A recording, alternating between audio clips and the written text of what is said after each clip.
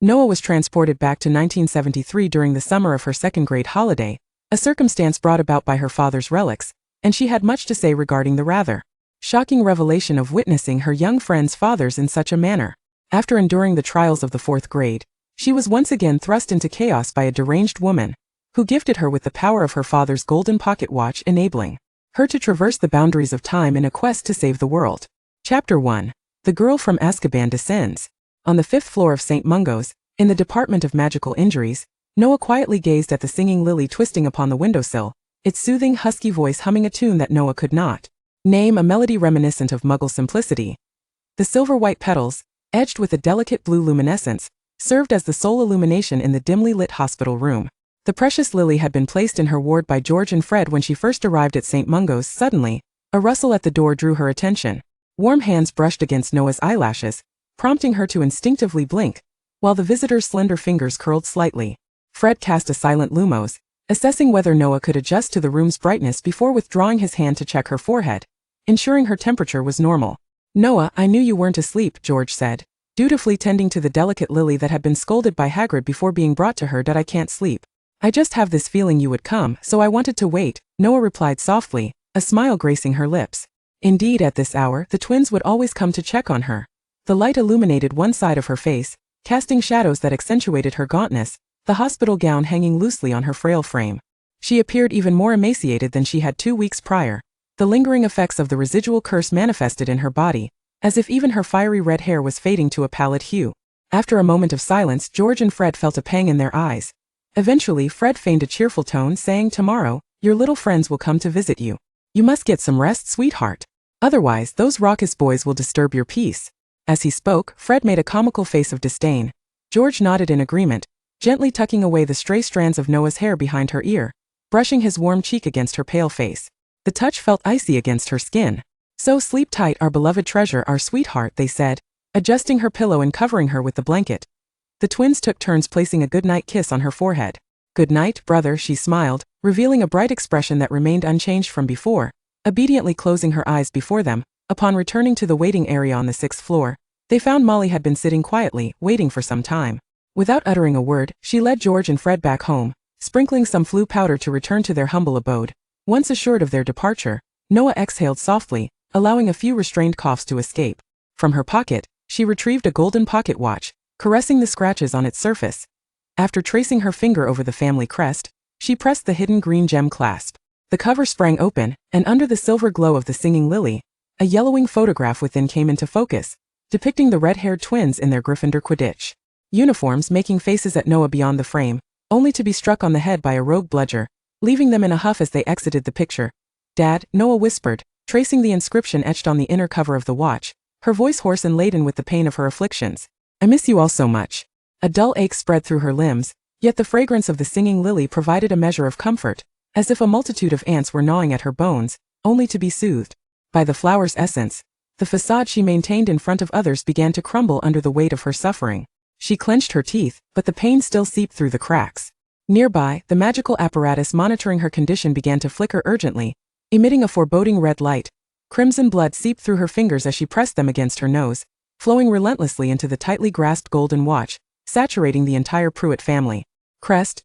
Unbeknownst to the Pruitt twins within the watch, they appeared in the frame, anxiously observing the now closed eyes of Noah, uncertain of what to say.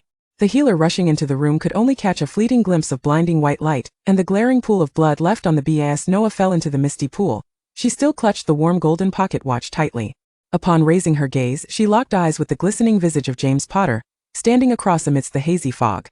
A silent standoff ensued for 5 seconds, and following an eerie stillness, Noah tightly shut her eyes and plunged beneath the surface.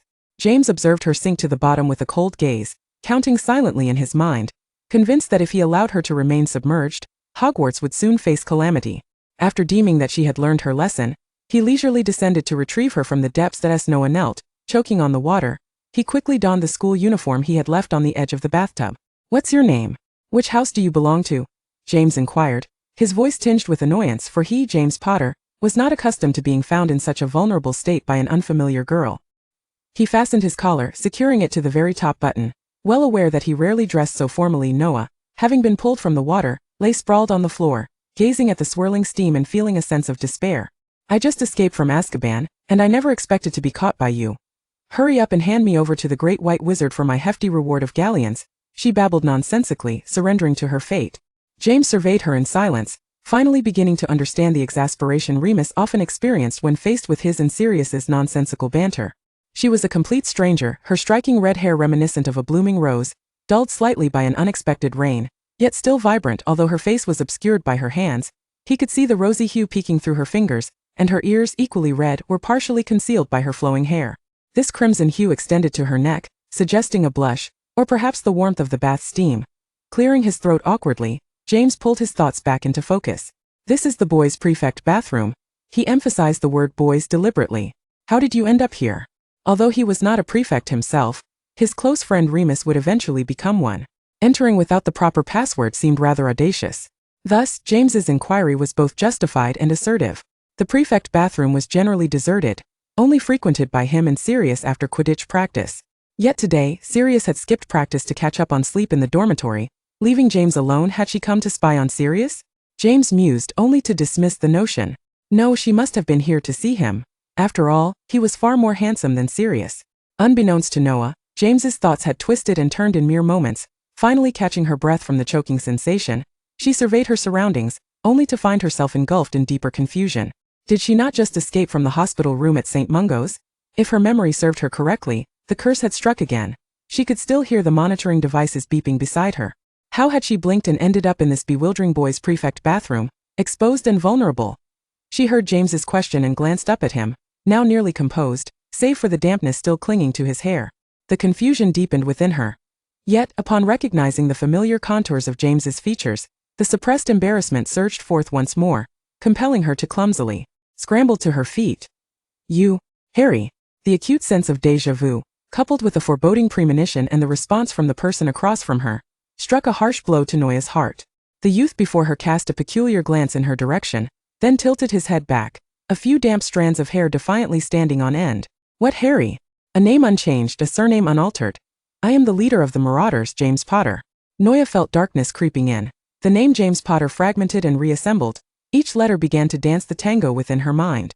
The sudden wave of dizziness caused her legs to give way, and she found herself sliding to her knees before this James Potter, who was presumably Harry's father. Chapter 2 Noya Potter. There is truly no need for such elaborate courtesy, James muttered dryly. Noya, in silence, rose once more, casting a rather peculiar gaze upon James, who felt an unsettling discomfort, as if ants were crawling over his skin. Surely, she could not be Harry's father, and how could she possibly traverse from St. Mungo's to Harry's childhood in an instant? Right? The warmth of the pocket watch in her hand gradually waned, and Noya silently prayed to Merlin that her fears were unfounded. The alternative would be far worse. She would prefer to be imprisoned in Azkaban rather than face Harry afterward. I have already shared my name. It's only fair you tell me yours, James remarked, glancing at Noya. Her elongated hazel eyes, partially obscured by the frame of her glasses, softened just enough to reveal a hint of their sharpness. Noya remained silent, not uttering a word. Hey, you just saw me in full view and now you choose not to take responsibility? He squinted, feigning a threat. Pruitt, Noya Pruitt. After a considerable pause, James finally heard her muffled voice. He removed his glasses, casually wiping away the condensation with the hem of his shirt before putting them back on. At last, he could discern the features of this Pruitt. Red hair, a sprinkling of freckles and warm brown eyes. Indeed, she was the quintessential Pruitt. What is your relation to the Pruitt brothers in 7th year? James suddenly recalled the two senior batters on the team, whose prankster talents were nothing short of extraordinary. The Pruitt brothers? Fabian and Gideon? Is it them? Noya stumbled over her words.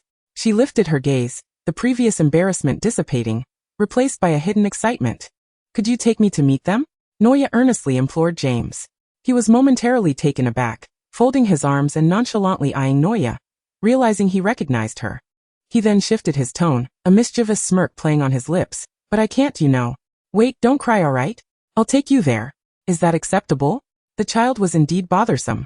This was James Potter in 3rd year addressing Noya, who was in 2nd year. As he led Noya outside, he suddenly remembered that the damp St. Mungo's hospital gown still clung to this unexpected visitor, the evaporating moisture causing her to shiver involuntarily, her lashes fluttering, making it unclear whether the droplets were from the rain or her tears. Without a word, James tossed his outer robe over Noya's face, casting a quick drying charm. along with a temperature-regulating spell.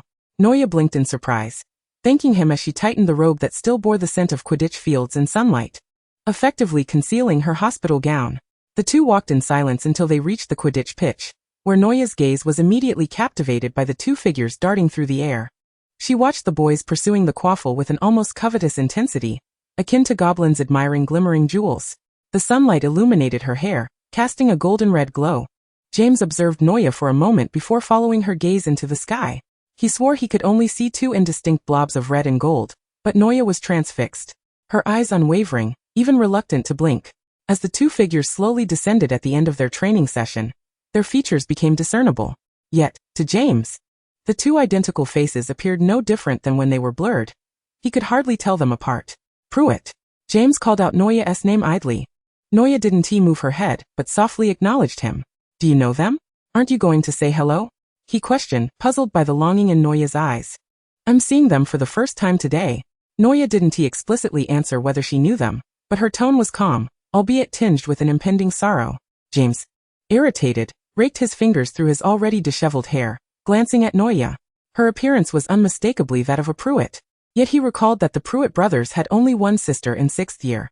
There were no other Pruitts he knew of. Surely, she wasn't an illegitimate child? The Pruitt family seemed to have a decent atmosphere. He adjusted his glasses, firing off a barrage of questions. What is your relation to those two Pruitts? Why are you wearing St. Mungo's hospital attire? Why haven't I seen you at Hogwarts before? Noya, unable to respond, pretended she hadn't heard. The two Pruitts had noticed a gaze persistently following them. Gideon nudged Fabian with his elbow while seated on his broom, signaling him to look down. Fabian shifted his gaze from the still-flying quaffle to his brother's direction, catching a glimpse of a tousled head and a striking red crown. Oh, impressive. Potter managed to bring Evans out to watch Quidditch? Gideon shook his head, muttering, definitely not Evans, but I feel like that little girl looks somewhat familiar. Should we go down to take a closer look? Gideon and Fabian turned their brooms downward and swooped down, only to see the red-haired girl hurriedly trying to hide behind Potter, attempting to pull him along, but instead, she was flung back by the force, bumping her forehead against Potter's back with a thud. Fabian and Gideon landed on their brooms and greeted James. Hey Potter. Hi Pruitt upperclassmen. James's voice sounded somewhat unnatural. Who's that behind you? Gideon asked directly. James raked his hand through his hair again, realizing that the two Pruitts did not recognize the Pruitt behind him. After a brief pause, he responded with surprising tact, Oh, my distant little sister, Noya Potter. At that moment, the two Pruitt brothers had circled around James, trying to coax the shy girl hiding behind him to peek out. She's a bit shy? James explained with some difficulty. Just then, the captain of the Pruitt team called out to the two troublesome brothers, instructing them to return to their team, interrupting their attempts to coax the girl out. As they left, the brothers kept glancing back at James. We'll come find you next time, Potter. Oh, and your little sister too. The Pruitts returned to the sky, engaging in their playful rivalry with the quaffle. James led Noya to a nearby broom shed, where several dilapidated brooms lay haphazardly, ready for retirement. Sunlight streamed through the cracks of the window, illuminating the swirling dust in the air. He first pulled his shirt from Noya's grasp before resting his forehead in his hand, sighing as he gazed at Noya, whose tears continued to fall. It's my fault. I shouldn't have held on to you so tightly. I'm sorry. Merlin knew he had never comforted Evans in such a manner. Thank you. Noya's voice was hoarse from crying, unexpectedly expressing gratitude rather than reproach. Thank you, Potter, for taking me to meet them, or for anything else. I am grateful. She wiped her tears and repeatedly offered her garbled thanks to James, her words slightly incoherent. James, feeling helpless, once again offered his shirt for her to dry her tears. What year is it? Noya asked quietly, her gaze fixed on the dust dancing in the light, having shed tears for a while before suddenly posing the question. James was momentarily taken aback, unable to comprehend the abrupt shift in conversation, but instinctively replied, 1973? Noya's warm brown eyes, glistening with remnants of tears, met his gaze, her beautiful features causing him to catch his breath. Then, to his astonishment, he saw Noya suddenly start to bleed from her nose. The glaring red of her blood, even more vivid than her hair, dripped down her chin, staining the ground beneath. James instinctively reached to wipe the blood from Noya, but it seemed as if the crimson flow would never cease. It was only when Noya collapsed in his arms, her eyes fluttering shut as consciousness slipped away, that he remembered the urgency of transporting her to the infirmary. With his shirt nearly soaked through with blood and the terrified gazes of passing wizards upon him, James hurried to the medical wing, desperately fearing that Noya might succumb to her excessive blood loss and meet Merlin prematurely. Madame Pomfrey, upon witnessing the scene, mistakenly took Noya from James's arms, casting a few spells to staunch the flow of blood from her nose, before magically assessing her physical condition. She paced anxiously around Noya's bed, murmuring, "We must summon Dumbledore immediately." Turning around, she spotted James, who had yet to leave, his collar and front stained with blood. James blinked, then offered Madame Pomfrey an unprecedentedly obedient smile. With a sigh, Madame Pomfrey replied, "Very well, Mr. Potter, thank you for bringing her here. Gryffindor will award you 10 points. For now, however, you should return and tidy yourself up." James blinked once more, maintaining an impassive facade as he fabricated an excuse. "But madam, she is my sister, and I am deeply concerned for her. You cannot interfere in this matter, Potter." Madame Pomfrey's expression turned grave as she unceremoniously ushered James out of the infirmary. Reluctantly, James cast a glance back at the infirmary doors, when a sudden thought struck him.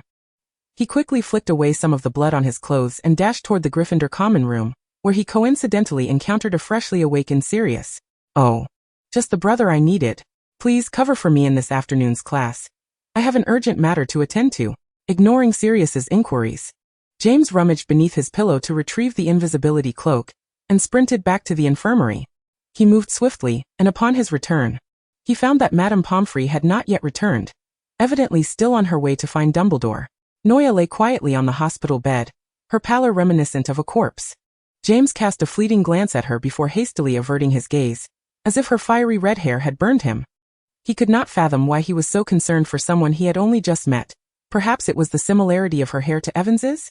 Regardless, a Gryffindor would never stand idly by in the face of peril, especially not the illustrious James Potter. Huddled in a corner, he confirmed that the invisibility cloak was securely wrapped around him, ensuring that not even a corner of the fabric was exposed. Just then, Dumbledore and Madame Pomfrey entered, and he stifled a sneeze brought on by the peculiar medicinal scents of the infirmary. "Albus, I can scarcely believe it. Who would cast the killing curse upon a mere 12-year-old child? That is a curse of death." "Calm down, Pomfrey. We cannot ascertain the details until the child regains consciousness. As I recall, there is no such young witch at Hogwarts." Dumbledore entered the infirmary, conversing with Madame Pomfrey, when his gaze paused.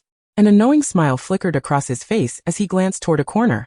"Very well, it seems nothing escapes the notice of the greatest wizard of this century," James thought as he nervously touched the tip of his nose beneath the cloak. Yet he was still permitted to remain, wasn't he?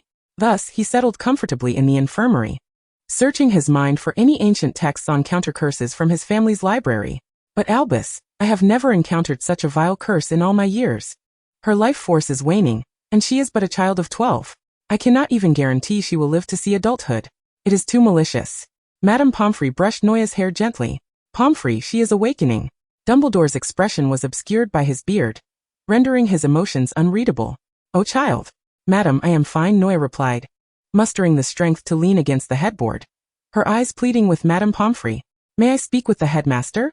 "Of course, dear child, I would be delighted." Dumbledore responded with a warm smile. Madame Pomfrey, momentarily taken aback, shot an exasperated glare at Dumbledore before turning to the pitiful girl before her, ultimately conceding, "Very well. But do mind the time. Do not linger too long." "Thank you, madam." Noya expressed her gratitude sweetly, accepting a piece of candy that Dumbledore offered. "Would you like to try? It's a new Honeyduke's creation." As Madame Pomfrey's figure receded from view within the infirmary, Noya turned her gaze to Dumbledore, whose expression remained gentle, instilling a sense of reliance and trust in her heart, much like when he had told her in her second year to do what she wished.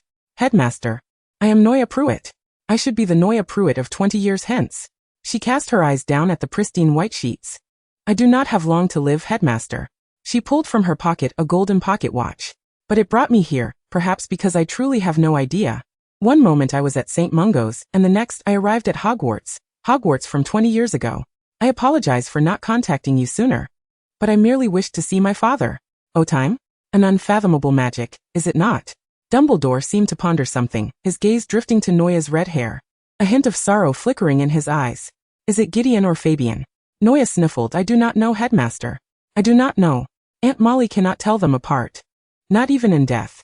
I do not know who they are, but I wish to see them, both of them." Noya deftly shifted the conversation, getting to the crux of the matter. "Headmaster, do you know about Horcruxes?" Dumbledore's blue eyes, framed by half-moon spectacles, suddenly grew serious. He did not inquire how Noya had come to know about them, just as he refrained from questioning the Pruitt brothers about their misfortunes. In this relatively peaceful era, the only unstable element was his former student, Tom Riddle. The defense against the Dark Arts professor in 91, Quirrell, is under the influence of the Dark Lord, his soul controlling him to steal the Philosopher's Stone. The Dark Lord created Horcruxes. I am unsure how many, but one is his diary, which contains the memory of his 16-year-old self. The Chamber of Secrets lies in the second-floor girls' lavatory. You must speak Parseltongue to the broken tap to open the entrance, where a basilisk resides.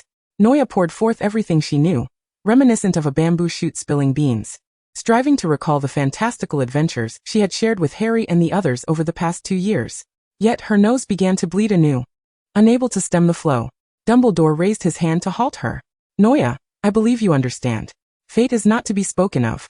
I know, Headmaster. She lowered her gaze. I merely wish for there to be no more deaths. Fewer sacrifices like my father's. The curse upon you was cast by him, was it not? Dumbledore posed the question after a moment of contemplation. Yes. To be precise, it was a joint endeavor between the Dark Lord, possessing Professor Quirrell, and the 16-year-old Tom Riddle. I understand now, Noya. Dumbledore nodded, casting a spell to staunch her nosebleed and perform a few cleansing charms. Do what you wish, dear girl. As Dumbledore prepared to leave, he suddenly turned to Noya, advising her, do not allow yourself to harbor regrets. Noya lifted her head, momentarily perceiving the figures of the future headmaster, and the present one overlapping before her. Thank you, Headmaster. She smiled gratefully at Dumbledore. James waited until Noya had drifted into a deep slumber before cautiously stretching his cramped leg and sitting at her bedside. He gazed at Noah's tear-streaked sleeping visage with a complex expression, the events of the night having left an indelible impact on him. The enigmatic figure, the death curse, the soul artifact, the departed Pruitt. Though Noah had been restrained by Dumbledore from divulging too much, it was sufficient to unleash a tempest of thoughts in James's mind. Was this truly the kind of information one could glean without payment? It was nothing short of miraculous that Dumbledore had not expelled him from the room. Casting a glance at Noah's delicately curled lashes glimmering in the faint light, he suddenly comprehended her reaction upon encountering Pruitt earlier that day. He reached for the towel on the bedside table and gently wiped away the remnants of blood from Noah's face. In a mere 5 years, the illustrious James Potter would undoubtedly discover a means to break the curse. He tossed the towel aside and muttered under his breath. A great Gryffindor would never turn a blind eye to suffering, especially not his esteemed James Potter. When Noah awoke the following day, it was already nearing noon. Before she even opened her eyes, she heard James's voice, loud and animated. Sirius, how is it that you won again? You must have cheated. He shot a disgruntled glare at the wizard chess piece that had betrayed him, swayed by Sirius's charm. Sirius chuckled, his tone dripping with a leisurely superiority reminiscent of Malfoy, who always seemed to oppose her. Calm down, James. Your sister is awake, Remus interjected gently. Noah blinked and met James's gaze as he turned around. Is it morning? She greeted him with a smile. Morning? It's practically noon. James rolled his eyes and reached out to remove the white pieces of tape plastered across his face by Sirius. He was well aware of why Noah was now so amused. Noah, suppressing her laughter, blinked innocently. Then good afternoon. James paused, only to be met with Sirius's mocking laughter. No laughing, he shouted in irritation, unsure whether it was directed at Sirius or both of them. Noah turned her gaze to Sirius, locking eyes with his steely gray ones, reminiscent of a dove's feathers gliding across a leaden sky. Sirius lazily surveyed Noah, leaning against the bed, his gaze sweeping over her rose-tinted hair and the freckles adorning her pale skin, lingering for a moment on her warm, honey-brown eyes before he chuckled. James, your sister looks just like Pruitt. James shot Sirius a wary glance and shifted slightly to shield Noah. What is it to you, Sirius? She is a Potter after all. All right then, Potter, Sirius replied nonchalantly, elongating the syllables. Noah cautiously peeked out from behind James, only to be pushed back again. She looked up at him, mouth agape, eager to say something, but James interrupted with a wave of his hand. Save it for later. We need to eat first. He cast a sidelong glance at Noah, whose stomach audibly protested, providing ample justification for James. All right, she conceded, her ears reddening as she pouted. It seemed the two had much to discuss, and neither Sirius nor Remus were fools. They quickly concocted an excuse to let the siblings converse privately. James shrugged in acceptance, confident that they were old enough not to starve themselves. However, Noah appeared almost fragile, as if a gust of wind could topple her. Noah accompanied James to the nearly deserted Great Hall, where they nibbled on leftover desserts to stave off hunger. As they strolled back to the infirmary, she called out, "Potter," only to be met with James's retort, "I'm your brother now, Noah Potter." As the first person Noah had met in this era, James felt an immense sense of responsibility towards the unfortunate Pewitt. But no but. Do you wish to be called Pewitt? The family tree of the Pewitt certainly does not include you. Noah halted, staring at James's back and his tousled hair, as if swept by a tempest. You know? Pretty much, James replied with a chuckle, brushing off the matter as he paused for Noah to catch up. Once she was by his side, he plucked a leaf from her fiery hair and tossed it aside, scratching his own head and further disheveling it. "I'm quite the good Samaritan," he muttered. Noah heard him and turned to look, her honey-like eyes softening. "Yes, you truly are a good person." James met her gaze, noting the way her freckles seemed to glimmer in the sunlight. He turned away, feeling his ears grow warm and awkward. "You must call me brother now, Noah." Chapter 3. Transfiguration Class under Dumbledore's tacit approval, Noah. As Noah Potter, James Potter's distant cousin and a transfer student from Beauxbatons, was welcomed into Gryffindor. Reluctant to repeat her second year, she was placed in the third year, which had just begun 2 weeks prior, allowing her to be in the same year as James. The fellow lions of her year embraced the beautiful Potter, given that James had always been well-liked among Gryffindors, with the exception of Lily Evans. After all, Lily genuinely despised the arrogant boy, having never encountered anyone more insufferable than Potter. Yet there was a distinction between Potters. Noah and James were entirely different individuals, and Lily would not transfer her disdain for James Potter onto her new roommate. "Hey Lily," Noah exclaimed as she spread blueberry jam across a slice of bread, savoring small bites. Spotting Lily approaching with a book, she waved enthusiastically, like an eager puppy, and pulled out a chair for her to sit beside her, her honey-brown eyes sparkling like the Hogwarts dome. Lily settled next to Noah, helping her untangle her similarly colored red hair. She found herself quite fond of her new roommate. Although startled by Noah's surname upon hearing her introduction on the first day, all her reservations melted away when met with those beautiful, sweet eyes. Only the sweetness of honey remained. Potters were indeed different. In the morning, during Transfiguration class, Lily and Noah encountered the Marauders while navigating the ever-shifting staircases. James, whose shirt buttons were perpetually misaligned, often wore his collar open, revealing new scars on his collarbone from late-night escapades in the Forbidden Forest for what he deemed thrilling adventures. "Hello, Noah Potter," James said, intentionally emphasizing her surname as he quickened his pace, ruffling her hair affectionately despite her mixed look of annoyance and resignation. Suddenly, he felt the heat of a piercing gaze from the side, and turned to find Evans glaring at him with her fiery green eyes, ready to ignite. Good morning, Evans?" His voice trailed off as he found himself perplexed by her intense anger so early in the day, as if she intended to slay him with her stare. Lily ignored James, instead using her hands to smooth out Noah's hair, which had been tousled by James's antics, shooting him a fierce glare before swiftly turning to leave as the staircase turned in front of them. "No, I'm off. Being around that annoying git makes it hard to breathe." Lily's robes billowed behind her, leaving a trail of mixed lily and daisy fragrance. James pouted, somewhat disgruntled, and turned to Sirius to complain, "Look at this. I've managed to irritate Miss Evans again. I can't fathom what I did to deserve her wrath." Sirius, with an amused glint in his eye, glanced at the equally bewildered Noah. "Who knows?" James ruffled his untidy hair, draping his arm over Noah's shoulder as he and a few friends nonchalantly strolled through the doorway of the Transfiguration classroom. Noah, with a playful squint directed at Professor McGonagall, received a slightly exasperated glance in return. "Mr. Potter, Mr. Lupin, Mr. Black, Mr. Pettigrew, and our new transfer student, Miss Potter. I trust that the next time I see you in class, it will be 5 minutes prior. Otherwise, I shan't hesitate to transform one of you into a pocket watch." James, with a cheeky grin, offered a somewhat awkward apology to McGonagall before pulling Noah down into the vacant seat next to Frank, who had arrived well ahead of time. On the way, Noah spotted Lily and shot her a flirtatious glance, only to receive a mildly reproachful look in return. With a flick of her wand, Professor McGonagall transformed the podium into a granite rhinoceros, which instantly reverted to its original form, eliciting a collective gasp from the Gryffindor lions. Today's lesson revolved around transforming a teapot into a tortoise. She surveyed the room, her gaze lingering momentarily on James's unruly black hair, reminding them not to disrupt the class. McGonagall's eyes scanned the stark divide between Gryffindor and Slytherin, pausing particularly on the quartet of Marauders. "If anyone attempts to turn their desk partner into a slug, Mr. Longbottom, kindly put down that licorice wand. I shall personally escort them to the headmaster's office for a cup of permanent stasis tea." With another wave of her wand, she demonstrated, drawing spiraling golden patterns in the air, The teapot on the table quivered, sprouted scales and a shell, and ultimately extended its head to begin crawling. Snatching away the note James had passed to Sirius, which bore a haphazardly drawn slug, James glanced at the ceiling, and then at the teapot. Convinced that the note was likely drawn by Sirius himself, and had nothing to do with him, Professor McGonagall chose not to comment on James's feigned ignorance, merely stating that they could practice freely before shifting her attention elsewhere. For Noah, transfiguration had always been an uncomplicated endeavor. With a flick of her wand, she transformed the teapot before her into an overturned tortoise. James, catching sight of the flailing creature that could not right itself, burst into an uncontrollable fit of laughter. Noah turned to him, slightly baffled.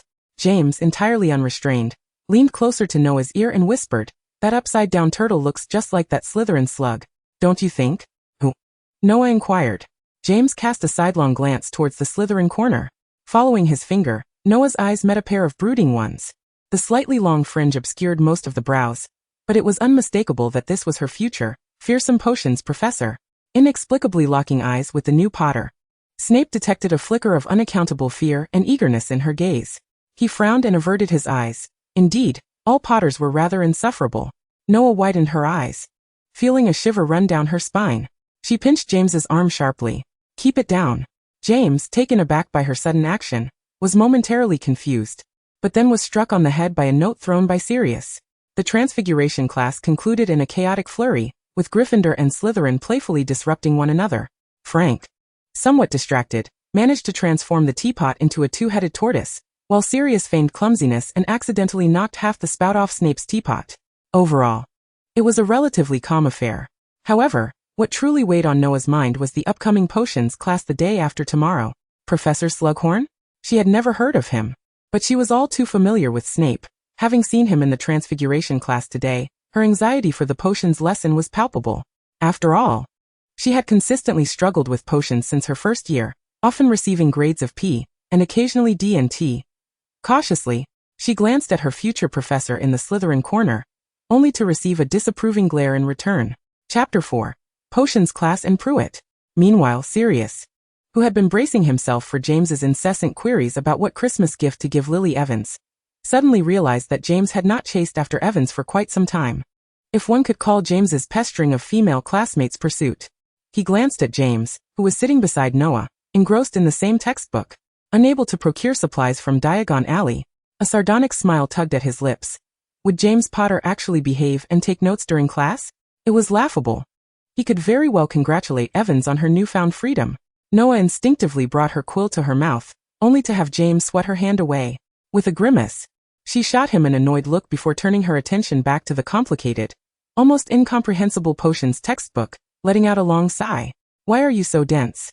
James queried, examining the haphazardly chopped daisy roots Noah had prepared, bewildered by her incompetence. "I've never learned this before," Noah defended herself, pouting. "That's nonsense. You should have covered this in second year," James rebutted mercilessly. "But Professor Snape is truly terrifying. Who can learn potions under him?" Noah whispered in protest. "Who did you just mention?" "Snape?" James, while attempting to assist Noah in reorganizing the ingredients, inadvertently created another pile of refuse. Remembering the inexplicable fear Noah had directed at Snape for quite some time, he began to suspect that she had been bullied by that insufferable slug while he and his friends were absent, leading to endless teasing from Sirius about being Hogwarts' hopeless romantic. Noah opened her mouth to speak, but James interrupted her. "Forget it, don't say anything, I get it." He couldn't bear to see Noah bleed from her nose again. Just this December alone, she had suffered 6 nosebleeds. He hoped she wouldn't have another episode, due to some revelation about the future. But the thought of Snape, that loathsome slug, eventually becoming a professor at Hogwarts made him exceedingly displeased. James shot a fierce glare at Snape from across the room, then returned to chopping the daisy roots with a loud thud. "Speaking of that slug, wasn't he Evans in his group?" James, tossing the prepared ingredients into the cauldron at just the right moment, glanced over at Evans. Christmas was fast approaching. What should he get her this time? Perhaps that solid gold Potter statue again? Or maybe he should check with Sirius later. Ouch. James muttered under his breath as he skillfully pulled a handkerchief from his pocket, pressing it against Noah's nose, while his other hand fished out a potion vial from Madame Pomfrey, biting off the stopper before administering the calming draft to Noah. Once the potion bottle was empty, he tossed several cleaning spells her way. After this series of actions, he completely forgot about Christmas, Not to mention the fact that Snape was to be the future potions professor. No, I'm fine, Noah protested, pulling away James's hand from her face and tugging at his robe to redirect his attention to the cauldron. James first adjusted the fire, carefully portioning the nearly finished potion before scrutinizing Noah once more, his gaze lingering on her increasingly gaunt chin and pallid lips, yet he remained silent. This was the 7th time. The month wasn't even over, and it had already happened 7 times. Each occurrence was a sign of Noah's vitality waning. Months ago, James had written home, requesting that his father send all the old books on countercurses and dark magic that they could. Yet, to this day, he still had no clue about the curse afflicting Noah. Should this continue, he remains utterly unaware whether Noah can truly endure 5 years as Madame Pomfrey claims, until the day he discovers a means to break the curse. James, do you have training later? Noah was uncertain of James's thoughts, but she recalled his schedule for Quidditch practice today. I will take you there, he assured her, gazing into the warm brown depths of her eyes filled with hope. After potions class, Lily submitted her assignment, her once bright and vibrant eyes now resembling dull emeralds, tinged with a hint of sorrow as they met Noah's gaze. During class, Lily had noticed the chaos surrounding James, yet, constrained by the unfinished joint assignment with Snape, she suppressed her concern, focusing instead on her tasks and unwittingly stirring the cauldron an excessive 3 extra times without realizing. Were it not for Snape's timely intervention, the cauldron might have exploded. It's nothing, Lily, Noah reassured her, brushing her palm against Lily's warm hand, the delicate fragrance of lilies wafting from her fingers. I simply tend to overheat. The weather has been quite dry lately. What could possibly be the matter? Why the frequent nosebleeds? Is Madame Pomfrey unable to assist? A torrent of questions surged within her as she caught a glimpse of those honey-colored eyes, filled with unspoken troubles, but she swallowed them down. When Noah tugged at her sleeve, insisting on watching the Quidditch practice, Lily merely touched Noah's pale, cold face before departing the classroom, accompanied by Snape a few paces behind. Meanwhile, Snape wrinkled his nose, inhaling the heavy scent of the calming potion in the air, casting a silent glance at the receding figures of Noah and James. Wrap your cloak tightly to avoid the wind. Although I have cast a temperature-regulating charm on you, you must remain vigilant. If you feel unwell, call for me. Should anything feel off, drink a couple of calming potions first. James led Noah to the stands at the pitch, stuffing 2 bottles of calming potions into her arms before turning back, glancing at her with lingering concern as he made his way to the training grounds. Noah, however, merely nodded inattentively, her focus captivated by the Pruitt brothers, who were already soaring chaotically in the sky like animated quaffles. James, filled with a mix of irritation and amusement, clicked his tongue, harboring a malicious thought. If your father doesn't care for you, I certainly will. I'm more of a father to you than he is. He believed Noah had mistaken him for someone else. Her long-lost father should undoubtedly be none other than James Potter himself.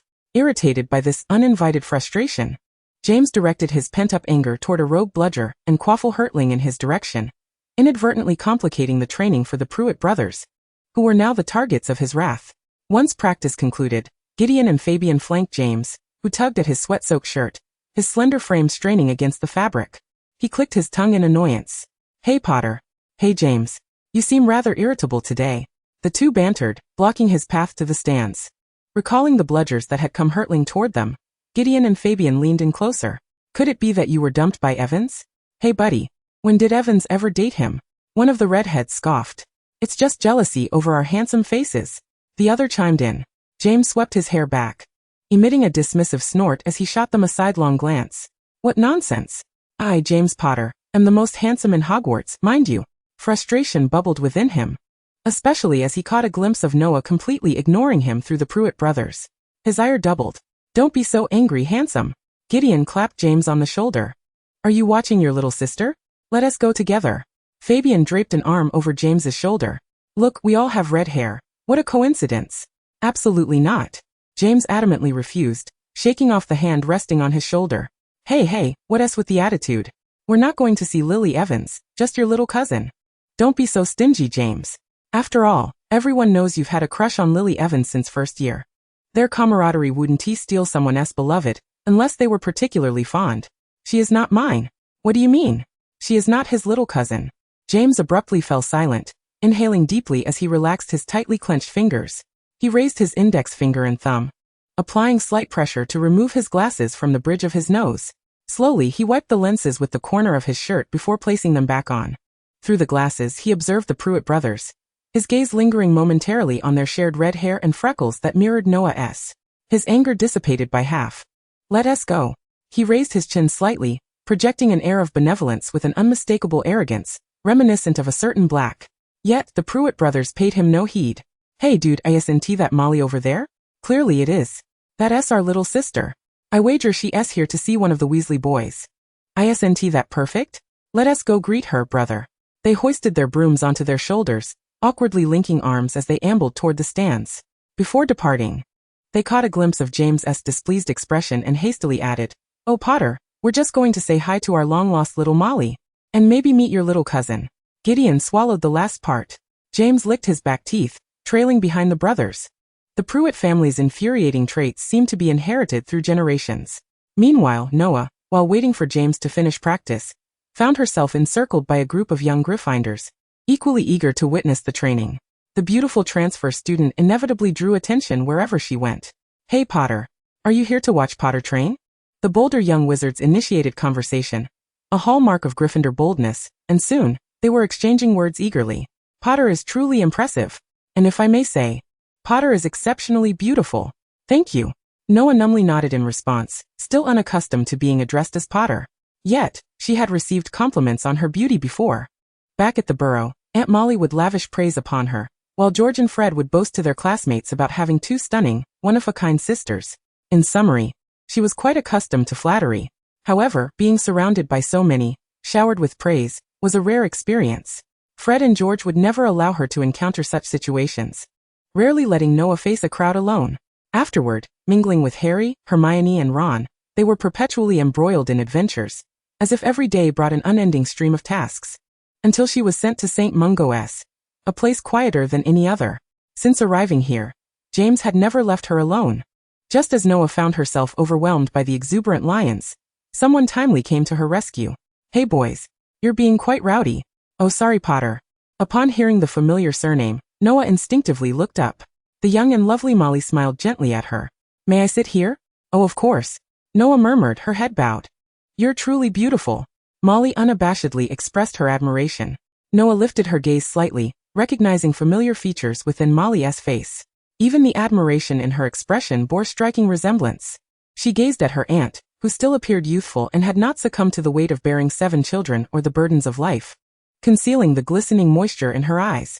Instead, she pressed her lips together and offered a sincere smile, responding, "You are the most beautiful girl I have ever seen, both now and in the future." Molly, slightly bashful, twirled a strand of her red hair and added, "I truly like you. May I call you Noya?" From the very first moment she laid eyes on her little cousin, Porter, an inexplicable fondness enveloped her, akin to a warm embrace that filled her chest, accompanied by a faint sense of sorrow. It was as if this little girl were her long-lost daughter, despite the fact that she had yet to marry. "Of course," Noya replied, somewhat taken aback. As Molly noticed Noya's cheeks flush, she intended to speak further, but was interrupted. "Hey little Molly, are you waiting for your big brother?" It was either Gideon or Fabian, one of the Pruitt brothers, who reached out to Molly, still carrying the scent of sweat from recent exertion. Molly pushed him away in distaste, only for another brother to approach. "Not at all. I'm here to see Arthur." Upon catching sight of the two figures who had appeared in her dreams countless times, Noya resembled a drenched cat. Both flustered and inexplicably endearing, James mused inwardly. "Hey Molly, aren't you going to introduce your new friend?" The Pruitts remarked, oblivious to the situation. "This is Noya Porter," Molly introduced the shy child, casting a wary glance at her two unreliable brothers. "You mustn't tease her. Why would you think that of us? We are not those kinds of people." The Pruitt brothers replied in a prolonged tone. Molly, recalling Arthur's frequent bullying, chose not to respond. Noya observed the two brothers who had approached her, their damp red hair glistening in the sunlight as if they concealed stars within, twinkling softly. Their faces began to merge with the faded images of old photographs in a yellowed gold pocket watch. How wonderful, she thought. Standing behind the Pruitt brothers, James noticed the glimmering brown eyes of Noya and felt an instinctual unease, promptly stepping in front of her. He sensed her gently tugging at the hem of his clothing, causing his heart to flutter in response to the delicate grasp. James unfastened the button of his cloak with one hand and draped it over Noya's head, while his other hand instinctively took hers. "Apologies, Senior Pruitt and Junior Pruitt, but we must take our leave." The three Pruitts recognized Noya's discomfort and did not impede James's departure. They exchanged glances, and Fabian spoke with a hint of heaviness. I can't shake the feeling that she should be called Neue Pruitt, brother. You and I share the same sentiment, Fabian. Molly briefly distinguished between the two brothers before surprisingly siding with them. Neue allowed James to guide her through the dimness, uncertain of where he would lead her. She felt warmth spreading from her fingertips, brushing against a thin layer of calluses. With James's cloak still draped over her head, she was enveloped by the scent of the shampoo he used, a refreshing citrus fragrance from the Porter family's new product, which she herself also used. Yet, the hair of the Porters, despite the shampoo, always appeared tousled, a peculiar contradiction. Neue's thoughts wandered aimlessly as James's scent, mingled with that of the Quidditch pitch and faint perspiration, surrounded her. The boy clad in a white shirt came to a halt. Suddenly, the cloak that had covered Neue's head was swept aside, an unexpected brightness flooding in. Before she could adjust to the sudden light, a pair of calloused hands gently shielded her eyes. Why are you crying again? The usually boisterous boy's voice carried a hint of gentle exasperation, tinged with the unique timbre of adolescence. With careful precision, he used his slightly rough fingertips to wipe away the tears from the corners of Neue's eyes. The scent of sunlit Quidditch fields mixed with the faint aroma of sweat and citrus did not dissipate with the removal of the cloak. Instead, it intensified. For James was right there before her. The wizard's cloak that had once draped Neue now lay carelessly on the ground, and she took a seat, leaning against the wall, while James reached out, brushing his fingers against her face to erase the remnants of her tears. I was thinking how fortunate I am, James, Neue said, wrapping her arms around her knees. I believed I would never see them again in my lifetime. They would always reside in my dreams, in Aunt Molly's stories. So distant yet so close, rendering their faces indistinct. But now I see them, playing Quidditch in the sunlight, mischievously teasing a young ant. They stand vividly before me, not as faded photographs that remain immobile at home, nor as the brown eyes of Aunt Molly that well with tears at the mere mention of them. I am truly, incredibly happy. Thank you, James, you have helped me immensely. Neue sighed contentedly before turning to look at James. He bore a striking resemblance to her little companions, a resemblance that never ceased to astonish her regarding the wonders of lineage. He had the same unruly short hair as Harry, seemingly tousled by the winds high above, while his eyes, which Neue knew to be stunning, were partially obscured by his glasses, softening the sharpness of his brow. Yet, this air of refinement could not conceal the unrestrained exuberance that characterized his every movement, the very essence of youthful bravado, a stark contrast to the reserved sensitivity of Harry. James felt uneasy under Neue's unwavering gaze, but an odd sense of pride compelled him not to look away from her piercing eyes. You should be grateful to the version of yourself that escaped from Azkaban. Chapter 5. Only I can decide. Neue let out a soft laugh, her eyes brightening in the dimly lit abandoned classroom, as if a beam of light had suddenly emerged. Actually, I still feel quite regretful, James. How wonderful it would be if the Dark Lord had never existed. Then they would always be with me. They would teach me spells, and we would pull pranks together. Then alongside Fred and George, we could make Aunt Molly shout in exasperation. With them around, Aunt wouldn't be so tired as she is now. Oh. Fred and George, Aunt Molly's children, twins who were the most mischievous pranksters, true geniuses of mischief, and they certainly received their fair share of Aunt's reprimands. James imagined the scene of the Pruitt brothers facing Aunt's wrath, and chuckled heartily. Perhaps they are the continuation of the Pruitts? Upon hearing this, Neue could not suppress a look of disdain. No, I refuse to think of them as my fathers, she grimaced. So, if only the Dark Lord had never existed. They might even join me in playing Quidditch. James, you wouldn't believe it, but I ride a broom better than Fred and George. Harry can't even keep up with me. Back in my first year, would even considered replacing Harry with me as the Seeker. That was in first year. Had it not been for Harry's good fortune and Professor McGonagall's direct assignment, he would never have become the youngest Seeker. I only made the team in my second year, but I am undoubtedly the best. So, the Dark Lord is truly detestable. Perhaps it was the sudden confrontation with her long-lost family, the father she had never met, that led Neue to reminisce about the past. James did not interrupt her. He yearned to delve deeper into the inexplicable arrival of the Pruitt.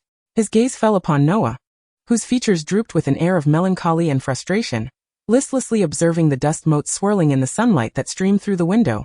These particles, akin to beautiful stardust. In truth, Noah was strikingly beautiful. On several occasions, James had found himself utterly captivated by her allure. The Pruitts were bestowed with an exquisite exterior, exemplified by the vibrant Molly and the handsome Pruitt brothers, and Noah was no exception. Her visage seemed to embody the finest attributes of the Pruitt brothers, along with qualities inherited from a mother whose identity remained a mystery to her. Although she shared the same stunning red hair as Lily Evans, Her essence diverged distinctly from that of Evan's. Lily radiated the vivaciousness of a perpetual sun, bright and bold like a rose blossoming in the desert, her personality sharply defined, complete with thorns. Noah, perhaps due to the gradual ebbing of her vitality, struck James as both fragile and ethereal. A persistent veil of sorrow clouded her brow, reminiscent of the mist that lingers as London's rainy season draws to a close, or the droplets teetering on the verge of falling in the early morning, akin to the wilting flowers of the midnight hour. At her age, such a melancholic young witch was a rarity. Perhaps Noah herself was oblivious to the fact that many young wizards paused to admire this beautiful yet sorrowful figure. Yet James had never considered the possibility that Noah could once have flourished like a sunflower under the blazing sun, rather than resembling a butterfly with shattered wings beneath the moonlight. He suddenly realized that he had not devoted as much attention to Evans as he once did.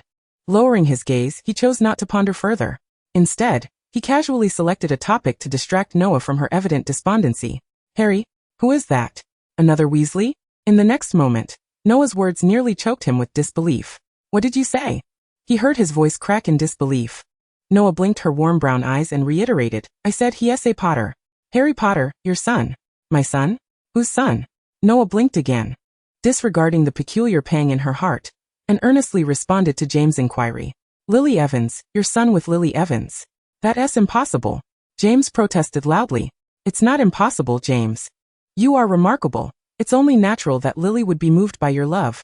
In her heart, Noah added, "In the future, everyone will know the depth of your love for your wife. Love so profound that even without a wand, you would shield her and your child."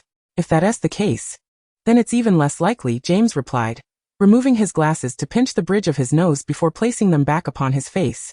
"Why not?" Noah asked, puzzled. "There's no reason, Noah. You'll understand in time, but not now." James rose, gesturing for Noah to take his hand, then exerted a gentle force to lift the frail girl from the ground. "Who says the future is predetermined? The only one who can dictate the future of James Potter is James Potter himself. Voldemort must not prevail. And you, Noah Potter, shall soar once more. I promise." "Hey, James, I'm Noah Purwitt." James chose to overlook Noah's quiet protest as he pressed his hand against her head. "As for now, we ought to nourish our bodies. Well, perhaps our illustrious Mr. Potter actually desires a daughter. Just look at how adept Mr. Potter is at playing the role of a caretaker." Noah covered her head, somewhat disgruntled. "Mr. Potter already has a daughter," he replied. "Now let us eat. Otherwise our illustrious Mr. Potter may meet an untimely demise." Chapter 6. Roses and Moonlight. Compared to her first and second years, the daily life at Hogwarts 2 decades ago seemed almost tranquil to Noah. After dutifully attending classes for some time, her innate restlessness began to surface. Quietly, she rose from her bed, carefully sidestepping Lily to avoid waking her. Upon descending the stairs, she encountered Sirius emerging from the boys' dormitory. Noah softened her steps and gently tapped Sirius on the shoulder. He abruptly turned, widening his leaden gray eyes, stifling a gasp that nearly escaped his lips. Spotting a head of rose-colored hair, he swiftly turned too quickly, tripping over Noah's foot, and they both tumbled to the ground in a disarrayed heap. Given that the Potter girl was often frail, Sirius, suppressing the pain, caught her in his arms, cushioning her fall. Ouch. A soft groan slipped from his throat as he felt her weight, light as a feather, and caught a whiff of the sweet scent of citrus mingled with lilies before experiencing the sharp pain of his back colliding with the hard staircase.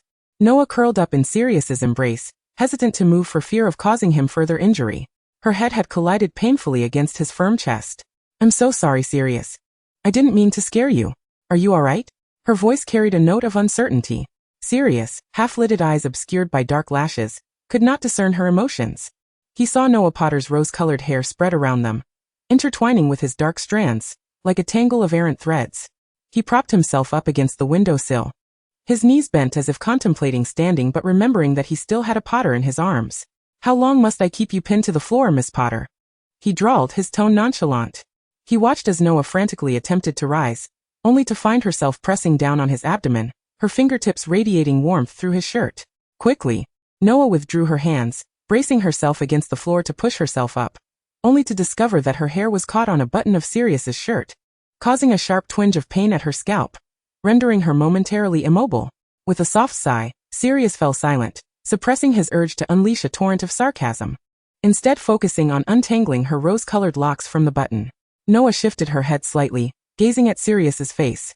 The moonlight filtered through Gryffindor Tower, illuminating him. Typically, He was a quiet shadow following James, but in this moment he seemed more solid. The Marauders each possessed distinct personalities. Yet Sirius often stood alongside James, rarely speaking, but always echoing James's sharp remarks, proud yet solitary, possessing a notable presence while appearing more like an isolated ghost. Aside from his close bond with James, he seemed disconnected from any other group, including Gryffindor. His eyes half closed, he remained silent, the silvery moonlight softening the mockery and sarcasm in his pale gaze until it transformed into a placid lake. "All right." He suddenly grasped a strand of her rose-colored hair, tugging lightly. "But you owe me a button. It just made a valiant sacrifice for you." Following the elegant lines of his fingers, Noah noticed a silver button resting in his palm, tangled with a few strands of her red hair. Sirius, with a deftness learned from observing James, began to smooth out Noah's disheveled hair.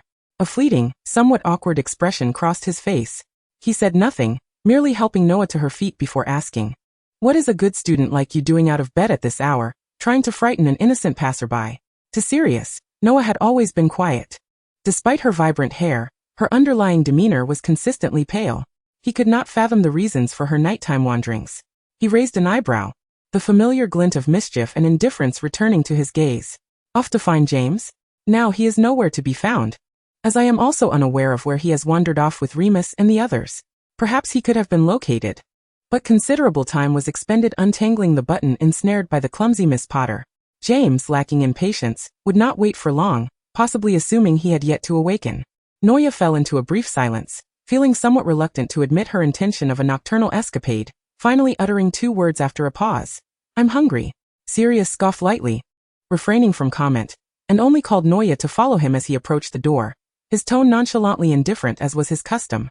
Noya hurried to catch up, yet instinctively pocketed the silver button that Sirius had carelessly placed on the coffee table.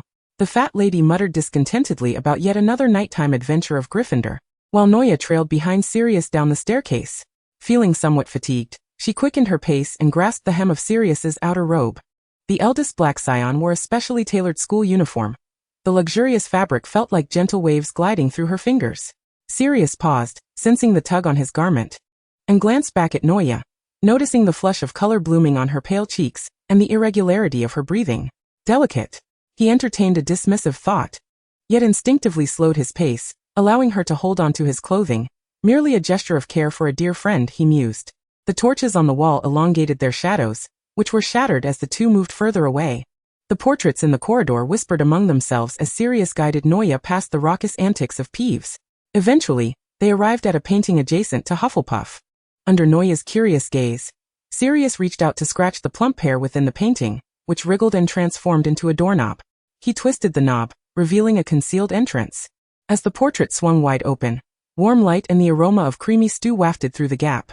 Dozens of bulbous eyes turned in unison towards the 2 Gryffindors at the entrance. The leading house elf shattered the silence with a high-pitched inquiry.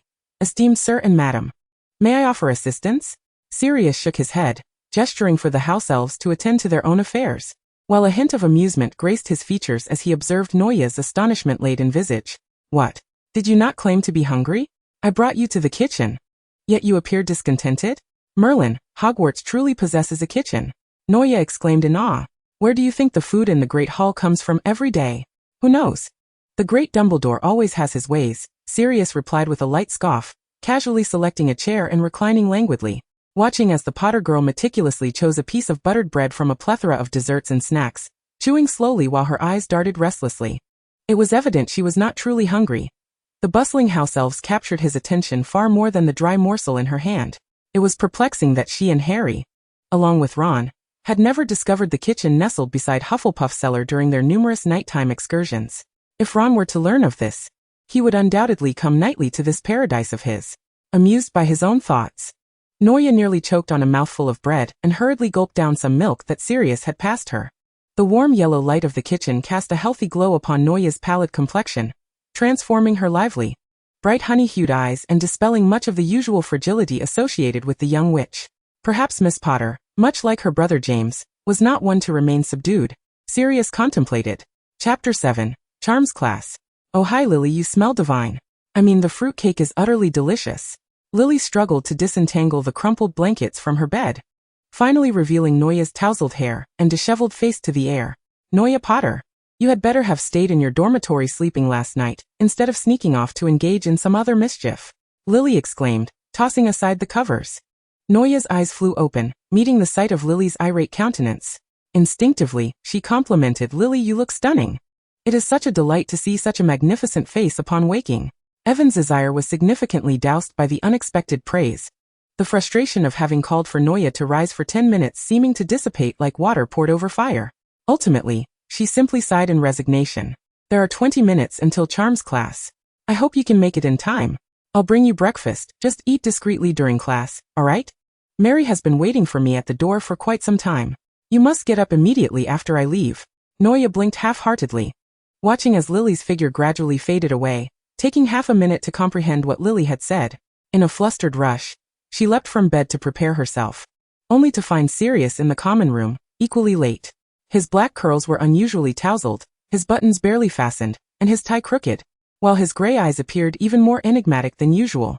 He yawned and, upon noticing Noya's flustered state, playfully grabbed her collar, and took a few steps before realizing the impropriety, and instead wrapped an arm around her shoulders, ensuring this fragile porcelain lady did not choke on her own breath.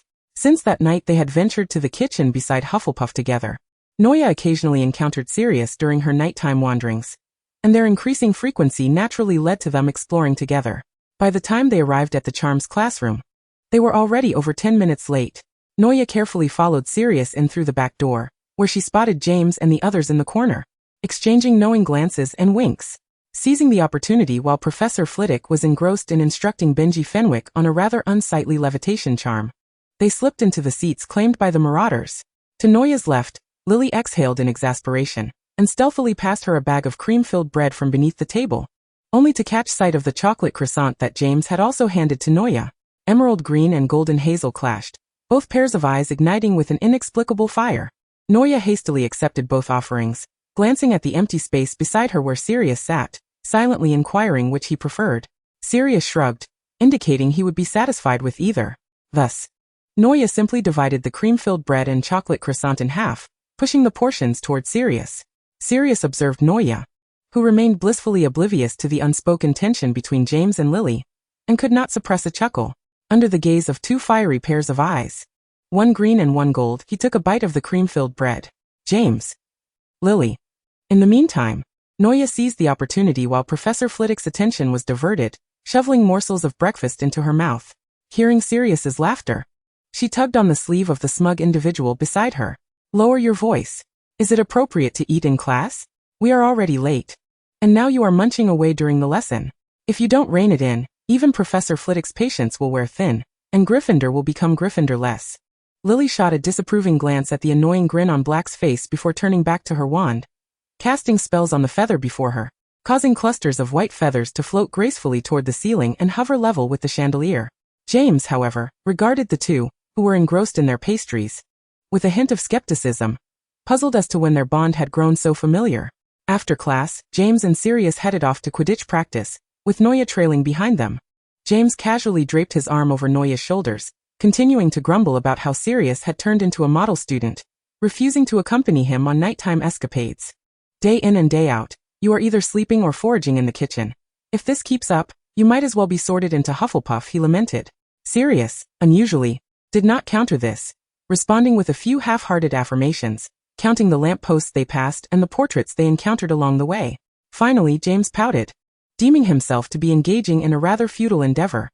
He leaned closer to Noya, and recounted the tale of the gigantic spider they encountered during a nocturnal escapade with Lupin and Peter. Sirius, with his hands stuffed in his pockets, trailed behind the two Potters, squinting against the sunlight, struggling to discern the contrasting figures of varying heights. A fleeting shadow of a subtle melancholy flickered in his eyes, so swift that perhaps even he was oblivious to it. Chapter 8. The Shrieking Shack. Emerging from the library, Noya was not in particularly high spirits. Having lingered in the restricted section for nearly a month, she remained rather clueless about Horcruxes, and had made no progress in devising a means to eliminate the unstable threat posed by the Dark Lord. Although Noya had arrived with memories from 2 decades hence, she was, after all, merely a fledgling who had just completed her second year of studies. The recollections swirling in her mind, to put it plainly, did not significantly aid her in the current predicament. The appearance of Quirrell, the mysterious figure behind the theft of the Philosopher's Stone, was predicated on the Dark Lord's disappearance. Yet at present, the Dark Lord's influence was burgeoning, and the fervent advocacy of pureblood supremacy was rampant, resulting in a tense atmosphere within the wizarding community. To recklessly open the Chamber of Secrets now would only serve to raise alarm and potentially yield unforeseen consequences for the future. Additionally, with Christmas fast approaching, Noya found herself at a loss regarding holiday arrangements, and with Hogsmeade Day looming on the horizon, she was unable to leave Hogwarts. As her thoughts spiraled into melancholy, Noya sighed and unconsciously climbed to the Tower of Hogwarts, staring vacantly at the twinkling stars beneath the deep blue night sky, allowing her thoughts to wander freely. Yet, one cannot traverse dark paths without encountering phantoms. Eventually, the ever-curious Noya was caught red-handed by James during one of her nightly escapades. James, unable to sleep in the dead of night, found Noya lost in contemplation of the stars upon reaching the rooftop. He immediately furrowed his brow. The temperatures in December at Hogwarts were, unsurprisingly, quite low, and here was the red-haired little witch clad only in a thin robe, as the midnight wind swept through, chilling her. Without uttering a word, James enveloped her in his arms as she startled at his sudden presence, squeezing her hand and confirming the frostiness that radiated from her. James felt a twinge of anger. Noya, aware of her frail constitution, had still chosen to venture out into the biting cold at such an hour. However, upon seeing her slightly chilled cheeks and the hint of sorrow in her eyes, he ultimately settled for a frustrated yet affectionate rub of her face. "Out here in the cold at this hour? Noya Potter, you truly are something else," James remarked, his voice tinged with mock reproach. Noya, feeling somewhat guilty, blinked innocently and attempted to change the subject. "Oh Jamie, what a coincidence. Are you here to stargaze as well?" "No, I'm here to catch trolls," he replied, still irked but somewhat playful as he cast several warming charms on her, and removed his own outer robe to wrap her snugly. The two of them fell into a contemplative silence as they gazed at the starry sky. "What are your plans for tomorrow? Last time you mentioned your fondness for bubblegum. We could buy some more from Honeydukes." James suddenly broke the silence. Tomorrow was Hogsmeade Day. Noya shifted her head slightly against James's shoulder, her voice muffled. "I don't have a signed application for Hogsmeade, Jamie." Her tone was tinged with disappointment, and the freckles on her cheeks seemed to dim. Only third-year witches and wizards were granted permission to visit Hogsmeade, but Noya had spent her second-year summer at St. Mungo's. James ruffled her hair, catching a whiff of citrus-scented shampoo, identical to his own. This revelation brought a smile to his face. "It's really no different from Diagon Alley," he replied nonchalantly. "If you truly wish to go, I can take you anytime." Noya's eyes sparkled momentarily, but then her spirits began to wane again. "But without the application form, the professors won't allow me to go." After all, her guardians who could sign for her were currently preoccupied with their own adventures, and the most reliable guardian resided in a dilapidated house over 20 years in the future. It was not feasible to traverse time merely to have her Hogsmeade application signed. James tapped her on the head gently. "What did I just say? I can take you anytime. You simply weren't paying attention, too preoccupied with those two mischievous bludgers." Noya covered her head, feigning injury, her wide eyes fixed on James. "Anytime?" "Anytime," he assured her. "Including now? Are you doubting the great, all-powerful Potter?" James raised an eyebrow in retort. "Oh, the great Potter!" Noya exclaimed with delight. James first wrapped her securely in his scarf, satisfied when only her bright eyes, more luminous than the stars, were visible as he led her away from the tower. Thus, James held Noya's hand as they dashed through the moonlit grounds of Hogwarts, as if they were eloping under the cover of night, akin to the Muggle tale of Romeo and Juliet. James couldn't help but chuckle at his own thoughts, a secret yet bold smile gracing his lips. They reached the edge of Hogwarts, where the whomping willow stirred its branches, the twigs slicing through the air with a sharp whoosh. James casually picked up a stone, tossing it up and down a couple of times before squinting at the tree and throwing it at a knot on the trunk. The once ferocious branches fell silent. "Gryffindor earns points for James Potter's precise throw," he declared, raising an eyebrow and whistling. Noya applauded enthusiastically. James guided Noya through the hidden passage beneath the whomping willow, arriving at the Shrieking Shack, where Noya curiously surveyed the little wooden house, notorious for its ghostly rumors that would endure for another 20 years. "James, are there really ghosts here? And if there are, what of it?" James countered. "Am I to let you be devoured right under my nose? Well, Hogwarts is brimming with ghosts. I even attended nearly headless Nick's death day party with Harry and the others." Noya shrugged, choosing to disregard the dubious tales. Her attention was now captivated by the world beyond the Shrieking Shack. James's brow twitched at the mention of Harry's name. Noya watched as James leaped onto the windowsill, deftly flicking the latch and opening the previously sealed window. The evening breeze rushed into the shack, carrying with it the moonlight, tousling his hair back and revealing features sharper than any blade, the cool light casting shadows across his high cheekbones and deep-set eyes. The shrieking shack is enchanted. We can't exit through the door. I'll jump down first, and then you can follow. I'll catch you. He glanced down to ensure nothing obstructed the ground below. After a moment of silence without a response from Noya, he pulled back the leg he had already swung outside. Noya? He turned to see her gazing at him, lost in thought. He raised an eyebrow and smirked. What? Are you awestruck by the charm of the great Mr. Potter? Noya snapped back to reality and shot a glance at the self-important boy. Not at all, she replied, though she had to admit he was not unappealing. She wouldn't dare admit it, lest James's pride swell for days on end. James leaned against the windowsill, chuckling softly. All right then. We'll just say our Miss Potter is shy. Then, amid Noya's startled exclamation, he jumped down from the windowsill. Noya hurried to the edge to look down, even forgetting to counter with the correction that it was Pruitt, not Potter. She leaned out just enough to see James dusting himself off, arms outstretched, waiting for her. Jump down, Noya, he called, tilting his head back, his eyes reflecting the starlit wooden house and the little red-haired girl above. Trust in the all-powerful Mr. Potter. Noya propped herself against the wooden windowsill and, without a moment's hesitation, leaped down, enveloped by the nocturnal hues that cascaded into James's outstretched arms. He caught the little girl, who had seemingly descended from Azkaban. Chapter 9, Hogsmeade. James, somewhat disgruntled, weighed Noya in his arms before gently setting her down. You really ought to eat more. At this rate, even that old cat of Filch's might outweigh you. Have you actually held Filch's cat? Noya completely missed the point. Nevertheless, the midnight ambience of Hogsmeade was evidently lacking in excitement, bearing little resemblance to the bustling Diagon Alley, yet it was not as serene as Ottery. However, Noya seemed capable of sensing the lingering essence of Hogsmeade's daytime charm, as the air was infused with the sweet aroma of chocolate frogs and the malty scent of butterbeer. Ultimately, James merely led Noya along the cobbled streets, circling nearly halfway around the town, passing by quaint cottages adorned with white snow-capped roofs. As Noya listened to James's elaborate descriptions of the shops they passed, she felt a pang of disappointment at only being able to observe the moonlit, silent snow and the tightly shut doors. After all, it was quite late. Noticing Noya's waning enthusiasm, James reassured her, "It's all right. We can come back earlier tomorrow." He donned the invisibility cloak, revealing only his head, which appeared rather comical and absurd, like a disembodied head floating in midair. "Did you forget we have this?" The floating head flashed a grin at Noya, his hair still a tousled mess. During the weekend, James took Noya back to Hogsmeade. But this time they traversed a different path, one that was notably more conspicuous. At the edge of the third-floor corridor in the castle, James tapped his wand against the statue of the one-eyed witch. "Separate," he murmured, casting a spell that caused the statue to part, revealing a hidden passageway beneath. The narrow, damp tunnel was thick with cobwebs and layers of dust that had accumulated over centuries, and the faint sound of squeaking mice could be heard echoing through the gloom. Noya followed James silently, struggling to maintain her balance on the slick, endless floor, and nearly stumbled, ultimately conceding defeat and plopping down to let gravity carry her. After what felt like an eternity, they finally encountered a light source beyond the glow emanating from James's wand. James was the first to scramble up from the tunnel, pulling Noya alongside him. Unable to resist, he chuckled at her disheveled appearance, grinning widely as he gave her a quick brush-off. Noya rolled her eyes. James composed himself, cleared his throat, and remarked, "My teeth are a bit warm. I'll let them cool."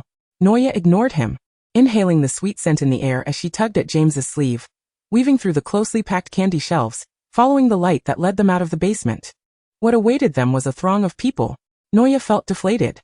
James said nothing, simply forging a path through the crowd with determination. Though the passageway quickly dissipated, they succeeded in exiting the Honeyduke's shop. Standing at the entrance, which seemed sparse compared to the bustling interior, Noya and James exchanged glances, unable to stifle their laughter at each other's messy hair and wrinkled robes. "Hey," Peter's the first to emerge from the joke shop. Lupin's serious look. Sirius and Remus trailed behind, a step slower, peering in the direction Peter pointed. "Is that James? And Potter?" Remus squinted to recognize the other red-haired figure. "Didn't James say he was tutoring his little sister in potions today?" Sirius chuckled, "Indeed. Tutoring to the extent of venturing into Hogsmeade to discuss the reactions between exploding bubblegum and Bertie Bott's every flavor beans." He lowered his eyelids to conceal a fleeting smirk. Lupin found amusement in observing the two similarly disheveled heads in the crowd. "Should we go say hello? Bigfoot?" "Perhaps not. Our Potter likely has pressing matters at hand." having sought an excuse to dismiss us. Let us not intrude. Sirius turned, recalling a recent encounter when he had hesitated to invite someone to Hogsmeade, subtly grinding his molars as his gaze lingered momentarily on the elegant wizarding attire shop's display window before continuing towards the three broomsticks. Remus glanced curiously at Sirius's inscrutable expression, unsure if he was referring to that Potter. Peter hesitated for a moment, watching the retreating figures, before hastily rejoining Remus and Sirius. James and Noya shared a laugh, engaging in aimless chatter, transitioning from the mishap involving Professor Slughorn to tales of the giant squid in the Black Lake, all while meandering through the snow. It was Noya's first visit to the bustling Hogsmeade, and everything felt novel. She tugged James from the three broomsticks to the joke shop. At that moment, Noya was far from concerned about the professors discovering their unsanctioned excursion to Hogsmeade, as there were so many little witches and wizards around. She purchased an array of whimsical items, shimmering colored inks, uniquely shaped quills, and fragrant parchment, all of which James graciously paid for. After all, apart from a wand and her father's gold pocket watch, Noya's pockets were barren in this journey 2 decades into the past, devoid of even a canute. She certainly could not raid the current Pruitt vault. Furthermore, the Pruitt family's wealth would eventually be channeled to the Order of the Phoenix to combat the Dark Lord. James, undeterred by the inconvenience, followed Noya, assisting her in carrying her eclectic assortment of trinkets while preparing his own Christmas gifts for dispatch. He watched as Noya cheerfully entered the elegant wizard shop, trying on a crimson satin robe that shimmered with a rainbow-like sheen in the light reflected off the snow. James, laden with parcels, observed Noya as she smiled at him through the shop's glass window, then twirled to showcase her new robe. A memory struck him of the times he had accompanied his mother on shopping trips, watching her tirelessly try on robes that all appeared identical to him, while his father earnestly commented on each one. Back then, he had deemed such time-consuming activities unworthy of repetition. His gaze instead fixated on the new brooms displayed in the Quidditch shop. Yet now he found himself empathizing with his father's sentiment.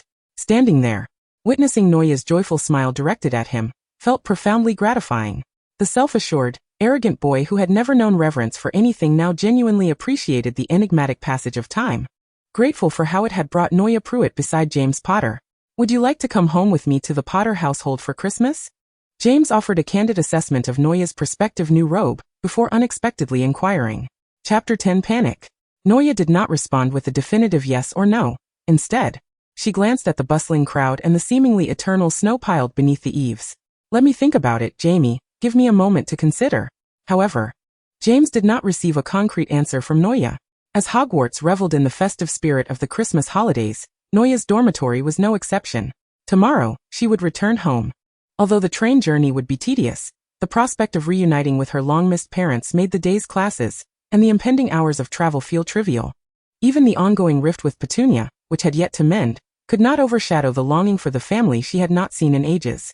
Due to her overwhelming excitement, Lily rose early, tiptoeing through her morning routine before preparing the materials for the upcoming Transfiguration class.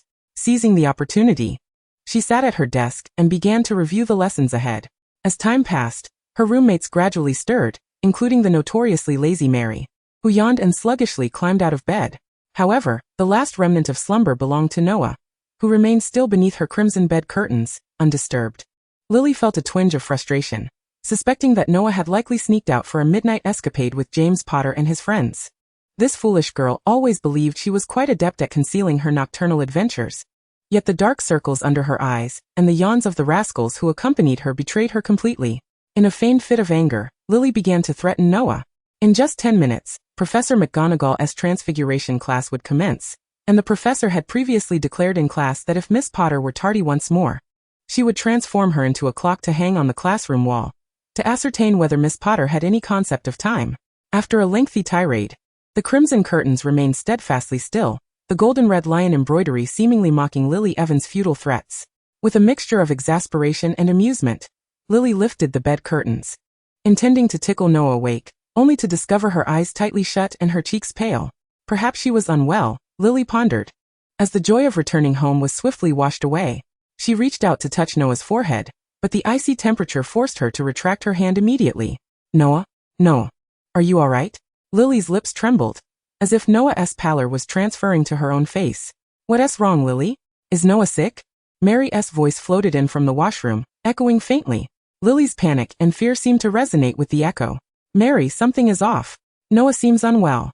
Lily's fingers trembled uncontrollably as she checked Noah's breath. Terror gripped her heart, making it flutter like the crimson curtains, and the once endearing lion embroidery now appeared monstrous, threatening to consume her heart. In desperation, she recalled her inability to rouse Noah, and with an unknown surge of strength, she cradled Noah in her arms. However, it was only in that moment that she realized how alarmingly thin Noah was. Her sharp bones pressed painfully against Lily through the thin fabric of her nightgown. Madam Pomfrey, please save Noah. She sprinted, fearing that if she slowed even slightly, she would lose Noah forever. Meanwhile, James rested his head on his desk, teetering on the edge of sleep, as if he were about to rendezvous with Avalon and Merlin. That morning, he had received a letter from his father, stating that he had found several books on dark magic and curses tucked away in the corner of his study, which might prove beneficial for his son. Thus, James yearned for the holidays to arrive swiftly, so he could take Noah back to Godric's Hollow to see if the book could indeed assist with the curse that plagued her. A sudden throbbing in his temple accompanied by a dull ache in his heart reminded him that he could not possibly succumb to death after just 2 sleepless nights. James pressed his fingers against his temples, forcefully stifling the unwelcome pain. Beside him, Sirius had already succumbed to slumber, but suddenly jolted awake, as if he had fallen from a great height, his eyes snapping open. The previous evening, he had received a howler from his esteemed mother, Walburga, who had berated him with extravagant language, threatening that he must return to the Black family estate with his brother Regulus during the Christmas holidays, or she would promptly erase him from the family tree. The howler had ignited spontaneously, showering ashes all over Sirius's dinner, effectively extinguishing his appetite. Fueled by anger, he had spent hours mocking the vile pureblood ideology and his mother's extreme controlling nature before finally succumbing to hunger pangs and sneaking out to Hogwarts kitchens. Just as he had drifted off to sleep, he was abruptly jolted awake for class. As both boys awoke simultaneously, they sensed something was amiss in the classroom. By the standard timeline, Transfiguration class should have commenced 20 minutes ago, yet there was still no sign of Professor McGonagall at the entrance. No trace of her. Not even a single cat hair. While it was uncertain whether an animagus shed fur, James and Sirius scanned the room, failing to locate a familiar red-haired witch. And James was surprised to find that even Evans was absent. How could this be? In the wizarding world, even if calamity struck, Evans would never skip class. Yet now there was not even a shadow of her in the classroom. Evans was missing, Noah was missing, and MacDonald, Evans's friend, was also nowhere to be found. Even Professor McGonagall had seemingly vanished without a trace. James and Sirius exchanged glances, both reflecting the fear that had taken root in their eyes. A sudden wave of terror washed over them. Surely, nothing has happened to Noah? Chapter 11. The Hospital Wing. Their darkest fears had materialized. Professor McGonagall appeared in the now somewhat chaotic classroom, her expression grave, yet her brow furrowed with anxiety, her already thin lips pressed into a straight line. Potter, she called, her voice carrying an unusual calmness. The noisy classroom fell silent, the stillness allowing James to hear his heart racing erratically. Fear enveloped him like a viscous liquid, creeping from his chest. James widened his eyes, his fingertips unconsciously digging into his palm, feeling no pain but rather searching for clues in McGonagall's rigid lips and furrowed brow. He sensed Sirius's breathing beside him becoming heavy. Potter, McGonagall repeated, seemingly aware of James's unease. Come with me. Her tone softened slightly, imbued with a subtle attempt at reassurance, a sentiment only James seemed to perceive. Sirius remained restless beside him, while other students continued to watch in silence, casting furtive glances of pity towards James, believing he had landed himself in trouble with their stern professor. James paid them no heed, following McGonagall, recognizing that they were heading towards the hospital wing. Behind him, he heard the faint sound of footsteps, Sirius silently trailing him, followed by Remus. As for Peter, he hesitated, intimidated by McGonagall's severity, and after a few steps he stopped, watching the 3 boys' backs with a mix of trepidation and envy. McGonagall made no move to stop them, for Madame Pomfrey would not grant entry to anyone uninvited. Upon reaching the hospital wing's entrance, they spotted Evans, her eyes red and swollen, sitting in the corridor with her knees drawn up. Tears hung precariously in her eyes, while MacDonald stood nearby, appearing at a loss for how to comfort her, her own eyes similarly puffy. Hearing the commotion, they both looked up. The instant Evans laid eyes on James, tears cascaded down her cheeks. I'm sorry, Potter. It's all my fault. I should have noticed sooner. I woke up so early. I should have gone to check on her, she said, overwhelmed with guilt, before collapsing weakly into MacDonald's embrace. This was undoubtedly the first occasion on which James experienced a civil and coherent exchange with Evans. However, he had grown indifferent to the trivialities surrounding him. A brief glance revealed that she and the others had likely realized that Evans and MacDonald were blissfully unaware, probably still believing that Noah was merely frail. With no desire to engage, he hurriedly stepped into the infirmary. No unauthorized personnel were allowed inside. As anticipated by McGonagall, Madame Pomfrey obstructed Sirius and Lily, who wished to follow James back into the infirmary at the entrance. Sirius clenched his fist and then relaxed it, while Remus nodded apologetically to Madame Pomfrey, guiding Sirius aside to await James's emergence. Lily's complexion paled, and she squatted down once more at the corridor's edge. The infirmary was enveloped in a quiet stillness, infused with an unpleasant medicinal odor. Noah lay quietly in the innermost ward. Madame Pomfrey followed closely behind James. Her condition had deteriorated further. The curse she bore had begun to spread from her heart. You are his only kin at Hogwarts. You must tell me the origin of the curse afflicting her, Madame Pomfrey demanded sharply. James pressed his lips together, the skin turning pale where he bit down, his hair falling forward to obscure his eyes and the turmoil within. He was at a loss for words. Should he reveal that Noah was the future Pruitt, burdened with a curse that Voldemort had personally sown? Madame Pomfrey would likely deem him mad. The only alternative would be for Professor Dumbledore to provide an explanation in person. He shut his eyes, his lips moving silently before he finally uttered a few feeble words. It is a dark magical artifact. Noah came into contact with it, under Madame Pomfrey's relentless questioning. James strained to concoct plausible excuses. He did not wish to be expelled from the infirmary as an irrelevant party. It is Voldemort. He finally uttered that name. James could distinctly see Madame Pomfrey's body shudder. Despite his profound aversion to Voldemort, he could not deny the palpable terror he instilled. Madame Pomfrey fell silent. After what felt like an eternity, as James counted Noah's breaths for the 320th time, the pale-faced Madame Pomfrey finally spoke. How could she be connected to that individual? She hesitated, deliberately glossing over the term. His enchanted objects found their way to France, where Noah stumbled upon one. Growing weary of fabricating excuses, James casually offered a couple, all the while counting Noah's breathing pattern. He heard Madame Pomfrey let out a deep sigh. Chapter 12, Holiday Arrangements. Outside the infirmary, a few lions, dispatched by the professors to attend classes, returned to the infirmary after their lessons, and by the time they were permitted to enter, Noah had already awakened. She leaned against the bed, hearing the voices and lifting her gaze to see Lily and Sirius, followed closely by Mary and Remus. Only 10 minutes. Madame Pomfrey said. You must not disturb her. She requires rest. James sat by Noah's bedside, dutifully shaping the apple he held into the form of a rabbit. Several oddly shaped apple pieces already displayed on the porcelain plate, their surfaces beginning to oxidize and turn yellow. Hi, Lily, Sirius, Mary, and Remus. Noah greeted each of them in turn. Lily approached and seated herself on Noah's bed, taking her still cool hand into her own. How are you feeling, Noah? You truly startled me this morning. Lily cradled Noah's hand against her chest. Listen, my heart is still racing from the fright you gave me. The warmth from Lily's hand seeped through the soft fabric of her blouse into Noah's palm, causing her to curl her fingers awkwardly. A faint blush creeping up from her pale ears. I'm sorry, Lily. Noah murmured apologetically, offering a gentle smile to appease Lily, and naturally leaning her head against her shoulder in a display of affection. Don't worry, Lily. Look at me, I'm perfectly fine now. Sirius observed with mild discomfort. Miss Evans, the fact that your heart is still beating may be a good sign for you. Otherwise, you might be sharing a neighborly existence with Potter right now. Evans ignored him. I thought you would feel hungry upon waking, so Mary and I brought some snacks.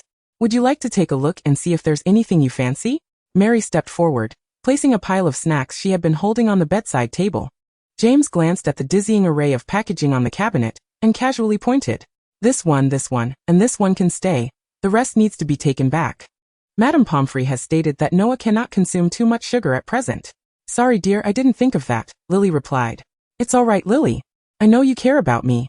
Noah nuzzled against Lily's neck, the sensation of her hair causing a slight tickle on her cheek. James remained silent, merely intensifying the pressure of his apple peeling. Sirius and Remus sat beside James, who fed them the poorly shaped and heavily oxidized apple slices. Sirius expressed some distaste, so most of it was consumed by Remus. The girls sat by the bed, whispering to Noah, who after calming Lily's concerns, turned to comfort the tearful Mary. When Lily inquired about the reason for her fainting, Noah could only offer vague explanations, attributing everything to a hereditary illness of her family. Then Lily questioned why James appeared so healthy if it was Potter-related. The genuinely wronged Potter shot a sidelong glare at Noah. Noah quickly clarified that it was a hereditary issue from her mother's side, not the Potter lineage, and assured Lily that it was not serious, urging her not to worry too much. Lily sighed with a hint of regret, though she was unsure of the reason. 10 minutes later, when visiting hours were over, Madame Pomfrey returned to shoo away the little wizards who had become glued to the floor, and James, as Noah's nominal family, narrowly escaped a similar fate. Lily and Mary obediently departed the infirmary, though they turned back to glance at Noah several times before leaving. However, it was not long before Sirius returned with Remus, this time claiming to have brought lunch for the Potters. As Noah sipped the cream of mushroom soup brought by Sirius, she gazed longingly at the vanilla pudding beside her. James engaged in conversation with Sirius and Remus about their plans for the upcoming holiday. He felt uneasy about leaving Noah alone in the infirmary, even though most professors at Hogwarts would choose to remain on campus during the Christmas break. However, a letter from his father had informed him that some ancient texts regarding curses had been discovered at home. To address the curse afflicting Noah, James also needed to return home, but simple soothing potions were no longer sufficient to manage her condition. She required timely treatment when symptoms arose. Thus, he could not take Noah home for this Christmas. As for Sirius, he had been ordered back to the Black family residence by Walburga, while Peter had long since made plans to return home for the holiday. Thus, the only one left to care for Noah was Remus, who had always chosen to remain at Hogwarts.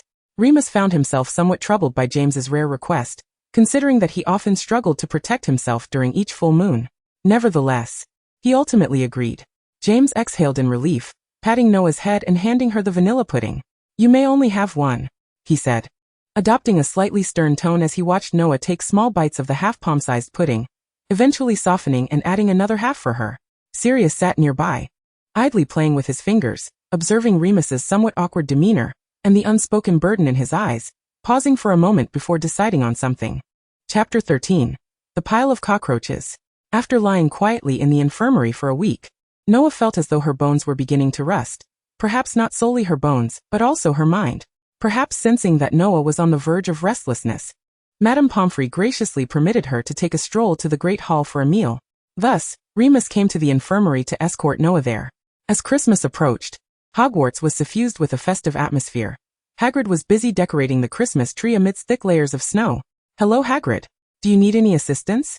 Noah cheerfully waved and greeted the half-giant, invigorated by the sweet breeze that wafted through the corridors after her extended stay in the infirmary. Hagrid shook his head in refusal. "I can manage. You two should go eat. The pumpkin pasties are particularly delightful today." Remus walked quietly behind Noah as they bid farewell to Hagrid. The Great Hall had been gradually adorned with ribbons and floating decorations, and Noah's steps were light and brisk. "Hurry up, Remus. I'm famished and eager to sample today's pumpkin pasties." After a week of companionship, they had reached a point where they could comfortably address each other by their first names. As they passed the Slytherin table, Noah caught sight of Severus sitting alone in a corner. He noticed her gaze and offered a subtle nod. Though the gesture was almost imperceptible, Noah swore she had seen it, and it left her feeling somewhat flattered. After all, the two individuals Severus despised most, Sirius and James, were absent. Remus, with his inherently amiable disposition, had even intervened on several occasions to defuse tensions between James and Sirius. Noah's methods were more straightforward. Whenever James sought to provoke Severus, she would feign discomfort and clutch her heart, effectively diverting his attention, a crude yet effective tactic that James readily fell for. As a result, Severus had experienced a notable decrease in confrontations, allowing him to navigate this semester with a semblance of tranquility, for which he owed a debt of gratitude to Noah. She responded to his nod with a smile, which caused Severus to momentarily freeze before averting his gaze once more, resuming his previous air of indifference. Once Noah had settled at the Gryffindor table and consumed a fair portion of her meal, she began to notice that Remus appeared somewhat out of sorts today. "Remus? Are you feeling down? Your mood seems rather low," she remarked, leaning closer to him and peering into his downcast eyes. Startled by the sudden proximity of her face, Remus blinked in surprise and shook his head in confusion. "Then why the long face?" Noah inquired, gently brushing aside his tousled hair. "Oh, it's nothing. Just some thoughts crossed my mind," he replied. "What thoughts?" "Well, perhaps it's just that the moon is nearing full," he said, giving her a light pat on the head as she furrowed her brow in bewilderment. "Are you homesick?" Noah could only think of that when he mentioned the full moon. "Yes, I am," he admitted. By the time they finished their meal, Noah felt a wave of fatigue wash over her. Yet she mustered her energy to chat and laugh with Remus as they made their way back to the infirmary. Remus, observing Noah's slightly pale lips, remained silent but handed her a bottle of calming potion, and rummaged through the cupboard. The bubblegum that Noah frequently enjoyed had dwindled to a mere few wrappers. After Noah had downed the potion, Remus produced a pile of cockroach clusters from a corner of the cupboard, knowing she despised unattractive food. You might as well make do with this, even if it looks a bit unappetizing. The calming potion was far from pleasant, tasting like aged foot skin steeped in unsweetened sugarcane water. The cockroach clusters lived up to their name, and Noah shut her eyes as she stuffed them into her mouth. To her surprise, they tasted rather delightful, with a rich chocolate sweetness, and upon biting, she found a fruity filling that alleviated the bitterness in her mouth. Chapter 14 Absence. After Remus departed, Noah reclined quietly against her bed, staring blankly at the screen beside her. The infirmary was the most tranquil place in Hogwarts. After a while, she opened her pocket watch, silently studying the yellowed photograph of the Prout twins. Remus had expressed his homesickness, and Noah felt it too. However, her home lay 20 years in the future. She longed for Aunt Molly and Uncle Arthur, for George and Fred, for Ron, Harry, and Hermione. She missed so many people, many of whom would only materialize 2 decades later, despite the present being quite pleasant. Having a living father, a youthful aunt, and friends like James, Sirius, Remus, and Peter, and even Lily, longing does not dissipate simply because one enjoys their current surroundings. It had been nearly 6 months since she last saw them. Her past was the future of the present, resembling a narrow river that could not be crossed. The infirmary always bore an inescapable scent of potions, even though Remus would daily place fresh flowers on his bedside table. Yet, the floral aroma could not mask the stench of suffering. Noah despised her current self. She longed for the healthy version of herself from the past, not the one who struggled to walk and could no longer soar. She felt like a burden to many. Aunt Molly's tears had transformed into the rain of London when she had become this way, damp and dreary. George and Fred had sought numerous remedies to alleviate her physical torment, even venturing deep into the forbidden forest to gather singing lilies. They scoured every corner of the forest for the lilies, which, according to the books, could mitigate the excruciating aftereffects of the unforgivable curse. On the night they brought the lilies back, their ears were still bleeding from the sound waves emitted by the flowers as they defended against their enemies. Uncle Arthur became increasingly busy, as her medical expenses at St. Mungo's were a substantial burden. Bill and Charlie were both occupied with her illness. Even after arriving 20 years in the past, she had transformed from a burden to the Weasleys into one for the Potters. The once spirited James had become meticulous. His carefree demeanor shadowed as he spent countless hours in the library, once his most detested place, seeking a way to lift the curse afflicting Noah. Thus Noah loathed herself, despised her helplessness. There were many things she still needed to accomplish. She wished to alter the dreadful future, hoping her father would survive, that James would live, and that Lily would endure. If they could find happiness, then nothing else would matter. Yet, because of Voldemort, she could only lie helplessly in a hospital bed. All this, merely because they had gone to the Great Hall for a meal, while Noah was organizing the potions in the cabinet by color, classifying the draft of living death, bone regrowth potion, and the Felix Felicis. Madame Pomfrey returned to the infirmary, placing a bouquet of vibrant pink roses in the vase on Noah's bedside table, replacing the wilting bluebells. "Oh dear, thank you for your hard work," Madame Pomfrey said to the young witch. "It is but my duty, madam. Where is Remus?" "I thought he would have arrived by now," Noah said, glancing toward the door. After all, Remus was usually punctual in completing the flower-changing task, rain or shine never hindering his visits to the infirmary. Madame Pomfrey took over the remaining tasks, explaining that Remus had matters to attend to today, and had sent her to replace the bouquet with pink roses for their princess. "A loyal knight, is he not?" Madame Pomfrey teased, winking at Noah. "But even the most devoted knight requires a holiday. Don't you agree?" Noah felt a bit embarrassed and scratched her head. "Madame, you jest. What princess and knight nonsense is this?" However, she couldn't help but feel a twinge of curiosity about Remus's absence. Chapter 15 Severus. Madame Pomfrey glanced at the disinterested young witch. "Darling, are you feeling too bored?" The young witch was poking at the potion bubbles floating beside her bed with her wand, the colorful ripples shattering at her fingertips and casting tiny specks of light. Madame Pomfrey held a fondness for Noah. After all, who wouldn't adore a lovely, considerate, and well-behaved young witch? Madame Pomfrey gently placed the glass vial containing moonstone powder onto the copper potion tray. The sound of the porcelain spoon clinking was as melodious as a chime. "Perhaps our Miss Potter is finding it somewhat burdensome to accompany this old fellow?" "Certainly not. How could that be, my dear lady? I was merely contemplating the potion assignment for this holiday, for you know my potion-making skills have always been." Noah's voice suddenly caught in her throat. Her cheeks flushed, and the freckles on her face resembled golden flower stamens.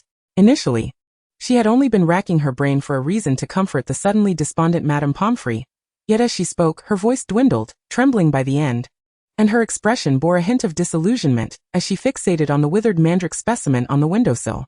In truth, she had completely forgotten which potion Professor Slughorn had assigned for research, let alone the convoluted brewing steps that could make one's hair stand on end. Half a month into the holiday, her potion paper remained untouched. Oh no, Noah was now genuinely in despair. Madame Pomfrey found it amusing to observe her, witnessing the transformation of Noah's expression from blankness to confusion and finally to despair, before settling into a quiet demeanor, her gaze lifeless as she stared at the vase of pale roses. She chuckled softly, her wrinkled hand gently smoothing Noah's rebellious hair. The tune she often hummed while concocting potions, the Hogsmeade Serenade, slipped from her lips in a few delicate notes. Since your head is nearly brimming with potion recipes, why not take a breath of fresh air? The starry greenhouse atop the West Tower has newly cultivated luminescent venomous tendrils. Perhaps they might inspire you. Madame Pomfrey unusually permitted Noah to step outside for a breath of fresh air. After all, Noah had spent nearly the entirety of the last 2 weeks in the infirmary. And while she usually had Lupin to keep her company, he had been absent these past few days due to the full moon, leaving her alone. It would be better for the young girl to stretch her legs a bit. Prolonged confinement indoors without exercise was detrimental to one's health. With a gentle flick of her wand, she cast a monitoring charm on Noah to ensure she would be alerted in case of any emergencies. Return promptly, my dear. Perhaps you would like to join me in admiring tonight's full moon. The sun shone brightly for once, illuminating the path over the snow. The sunset painted the clouds a honey orange as Noah leaned against the mottled trunk of a willow, watching the ripples on the lake shatter the evening glow into flowing fragments of gold. In the distance, the tentacles of a giant squid languidly stirred the water, startling a swarm of bioluminescent water beetles. Suddenly, a rustling sound emerged from the reeds. Severus Snape, his face shadowed, emerged from the gloom, the hem of his black robe caked with mud, and a parchment scroll dripping with water in his arms. Noticing another presence nearby, he retreated a half-step, his dark gaze sweeping over the willow until it landed on Noah, which caused him to relax slightly. After all, Noah Potter was a quintessentially kind-hearted soul, entirely unlike her arrogant, foolish and reckless brother, James Potter. Snape had to concede that the benevolence of this Miss Potter had spared him from numerous vexations caused by those self-proclaimed marauders with their heads filled with nonsense. Has the policy of the infirmary changed? Are patients on the brink of death now permitted to roam freely? He detected a strong scent of a slow-release potion. I am in search of inspiration, Noah replied, shaking her potion notes, her gaze landing on his dripping cuffs. It seems the inspiration you found has already soaked you, she remarked, pointing at the swollen parchment, suddenly recalling that it was this very scroll that James had snatched during a Quidditch match last month, causing Snape, who had come to accompany Lily, to become red-eyed with frustration, though it ultimately found its way back to him through Noah's intervention. It was evident that this scroll had endured some misfortunes it ought not to have. Perhaps it was the extreme pureblood ideologues from Slytherin. Noah glanced at her future acerbic professor, who would one day be a formidable figure, but 2 decades ago, he seemed like a punching bag. Despite the venom he now spewed having the flair of a decade later, Noah wrinkled her nose, catching a whiff of something in the damp air surrounding Snape that reminded her of the assignment given by Professor Slughorn. Snape's jaw clenched, preparing to turn away. But then he heard the sharp clink of glass bottles colliding behind him. Unbeknownst to him, Noah had produced her portable potion kit, the copper cauldron glinting softly in the sunset. The polyjuice potion, right? I recall Professor Slughorn mentioning that lacewing flies must be ground into a powder. Snape instinctively uttered the words, only to feel a wave of annoyance wash over him as he pressed his lips together. He watched Noah tie back her slightly loose ponytail, stray strands of hair dusted with bits of foliage. This scene seemed more fitting amidst the verdant greenery of a greenhouse than discussing potions imbued with bitterness with someone who constantly lurked in the shadows. But the powder will render the taste akin to chewing on cactus spines, Noah frowned, tossing a few valerian root slices into the cauldron, her movements as clumsy as if she were mixing cement. The last potion I brewed made my tongue feel like a toad's webbed foot. She suddenly looked up, her nose dusted with a bit of valerian leaf. What if we added 3 drops of sneezewort juice? Snape had no idea what a toad was, but he knew the unfortunate fate awaiting the copper cauldron. This Potter girl. It would cause the potion to boil over violently. Snape nearly lunged to grasp her hand. Their fingertips collided at the edge of the cauldron, scorching steam rising, carrying the bitterness of valerian and the citrus aroma from her hair, causing him to reflexively release his grip, a suspicious flush creeping to his ears. Noah, however, leaned in closer, as if she had discovered a new continent. Her red-tipped hair brushing against his collarbone. Look. The lacewing fly's pollen turns into a purple whirlpool upon contact with steam. Her wand flicked through the air, sending sparks that nearly ignited Snape's sleeve. He swiftly moved the cauldron aside, but in turning he encountered Noah's sparkling eyes. The sunset bathed Noah's eyes in a honeyed hue, reminiscent of aged mead, causing Snape to momentarily envision her standing between him and the marauders one day. Teach me how to brew potions. Noah suddenly grasped his wrist, the warmth seeping through the fabric of his robes. Her desire to complete her holiday assignment overpowering her fear of Professor Snape. This is my one and only request in this lifetime. I promise not to turn the cauldron into fireworks. She shook her notebook, covered in doodles, as she locked eyes with Snape, the owl adorning the cauldron staring back at him. In exchange, if James and his friends trouble you again, I will discreetly transform their brooms into hairless sticks. Tomorrow at the library he withdrew his hand, yet for reasons unknown, he stuffed Noah's fallen feather quill into his sleeve. Before sunset. Don't be late. As he turned, he heard the sound of cheerful footsteps behind him, along with the wind-blown words, "Got it, Professor Snape." He thought of it as a way to repay Noah for the considerable assistance she had provided him against that foolish Gryffindor gang. The waters of the Black Lake lapped gently at the shore, merging his shadow with the evening glow into a tender shade of crimson. Chapter 16. The Library. The following day, it was still Madame Pomfrey who replaced the bouquet of cornflowers on Noah's bedside table. She waited until the afternoon, but Lupin still had not arrived. Unsure if something had happened, Noah observed that Madame Pomfrey exhibited no signs of worry. It was a look of understanding, laced with habitual indifference. Perhaps Madame Pomfrey was privy to Lupin's whereabouts. Noah pondered, her curiosity leading her to probe Madame Pomfrey. But she received only a sweet yet dismissive smile, and a bottle of a more bitter slow-release potion than usual. Silently Noah drank it, grimacing as she prepared to meet her appointment. Madam, if Remus returns, please tell him I've gone to the library. If I'm not back by then, make sure he waits in the infirmary for my return to hold him accountable. Madame Pomfrey waved at Noah, much like she had waved her wand at her yesterday, casting a spell. Do remember to bring your potion, Miss Potter. Upon arriving at the library, Noah discovered that Severus Snape had been waiting at the entrance for quite some time. His dark robes exuded an aura of chill, and even a few steps closer allowed one to feel its cold embrace. I hope, Miss Potter, that you might arrive a little earlier next time. After all, diligence does not necessarily compensate for lack of skill, and given your current attitude, it seems you may not complete Professor Slughorn's assignment even by the end of the holiday. Snape admonished her in his customary fashion, though he himself was aware that he had left in haste yesterday without specifying a precise time, merely stating after sunset, which in truth had not occurred that day. Noah chose to feign ignorance, for Snape in 10 years would be far more acerbic than the current iteration, more venomous than the basilisk lurking in the Slytherin chamber. She looked at Snape's frail form with a tinge of concern, tilting her head to inquire, "Why not wait for me inside, given how cold it is outside? Perhaps you could use a few warming charms."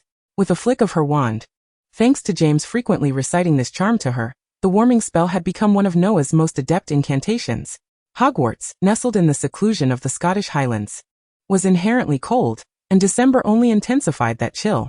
Yet Snape wore merely a somewhat worn second-hand school robe, the cuffs and hem frayed, beneath which lay a thin black shirt and a similarly tattered dark green waistcoat. He appeared quite cold. Snape pressed his lips together, avoiding Noah's unguarded gaze, where concern and worry were evident in her honey-colored eyes. Warmth emanated from the tip of her wand, dispelling the cold he had not even realized he harbored. Perhaps it was a long while, or perhaps just a few seconds, when Snape finally spoke to Noah, his voice tinged with barely perceptible exasperation. Madame Pants also requires rest. Even a librarian enjoys the Christmas holiday. Thus, my agreement was rather hasty.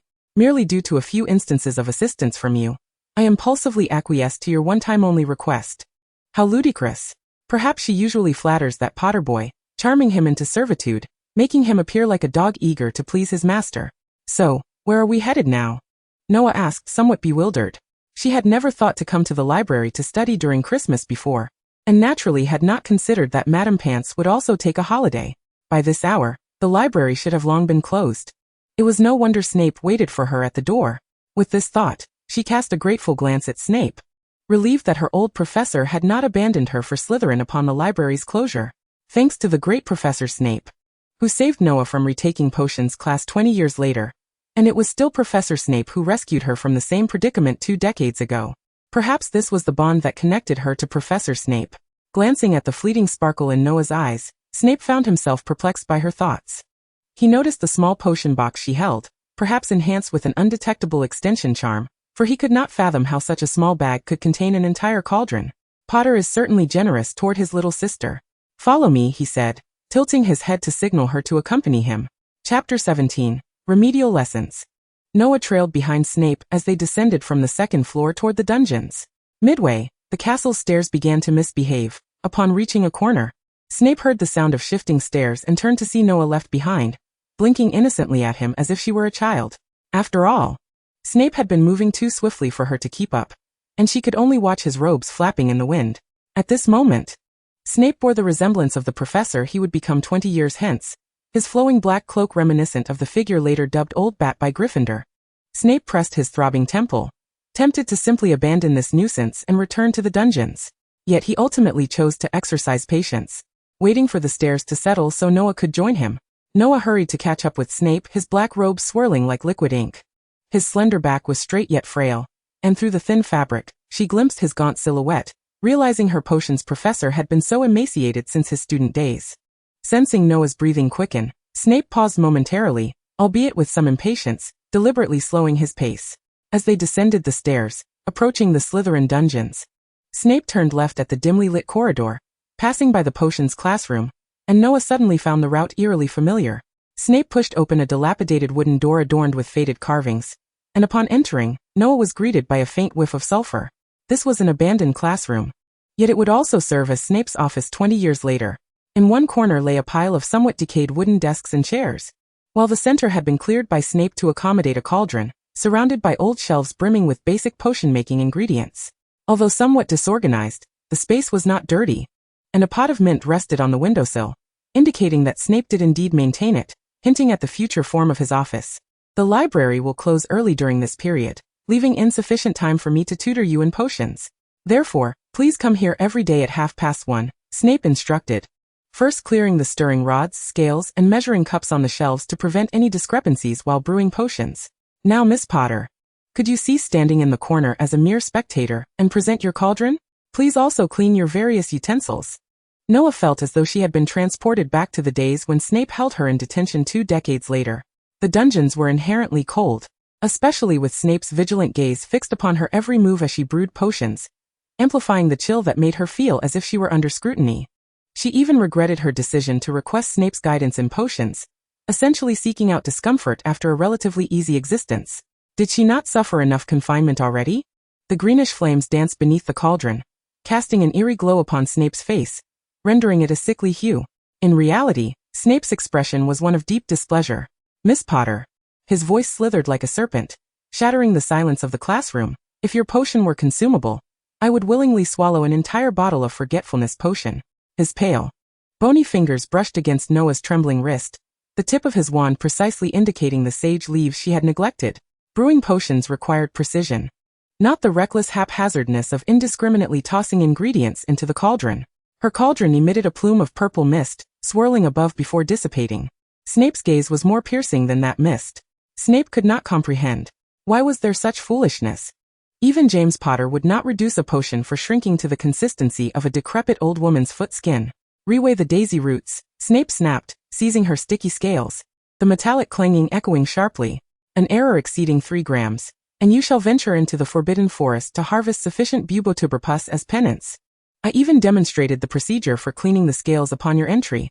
How could you forget such a fundamental step in potion making? I have never encountered anyone as foolish as you. Some professors may exist, yet in 20 years, you will only meet 2 individuals as dim-witted as myself, one being Pruitt and the other Longbottom. They will undoubtedly present the most formidable challenge of your 2-decade teaching career.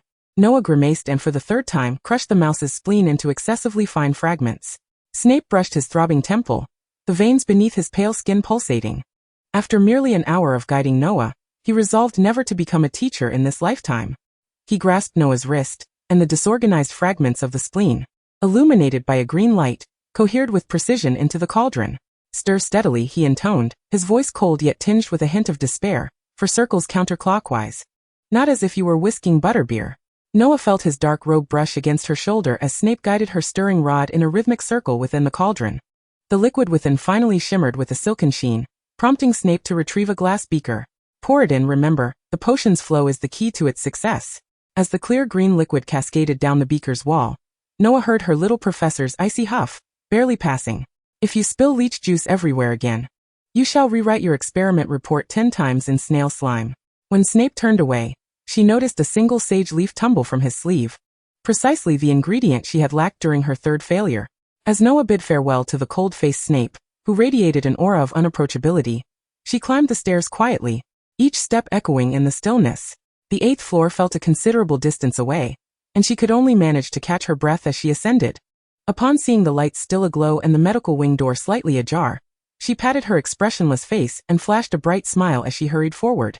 Madame Pomfrey. I'm back. Snape lingered at the corridor's corner, his black robe clinging to the wall like mold thriving in the shadows. He observed Noah's retreating figure, his throat tightening beneath his pale skin as he exhaled mist that merged seamlessly with the surrounding chill. The moment Noah pushed open the medical wing's door, his silhouette vanished into the shadows, leaving only the tip of his wand, glistening with dew, to reflect the moonlight's cold glow. The mingled scents of citrus and sulfur from the concoction rushed to Lupin's nostrils. Remus? What are you doing here? Lupin lay on a bed not far from Noah, his face pale yet smiling as he watched her bounce in to greet Madame Pomfrey. Noah gazed at her frail friend with surprise, noticing the faint, fragmented wounds upon his face. I worried you might be bored, so I came to be your neighbor. Just making up for my absence these past few days, Lupin said, winking playfully at Noah. Chapter 18. The Complaint. Noah leaned closer to Lupin's bedside, her gaze sweeping over his pale face and the delicate wounds. The edges of the injuries were slightly pale, tinged with blood, hastily smeared with Madame Pomfrey's crude application of white paste slowly healing. Remus Lupin, she pronounced deliberately. Lupin's body trembled slightly against the bed's edge, conjuring memories of his mother reprimanding him for breaking a stack of decorative pottery as a child. Where did those wounds come from? Where have you been these past 2 days? Why haven't you spoken? What have you been doing? Noah fired off a barrage of questions in quick succession. Lupin merely smiled, his gaze resting on Noah's vibrant red hair, which seemed to blaze like fire. Though Noah ultimately received no answers from Lupin, she did acquire a large bag of new bubblegum. You are actually brushing me off, she chewed angrily, spitting out a blue bubble of bluebell-flavored gum. Madame Pomfrey confiscated Noah's candy, placing it on the bedside table, and playfully patted her head. No more sweets tonight. Unless Miss Potter wishes to sample my specially concocted dental potion? Thus, Noah's brief anger subsided as she was ushered away by the formidable healer for her evening routine. We shall discuss everything tomorrow. For now, you 2 patients must prioritize rest. A crescent moon missing a segment filtered through the window as Madame Pomfrey departed the medical wing. Noah shot a resentful glare at Lupin, who lay 2 beds away. I am going to tell James. You have been keeping secrets from us, she muttered under her breath, wary of Madame Pomfrey's potential return. In truth, the marauders had long noticed Lupin's periodic disappearances each month. He had exhausted all excuses, from minor ailments to his parents' health issues. Though Noah could not discern Lupin's expression, she could hear his gentle, resigned laughter. All right, Noah, please do not tell James. Otherwise, I shall be the one in trouble. Noah intended to say more, but sleepiness washed over her as she lay in bed. When she next opened her eyes, Lupin had been awake for quite some time, his complexion still pale as he cradled a bouquet of golden forsythia, preparing to place it in a vase, the morning dew still clinging to him. Remus? Noah yawned and emerged from her blankets. You woke up so early. Her voice, still laced with remnants of sleep, revealed a glimpse of her collarbone through the rumpled neckline of her nightgown. Remus, lost in thought, felt a pang of sadness. His brown eyes held a measure of heavy sorrow. Noah looked too thin. He wished she could be a bit healthier. Good morning, Noah. Remus smiled gently, awaiting Noah's full awakening. Today's flowers are lovely as well. Thank you, Remus. But I shall not give up on reporting to James and Sirius. After Noah completed her morning routine, still feeling drowsy, she inquired, Did you return from the library so late yesterday? You must be tired. Any progress on the potion essay? Do you need my assistance? Lupin gently shifted the topic. Let us not discuss such dreary matters this early, Remus. Why not think about what we will have for breakfast instead? I do not need help. Snape has promised to tutor me. Oh, is that so? He does indeed excel in potions. However, I am surprised he agreed to tutor you. Ah, who could bear to refuse me? Lupin could not contain a soft laugh that bubbled forth from his throat. Watching Noah, her head held high, caused him to smile. His fondness for her felt as effortless as breathing. The two completed their potion essays that morning and, after lunch, took a leisurely stroll by the Black Lake. As the sun began to tilt westward, Noah pulled out her golden pocket watch, glancing at the time, preparing for impending reprimands. We're going to be late, Remus. If we don't hurry, Professor Snape will surely have my head. Noah waved hurriedly at Lupin, leaving behind a tuft of fluffy red hair. Left alone by the Black Lake, Lupin stood in stunned silence. After a moment he murmured to himself, actually my potions are quite good too. Chapter 19, James's Gift. On Christmas Eve, Noah received Madame Pomfrey's permission to return to the dormitory instead of remaining in the medical wing. I do not wish for the ever-popular Miss Potter's Christmas gifts to fill the entire medical wing, Madame Pomfrey remarked. Thus, that evening, after finishing her tutoring with Snape, Noah lay in her soft, familiar bed, despite being the only occupant of the dormitory. Yet the comforting scent enveloped her. The fragrance of lilies left on the windowsill by Lily, reminiscent of the singing lilies that George and Fred had placed at her bedside. After sending off her last gift, Noah drifted into a tranquil slumber amidst the quiet aroma of lilies, welcoming Christmas. As dawn broke, the sound of wings flapping from an owl had already been echoing for some time. The little witch stood barefoot, momentarily dazed, upon the floor. Her bedside already heaped with an array of beautifully wrapped gifts. After a brief period of contemplation, she decisively gathered a pile of presents and made her way to the common room. The fireplace in the lounge crackled with a warm blaze. The sound of burning resin harmonizing with the golden red decorations emblematic of Gryffindor Tower. Festive ribbons adorned the windowsills and decorative columns, creating a vibrant tapestry of colors. As Noah exited her dormitory, she had forgotten to don her coat. However, as she walked upon the warm, soft carpet, she felt no chill whatsoever. The entire common room radiated warmth. Remus was already settled into the sofa by the fireplace, his form nestled comfortably, an unusual sight of relaxation for him. At his feet lay a mountain of gifts. Hearing her approach, Remus finished the last sip of his hot cocoa and turned to see Noah, barefooted and gazing at him with sleepy eyes. With a hint of exasperation, he muttered about Noah running around barefoot, guiding her to sit on the sofa beside him. Remus, I'm here to unwrap gifts with you, Noah exclaimed, her eyes sparkling. As she spoke, she curled her legs and began to unwrap a golden red package, which was unmistakably from James. However, to Noah's surprise, even the gift box had been treated with a non-detection charm. Upon opening it, a cascade of assorted boxes tumbled out. The first thing she retrieved was a letter from James. Dear Noah Potter. The surname was enclosed in quotation marks. I trust this letter finds you not curled up barefoot on the sofa in the common room. I shall assume Remus is keeping an eye on you. Noah curled her toes, feeling somewhat misplaced, and continued reading. It's been a fortnight since we last met, and I imagine you must miss me terribly. While this was the truth, Noah was reluctant to admit it at that moment. Of course, I suspect you would never concede that. Given your penchant for speaking contrary to your heart, much like your refusal to acknowledge my undeniable charm. The handwriting was somewhat scrawled, reminiscent of James's tousled hair. But I must confess that I feel quite out of sorts without you. To put it plainly, I miss you immensely. Therefore, the Great Potter has prepared for you a grand total of 13 Christmas gifts. Perhaps even more? Why 13, you ask? To compensate for the 12 Christmas gifts I missed giving you over the years. What do you think? Are you not moved to tears by the generosity of the Great Potter? At this point, Noah was clearly taken aback. Her gaze returning to the gold and red package that had spilled its contents like a crushed cockroach scattering its eggs. Various sized parcels lay strewn across the floor. I'm not moved at all, she pouted, though her actions softened as she began to unwrap. The first item was a golden snitch, nearly escaping her grasp. Yet, drawing upon her reflexes as Gryffindor's finest seeker, Noah swiftly subdued the nimble little creature. She recognized it as the snitch James had caught during the Quidditch match against Slytherin just before the Christmas holiday. A catch that had cost him dearly as he suffered a shattered shoulder from a bludger. Nevertheless, James had been elated because he had won. Noah placed the golden snitch upon the crystal display stand that accompanied James's gifts, and continued unwrapping the next present. This time, it was a box filled with bubblegum in various flavors, along with some unremarkable snacks that James deemed delectable, set aside in the corner. At the center was a carefully selected bag of Bertie Bott's every flavor beans, accompanied by a note stating, especially curated for you by the Great Potter. Then came a new citrus-scented hair potion developed by the Potters, a fresh beauty elixir, assorted calming potions, seasonal robes, elegant dresses and cloaks, popular perfumes from the Muggle world, jewelry, a complete set of adornments, newly released magical stationery, shimmering inks of various colors, and notebooks for all subjects. rather than mere gifts. It seemed James had thoughtfully provided everything he believed Noya might need. Watching Noya unwrap her gifts one by one, Remus discreetly wiped away a not-so-obvious tear from the corner of his eye, a resigned smile on his face. He recognized that James had his own unique approach to winning a girl's affection. Yet, seeing the curve of Noya's smile made him unable to suppress his own joy. Her happiness brought him greater delight than his own. Chapter 20 Christmas. Remus handed Noya a handkerchief, and she took it to dab at her teary eyes. Then carefully folded the letter, and set it aside with the neatly arranged gift boxes, before continuing to unwrap another present. The black and silver package revealed a more exquisite gift box, which contained only a narrow slip of paper. May this letter find you well. Peace and prosperity.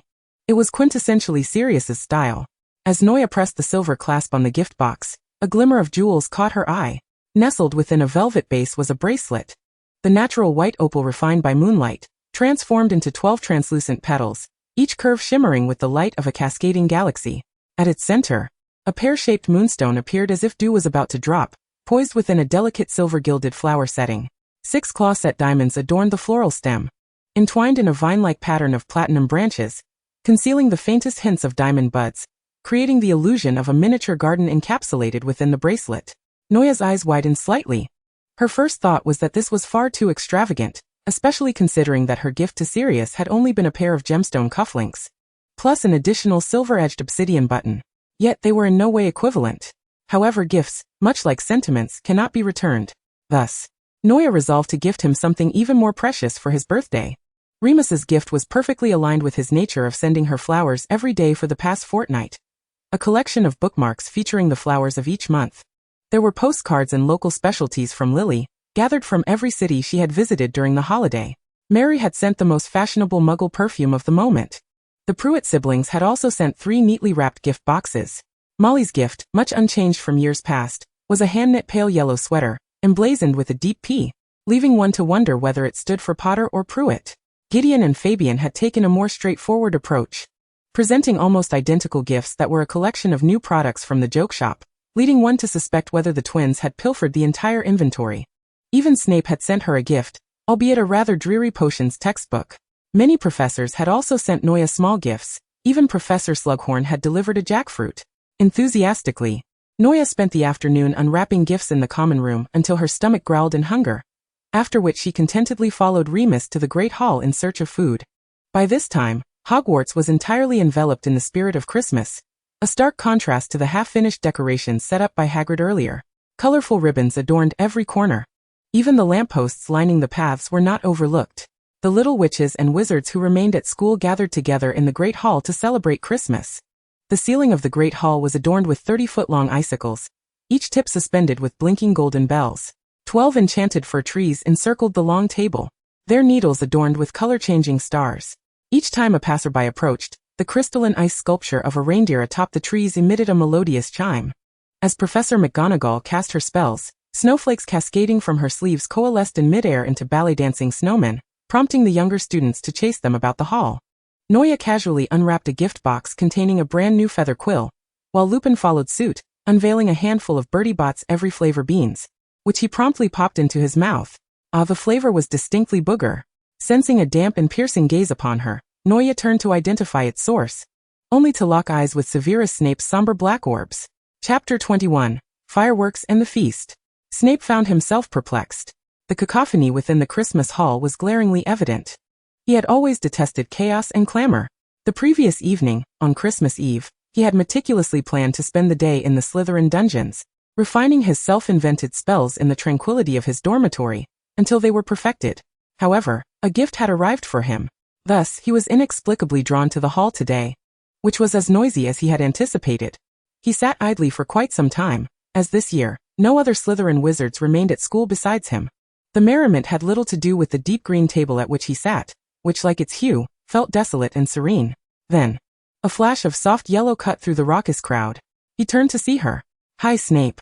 Noya greeted her little professor cheerfully, now clad in the cozy, soft yellow sweater knitted by Molly. "Merry Christmas. Thank you for your gift." She glanced at Snape's bare neck, realizing the absence of a scarf. Aware of her gaze lingering on his neck, Snape pursed his lips, inexplicably compelled to explain, though his voice came out taut and unnatural. "It's not cold today." Noya's gift to him was a scarf, evidently expensive and crafted from soft cashmere, its ends embroidered with intricate patterns resembling naturally grown irises. It clashed starkly with his worn robes and frayed sweater. He stared grimly at the scarf, which seemed so out of place in his wardrobe, before ultimately leaving it unopened in its box, stowing it away in the depths of his cabinet. After greeting Snape, Noya promptly pulled Remus to sit at the corner of the Slytherin table, right beside him. Fortunately this year, few Slytherins remained at school, and even those who did were absent from this dinner, except for Snape. Noya, seated at the dark green table, addressed Snape as if she were the rightful mistress of the academy. Though Remus was somewhat bewildered by the sudden closeness between Noya and Snape, he obediently followed her lead, casting Snape an apologetic and helpless glance. Regardless, Noya's happiness was what mattered to him. Snape averted his gaze, silently fixating on his empty porcelain plate, as though conceding to Noya's presence beside him. She was like that lavish scarf, ensnared within the dismal, damp expanse of deep green. Noya then placed a roasted potato, glistening with honey, onto his plate. He turned to see her smiling at him with a hint of playfulness. "You better not give me my paper for eating this potato," she teased, while simultaneously tossing other dishes she thought he might enjoy onto his plate, directing Remus to serve her various delicacies. Ultimately, it was Remus who intervened to prevent Noya from toppling the precariously balanced lamb chops on the plate. On this day, Snape was unusually taciturn. Though he was typically reticent, he would usually offer caustic remarks. Yet today he simply focused on consuming everything on his plate, before quietly watching the fireworks with Noya and Remus after the feast. The vibrant, kaleidoscopic lights and pastel patterns illuminated the night sky, casting an enchanting glow upon Noya's pale visage. Snape did not watch the fireworks. Instead, he observed the soft luminescence of Noya's face and locked gazes with the equally quiet Remus nearby, feeling as though the food might rise in his throat. Chapter 22. The Return of Young Master Black. After Christmas, time seemed to accelerate as if under the influence of a charm. Even Sirius had returned to Gryffindor. "School's back in session?" Noya, emerging from her dormitory in her pajamas, queried.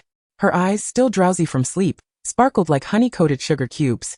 "Indeed it is," Sirius replied, raising an eyebrow, his jacket draped haphazardly over his shoulders, clearly too wrinkled for a second wear. "Don't tease her. She might actually believe you," Remus remarked, observing the glint of mischief in Sirius's dark eyes as he placed a few mousse squares from the hall onto the coffee table, gently guiding Noya to settle onto the soft sofa by the fireplace. Having watched the fireworks and then rummaged through her gifts for half the night, Noya suddenly recalled the sorrowful faces of her friends from 20 years hence, which kept her awake until the first light of dawn crept through her tower window. Although she slumbered well into midday, hunger compelled her to leave her dormitory. Upon seeing Sirius, her first instinct was to think that their schoolmates had returned. Startled by his sudden appearance, Noya jolted awake, glaring at Sirius as she downed half a glass of milk, finally shaking off her drowsiness. "You're back at school right after Christmas? I never knew you to be such a diligent student," she teased, scrutinizing Sirius's wrinkled shirt and jacket. His usually tousled black curls now disheveled and shadows under his eyes indicating fatigue. He lounged lazily on the soft chair diagonally across from her, his meticulously crafted shoes resting beside the suitcase he had brought. Hearing the teasing tone in Noya's voice, he half closed his eyes and cast a fleeting glance at her, oblivious to the innocent glimmer in her eyes. "Hogwarts is far superior to the Black Estate," he replied, though it wasn't entirely a mere platitude to appease Noya. After all, anywhere was better than the Black Home, where the heads of house elves were not casually displayed on the ceiling. Recalling the lavish dinner the night before, where everyone wore extravagant attire and maintained forced smiles, coupled with Walburga's disdainful gaze, he irritably shut his eyes. At least his decision to flee the old manor immediately after the dinner had been without regret. As for the agreement with his uncle before the holiday, he would address that next break, trusting that his dear Uncle Alfred wouldn't mind being stood up once. Upon hearing the hint of bitterness in Sirius's voice, Noya remembered the howler he had received before the winter break, and some rumors she had heard this term, prompting her to change the subject. Noticing the evident exhaustion on Sirius's face, she gradually fell silent, quietly savoring the lunch that Remus had brought her. After a moment, Sirius opened his eyes, fixating on Noya as she nibbled her meal, his gaze drifting from the faint shadows under her eyes to the paleness of her cheeks and the protruding bones of her thin back, exposed by her pajamas. "How have you been?" he inquired, his voice hoarse and brow furrowed. He had intended to check on Noya with Madame Pomfrey once she finished eating. Remus interjected, assisting Noya by offering her a handkerchief to wipe her mouth. Sirius observed that in the span of a fortnight, the bond between the two individuals had undeniably deepened. The throbbing headache induced by the jarring rides on the night bus made him feel as if his temples were pulsating with unbearable intensity. With a slight irritation, he clicked his tongue. While waiting for Noya to return to her dormitory to gather her belongings and change, Sirius cast a sidelong glance at Remus. It had indeed been arduous for you to care for her during this time. Remus offered a faint smile, yet an inscrutable emotion lingered in his eyes, and his gentle visage revealed nothing more. It is merely the duty of friends to look after one another. It is what I ought to do. Humph. Sirius too smiled faintly, deliberately echoing Remus's words. Friends. He articulated the word slowly, each syllable escaping his lips with an aristocratic cadence. Remus's tone remained consistently gentle. Are you not friends as well, Sirius? Sirius let out a soft huff, choosing not to respond further, and Remus remained equally silent. The tension in the air was dispelled when Noya emerged from the girls' dormitory, carrying a small bag. The snow outside had yet to melt, and she donned one of the fluffy white cloaks sent by James, which appeared thin but was lined with the fur of a firetail rat, providing her with warmth.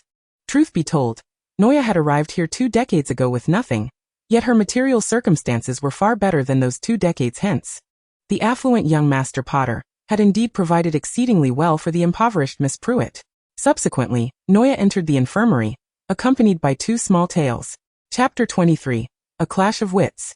Professor Snape, while stirring the gradually lightening green potion in the cauldron with a glass rod, Noya pondered her choice of words.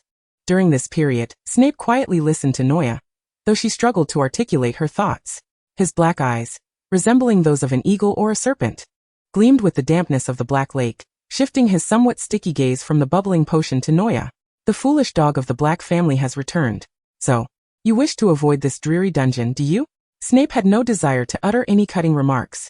He had long since grown accustomed to treating Noya with a measure of gentleness, despite never having anticipated that such a term would one day become associated with him. Though Snape's tone was notably calm, Noya perceptively sensed a hint of displeasure lurking beneath the surface.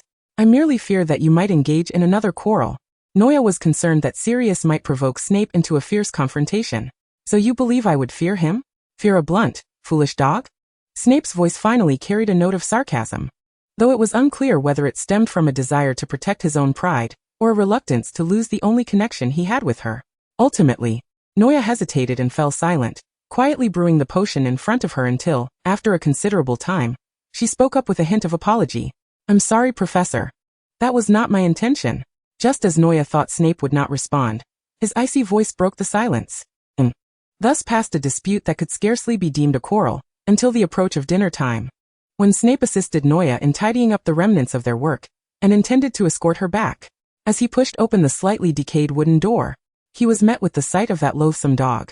Sirius leaned against the wall, his tall figure slouched, casting a lazy glance at the commotion.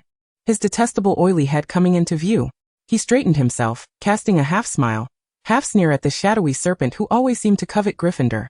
Hearing that fool from the moonlit face say you were tutoring Noya took me by surprise. I thought it was some newfangled joke, yet here we are, it's true. His tone dripped with an irritating superiority. Despite his daily proclamations of disdain for the so-called pureblood ideals of the Black family, and his pride in being at odds with them, Sirius Black was, in fact, steeped in the arrogance and hubris of his lineage.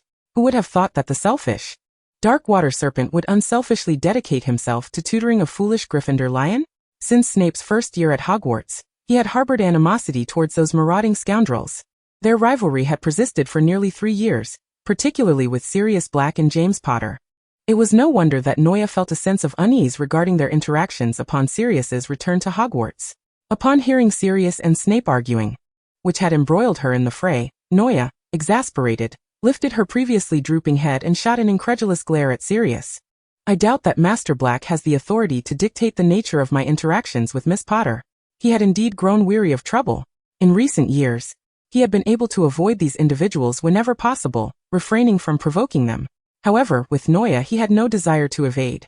Stung by a soft rebuke, Sirius caught sight of Noya's eye roll, which further fueled his irritation.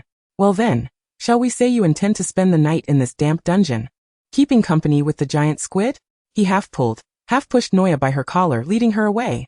Noya cast an apologetic glance back at Snape, leaving him standing by the door, where he could only watch as the tips of his fingers, gripping the potion textbook, turned pale. Chapter 24. Remus's Secret. Time, indeed, felt as though it had been enchanted with a spell of acceleration. Each day, Noya traversed the distance between the infirmary, her dormitory, and the tumultuous potions classroom. Sirius had also improved, although he maintained a resistant attitude toward Noya's tutoring sessions with Snape. Ultimately, he acquiesced to this unavoidable reality under Noya's persistent persuasion. Yet in his heart, he planned to wait for James's return to unleash something grand. "Hey Noya, I'm back." James tossed his luggage into Sirius's arms without a glance at his so-called best friend, his eyes solely fixated on the red-haired witch. Like a gust of wind, he swept in, leaving a faint scent of citrus in the air, and then enveloped Noya in a tight embrace. "Did you miss me?" James, now in the throes of voice change, had a touch of huskiness in his once clear youthful tone, yet it remained bright and clear overall. Noya, struggling to extricate herself from his embrace, answered candidly, "Of course I missed you." This elicited a warm sensation in Potter's heart as he released Noya, who was nearly gasping for breath, and gently tousled her slightly disheveled red hair. Nearby, Sirius maintained a stoic expression as he unceremoniously dropped the suitcase onto the ground. This fellow hadn't changed at all. His gaze was still solely occupied by the red-haired witch. It had once been Lily, and now it was Noya. Thankfully, Noya was merely his sister. Upon turning, James noticed his good friend had thrown his suitcase down but felt no anger. Instead, he broke into a broad smile, picked up his belongings, and casually draped an arm around his best mate. "And you, my dear brother. I missed you terribly." Sirius disdainfully pushed James's unruly hair away, but ultimately succumbed and returned James's embrace with a firm hug. "Noya, are you not returning?" After the two had exchanged pleasantries and whispered about matters unknown in the corner, Remus turned to Noya, with Peter, who usually remained quiet, standing beside him. Noya shook her head, about to speak, when she spotted the fiery red head rushing toward her. Lily's fingertips grazed Noya's face, brushing against her slightly protruding cheekbone. "You truly had me worried sick. Are you feeling any better now?" She barely glanced at the boys nearby as she took Noya's hand and climbed into the carriage drawn by the Thestral, where Mary was seated, waving at the two of them. Nora followed without resistance, merely turning back to flash a smile at James and the others, forming the shape of "see you later" with her lips. Initially irritable, James was soon placated, though he still muttered with a hint of discontent. "You said you came to fetch me, but it's clearly for that Evans." Sirius, indifferent to his complaints, casually draped an arm over his shoulder and entered a carriage, with Remus and Peter trailing closely behind. The start of term was rather monotonous, scarcely different from the vacation, save for the increased clamor of Hogwarts, particularly from Gryffindor, which was a cacophony at 100 decibels. Snape's tutoring sessions were rescheduled to Sunday afternoons, while regular classes continued as usual. Occasionally, he would venture out for nocturnal escapades with the Marauders, but whenever Nora was present, they seemed unable to relax, needing to attend to her extra care. Thus, she gradually reduced her frequency of night outings, fabricating various excuses to deflect their invitations. Madame Pomfrey had begun to sigh more frequently, though she concealed it well. By mid-month, Remus vanished once more, his excuse as transparently dismissive as ever, this time claiming that his aunt's son was ill. Consequently, Nora and the remaining 3 Marauders engaged in a clandestine discussion in the deserted common room. "I've sensed something amiss with Remus for quite some time," James remarked, stroking his non-existent stubble. Sirius nodded slightly, his usual nonchalance tinged with contemplation and curiosity. "I wager he will appear in the hospital wing tomorrow," Nora conjectured, receiving an affirmative response. "Next month," James decisively stated. "When the moon is full, we shall follow him." He finalized the plan with meticulous detail before yawning and returning to their respective dormitories. As anticipated, the next day they encountered a pale-faced Remus in the hospital wing. Under the anxious gaze of Remus, the 4 exchanged furtive glances. On the night of the full moon, Remus once again requested leave, this time for his little aunt's daughter's wedding. Observing the guilt-ridden expression on Remus's face as he expressed regret over the night outing proposed by James, Nora remained silent for a considerable time, striving to control the tremors of her facial muscles and the upward curve of her lips. When she glanced up, she found James and Sirius similarly suppressing their reactions, while Peter simply turned away to cover his mouth. The 4 endeavored to suppress their laughter at Remus's paltry excuse, feigning belief in his story. "Oh, what a pity." James's voice was notably dry, prompting Nora to shoot him a sharp glare from a vantage point where Remus could not see. Don't worry, Moonface. We shall make sure to double your share of the fun when the opportunity arises." James nudged Remus's shoulder, winking at him. His enthusiasm was perhaps a bit excessive. Had it been the Remus of yore, his sensitivity would have easily perceived the undercurrents of mischief among them, yet he seemed preoccupied with his own worries, overlooking many details. Nora tugged James's ear and pulled him aside to a corner of the common room to avoid further slips. While Sirius and Peter concocted an excuse to attend to their potions essay, Remus sat quietly for a moment, eyes wide open, watching the previously boisterous sofa now fall into silence. He blinked, feeling a strange pang in his heart, then slowly rose to return to his dormitory, carrying a small vial of wolfsbane and some bandages. Ears perked, listening to the fading conversation between Remus and Madame Pomfrey, Nora quickly turned to beckon the other three. Hurry. Keep up, or we'll lose him. Especially you, James. Move faster. After all, James held the only invisibility cloak in his possession. Rubbing his reddened ears, James muttered something under his breath, suppressing a grin, and dutifully pulled out the cloak to wrap around himself and his three friends. Amidst Madame Pomfrey's startled exclamations of what on earth, the four of them huddled together, stealthily trailing behind Remus. Nora nestled in James's embrace, close enough for him to catch the scent of her hair. He leaned slightly, his chin resting on her shoulder, feeling her soft strands brush against his cheek like a gentle breeze. He couldn't help but inhale deeply. What are you doing, James? The tickling sensation at her neck nearly made Nora stumble, but James caught her just in time, earning a playful kick from her in retaliation, accompanied by a disgruntled complaint. Focus on the path. Sirius, unable to see what transpired ahead, casually kicked James's calf to keep pace. James turned to give Sirius a bewildered glance, standing still for a moment before returning to coax the slightly irked Nora. The group continued their clumsy pursuit of Remus until they reached the edge of Hogwarts. The branches of the whomping willow swayed erratically in the air, producing a series of sharp cracking sounds. Hidden beneath the cloak, they observed Remus surveying his surroundings before quickly pressing down on the gnarled knots of the tree, revealing an entrance to the concealed passage. Nora recalled the night James had sneakily brought her into Hogsmeade. She turned to him, incredulous. He has been absent every month just to go to Hogsmeade? James shared her astonishment, but before he could respond, Sirius contemplatively interjected. It must be more than that. So should we follow Remus? Peter stammered in inquiry. Of course. Why wouldn't we? James declared, his authority as the leader of the Marauders unyielding. He was determined to uncover Remus's secret. Picking up a stone, he tossed it at the trees, not just as he had done before. The dimming sunlight cast a warm glow upon the passage, illuminating one half while shrouding the other in shadow. James led the others through an alternate passage toward Hogsmeade. The tunnel beneath the whomping willow was too narrow and lengthy, inevitably creating noise that could alert Remus to their presence. They made their way back into the castle, ascending to the 4th floor. Goodness, how do you know so many secret passages? Nora exclaimed in awe as she followed them into an abandoned classroom. In her memory, only Fred and George had explored Hogwarts with such fervor. The room was empty except for a somewhat shattered mirror standing in the center. The fractured shards reflected their disjointed silhouettes. James tapped on the mirror and shouted, I wish to go to the joke shop. The loudness of his voice caused dust to rain down from the ceiling. Sirius rubbed his ears, grumbling, does it have to be that loud? Should I bow and curtsy to the door and say, please open for me, Mr. Door? Rolling his eyes, James retorted with mock sarcasm. Soon after, the mirror vanished, revealing a staircase leading downward. They traversed the passage and shortly arrived at the joke shop in Hogsmeade, where Nora seized the opportunity to purchase several modified smoke bombs that erupted in pink, glittering mist. By the time they reached the Shrieking Shack, the sky was still bright, the sun not yet fully set, casting a warm glow reminiscent of the last rays of twilight. Given the length of the Whomping Willow's passage, Remus likely had not yet arrived at the shack. James carelessly draped the invisibility cloak over his arm, creating the illusion that a part of him had vanished.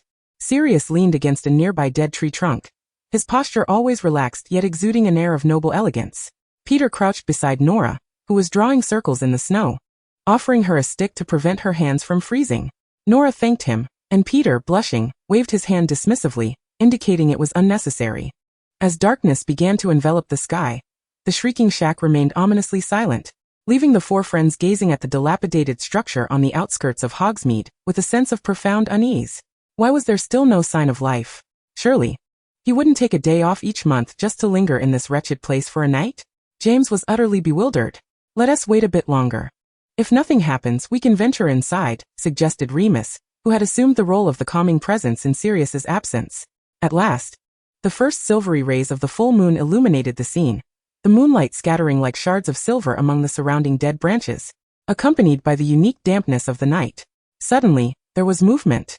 The desolate wooden cabin began to emit faint sounds of collision. James, filled with a secret thrill of discovery, donned his cloak and stealthily led the others through the side door into the second story of the shrieking shack. It was Remus. Noah managed to whisper, her voice strained.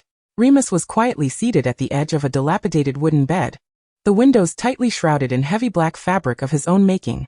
His limbs were bound at the corners of the bed with black strips of cloth interwoven with chains. They could see his pale fingers, taking on a strange bluish hue in the dim light, emanating an eerie, inhuman quality. The oppressive silence heightened their awareness of their own ragged breaths. Everything felt surreal. Sirius suddenly seemed to recall something, gripping his wand tightly. "We need to leave, James," he urged, pushing the others to retreat, but it was too late. On the bed, Remus's spine emitted a sickening crack as he attempted to curl inward, yet was restrained by the iron chains. Fabric tore as his silver fur burst forth from beneath his skin, sharp fangs piercing his lips, crimson droplets cascading onto the rotting wood, leaving dark stains in their wake. As Remus transformed into a towering wolf, howling mournfully, Noah stumbled weakly into Sirius's embrace, the impact against his solid chest causing her eyes to water. Sirius stood rigid, yet he managed to brace himself against the weight that had fallen into his arms. "It's a werewolf," James's voice echoed from a distant place. Noah trembled as she glanced at her companions. Sirius's eyes flickered with an unknown light. While Peter had slumped to the ground in shock, the great wolf suddenly turned to face their hiding spot, its piercing green eyes locking onto hers, a chilling dread coursing down her spine. "Don't move," James whispered, the tip of his wand glowing with a blue light. He and the others moved cautiously within their cloak, striving to escape the shrieking shack. The wolf emitted a low growl, while Noah felt cold sweat pooling in her palm. Remus's tail stiffened as he seemed to discern the scents in the air, his bloodied fangs trembling uncontrollably, his gaze fixated on James and the others, already straining against the chains that bound him. At this rate, those chains would surely snap. Noah endeavored to maintain her composure, while analyzing the dire situation. Though her palms were clammy with sweat, James gently grasped her hand in an attempt to soothe her. They tore off the invisibility cloak and bolted, just as the sound of snapping chains echoed behind them. Noah cast a quick glance back. The massive wolf arched its back and lunged at them, its sharp claws nearly grasping Peter, who was last in line, his eyes wide with terror and pleading. Noah threw herself against Peter, hearing the sound of fabric shredding behind her. James's newly acquired robes were already in tatters. In the chaos, Sirius lunged towards Noah, but was intercepted and pinned against the mottled wall by Remus. James's spell grazed the wolf's ear, only provoking a more ferocious growl. Remus's pupils transformed into burning green orbs, completely devoid of human reason. "He's completely gone," Sirius shouted, seizing the moment to shove Remus away. "Use the freezing spell," Peter screamed, flinging his wand, but his trembling hands sent it off course. Seizing the opportunity, Noah channeled all her magical energy into her incantation. Glacius. The icy blue light struck Remus's legs, causing him to recoil in pain as frost formed upon his silver-gray fur. The colossal wolf let out a more furious howl, charging towards Noah. The sharp teeth seemed poised to pierce her eye, and she could even smell the foul odor emanating from its maw. Amidst the turmoil, Sirius seized his wand, reciting spells at the top of his lungs, conjuring protective armor and flames as inspiration struck. Fire spread from the tip of Remus's tail, filling the room with the acrid scent of burning flesh. He suddenly let out a mournful howl. In that fleeting moment, Noah witnessed the emerald eyes transform into familiar brown, and a single tear slipped from the corner, landing on her cheek. Just as James was about to recklessly charge at the werewolf, Remus broke through the covered window, leaping into the night and sprinting towards the distant forest. Sirius knelt on the ground, cradling his shoulder that had collided with the bed's edge, while James, trembling and weak, half crawled to Noah, embracing her with a tremor of dread. "We almost killed him." Noah stared at her scratched palm, the echo of Remus's final whimper resonating in her mind, a sound imbued with human fear and despair. "He nearly killed us too." Sirius smirked wryly, a hint of sarcasm in his tone. "Damn Dumbledore." He lay back on the floor, muttering under his breath. The wind blowing through the broken window heightened the chill on their faces. It was a solitary tear left behind by Remus. Chapter 27, The Curse. Damn Dumbledore. Yes, truly getting old. Sirius was rarely found sitting upright on the sofa, his expression marred by a palpable tension, and the scent of medicinal herbs clung to him. He had sustained quite a fall yesterday. Remus had slammed him against the wall, leaving a sprawling bruise from his shoulder to his back. Could Dumbledore truly allow a werewolf to attend Hogwarts? He could hardly contain his incredulity as laughter threatened to escape him. The notion of such an event occurring in what was heralded as the safest haven, Hogwarts, was unfathomable to him. He could not believe that the world's greatest white wizard was unaware of Remus's condition. The morning sun streamed in at an angle through the Gryffindor tower, as James stared into the flickering flames of the common room fireplace. The teacup on the coffee table had gone from steaming to cold, untouched. The stench of last night's bloodshed lingered in his nostrils. The glimmering green of Remus's eyes and the bruises on Noah's cheek, alongside Sirius's shoulder and the incapacitated Peter, flashed before him in a haunting procession. Peter huddled in a corner, nervously tugging at the threads of his sweater. Werewolves are too dangerous. If he had bitten us or clawed us last night. I can't even bear to think about it. Noah gazed out of the window at the barren branches, devoid of any sign of spring's arrival. She softly interjected. Remus had tears in his eyes back then. This statement plunged the room into an eerie silence.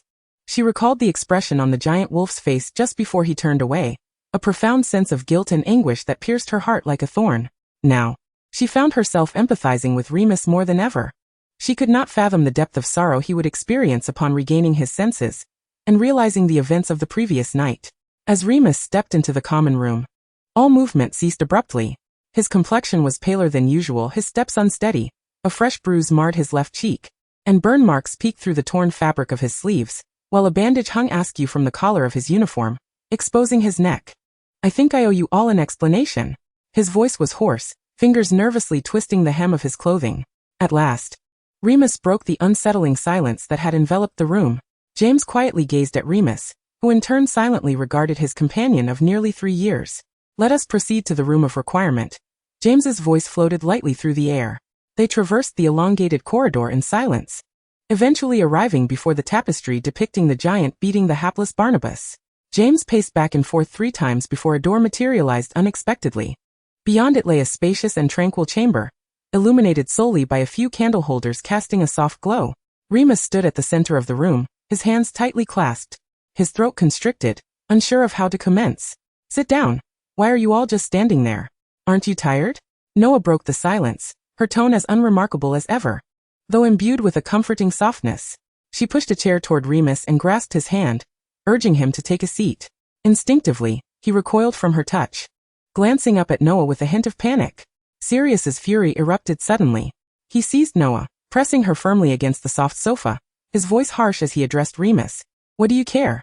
A werewolf who has concealed such a monumental secret from his friends for 3 years? Remus lifted his gaze, his sorrowful brown eyes locking onto those of his former friends, who now inadvertently appeared adversarial. I am sorry, Noah. I am sorry, Sirius. He noticed Sirius's unnatural movements, a consequence of his injuries, intensifying his feelings of guilt, compelling him to lower his gaze once more, unwilling to confront the wariness reflected in their eyes. Noah fiercely tugged at Sirius, preventing him from uttering more hurtful words. Be quiet, Sirius. Once everyone settled into silence, James finally spoke. Remus, you owe us an explanation. Today, James was unusually quiet, so much so that it seemed out of character. The once jovial golden brown eyes now harbored a brewing storm. Remus nodded gently, at last unveiling the bitter narrative of his life to others. His misfortunes began at the tender age of 5. He was not born a werewolf.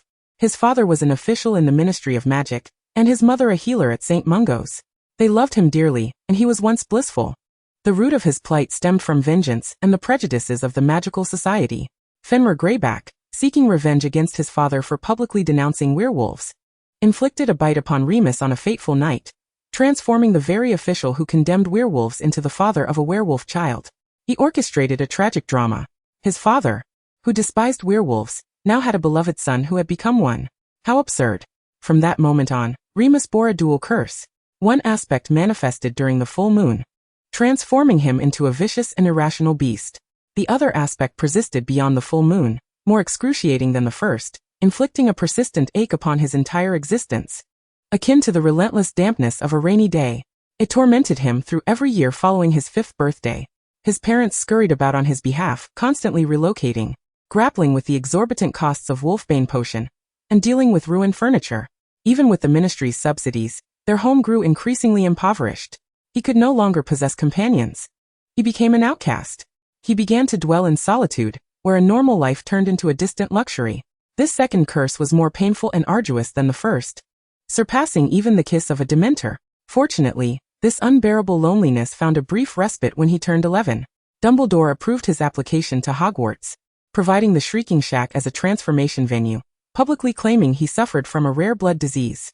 This allowed him to temporarily experience a semblance of normalcy, to be a regular wizard rather than a werewolf. At Hogwarts, he forged bonds with the 3 friends he has now, and eventually met Noah. His once gray world gradually acquired color, supporting him as he navigated year after year. Yet, the truth is like a fire that cannot be concealed.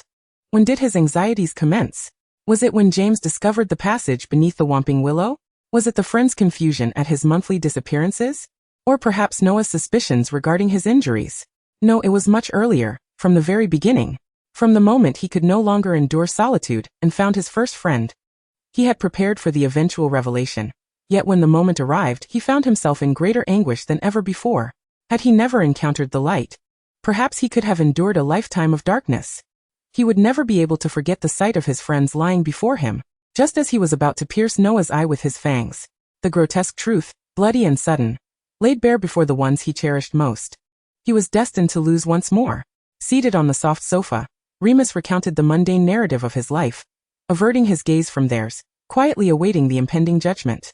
After a prolonged silence, he was enveloped in an embrace that, though not expansive, felt warm and comforting. It bore the scent of citrus mingled with the aroma of healing. Remus looked up in astonishment, meeting eyes sweeter than honey. "You have suffered, Remus." In Remus's incredulous gaze, Noah embraced him, reaching out to smooth his disheveled hair. Repeating her words, Remus blinked, a stubborn little werewolf wizard who seldom shed tears, now allowing 2 streams to cascade down his cheeks under the scrutiny of his 3 friends. What was intended as a confrontation transformed into a moment of solace, as the initially stern expressions of the others softened in their desire to comfort their dear friend.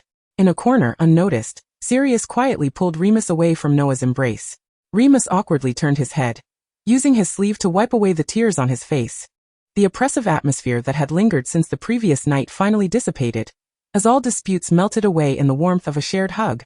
"What do you think we are, Remus? We are friends. Do you understand the significance of friendship? Do you believe that friendships can simply dissolve over trivial matters?" James reverted to his loquacious and animated self, rising to meet Remus's averted gaze.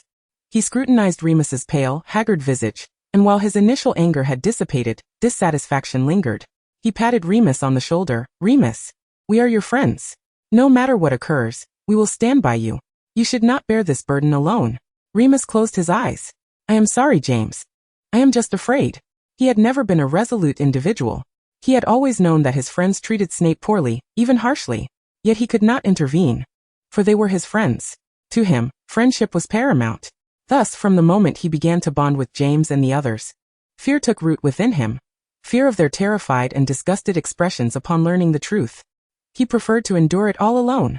Yet how fortunate he was for Merlin's sake, that his friends had never contemplated abandoning him. James understood the unspoken words and refrained from further complaints, instead offering a reassuring pat on Remus's shoulder. Heaven knows, James was hardly a source of comfort, but he was adept at playing pranks that could evoke ire. While James had calmed down, it was evident that this conversation was far from over. Sirius furrowed his brow. "Do you think concealing this from us is an act of kindness? Do you realize how much we worry about you? Each time you quietly vanish and return covered in injuries, we fear for your safety. You must tell us next time something like this happens. Otherwise, we won't forgive you." It was Peter's turn and he merely stammered. "I thought you didn't take us out every month because you deemed us foolish." However, before he could finish his sentence, James smacked him on the back of the head, exclaiming, "What are you saying, Peter? You are the only fool here. Do not dare to tarnish the illustrious reputation of the brilliant and clever Mr. Potter." The 4 misfits erupted into a raucous commotion, as the shocking revelation that Lupin might actually be a werewolf paled in comparison to the pressing question of who the actual fool was. As James aptly put it, merely a trivial, furry concern. Observing their playful tussle, Noya finally allowed herself a genuine laugh. Though friends may not serve as the antidote to the wolf's bane, they undeniably act as a balm to solitude. Lupin would no longer be alone. They took a much-needed nap in the room of requirement, for none of the 5 had managed to sleep the previous night. As for Remus, he had no choice but to endure the night in the common room, nursing his injuries, while James, Sirius, and Peter kept him company until dawn. As the sun set and moonlight filtered through the window onto Remus's eyelids, he instinctively awoke and lay back down on the unforgiving bed. Today he had no need to fear the moonlight. Thank Merlin. Chapter 29. The Flobberworm. The fluffy issue concerning Remus had reached a temporary resolution, yet the curriculum continued unabated. After all, Hogwarts would not grant a lengthy respite due to a minor squabble among friends. The following months unfolded in a predictable manner, with Noya attending elective classes alongside James, darting from one classroom to another. Potions class remained her source of anguish, as the daily requirement of a 15-inch essay was enough to drive her to distraction. Fortunately, with Snape's assistance and some borrowed insights, she managed to cope with Slughorn's course. In fact, within the potions classroom, Slughorn exceptionally awarded her a large O for her essay on shrinking solutions and publicly commended her progress. However, she felt quite guilty, as 2/3 of the essay had been refined by Snape, who had even provided the conceptual framework. The news of Noya receiving extra potions tutoring from Snape had been relayed to James by Sirius, who was all too eager to report. James had attempted to intervene, yet Noya disregarded his advice, warning him not to provoke Snape. If Snape were to remember Noya in the future, she would undoubtedly place the blame for any poor grades squarely on James's shoulders. Though James was reluctant, he could not refuse Noya's request, and could only glare at Snape with disdain while escorting Noya back to the dormitory in the eerie Slytherin dungeon, to be met with complete indifference from Snape. Surprisingly, Noya felt relieved by Snape's disregard. As long as Professor Snape kept silent, all would be well. After all, given Snape's venomous nature, a confrontation between him and James, especially with Sirius thrown into the mix, could potentially escalate into a Third World War. Noya's presence seemed to mitigate some of the tension between Snape and the Marauders. Unlike Remus, who tended to defend his friends blindly, Noya could not tolerate the Marauders' bullying of Snape. Each time tensions flared between them, she would intervene, whether by feigning illness, issuing warnings, or even resorting to physical confrontation. In essence, the conflicts between the third-year Marauders and Snape had become considerably more subdued compared to their first and second years. One day, as she pulled James and Sirius back from seeking trouble with Snape upon their return to Gryffindor Tower, Noya let out a heavy sigh. "I truly do not understand why they incessantly seek to provoke Snape," she lamented, collapsing onto a seat beside Lily, her frustration evident. Feeling a familiar, fluffy head nestling into her neck, Lily reached out with her free hand to offer a few comforting strokes before gently pushing the head away. Perhaps due to the long-standing rivalry between Gryffindor and Slytherin, she found herself hastily completing her 16-inch transfiguration essay while discussing with Noya. The warmth of the common room's fireplace mingled with the comforting scent emanating from Noya, creating a heady atmosphere. The foolish boys, led by Potter and self-proclaimed Marauders, seemed to have their brains controlled by their muscles, arrogant and reckless. As a Muggle-born witch, she found it utterly baffling that such deep-seated prejudice could exist between two houses within the same school. From their first encounter on the train in first year, the tension between James and Snape had been palpable, exacerbated by Snape's sorting into Slytherin, which intensified Potter's disdain for him, leading to inevitable confrontations each time they crossed paths. However, she had to admit that Snape's tongue was indeed sharp. She had realized this when he had mercilessly mocked her sister, Petunia.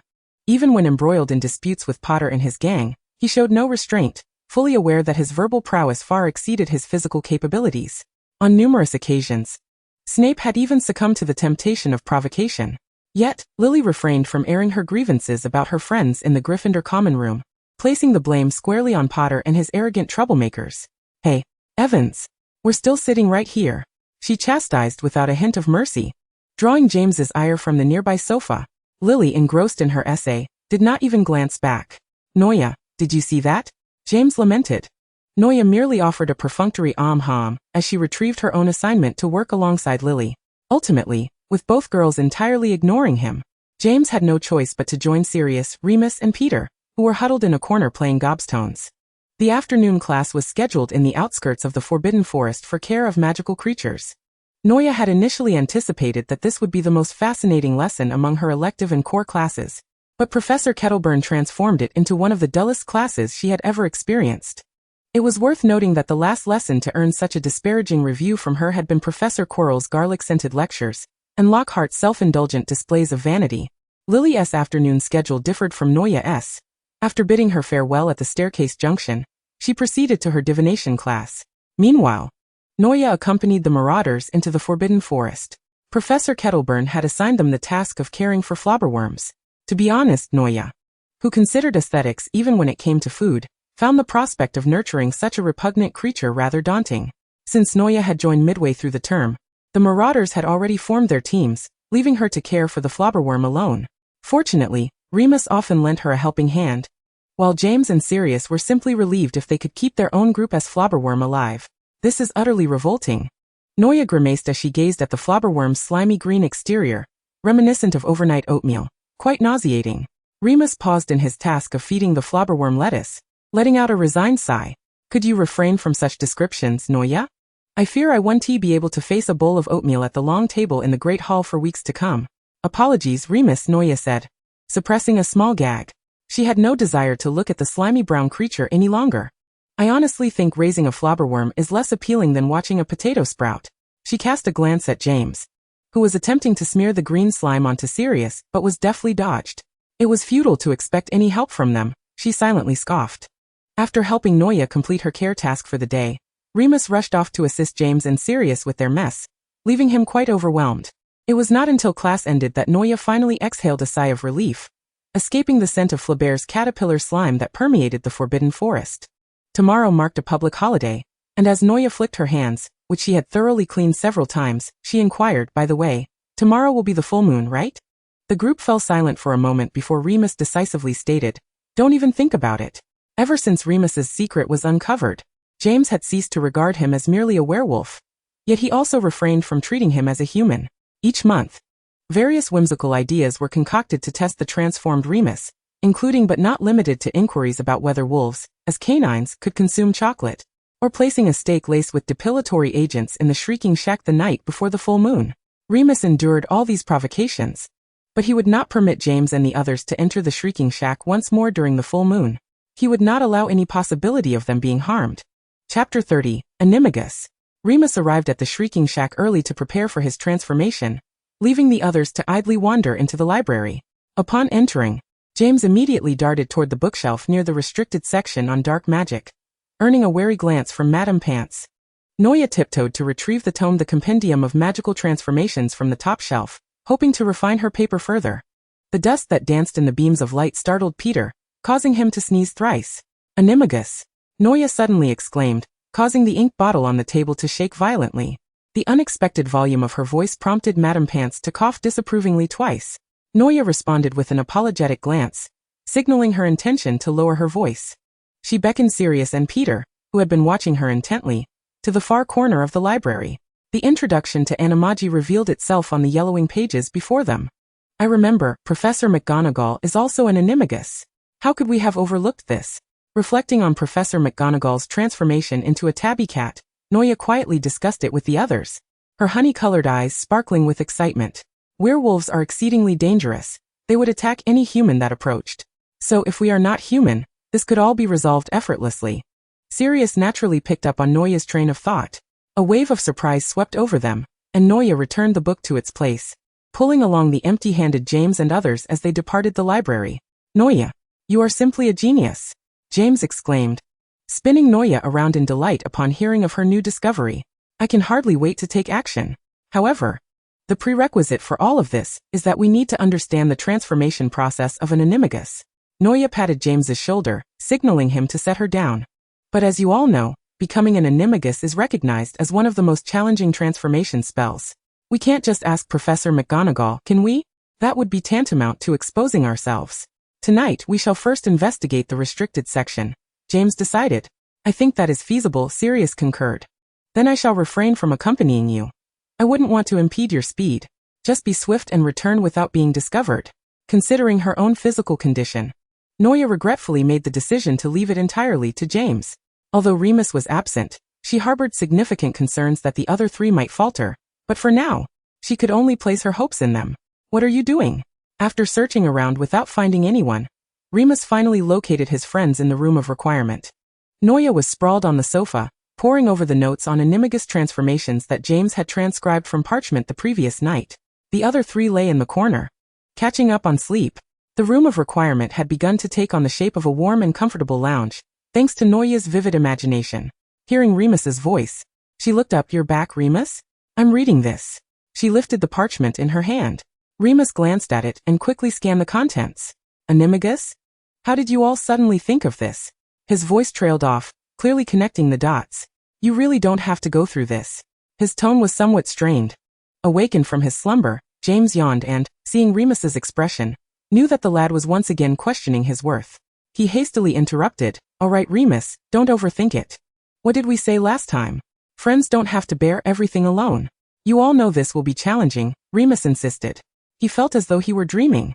The mere fact that his friends could accept him as a werewolf was already a stroke of fortune. But now they were attempting to learn to become animagi solely to ensure he would not face the full moon alone, leaving him to question his own worthiness. Please, Remus. You are more than deserving, Noya said, gently patting the little wolf's head, which was already glistening with tears. Since that day, she had come to understand the insecurities that lay deep within Remus.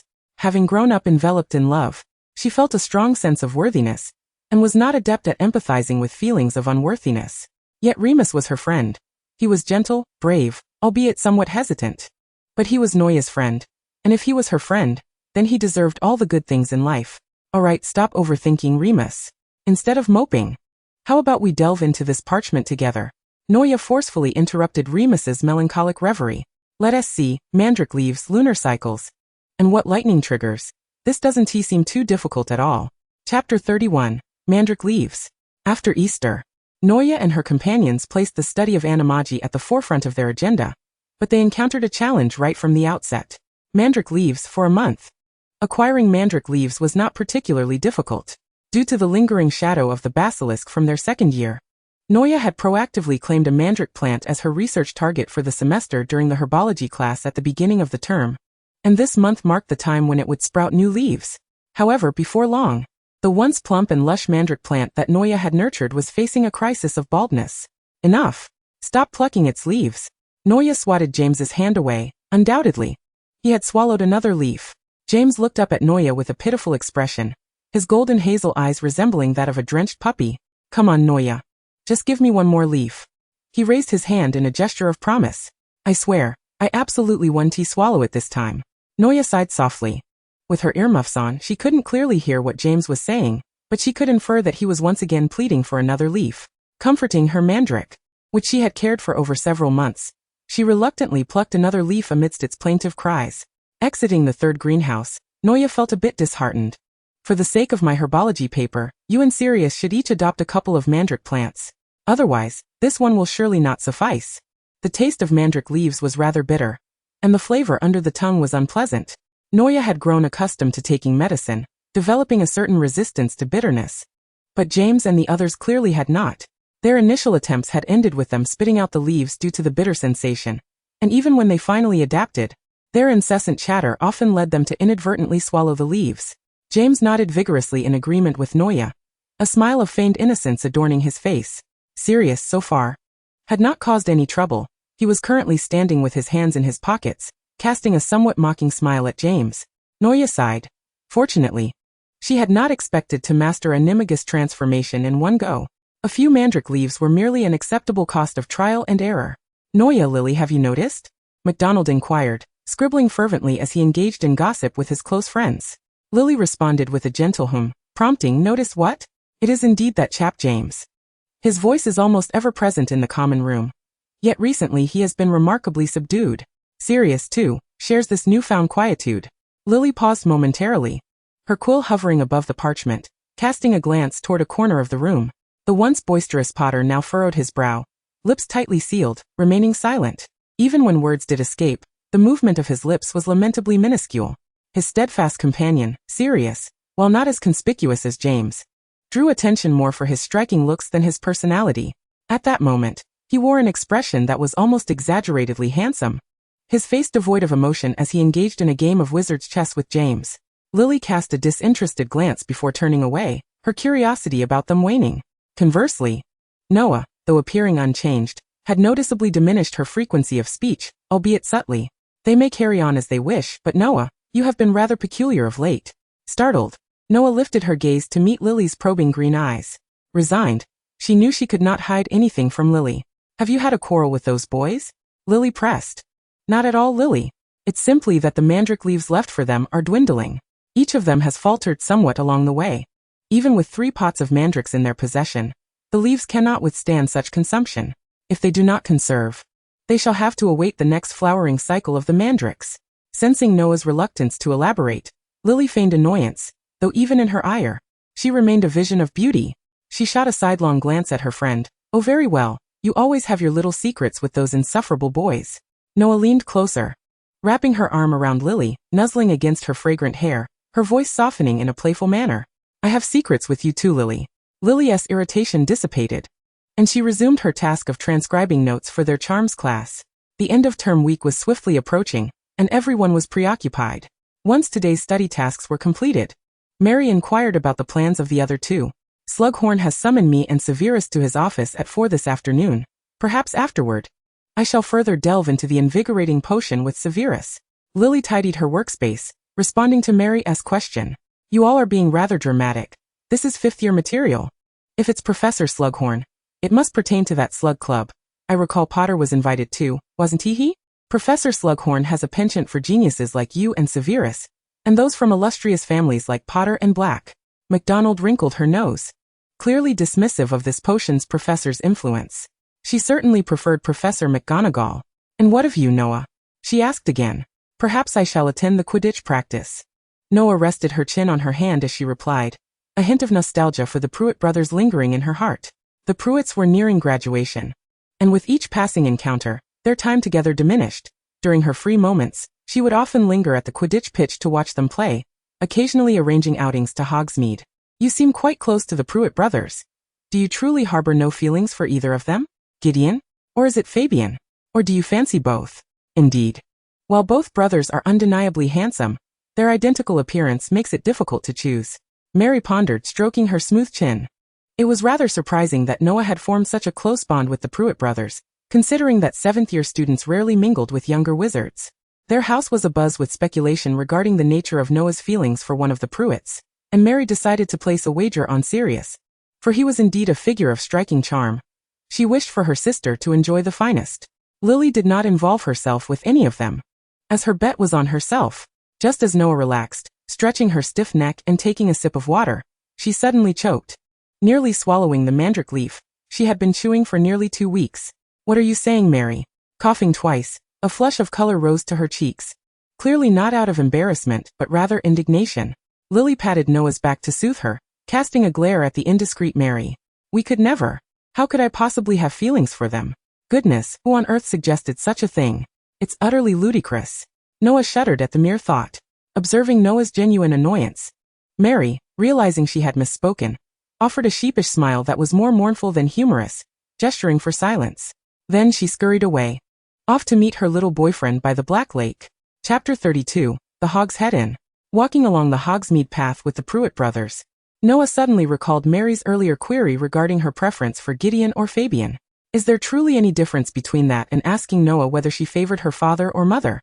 Oh, perhaps the distinction lies in preferring one father over the other. Gideon naturally draped his arm over Noah's shoulder, the petite girl's height perfectly suited to serve as a support for the brothers, who were soon to reach towering heights of 6 feet 3. Noah murmured her dissatisfaction yet ultimately acquiesced. This familiar gesture evoked memories of Fred and George. Perhaps back then, she had been worn thin by another pair of twins. Today marked the weekly Hogsmeade visit, and every alley was filled with the bustling shadows of Hogwarts students. Like a cooped-up beagle finally released to frolic, they were loud, boisterous, and scattered everywhere.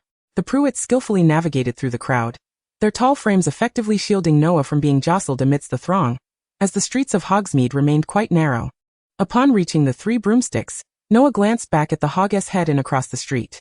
The faintly visible cobwebs clung to the grayish sign, and through the weathered wooden door, shadowy figures in black cloaks could be discerned. It appeared quite mysterious. Noticing Noah's curious gaze, Fabian bent slightly, lowering his head to meet her at eye level, a testament to his willingness to accommodate her stature. What has caught your interest, sweetheart? Are you intrigued by the place across the way? He continued, trust me, if you knew what lay within, you would certainly not wish to enter. Gideon naturally chimed in.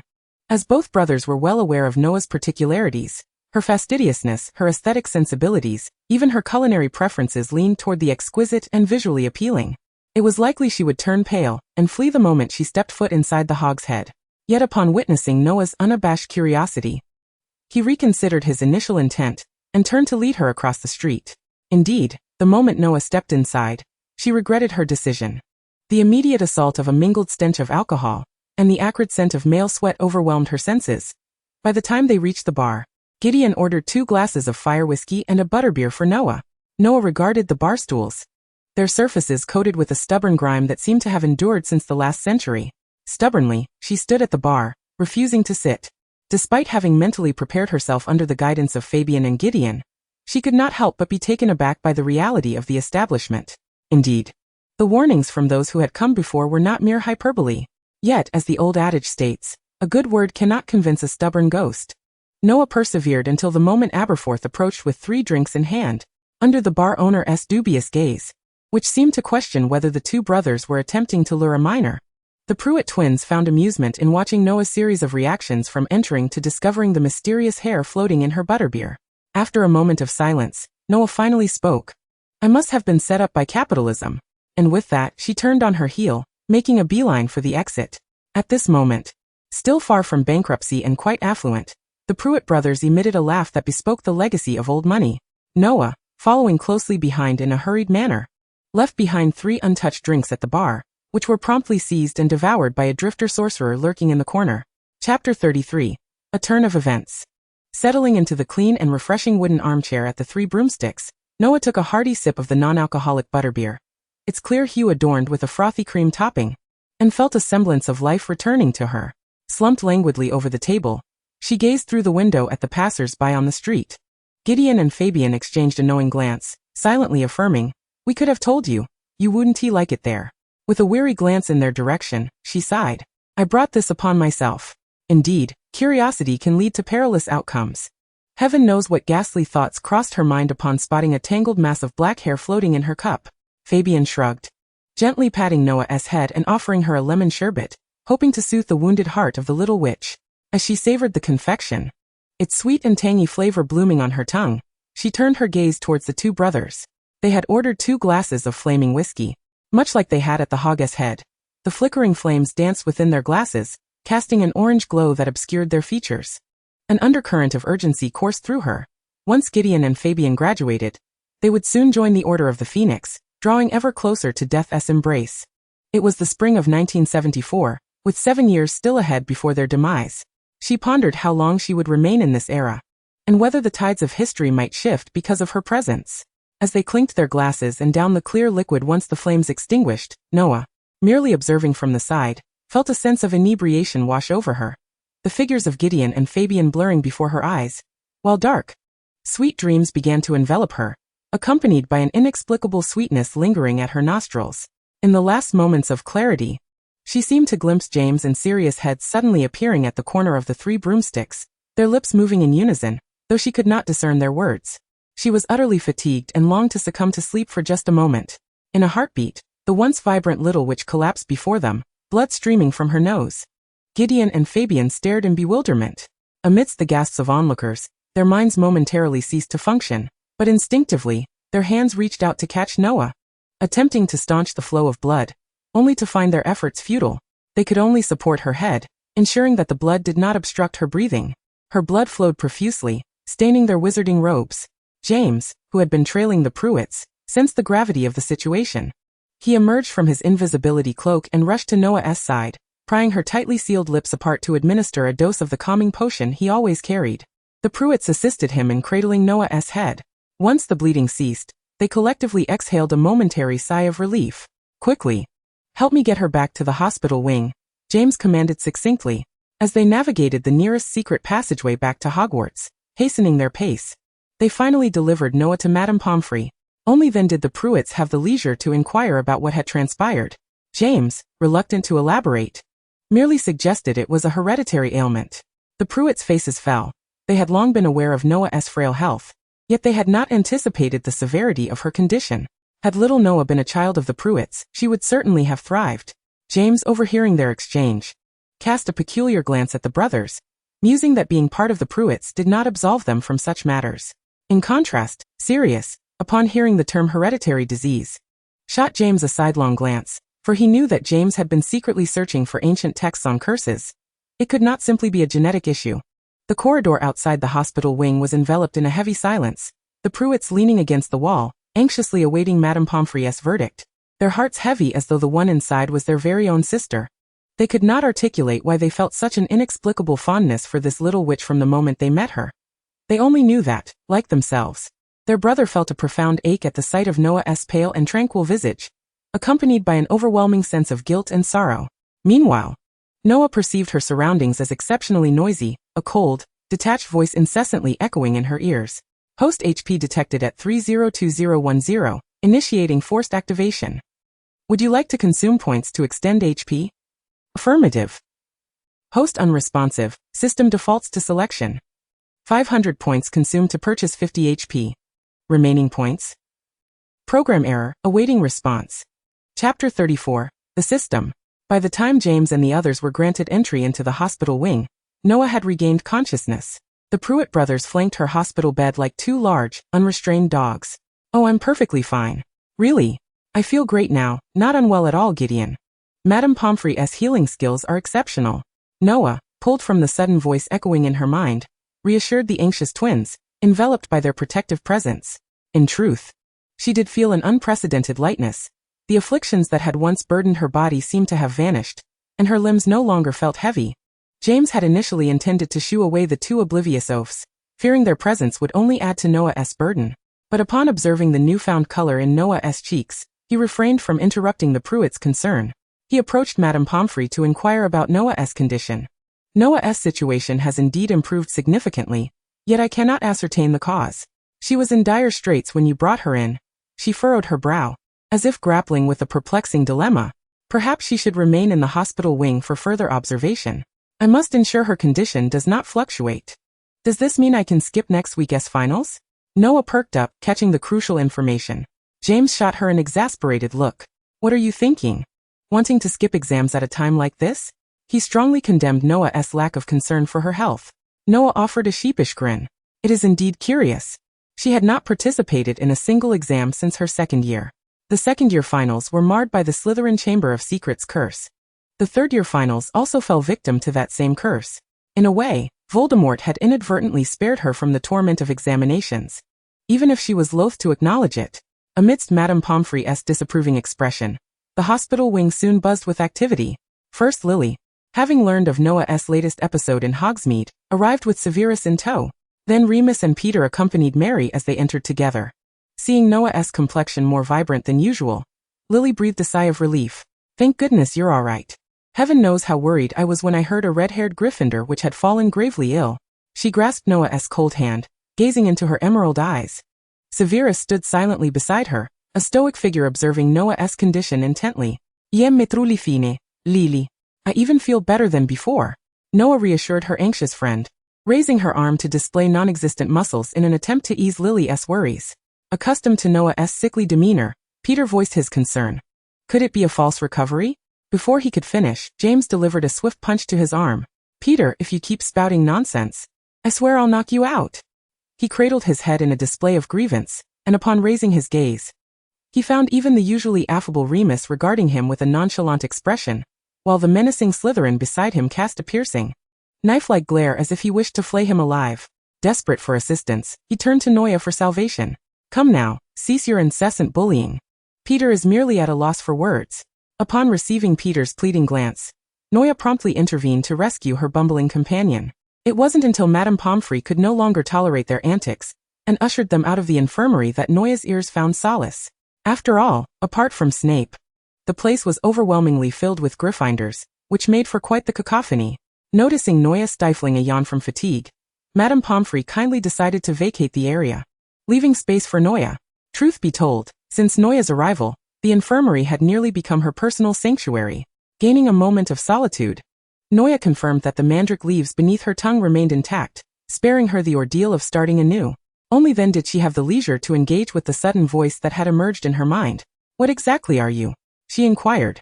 I am System 039. You may refer to me as 39.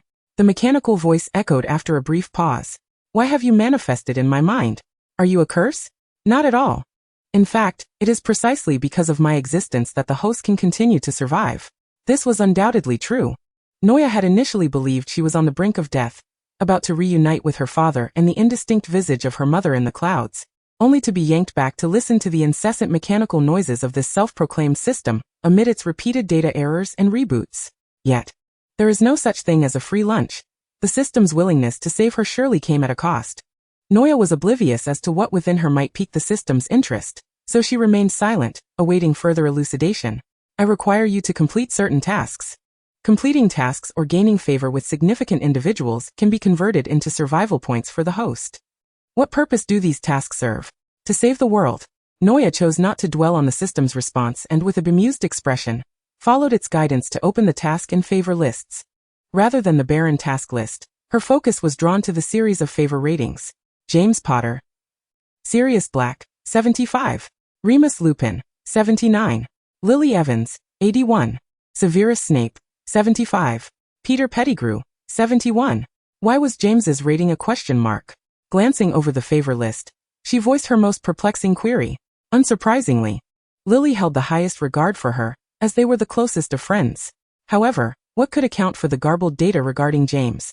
Data error. Unknown program. System is about to enter sleep mode.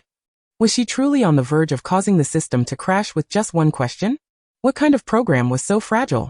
With the system leaving her with a note that side tasks would still be issued normally during its dormant phase, along with points redeemable for use, Noya found herself bewildered, sitting on her bed, utterly perplexed. Chapter 35. Post-exam arrangements. The abrupt emergence and subsequent disappearance of the system did not significantly alter Noya's life. Its brief appearance, accompanied by a panel and sporadic tasks, left her somewhat bewildered, yet willing to comply. She could sense that this so-called system had transported her a decade into the past, and in any case, it seemed to offer her a glimmer of hope for altering the future. Moreover, watching her life points diminish a little every few days, she realized she had to rely on these so-called points to stay alive. She had no desire to meet her demise. However, some of the triggered tasks seemed rather peculiar. Yes, Madame Pomfrey, I must attend the exam, Noya stated with firm conviction, despite the disbelieving expression etched on Madame Pomfrey's face. Merlin knew she was far from eager to take the exam. A readily available excuse was at hand, and even the headmaster had graciously permitted her to forego this round of testing. Yet inexplicably, a task to participate in the final exam had suddenly appeared on her panel. The reward was 50 points. Sighing, Noya reiterated her intention to Madame Pomfrey. Indeed, I shall partake in the exam. Oh, Miss Potter, I never expected you to be such a diligent student. Noting that Noya's health had indeed improved recently, though the reason remained unclear, Madame Pomfrey enveloped Noya in a warm embrace and cheerfully ushered her out of the infirmary. Good luck, Noya. I believe you will receive a report card brimming with OS. With a playful wink, Madame Pomfrey teased. In truth, Noya, who was neither particularly studious nor likely to achieve all OS, blushed as she made her way to the examination hall, just in time for transfiguration to commence. As James, mocking Remus for having inadvertently pulled the feathers from his quill, suddenly widened his eyes, Noya winked at him before settling down beside Lily. Given the imminent examination, James refrained from speaking, merely casting Noya a look that suggested she had been possessed. Thanks to Professor McGonagall, Noya had dedicated considerable effort to transfiguration over the past few months. For her, the written exam was a breeze. The practical merely required transforming a snuffbox into a mouse. With her keen aesthetic sense, Noya transformed the silver snuffbox into an adorable chipmunk, prompting it to perform a tap dance under Lily's astonished gaze. After bowing to Professor McGonagall, she reverted it back into a more intricately designed snuffbox. With Professor McGonagall's approving gaze, Noya felt assured that at least an O in transfiguration was within her grasp. After the examination, James approached Noya with his friends, regarding her with a mixture of suspicion and curiosity. Is that really you? Have you been subjected to a Dementor's kiss, just to attend the exam? He was well aware that Noya's health had markedly improved, enabling her to participate in the final week of assessments. However, how could Noya, who had already received Professor McGonagall's exemption, be so compliant? This was entirely uncharacteristic of her. Noya lifted her chin proudly to mask her unease. Yet she forgot about her height. The gangly youth had grown significantly taller than her, easily deciphering the expression on the freckled girl's face. I am but a wise, knowledgeable, and studious witch, she declared confidently, causing James to chuckle in disbelief. Oh, very well then, wise and studious Miss Witch. The next examination is potions. I hope you can maintain your current state. He raised an eyebrow, his hazel eyes sparkling with mischief, relishing the sight of Noya's dismay, casting a resentful glance at James. Noya scampered over to Lily for comfort. It's all right, Noya. I recall that Severus has been giving you extra lessons in private. Although your potions grades have been abysmal, I trust in Severus's abilities. Lily pinched Noya's soft cheek, noting the healthy blush gracing her face, and offered her words of encouragement with a warm smile. Hearing Lily's words only served to further dampen Noa's spirits, but she was not the only one feeling disgruntled. For instance, the moment James and Sirius heard a particular name, their shared glances conveyed mutual discontent towards a certain blubbering fool. Surviving the grueling potions exam, Noa submitted a standard Felix Felici's potion, which was neither as vibrant as Lily's, nor as viscous as James's, and certainly fell short compared to those of Sirius and Snape. It was undeniable that, aside from Noa herself, her companions were all adept potion brewers. Even the seemingly unreliable James possessed a talent for concocting potions. The only one who could rival Noa was Peter. Upon realizing this, Noa exchanged a sympathetic glance with Peter, who, blushing, quickly averted his gaze. The subsequent examinations posed no significant challenge for Noa, save for the history of magic paper, where she struggled to comprehend half of the content. After completing her tests, Noa successfully earned 50 points, replenishing 5 points of her health, just enough to counterbalance the week's expenditures. Stretching languidly, she strolled by the Black Lake with Lily, relishing the rare sense of relaxation post-exams. Speaking of which, did Noa have any plans for the summer? Lily, clutching a Muggle romance novel, settled on the grass by the lake. This was a gift from her mother, Penny, a clear indication of her sister's softened stance towards wizards, suggesting that perhaps she was no longer so averse to them. Thus, Lily contemplated inviting Noa to her home over the summer. As for plans, there weren't any concrete ones. The end of term heralded a rather lengthy summer break. Perhaps she would first return home with James, after having cancelled on him during Christmas due to health reasons. James was now eager to spend the summer at the Potter residence. What? Is Lily inviting me to your house for some fun? Noa pondered for a moment before grasping Lily's unspoken words, her honey-colored eyes twinkling as she leaned against Lily's shoulder. Of course, I'd be delighted. I'll stay with James for a bit longer, and then I'll come over to your place. Speaking of which, she had yet to experience the Muggle world. Uncle Arthur was often intrigued by Muggle artifacts, which piqued her curiosity, but she had yet to seize the opportunity. She found the Muggle studies lessons rather perplexing. She would certainly want to explore them when given the chance. Thus, after dinner, she mentioned Lily's invitation to James. Going to the Muggle world? That sounds delightful. I want to go. Sirius's gobstones rolled into James's territory, splattering him with a foul substance, yet James seemed unbothered. Noa, however, was quite appalled, swiftly cleaning him up with a few spells and vigorously wiping his exposed, fair face with a damp handkerchief. He didn't mind her rather brusque actions at all. In fact, he leaned in closer, his already flushed face seeking her touch. Sirius snickered derisively and propelled the gobstone towards James's realm once more. Luckily, this time, James managed to block it, not wishing for Noa to suffer the same fate. But you must first accompany me back to Godric's Hollow. My parents have been urging me for quite some time. I have already promised them. We can stay at the Potter residence for a while before heading to the Muggle world together. That sounds feasible, but I will be staying with Lily. You can't possibly stay at Lily's house too, can you? Sirius paused his movements but did not lift his gaze. I have an apartment in London. It's property registered under my uncle's name. Oh, that's splendid, Sirius. Perhaps we could spend an entire month in the Muggle world this summer? James exclaimed, excitedly flicking his gobstone, which resulted in Sirius getting splattered with the unpleasant liquid this time. Noa quickly covered her nose, distancing herself from the two gobstone-obsessed fools. Remus. Peter. James called out, drawing the disgruntled gazes of the other quiet Gryffindors in the common room. He paid them no mind. What's up, James? Remus inquired, rolling his eyes as he offered an apologetic glance to those around him. Sirius and I are planning to venture into the Muggle world this summer. Doesn't that sound fun, Remus? Would you like to join us? Oh, and of course Peter too. After a moment of contemplation, Remus acquiesced. Perhaps. My parents shouldn't object. Peter, however, declined with a hint of disappointment. I don't think I can. My parents have already planned a trip to visit my aunt in Ilvermorny for the summer. James shrugged in regret. That is quite unfortunate. It seems our adventure will be one short this time. Chapter 36. The return journey on the Hogwarts Express. James had taken the initiative to reserve seats with Noa's luggage alongside Sirius, while Noa boarded the train empty-handed. As she passed through a compartment, a sudden hand pulled her inside. Lily tugged Noa to sit beside her, facing Severus. How shall I put it? You must spend the summer with me. Lily entwined her arm with Noa's, leaning almost into her embrace. Noa relished this intimate closeness with Lily, of course. I'll send you a letter to keep you informed. Severus sat composedly in his seat, examining the spell materials borrowed from the restricted section. As for the permission to borrow them, Professor Slughorn was typically lenient towards gifted wizards. He shifted slightly, his voice low and somewhat perplexed. Spend together? Indeed, Severus. Noah has promised to visit my home this summer, Lily exclaimed cheerfully. By the way, Professor Snape, you and Lily are neighbors, aren't you? Noah suddenly recalled something and turned to Severus across from her. Professor Snape? Lily echoed Noah's formal address. Glancing between Severus and the casually oblivious Noah, she raised an eyebrow. What's this quirk of yours, Severus? You never seemed the type to have such peculiar interests. Severus's face flushed crimson before turning pale. He sensed that his reputation was at stake. It's not like that, Lily, let me explain. Lily tightened her grip on Noah's arm, leisurely observing Severus, whose complexion was fluctuating.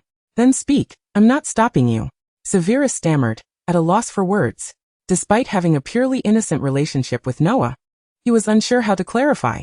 After all, ever since their first private tutoring session, Noah had naturally referred to him as Professor Snape. Initially indifferent to what she called him, he had grown accustomed to it over time. It was only when she addressed him as professor in front of others that he became acutely aware of the embarrassment. Even his toes hidden in his shoes felt misplaced. He shot a subtle glare at Noah, who remained blissfully unaware of the sudden tension in the compartment. Professor Snape helped me with potions, so isn't he a professor? She questioned, puzzled as to why this was an issue. After all, Severus was indeed her instructor. Hearing the repeated title from Noah's lips, along with Lily's teasing laughter, Severus let out a low groan, covering his face. A hint of crimson could still be seen peeking through the gaps between his long fingers. Lily stifled her laughter, patting Noah's head, unable to determine if Noah was genuinely oblivious or cleverly mischievous. As her remarks left Severus flustered and furious, yet he remained unaware. Severus managed to contain himself. Had it been anyone else, he likely would have unleashed a torrent of venomous remarks. But then again, who could resist Noah? She was simply too endearing. As time ticked away, it was apparent that if Noah didn't return soon, James would surely come looking for her. She would rather not have him and his rowdy friends engage Severus in a noisy argument. To expedite her friend's release from this mortifying state, Lily nudged Noah. All right, you should go find your brother now. If you don't hurry, he might turn the entire train upside down looking for you. Stepping out, still bewildered, she soon bumped into James, who fussed over her like a mother hen, scolding her while seizing her collar and pulling her under his arm. Noah Potter. How old are you exactly? Do you only realize you shouldn't run around when someone is watching you closely? It's astonishing how quickly one can vanish. In the time it takes to set down a suitcase, a person can simply disappear. Stop, stop, stop. You are my dear brother. Noah raised her hand to pinch James' incessantly opening and closing mouth. I'll definitely follow you properly next time. I only spoke a couple of words with Lily, and it ended up feeling as though I got lost. It was always about Evans. Who didn't he have a sister of her own, but had their mother constantly monitoring mine. All right, of course Lily has no sister. She only has an elder sister. In the future, your son will have to stay at her sister's house. This time, it was James who fell silent, pinching Noah's mouth, wishing to hear no more of her chatter. Day in and day out, you're like a wooden block, utterly oblivious. Once on board the carriage, Noah hadn't been seated long before drowsiness overtook her. She was still gnawing on the licorice wand James had bought her. The sweet flavor combined with the rocking of the carriage made her yearn for sleep even more. As she swayed gently, her head slipped onto Sirius's shoulder, and she closed her eyes. Sirius felt a weight on his shoulder and glanced sideways, noticing a red head resting against him. After a brief pause, he chose not to move. The other passengers in the compartment lowered their voices. James hesitated, contemplating whether to shift Noah's head onto his shoulder, but feared waking her, ultimately deciding against it. This tranquility lasted for over an hour until a commotion outside broke the silence. Regulus had exited the Slytherin compartment to use the restroom, and, through the translucent door, spotted a familiar silhouette. After much indecision, he couldn't resist knocking. Hearing the noise, Remus set down the Daily Prophet and opened the door, momentarily stunned by the sight of the green-clad figure. It took him a moment to recognize Sirius's younger brother, due to the distinctive, dim gray eyes characteristic of the Black family. He nodded gently in greeting, then turned back to look at Sirius, who remained stiff and motionless, lowering his voice to ensure Sirius could hear. Sirius, your brother. Sirius lifted his gaze, impatience nearly spilling from his eyes, which bore a striking resemblance to the ones outside. He furrowed his brow. Not now. But the figure at the door stood unwavering. Ultimately, he could only watch as James carefully moved Noah's head from his shoulder to his lap. With an annoyed click of his tongue, he quietly exited, shutting the door behind him. What's going on? Regulus, feeling the unusually low pressure emanating from his brother, was somewhat bewildered. He couldn't recall having upset Sirius recently. Their last argument had been when he was sorted into Slytherin during his first year, and he had seen that look of disappointment in his brother's eyes. The last time he helped Sirius escape from the Christmas feast at the Blacks had seen his brother's demeanor quite amiable, blinking in confusion. He relayed their mother's message. Mother said that after we disembark, Creature will take us directly to Grimmauld Place, and after changing clothes, we'll head to the Malfoys for dinner. You called me out here for this? Sirius, impatience evident in his tone, pressed his lips together. Could you keep your voice down? Is this the etiquette of the Blacks? Watching Sirius turn and walk away, Regulus stood there, perplexed and at a loss. Chapter 37. The Stimulant. The midnight moonlight streamed through the window, and Noah felt her stomach protesting. After much contemplation, she decided to sneak downstairs to the kitchen in search of something to satiate her hunger. She treaded lightly down the wooden stairs, and the kitchen, which should have been shrouded in darkness, glimmered with a faint light, the air thick with the distinct aroma of stimulant potions. Noah intentionally slowed her pace, approaching James, who was multitasking, taking notes while stirring a cauldron with a glass rod. What are you doing? Ah! James exclaimed, nearly leaping from his spot, almost dropping his notebook into the boiling cauldron.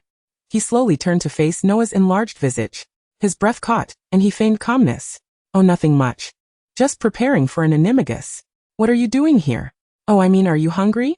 I can make you a sandwich? He awkwardly shifted the topic. This assertion wasn't entirely unfounded.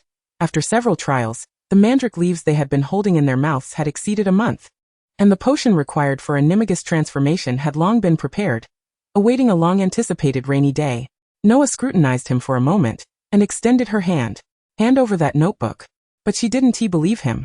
It was hard to fathom that James would be secretly working on animagus matters in the dead of night. James concealed the notebook behind him, silently confronting Noah, as the cauldron emitted a foul scent from the burnt potion. Just as Noah was about to make a move to seize it, James finally relented, ruffling his hair and reluctantly handing it over. Fine. I've searched every book in the house, even the restricted section at Hogwarts. I even wrote to Dumbledore, but he replied that the curse on you is quite complicated, and there isn't a ready-made countercurse. To be honest, I had planned to visit the Peril estate today. He glanced at the ruined potion in the cauldron, stifling a yawn. Clearly, that is not happening tonight.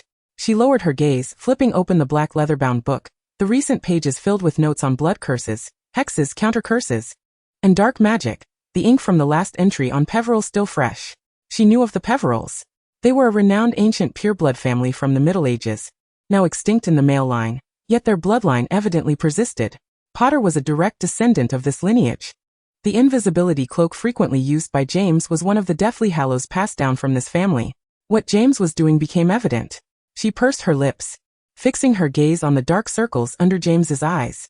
You don't need to go to such lengths for me. But I want to. James interrupted her unfinished thought, his voice tinged with obsession. He paused, lowering his tone further. Noah, I dreamt that you disappeared. Don't stop me, as long as there's the slightest hope. After a prolonged silence, Noah relented. I won't stop you, but you must go to bed now. Also, I hope that if you do visit the Peveril estate, you'll take me with you. In the dim light, James saw the glimmer in Noah's eyes, and after a moment of silence he smiled and agreed. He wrapped his arms around her frail form, carefully restraining his strength, feeling her fragile bones. All right, time to wake up. No, get up. James pounded on the door with a loud bang. Euphemia, who was setting breakfast on the table, furrowed her brow and raised her voice to reprimand. Jamie, even if you're knocking on your sister's door, you should be polite. Keep it down. The young Master Potter, frequently scolded by his mother since Noah had come to stay with them, pouted and reluctantly softened his actions. Lying on the soft bed, Noah frowned, finally awakened by the noise. After lying quietly for a moment, she spoke. Come in, James. The door is open. As James opened the door, he found Noah still nestled in bed, not having moved an inch, likely having drifted back to sleep. He hurried to her bedside, the little witch's half-face buried in the blankets, revealing only her delicate brow and closed eyes. Her thick, long lashes shimmered with a golden hue. James knew that beneath those tightly shut eyelids lay a pair of honey-colored eyes, glistening with brilliance. He patted Noah's head, instinctively lowering his voice. Time to get up. Noah. Mother has made breakfast. We're waiting for you to eat with us. Noah opened her eyes in confusion, a mist still lingering in her gaze. Yet upon hearing James mention that everyone was waiting for her, She began to rouse herself more fully. She stifled a yawn as she rose. Pulled up by James's gentle tug, standing in place for a few moments before stepping down from the bed, intent on making her way to the washroom. James, quick on his feet, pressed her back gently and helped her into her shoes. "Thank you, Jamie," Nora mumbled, still groggy from sleep. James watched her with concern as she wobbled slightly on her way to the washroom, wishing he could assist her with her morning routine. After grabbing the toothbrush already adorned with toothpaste from the sink, she brushed her teeth and splashed cold water on her face, finally feeling fully awake. By the time they descended the stairs, Euphemia had already arranged a lavish breakfast spread on the dining table. Although the Potter family was of pure blood, they adhered to a family ethos that eschewed the servitude of house elves. Valuing equality and freedom, the Potters believed that having house elves represented a form of constraint. Thus, every meal was prepared by Euphemia herself. Yes, Euphemia. From the very first day Nora arrived at the Potter household, the Potters exhibited an extraordinary fondness for her, openly admitting that their son had been rather spoiled and was quite disobedient. They yearned for a sweet and obedient daughter, and Nora fit that bill perfectly. According to James, it was merely an act of kindness on his part to adopt a sister, thus she naturally became their daughter, and they hoped Nora would come to call them mom and dad just as James did. Nora felt too shy to address them directly in that manner, considering her own father was very much alive in her current timeline, so she opted to add their names when referring to them. Being a wealthy pureblood family, Nora found Euphemia's breakfast spread to be quite opulent. Euphemia was indeed a woman of refinement, and the table was set with exquisite, hand-painted Chinese porcelain. The aroma of Indian black tea was particularly rich and inviting, accompanied by a pot of Pampas milk and a plate of Canadian maple syrup. The rest of the spread included some regular breakfast items. Though not as varied as those at Hogwarts, they were undeniably more elegant. After exchanging morning greetings with Euphemia and Philemon, Nora settled into a cushioned wooden chair to tackle her breakfast. Taking a bite of the crispy bacon, she gave Euphemia a thumbs up, expressing her admiration for the culinary skills displayed. Euphemia glanced at her son, who was devouring his food with reckless abandon, and then at Nora, who was still graciously praising her cooking, sighing in bemusement at the stark difference between boys and girls. After breakfast, James initially planned to sneak away, but Nora, with her keen eyes, caught hold of his sleeve. Leaning closer to whisper in his ear, she playfully threatened, "Don't forget what you promised me last night. Don't even think about leaving me behind." James sheepishly smiled. "How could I, my lady? I was merely intending to pave the way first." Nora regarded the dark circles under his eyes in silence. Chapter 38. The Phoenix Altar. Hire James. Ultimately, James resolved to take Nora on a moonlit adventure to the Peril estate. He had secretly borrowed Philemon's vintage silver arrow broom from the storage, known for its remarkable speed despite its poor stability. The night air was crisp, and Nora's rose-colored hair shimmered under the moonlight like flames. She sat sideways on the broom's rear, wrapping her arms around James's slender waist, resting her forehead against his shoulder blades, relishing the long-missed sensation of altitude and wind. As if she were still in good health, James felt the warmth radiating from her, his back stiffening, his ears slightly flushed. Yet he had to constantly maintain the broom's balance amidst Nora's restless shifting. She let out a delighted laugh at the thrill of flying again. But when James executed a sharp turn, she suddenly felt dizzy, instinctively clutching at his thin shirt. He immediately slowed down, one hand reaching back to reassure her. "Don't let go, I'm right here."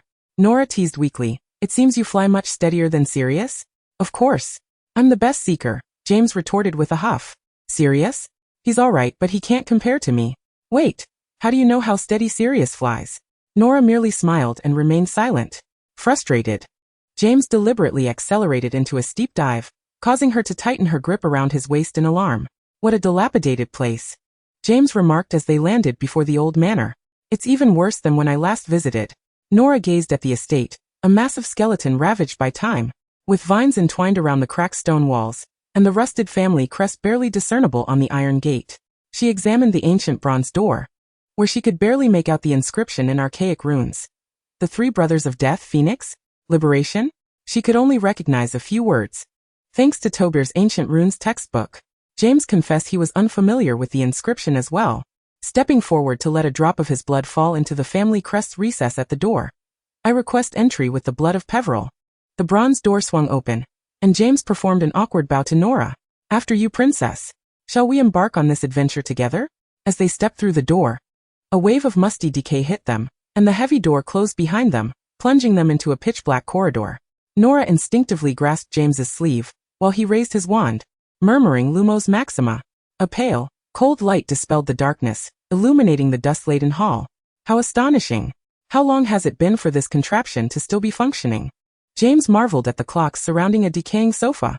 The golden clock by the fireplace had its hands spinning counterclockwise, and despite being covered in dust, the dial continued to operate. Nora placed a hand over her heart, feeling an odd pang every time the hands passed the XII. She opened her system panel to check her vitality, noticing the numbers steadily declining. She exchanged some points for 20 HP, distancing herself from the clock. James's gaze was drawn to a painting on the wall. The portrait of the Peveril ancestors was replaying scenes of being consumed by darkness, their cracked lips moving. Do not seek the phoenix, for time is a raft. And the soul a vessel. He frowned, sensing that this place was far more sinister than the shrieking shack, rife with traces of dark magic. He took Nora's hand, leading her toward the library from his memories, but as they traversed the corridor, Nora halted him. James, what is that? At the end of the corridor, a cracked mirror caught Nora's attention, compelling her to look closer. She instinctively reached out to touch the ornate frame. Is it the mirror of Ariste? She whispered. The mirror reflected her image, her shoulders torn, crimson wings extending from her body. A figure stood opposite her, his face obscured, as he traced her features with a pale fingertip. I will find the way to immortality. This was not the mirror of Ariste. It bore no resemblance to the future she envisioned in her heart. Meanwhile, James's reflection showed himself cradling a baby. A red-haired woman smiled as she amused the child in his arms with a rattle. He faintly recognized the initials HJP embroidered on the blanket. The woman lifted her head, revealing a pair of green eyes. Don't look at that thing. James abruptly pulled her away, but the mirror exuded dark mist, ensnaring their wrists, as if it were a living entity. He used his light to disperse the ominous fog, eager to escape from the inexplicable mirror. Although the dark mist dissipated, it trailed behind them like a winding ribbon. Nora observed it for a moment, hesitating before suggesting, it seems to be guiding us? She wished to follow it. They followed the thread's guidance to a cellar entrance obscured by a heavy stone slab. James blasted the stone apart, revealing a staircase leading downward. The two exchanged a glance and descended without a hint of hesitation. Two Gryffindors huddled together, embarking on an adventure devoid of forethought. Cautiously traversing the damp stone steps overrun with moss, the flames of the wall sconces flared to life, revealing the hidden secrets of the cellar below. It was an altar. Atop the circular stone pedestal stood a fragmented sculpture of a phoenix, its wings broken, its eye sockets hollow, engraved with ancient runes that eluded even Noya's comprehension. As if sensing something, she reached out to touch the cold stone at the sculpture's heart, a chill radiating from her fingertips to her core, and then, the phoenix shed a solitary tear. Like a droplet of liquid metal, it transformed into a piece of phoenix stone in her hand. In an instant, the sculpture crumbled into dust. James swatted Noya's restless hand, which had been fidgeting since their entrance into the old manor. Noya Pruitt, could you exercise a modicum of caution? Ever since we arrived, you've been groping about. Aren't you afraid of encountering some dark magical artifact? He at least had the privilege of being a Peveril. Even the most twisted pureblood family would not harm their own bloodline. Noya offered a sheepish smile, her guilt evident as she handed the phoenix stone to James. He examined it closely, discovering it was imbued solely with pure, purifying energy, before tossing it back to her. Hold on to it. It might prove useful against your curse. No sooner had he spoken than the entire cellar began to tremble, bricks tumbling as if the manor itself were enraged by the intrusion into its secrets. Countless spectral hands erupted from the walls, and James hastily yanked Noya to flee. Merlin. I knew it. The Peveril Manor is a den of dark magic. He dashed with Noya, only for the staircase to suddenly collapse. Noya's eyes widened in alarm. She forcefully pushed James away, and the crumbling wall fell where he had just stood. She gasped, half buried beneath the rubble, her left leg gashed, blood seeping from the wound. You must go, James. Go summon Dumbledore. He will save me. As she spoke, she exchanged her waning life force for points, desperately clinging to consciousness, hoping her points would sustain her until help arrived. But James could not afford to be lost here. What are you saying? He turned back, frantically clearing the debris pinning her down, blood seeping through his fingers. Do you think I would abandon you? We cannot both perish here. Be quiet. He was genuinely angry now, shouting at her. He fell silent, merely hastening his efforts. Watching his stubborn face, Noya, feeling helpless, reached for the wand that had fallen with them. The pain made it hard to suppress her labored breaths. At last, as she grasped her wand, the stone in her pocket began to radiate warmth, emitting a soft white glow that repelled the surrounding apparitions. just when despair threatened to engulf him. James seized Noya's wand and uttered a spell to dislodge the stones trapping her. He swiftly scooped her up and charged toward the exit, muttering, "I must learn nonverbal magic."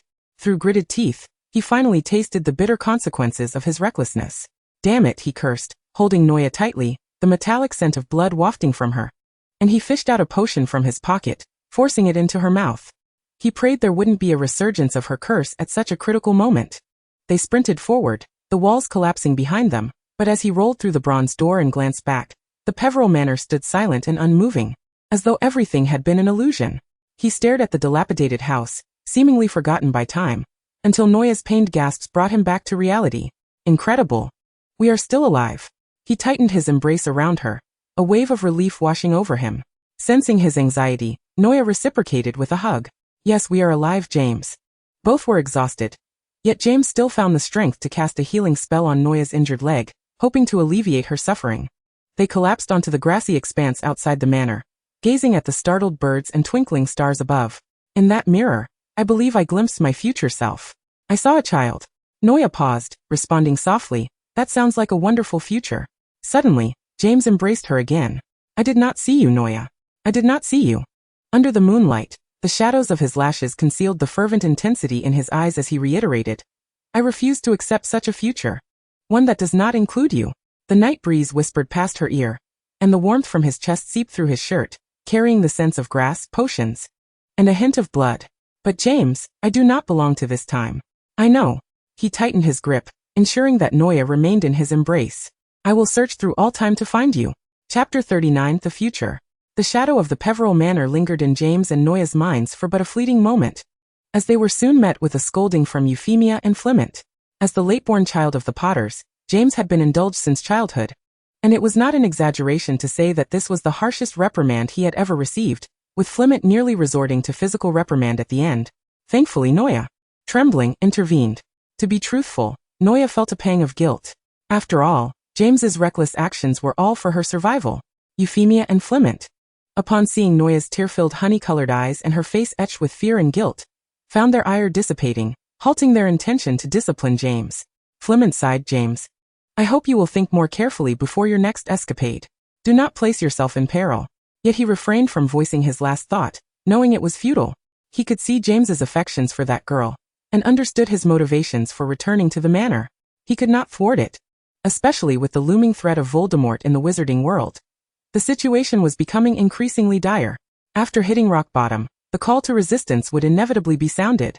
And James Potter, his proud son, would surely stand at the forefront of that rebellion.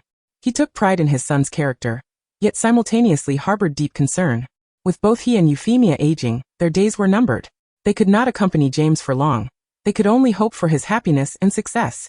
Yet in this era, such a simple wish felt like a luxury. He watched as James and Noya departed together, sighing softly.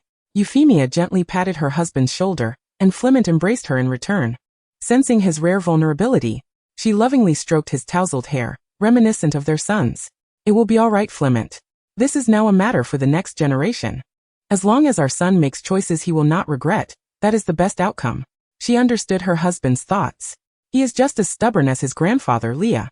Noya was led to James's room to tend to her wounds from the previous night. James's room reflected his own personality. Wooden shelves were lined with books on Quidditch, recently overtaken by tomes on dark magic. A replica Quidditch cup, though genuine gold, sat atop the shelf. The bed was somewhat disheveled, overall a bit messy yet impeccably clean. She was pressed onto the bed, the soft mattress sinking slightly beneath her. Despite his father's scolding, James seemed unfazed, for while his initial objective had not been achieved, the Phoenix Stone was an unexpected boon. Worrying about James's feelings, Noya was perhaps overly apprehensive. James knelt beside her, applying salve to her wounds. He spread the ointment with his fingers, gently applying it to Noah's calf with the pads of his fingertips. James's warm fingertips, contrasted by the coolness of the ointment, prompted Noah to slightly shift her leg. He grasped her ankle firmly, whispering a reprimand. "Stay still." Noah's ankle was slender, easily encircled by his hand. He lowered his gaze to observe the stark contrast between Noah's porcelain-like pallor and his own skin tone, his throat bobbing as he continued to tend to her wound. Noah, in turn, watched James, her eyes fixated on a subtle whirl of hair atop his head as she momentarily drifted into thought. James was exceptionally kind to her, so much so that it evoked a tinge of fear, prompting her to ponder the underlying implications of his affection. She found herself overly reliant on him, lacking the necessary boundaries. Just because she bore the Potter name now, did not grant her the privilege of such intimacy with James. They both understood that she was not truly a Potter. "James is truly wonderful to you, Noah," Mary remarked, rummaging through the wardrobe to find a light green dress that complemented Noah's delicate frame and pretty face.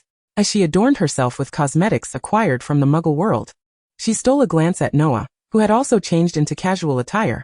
They were to head to Hogsmeade together shortly. Mary had a date with her newly acquainted Hufflepuff boyfriend, while Lily intended to accompany Noah to the Wizarding Bookshop. Lily helped Noah style an intricate and beautiful updo, begrudgingly conceding to Mary's words. Although James could be insufferable, one had to acknowledge his genuine care for Noah. "No, you misunderstand my intent." After finishing her makeup, Mary observed Noah, who remained still as Lily dressed her up. Her gaze drifted from the diamond-studded daffodil hairpin in Noah's hair to the exquisite and costly outfit she wore, adorned with a necklace and plush leather boots. Beautiful, refined, and perfectly suited for Noah. Yet, all these were meticulously chosen by James himself. Prior to this, Mary had never encountered a boy so adept at selecting attire for a girl. Moreover, James appeared to be the sort who would be oblivious to such matters. "James is even more devoted to Noah than my boyfriend is to me.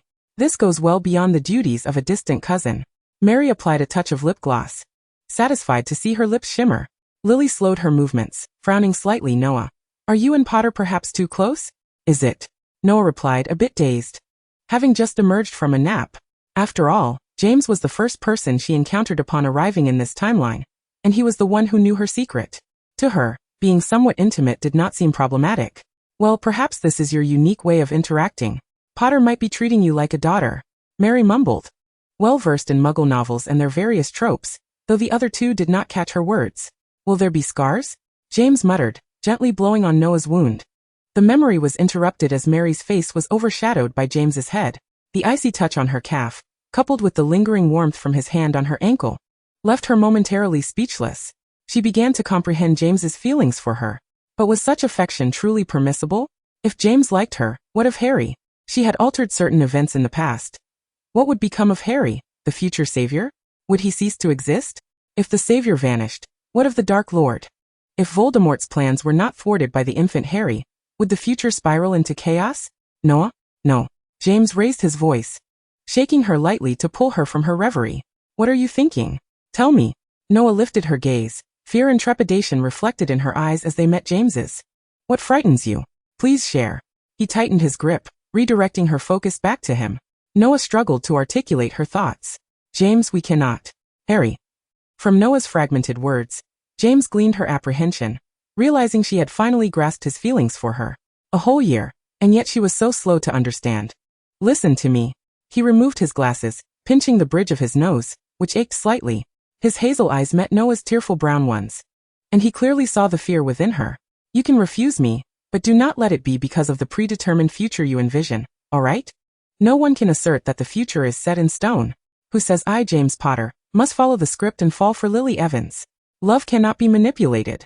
No. My heart tells me that I love you. I am certain that this heart beats for you. Do not let the James of your timeline deter you from accepting my feelings, please." Noah stared at him wide-eyed. "I will defeat Voldemort myself. Killing the Dark Lord is not a task to be left for an infant. Do not fear this, Noah. I need to think it over. I'm sorry, James." Noah averted her gaze, avoiding James's expression at that moment. "It's all right, Noah. This is your right. You need only accept my kindness." She heard his gentle voice, so tender it felt uncharacteristic of him. Chapter 40. The Evans Sisters. That day's exchange seemed to have little effect on James, at least from Noah's perspective. His demeanor towards her remained largely unchanged, still arrogant and self-assured, yet notably attentive and considerate. There was, however, a newfound sense of liberation in his behavior. As days turned into weeks, Noah spent her summer in Godric's Hollow, gradually acclimating to her surroundings. One day James, with his characteristic audacity, barged into Noah's room. Ironically, it was a room he had decorated for her, having chosen this guest room closest to his own during the Christmas holiday, and gradually filled it with various items. At last, this summer, the room was graced by its rightful occupant. He perched at the edge of Noah's bed, casually settling onto the plush carpet, declaring his intent to lull her to sleep. "To be honest, I had planned to sleep before you arrived," Noah admitted candidly. eliciting a shocked and slightly aggrieved expression from James. "What? You think you can sleep without my lullabies?" His tone and demeanor suggested that it was an unthinkable notion, leaving Noah momentarily bewildered. Had she ever implied that she could only sleep when James was the one to soothe her? Slightly exasperated, she leaned back against the headboard, ultimately relenting. "Fine, then please demonstrate your lullaby skills." However, the truth was that James had no remarkable techniques for lulling her to sleep.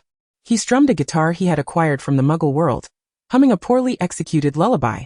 While his voice was pleasant, even a melodious tone could not compensate for the off-key delivery, leaving Noah with an overwhelming sense of auditory dissonance. Noticing Noah's evident discomfort, James abandoned this approach and retrieved a collection of fairy tales. Under Noah's bemused gaze, he began to read aloud. Yet, his constant asides about the characters made Noah increasingly alert, and she found herself unable to drift off, captivated by his animated storytelling. As James reached the conclusion of the tale, he glanced up at Noah, only to discover her brown eyes wide and sparkling, showing no sign of the sleepiness that had been anticipated. The two individuals remained silent for a while until Noah sighed, her gaze resting on James, who was dejectedly hanging his head. She gestured for him to bring the swinging chair from the window and recline in it. Although she could not play the guitar, she gently cleared her throat and began to sing a lullaby that Aunt Molly often used to soothe her to sleep in her childhood. Noah's voice floated softly, reminiscent of the moonlight obscured by clouds, ethereal and tender. It wasn't long before James, nestled in the gently swaying chair, succumbed to drowsiness. His half-closed eyes cast one last glance at Noah before he drifted into a deep slumber. Noah leaned closer, carefully removing the slightly askew glasses perched on his nose, whispering a soft goodnight before returning to her plush bed, where sleep soon claimed her as well. Just before dozing off, she recalled that James would likely wake up with a sore back after sleeping in the chair, yet she felt too lazy to concern herself with it. After all, it was his own doing. The next morning, the sound of an owl tapping at the window stirred James from his sleep. Instinctively, he stretched and gasped at a sudden chill. His neck felt as though a giant creature had been perched upon it all night. As he opened his eyes, the realization dawned on him that he had fallen asleep in Noah's room. Maneuvering his stiff body, he opened the window to allow the round-headed, brown owl to enter. It took him a moment to recognize it, but he finally remembered that it belonged to Evans. He roused Noah from her slumber. After freshening up in the bathroom, he squeezed toothpaste onto her brush before stepping back out. He casually placed some jerky on a plate by the window, allowing the owl to feast at its leisure.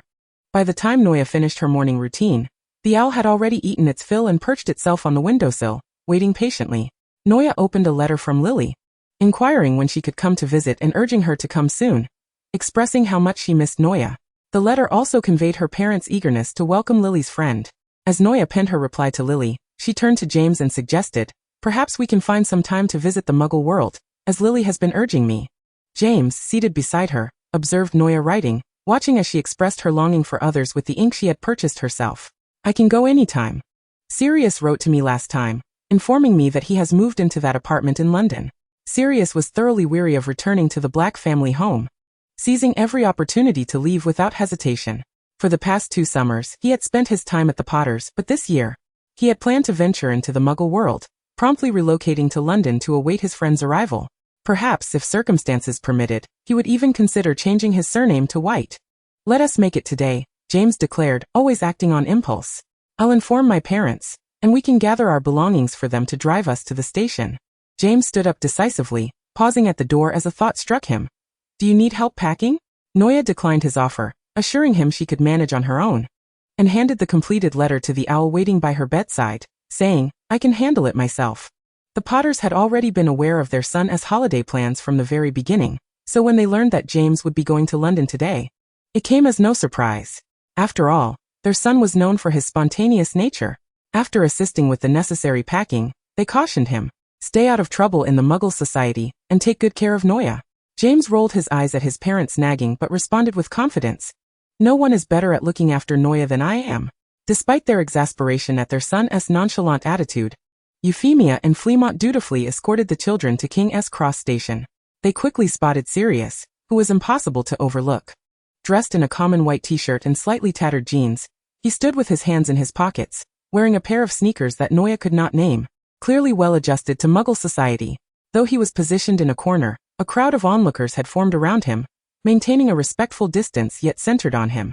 His brow furrowed in annoyance, and despite the unpleasant expression, It did little to conceal his strikingly handsome features and the unique aura of distinction he exuded, reminiscent of a temperamental aristocrat, a description he might not particularly favor.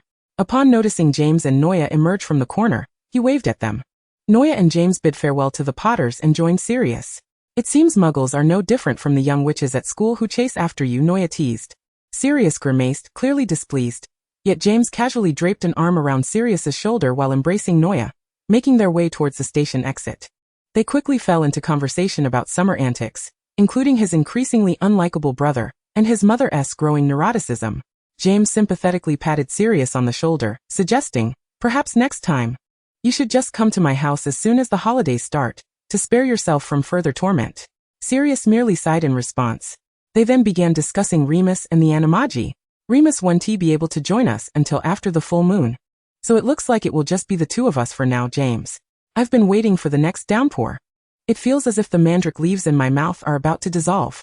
James expressed his frustration, noting that they were so close to completing their animagus transformation, yet the anticipated thunderstorm had yet to arrive. At the entrance, Noya spotted Lily and her parents waiting for her by a black sedan, waving eagerly.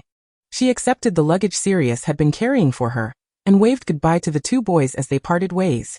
James lowered his brows in dissatisfaction, muttering, as expected. She is still most concerned about Evans. Just look at how her eyes light up when she sees that Lily. Sirius shot him an incredulous glance, disinterested in pointing out that he had been just as smitten with Noya in their first and second years. Perhaps Evans held a particular allure for the Potter family. I told you once Noya arrives, you'll know exactly who she is. Lily proudly introduced her friend to her parents. Jan observed Noya's beautiful face and her resemblance to Lily's red hair, feeling a natural affinity for her due to her connection with Lily. You're quite right. Lily Potter is indeed a lovely young lady, Jan remarked. Lily's expression stiffened slightly. Mom, please just call her Noya, she replied, feeling somewhat triggered by the Potter surname. Jan looked momentarily taken aback, before quickly regaining her composure. Oh, of course, may I call you Noya? She asked, seeking Noya's approval. Noya beamed at her, replying, of course. Before she and Lily climbed into the car, she looked around, finding Muggle transportation quite novel. With curiosity, she surveyed the leather seats and the interior of the car, and under Lily's guidance, opened the window to experience the air of the Muggle city. To be honest, it wasn't particularly pleasant. There was a strange odor. Lily explained that it was the scent of burning gasoline. Jen, knowing that her daughter's friend was a pureblood who had never experienced Muggle life, patiently answered her whimsical questions. By the way, Lily, what about your sister? I've heard you mention her. Why isn't she here? Noticing a family photo resting on the dashboard, Noya's curiosity piqued. However, Lily's expression shifted, her voice growing somber. Penny isn't feeling well. She's resting at home. Observing Lily's sudden change in demeanor, Noya realized that perhaps the two sisters had yet to reconcile. She reached out to comfort Lily but hesitated, recalling the system's recent prompt. Resolve the conflict between the Evans sisters. Embracing Lily, Noya furrowed her brow in contemplation. Chapter 41 Penny. The Evans residence is nestled in the town of Kirkworth, a distance not too far from the station yet not too near either. Lily's father drives with a steady hand, but the scent of the car's air freshener makes Noya feel somewhat dizzy. She leans languidly against Lily, her complexion paling slightly. Is Noya all right? Are you feeling unwell? Lily inquires, reaching out to touch Noah's forehead. After confirming there is no fever, she asks, are you carsick? She extends her arm to crack the window a bit wider on Noah's side. Noya buries her head into Lily's fragrant embrace and drifts off to sleep. A fleeting thought crossing her mind, that it seems she always ends up asleep in the car. 2 hours later, Lily gently rouses Noya, and they walk hand in hand into a charming 3-story house. Curiously, Noya glances at the lawn, which is divided into flower beds according to the seasons. It is currently the season of blooming jasmine, and as they approach, the strong fragrance fills the air. The entrance hall of the Evans home is adorned with glossy beige diamond tiles that reflect shadows. As Noya bends down to untie her boot laces, a gust of cold wind sneaks in through the slightly ajar window, causing the wind chimes by the staircase to jingle softly. In the next moment, a faint creak echoes from the wooden staircase. Noya looks up to find a strange girl standing midway up the stairs. Perhaps this is Lily's sister, Penny Evans. She is dressed in a neatly pressed light blue house dress, her golden brown hair meticulously tucked behind her ears, as if she had appeared by design. Upon noticing Noah's gaze, she unconsciously picks at a chipped spot on the stair railing, her fingernails turning pale at the edges. While Noya takes in Penny's features, Penny's light brown eyes scrutinize Noah in return. The moment she sees Noah clearly, her pupils constrict. The unfamiliar girl's hair is an unusual rose hue, reminiscent of her sister Lily. Yet she wears a bracelet that seems quite valuable, adorned with sparkling diamonds and blooming daffodils, suggesting a connection to magic.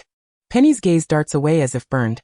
Yet she cannot help but glance at Noah's pristine boots, which are impeccably clean despite having come from outside. Penny's throat tightens. Another oddity brought home by Lily. Another person who can brazenly discuss a world she cannot comprehend. Another Lily. Similar hair color, the same striking beauty, and also, the same origin from the realm of magic. She grips the railing tightly, her nails leaving crescent-shaped imprints in the wood. Why did I come down? I should have locked the door upon hearing the car. Penny sinks into her thoughts, nervously rubbing the mahogany banister. Strong emotional fluctuations detected can be converted into task clues. Noah, do you want honey in that cup of water? Lily's voice calls from the kitchen.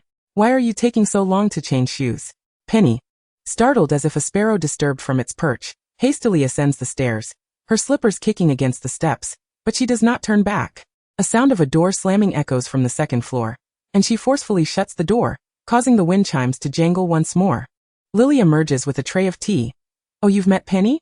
She hasn't been very talkative lately. She had initially thought that the novel Penny scent was a sign of her softening attitude, but when she returned home and excitedly discussed her new friends, Penny's expression darkened, reverting to her former aloofness. Noah absent-mindedly fiddles with the bracelet on her wrist, a Christmas gift from Sirius. She notices Penny's lingering gaze on her wrist. It seems she harbors a dislike for me. However, more pressing than that is the unusual notification she received when Penny turned away. This task appears to hold significance. Yet even if it were not important, as Lily's best friend, Noah is more than willing to assist her in resolving her troubles. Lily gives a wry smile. She dislikes all those who wield magic, including me. Until dinner, Noah does not encounter Penny again. She would rather remain in her room than join the two similar oddities for a meal downstairs. Perhaps those two oddities are the true sisters, while she is merely the one who was misplaced. Penny, somewhat irritated, tugs at her non-red strands of hair. On the table lies a well-thumbed copy of Common Flower Guide. Penny's overt display of rejection leaves Noah distressed. She has no opportunity to understand Penny, nor the means to bridge the gap and resolve the discord between the two sisters. The Evans couple, of course, has arranged a guest room for Noah. The bed in the guest room is soft, the pillow imbued with the warmth of sunlight, yet after extinguishing the light, Noah sneaks into Lily's room with her pillow in tow. She knocks gently on Lily's door, casting a glance at Penny's tightly shut door. Lily's room is directly above Penny's. Lily opens the door, rubbing her eyes, and lets Noah in. I knew you wouldn't stay in the guest room, Lily chuckles, lifting the corner of the covers. Her red hair glimmers like a faint flame in the moonlight. Noah wraps herself in the sunflower-patterned quilt, which still carries Lily's unique scent, inching closer to her warm body. Their similarly colored red hair spills across the light blue sheets. Outside, the occasional rustle of leaves can be heard, and the glow of distant streetlights seeps through the curtains' gaps, casting a slender beam of light on the ceiling. On such nights, when two girls huddle together, there are always countless topics to discuss. They begin to chatter about Hogwarts gossip, wondering if Professor McGonagall can indeed transform into a cat to observe students. I swear I saw her crouching by the Black Lake, Lily declares earnestly. They discuss Slughorn's recent obsession with candied jackfruit, a tidbit provided by Lily. He added an entire jar to the cauldron, and the potion turned fluorescent pink. I can't fathom what inspired him to do such a thing. When Severus and I saw it, we thought we must be hallucinating from exhaustion. Lily suppresses a laugh as she recounts the scene, emphasizing Snape's alternating expressions of hesitation and disbelief, which sends Noah into fits of laughter. Then there is the latest broomstick mishap involving James Potter, a story shared by Noah. He crashed into the Whomping Willow but insists it was a tactical emergency landing. That's typical of Potter, stubborn to the end. Oh, of course, Noah. I'm not talking about you. As their laughter gradually subsides, Noah turns on her side, her fingers unconsciously curling around the quilt's edge. Lily, she gently asks, how did you and Penny become like this? Would you mind sharing with me? The air suddenly grows still for a moment. Lily gazes at the flickering light on the ceiling, her voice lowering. I don't know. We were so close as children. She taught me how to weave flower crowns, and I secretly used magic to make the dandelion seeds fly higher. But then one day, it was as if she looked at me like I was a monster. Noah senses Lily's fingers tightening beneath the quilt. Choosing her words carefully, Noah takes Lily's wrist in her hand, gently rubbing the protruding bone. A method she learned at St. Mungo's, conveying a silent I am here. Some fissures are not formed in a day, Noah says, perhaps even she herself cannot articulate why. Lily suddenly turns over, burying her face in the pillow, murmuring, but I want to mend it. She is my sister, one of the most important people in my life. Noah watches Lily's trembling shoulders, recalling the latest task that flashed across her system's taskbar. She softly pats Lily's back, much like soothing a frightened kitten. Sleep now, she says, switching off the bedside lamp. Tomorrow, I can teach you Penny's favorite lemon cake recipe, the ultimate cheat version taught to me by a house elf.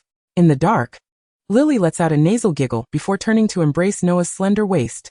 As the moonlight cascaded onto the wardrobe, the breaths of the two girls became elongated. Noah's crimson hair sprawled across the pillow, intertwining with Lily's strands, resembling an unfinished magical covenant. On the other side, Penny pressed herself as close to the wall as possible. She could hear faint laughter emanating from the neighboring room, and only when the laughter faded did she realize she had bitten her lip. The moonlight seeped through the curtain's crevice, illuminating her pallid visage. In this moment, she was devoid of the day's tension. Her eyelashes cast a delicate shadow beneath her eyes, rendering her almost like an ordinary, vulnerable 16-year-old girl. Chapter 42 Jealousy. At breakfast the following day, Noah finally had a formal encounter with Penny. Penny's hair was a dull golden brown, fine in texture, meticulously styled into a neat ponytail or bun, with not a single strand daring to stray. Her face was elongated, with slightly pronounced cheekbones, and her lips were thin and taut, perpetually suppressing some unspoken emotion. She seemed particularly fond of high-necked blouses, knee-length skirts, and structured plaid blazers, each button fastened with precision, as if silently proclaiming her separation from the bizarre world of magic. Penny couldn't help but cast furtive glances at Noah. Yesterday's hurried glimpse had only revealed the peculiar bracelet adorning Noah's wrist. Today, clad in what was deemed Muggle attire, Noah donned what appeared to be her sister Lily's old clothes, seemingly no different from an ordinary girl. A new bracelet adorned her wrist, more mundane in appearance and devoid of any magical semblance, yet the brilliance of its jewels hinted at its extravagant cost. Perhaps the so-called pureblood wizards were indeed exceptionally wealthy. She cast her eyes downward, settling into her designated seat, quietly consuming the fried eggs on the table.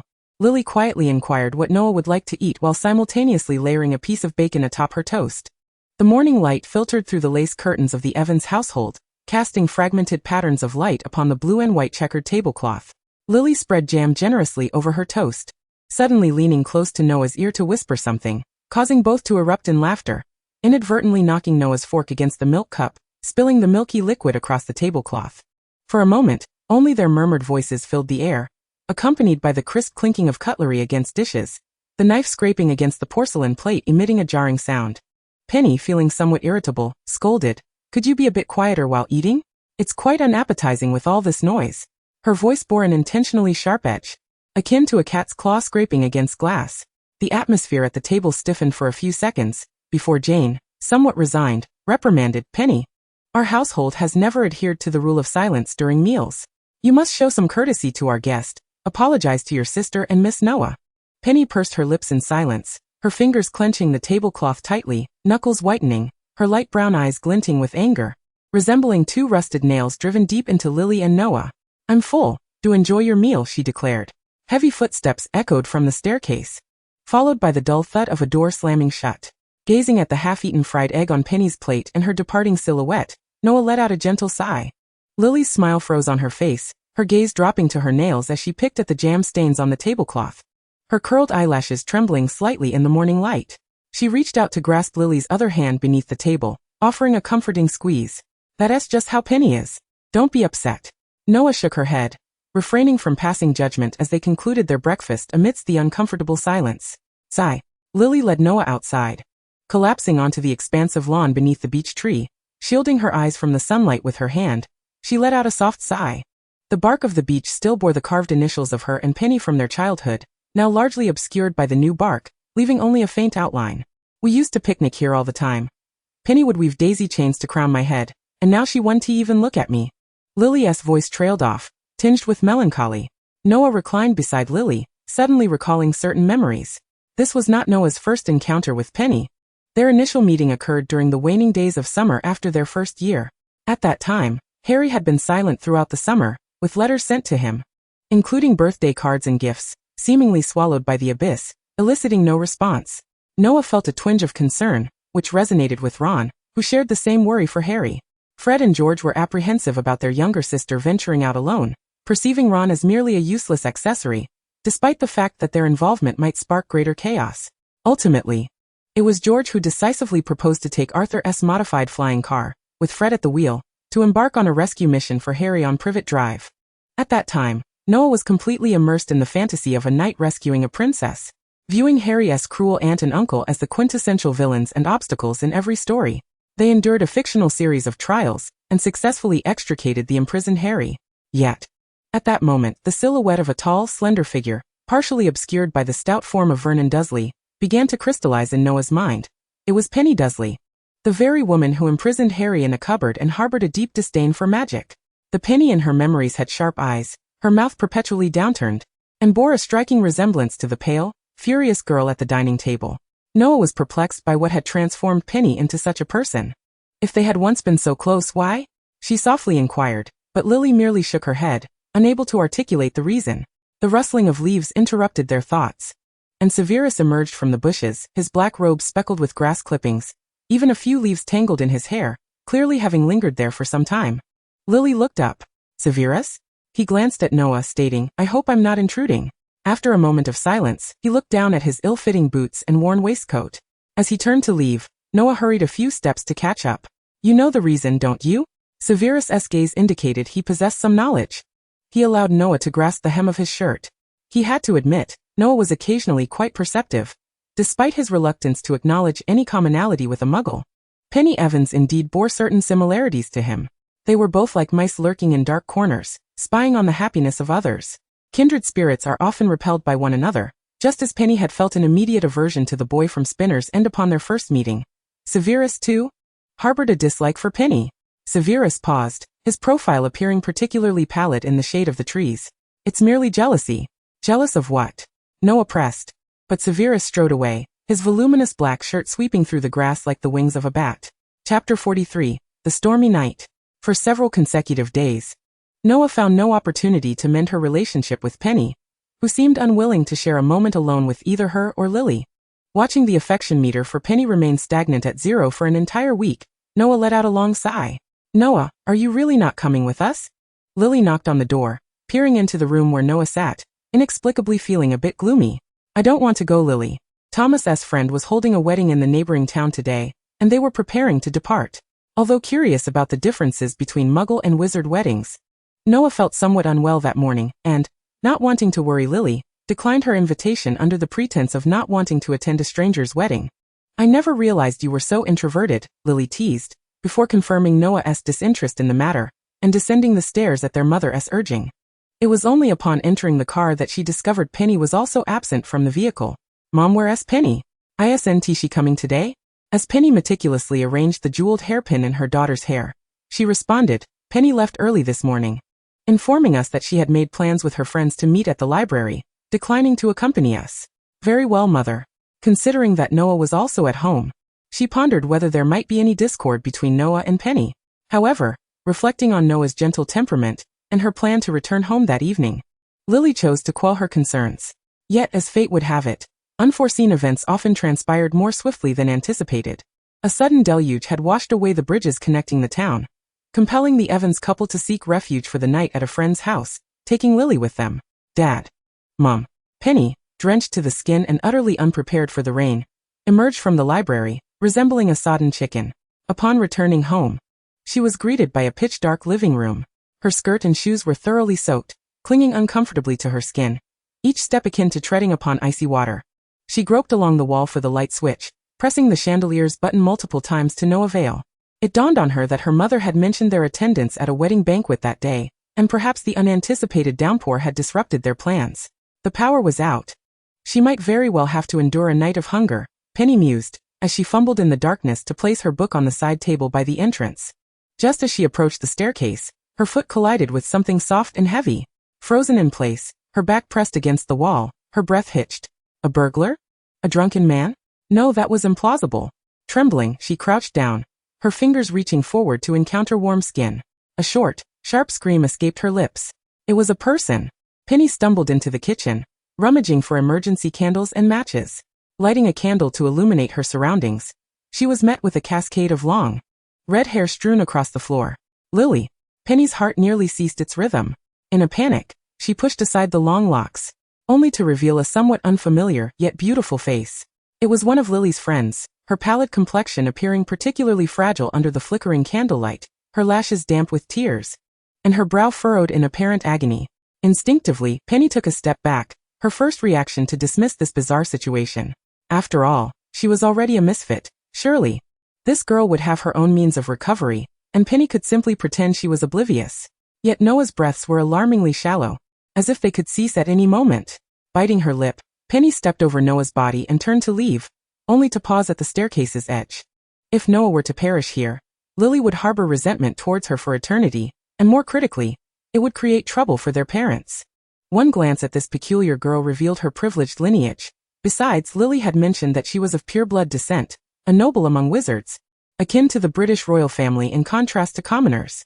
A wave of irritation washed over her, all because of Lily, who had brought this trouble into their home.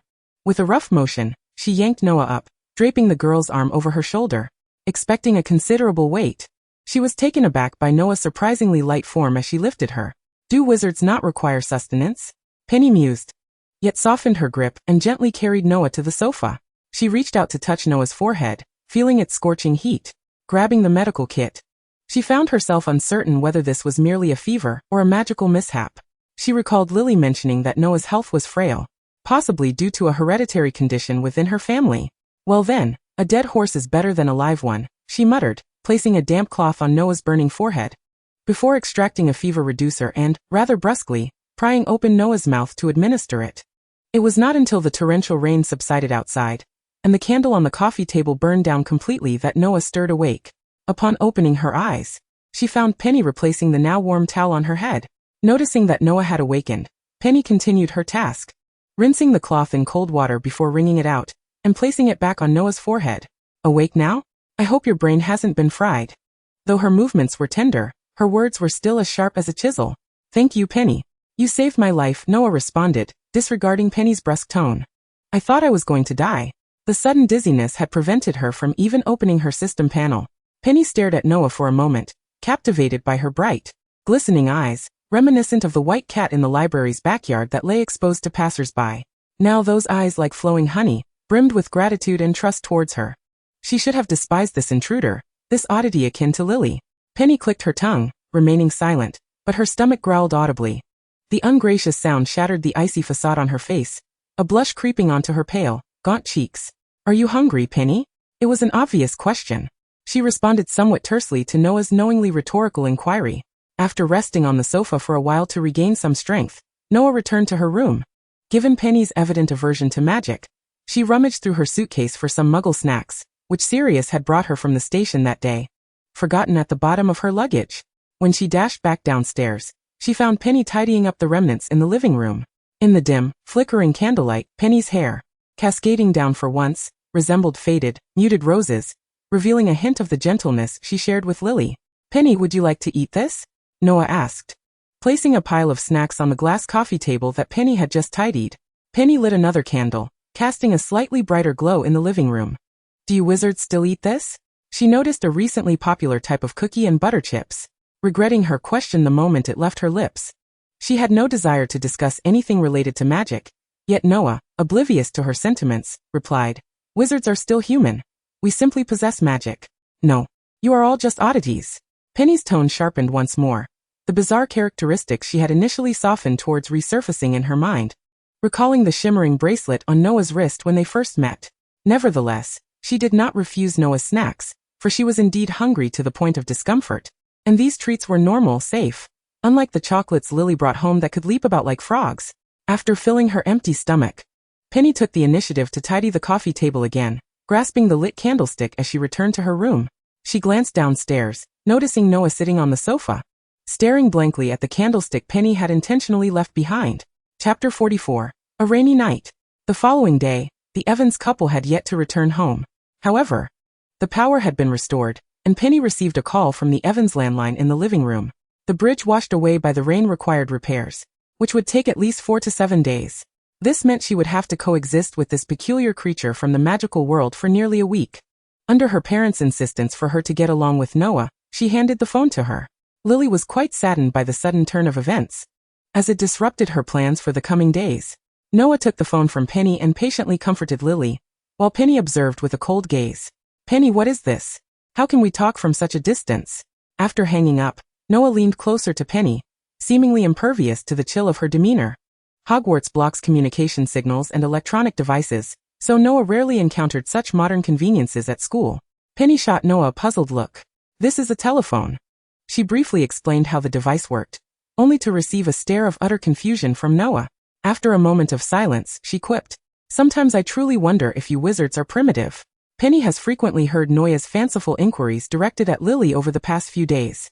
Her grasp of common sense is utterly lacking, rendering her quite unlike a modern individual. Breakfast, as expected, is a task she must tackle on her own. She harbors no illusions about Noah being of any assistance, but at the very least, she hopes the girl won't create further chaos. "Noah Potter, could you refrain from fiddling with that gas canister?" As the flames beneath the frying pan extinguished midway through cooking an egg, Penny turned to discover Noah in a corner of the kitchen, busily engaged in some unknown endeavor. She closed her eyes, suppressing her irritation. Having received a stern reprimand, Noah dutifully settled at the dining table, awaiting breakfast. However, when Penny emerged from the kitchen with the meal, she was dismayed to find the table already deserted. Pulling back the curtains, she spotted Noah playing with the high-pressure water gun intended for watering plants. "Noah Potter!" she finally shouted in exasperation.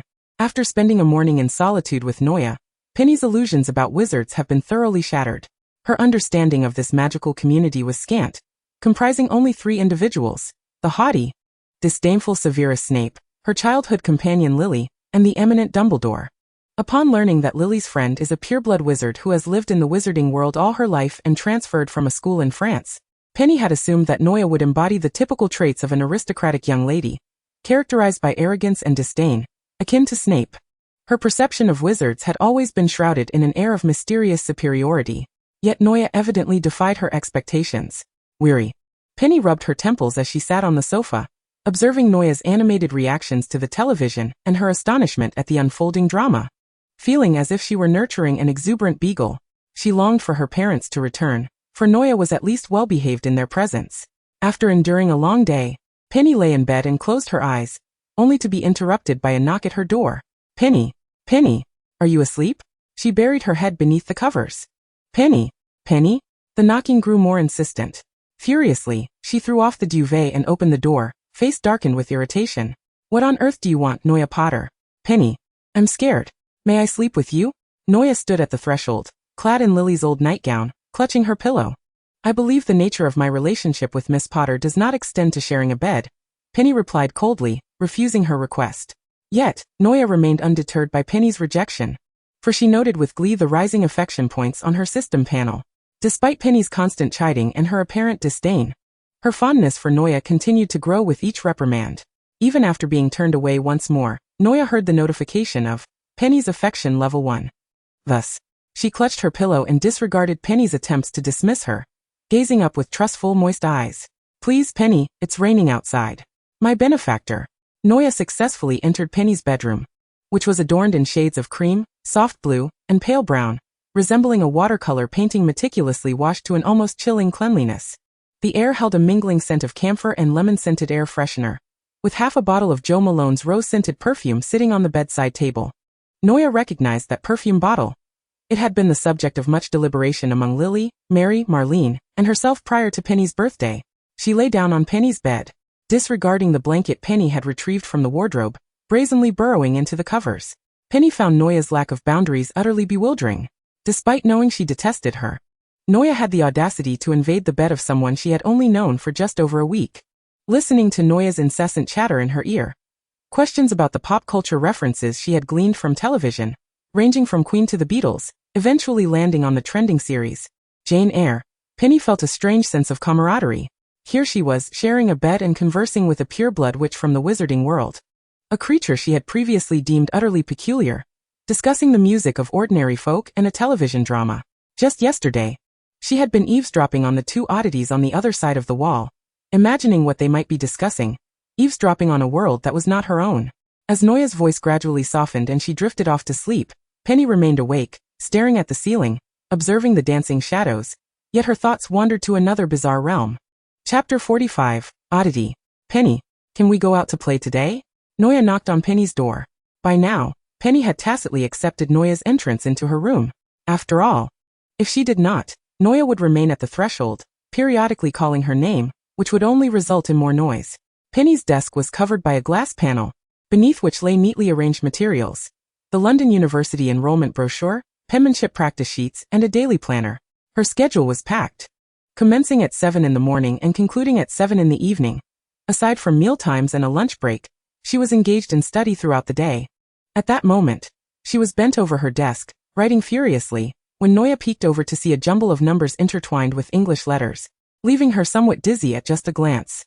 Is this an English problem? I can't comprehend what it says. What sin? And cos? I've never heard of these words. Amused, Penny explained the concept of trigonometric functions, though Noya only grasped a fraction of it, likening it to the arithmetic divination at Hogwarts. Forcing down the sudden wave of fatigue, she inquired, "Why do we need to learn this?" Penny replied, "This is something ordinary people must learn in school. Lacking magical talent, I must study harder." Lily's uniqueness had made her the pride of their parents, with Penny even aware that Lily's extraordinary abilities rendered her a genius within their community. As an ordinary person, she needed to exert considerable effort to achieve the highest potential attainable by someone like her. As Penny continued to solve math problems, she elucidated the educational system in the Muggle world to Noya. It was not complex, merely common knowledge. Penny could not quite articulate why she felt an unusual patience towards a being she ought to despise. Perhaps it was because Noya, clad in Lily's old nightgown, resembled a smaller version of her sister, standing at her door clutching her pillow, reminiscent of the times Lily sought her out wanting to share a bed. Or perhaps it was because Noya seemed remarkably uncharacteristic of a wizard, more akin to an ordinary child lacking in knowledge. Upon learning about Muggle primary, secondary, and higher education, Noya began to comprehend the significance of learning to Penny. She marveled at the multitude of classifications within the education system, particularly since Hogwarts only consisted of 7 grades. A whimsical thought struck her. Is Hogwarts equivalent to a vocational college? Penny paused, pen in hand, realizing she had never considered it from this perspective. After all, the value of a Hogwarts diploma paled in comparison to that of a London University degree within the realm of ordinary people. Contemplating this notion, a peculiar sense of superiority washed over Penny, and her demeanor towards Noya, who quietly observed her problem-solving, softened from impatience to sympathy for a lackluster student in a vocational school. Thus, after lunch, Penny acquiesced to Noya's eager request to venture outside to play, despite her limited knowledge of recreational venues. After all, her daily routine revolved around her home, school, and the library. She truly embodied a remarkably disciplined individual, devoting every fleeting moment to her studies. Thus, after racking her brain for options, the only place she could think of to take Noya was the library. Noya regarded Penny with eyes full of accusation, prompting Penny to awkwardly cover her flushed face, which had turned warm from embarrassment, before hastily lowering her hand and attempting to regain her composure. "Let's go. Step inside." As a blush crept up Penny's pale, slender face, Noya could distinctly sense the familial resemblance between her and Lily. From this angle, they bore an uncanny likeness, unmistakably sisters. It was akin to a malnourished flower finally blooming, radiating a unique brilliance of its own, exceedingly beautiful and vibrantly alive. Hence, Noya forgave Penny for bringing her to the library. Upon entering, Penny sought a secluded corner to peruse the physics journal she had brought along, complete with her own paper and pen. She diligently worked through a formula that Noya could not comprehend. The only sound in the air was the soft scratching of her pen against the white paper. Noya let out a gentle sigh. Thankfully, the library housed a considerable array of captivating novels, or else the afternoon would have been unbearably tedious. She selected a book with an appealing cover, likely a romance novel, and was pleasantly surprised to discover it was the original work of the television series she had watched just the previous night. The yearning for the continuation of the story, which had been gnawing at her, was suddenly alleviated. Finding the original text felt like a unique form of spoiler. Time passed, and Noya sensed someone had taken a seat beside her. She was engrossed in an exciting part of her book, and did not look up, puzzled as to why someone would choose to sit here when there were plenty of empty seats in the library. She scooted over to sit next to Penny, preferring to be closer to her. "Penny?" A male voice called from across the way. It seemed to belong to someone Penny recognized. "Is this your sister? That oddball?" Chapter 46, Friends. That oddball? The boy's teasing words struck Penny's heart like a heavy hammer. Startled, she raised her head and immediately glanced at Noya. whose expression had darkened. Noya, lifting her gaze from the book, wore a frown that shattered her usual joyful demeanor, her honey-colored eyes dimming with anger as they fixated on the unfamiliar boy before them. It was evident that she had realized the stranger was disparaging her good friend, and her ire was palpable. "Dudley," Penny exclaimed, her voice laced with suppressed fury. "Apologize for your rudeness." Dudley appeared taken aback. He had presumed Penny would be indifferent to her sister, but upon witnessing her tightly furrowed brow and displeased countenance, he recognized her anger. "I'm sorry. I didn't mean to," he hastily apologized, his intention never having been to embarrass Penny. Noya remained silent. The surname Dudley reminded her of Harry's aunt, Penny's eventual guardian. If she was not mistaken, this person before her was Vernon Dudley.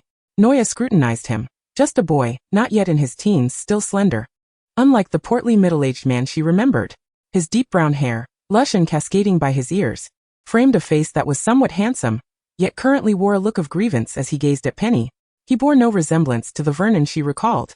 "I wouldn't accept that," Noya huffed. She could tolerate Penny referring to Lily as an oddball, or even calling herself one, for Penny was Lily's sister. Ultimately, that was a matter between them.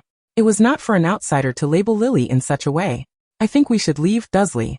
After a moment of silence, Penny decisively bid Dudley farewell, glancing at Noya as she rose from her seat. Noya could not decipher the meaning behind that fleeting glance, yet she noticed Penny's tightly pressed lips, catching a glimpse of her unease. Friendship level with Penny, 1. Friendship level with Penny, 1. Friendship level with Penny, 1. Friendship level with Penny, 1. Friendship level with Penny, 1. Friendship level with Penny, 1. The system's notifications began to sound more frequently and abruptly. Noya instinctively grasped Penny's hand. "Wait for me, Penny? At least until I return this book?" Penny's hand contrasted sharply with her personality. Warm, dry, and marked by calluses from prolonged pen use. It was slightly rough. The notifications paused momentarily before resuming. Friendship level with Penny 10. Noya and Penny left the library together, leaving Dudley sitting there in a state of confusion and grievance. He had merely intended to stand up for Penny. As they walked home, their hands remained intertwined. Neither Noya nor Penny made any move to let go. Noya's fingers were always cooler than those of most people, the low temperature soothing Penny's somewhat anxious demeanor. "I never spoke ill of Lily to Dudley," she hesitated, finally speaking as they neared home. Noya shook the hands they held. "I believe you, Penny." Penny looked at Noya with a mix of surprise and disbelief. "You trust me?" "Of course, I trust that you wouldn't do such a thing." Although Penny can be quite sharp-tongued, she is a good person. Friendship level with Penny, 1. Friendship level with Penny, 1. Friendship level with Penny, 1. Changing the subject. "Have you actually gained a bit of affection, Penny?" "You are truly a contradiction," Penny remarked. "Don't be so presumptuous. I'm over a year older than you," Penny retorted. "And what do you mean by saying my tongue is sharp?" Noya playfully clutched Penny's arm, shaking it and acting coyly. "I just know you wouldn't speak ill of Lily. After all, you and Lily are sisters. It's not for outsiders to say anything." After she spoke, Noya scrutinized Penny's somewhat evasive gaze and earnestly added, "And I want to believe in you, Penny. I'll trust whatever you say." "Why?" "Because you are my savior and my dear friend," Noya declared with a sense of certainty. Upon hearing this, Penny couldn't help but smile, albeit briefly. Such was Penny. Even her smiles were fleeting and restrained, as if afraid to reveal her softer side. She resembled a hedgehog, soft beneath yet covered in sharp quills. Hearing the word friend lifted her spirits, as she rarely had friends. In fact, she had none. Her best friend had once been Lily, but after their conflict, she was left friendless. That Dudley fellow was a creep, always watching her from afar. The last time she had visited the library to escape her quarrel with Lily, he had stealthily taken her discarded paper, where she had vented her bad mood. Noya calling herself her friend filled Penny with a sense of trepidation. She felt as though Noya was someone she had stolen, a friend meant for Lily. She was merely a thief peering into the happiness of others. Knowing that when the rightful owner returned, her treasure would be reclaimed. She had never envisioned that her first friend would be a witch. That night, when Noya came to sleep in her room again, she listened to her chattering like a little bird and suddenly found herself in tears. "What's wrong? Why are you crying? Talk to me." She watched as Noya scurried around her like a little dog, and an overwhelming urge to share all her sadness surged within her. Friends were supposed to confide in one another, weren't they? That's how it was in the books. She embraced Noya, weeping, and confessed her loneliness and exhaustion. Although Noya is also a witch, it is Noya and Lily who are truly kindred spirits. Indeed, it is Lily who was Noya's first true friend. Yet, Penny is unwilling to dwell on such matters any longer.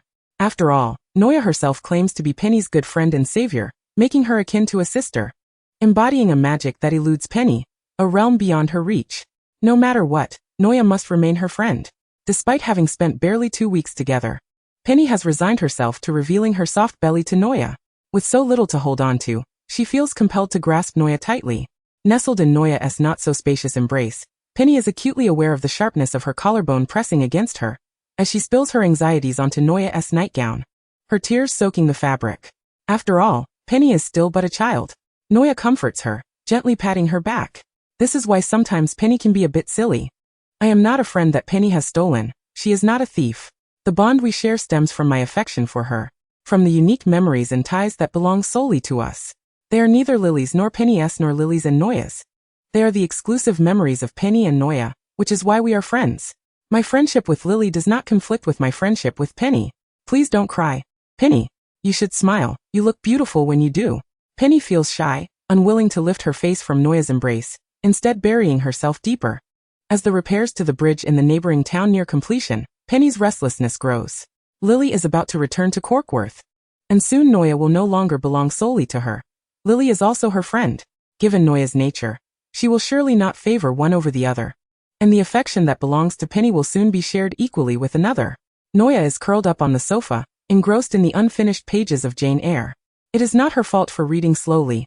The novel simply lacks the dramatic flair of its televised adaptation.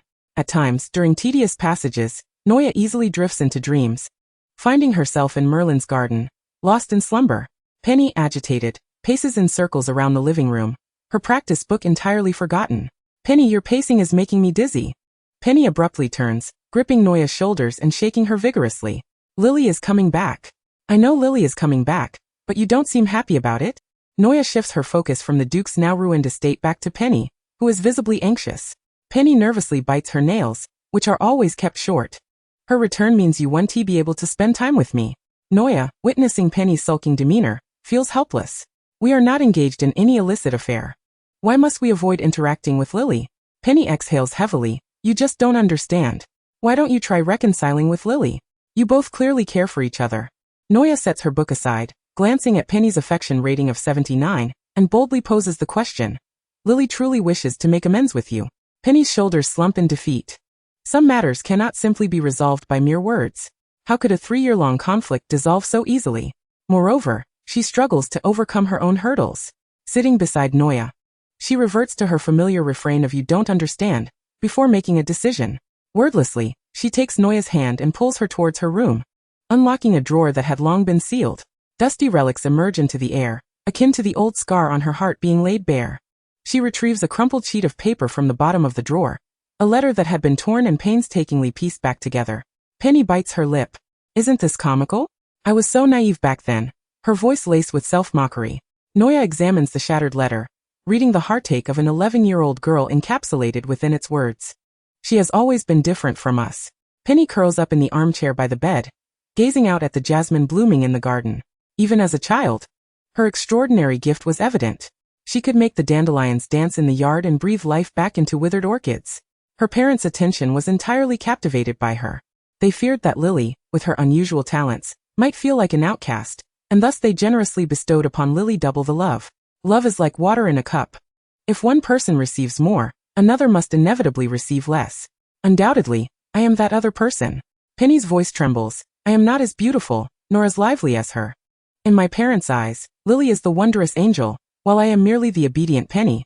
She tugs at her dull hair, feeling even her locks pale in comparison to Lily's brilliance. A cold laugh escapes her lips. Being sensible? Just another ordinary synonym. She empties the drawer of its yellowed, perfect exam papers and various awards. I stayed up late memorizing lines until I felt sick, yet all they could say was, Lily has conjured another flower. I despise that flower. At 11, Lily found her place. An owl from afar brought news of a vastly different world. Everyone rejoiced for her, celebrating that Lily was no longer the outlier among ordinary people. Only I stood by the open window, waiting for my own owl to arrive. I waited until deep into the night, long after they had all fallen asleep, yet I never received my second owl. So I wrote this letter. I even pleaded with Hogwarts to allow me in as a janitor, having glimpsed a radiant fragment. Why must the harsh truth remind me that I am but an ordinary girl? And Snape, the insufferable, contemptible boy from Spinner's End, who by mere fortune possesses magic and wields power. He looks down on me with disdain, as if I were mud. Ha, how ridiculous. I could see at a glance he was one of my kind, a similarly shadowy rat, coveting a son that does not belong to him. How dare he pry into my letter, and with Lily no less. Even after reading it, he mocked my fanciful dreams. Lily, my sister, who has spent countless days and nights with me, chooses to befriend someone so lowly. Lily has betrayed me. She crumples the letter in her hand, trembling as she flattens it out again, staring at it as if it were a portal to her 11-year-old self, weeping and pleading for magic to respond to her. Sometimes, I truly wish she would disappear. Then I resent myself for harboring such thoughts. Noya gazes at the drawer filled to the brim with magical items, expired chocolate frogs, Dumbledore-esque cards singing mechanical birds and everlasting bluebells. I should despise her. I hate that she possesses a unique gift, that she can easily attain what I toil endlessly to pursue, that she can effortlessly discuss matters that seem fantastical to me. I loathe that she has you. Yet, I detest myself more, for I love her. This feeling is far more painful than any hatred I hold for her. Penny harbors resentment towards many things, her parents, Lily, magic itself. But in the end, her animosity only reveals her longing for magic to acknowledge her. I cannot forgive her, Noya. She possesses far too much, while I am left with so little. I cannot empathize with Lily. She often evokes my pain. Penny once again burrows into Noya's not-so-expansive embrace, as if only this narrow space can truly serve as her sanctuary. She felt the prominent ribs of Noya pressing against her cheek, and she instinctively lessened her grip, fearing that she might inadvertently fracture Noya's waist. I find myself utterly incapable of coexisting peacefully with her. Penny, Noya softly inquired. Do you have any idea how many wizards reside in England? Rarely did she discuss matters of magic with Penny, yet now she yearned for a meaningful conversation. How many? 3,000, Noya reiterated, clarifying that only 3,000 individuals were documented in the records. Yet the last time I perused the library, I encountered the latest census data. The population of Muggles stands at a staggering 50 million. Do you grasp the magnitude of this? The ratio of wizards to Muggles has reached an astonishing 350,000. Penny, you are exceptional. You belong to the most remarkable cohort among those 50 million. Your efforts hold immense value. You are far from ordinary. Chapter 48, The Driving License. By the way, why have I never witnessed you using magic? Underage wizards are prohibited from employing magic outside Hogwarts. Noya was currently transcribing her history of magic notes with Penny's black fountain pen. Yesterday, Hogwarts had dispatched her report card, and aside from history of magic and potions, she had achieved outstanding grades in her other subjects. The sudden arrival of her report card reminded her of her untouched summer assignments, compounded by the guilt she felt for not completing her homework, given Penny's daily diligence. She was now in the process of catching up. Why? With her concerns laid bare, Penny no longer concealed her curiosity about magic. She glanced at the parchment and quill that Noya carelessly placed on the table. Sometimes I truly perceive wizards as a collection of antiquities, still utilizing such archaic tools. The production costs are exorbitant and impractical. You even resort to sending letters via that primitive communication method. You are absolutely right, Penny. I too now perceive us as primitive beings. She nodded sincerely, feeling the smooth flow of the fountain pen. Not only now, but even a decade hence, they would still be using these instruments. After expressing her agreement with Penny's sentiments, Noya briefly contemplated, perhaps it is for the convenience of the Ministry of Magic's management. First, because underage wizards cannot adequately control their inherent powers. Second, if discovered by Muggles, it would contravene the statute of secrecy. After all, wizards remain a minority, and there are scarcely pure wizarding enclaves. Only one comes to mind. Most wizards cohabit with Muggles. Is that so? Then how does the Ministry of Magic become aware of your magical activities? Trace, she replied. It is a form of surveillance magic. Every young wizard's wand is subjected to this enchantment. However, there are occasional loopholes. After all, Trace can only detect magical fluctuations within a specific area. If there are adult wizards at home, they cannot distinguish who performed the magic. Thus, this does not significantly impact wizarding children, but it can affect Muggle-born wizards. Noya was more than willing to enlighten Penny about the intricacies of the magical world. For Penny's willingness to express her curiosity was already a considerable advancement. Your Ministry of Magic certainly employs rather primitive methods. They must have ample time on their hands. It is fortunate that wizards are indeed few in number. In the days that followed, Noya occasionally shared snippets about the magical realm with Penny, which somewhat demystified it for her. Yet, it did little to diminish her yearning for the magical world. She leaned closer to examine Noya's history of magic textbook, and chanced upon the account of the Goblin Rebellion of 1612. After a cursory glance, she scoffed. It truly resembles a fairy tale. I never imagined it was considered genuine history in your world. She could envision the agony Lily must have endured while learning history of magic, for it completely overturned the knowledge she had held for the past 11 years, presenting an entirely new worldview. Noya sighed, preferring silence. When Lily returned home, the sight that greeted her was that of Noya and Penny harmoniously coexisting in the living room, diligently working on their assignments. The image of their two heads huddled together almost transported her back to the time before she and Penny had drifted apart. Noya? Penny? She called out in surprise to her friends and sister, "We're back." Approaching them, she was even more astonished to discover that Noya was engrossed in her Hogwarts assignments. A haphazard array of magical paraphernalia sprawled across the table, and a history of magic textbook was conspicuously positioned beside Penny, clearly indicating she had recently perused it.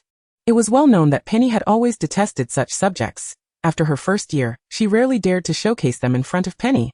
Lily still vividly remembered the time Penny had a fit over a chocolate frog. Hearing the commotion, Noya turned to see her friend whom she hadn't seen for a week, and joyfully rushed over to embrace Lily. "You're finally back, Lily. I've missed you terribly." Then she turned to the still motionless Penny, who shot her a glare. "Penny? Aren't you coming over for a hug?" Penny averted her gaze, unwilling to acknowledge Noya, acutely aware that she was not Noya's closest friend. However, Noya disregarded Penny's rejection, and forcibly pulled her into an awkward group hug.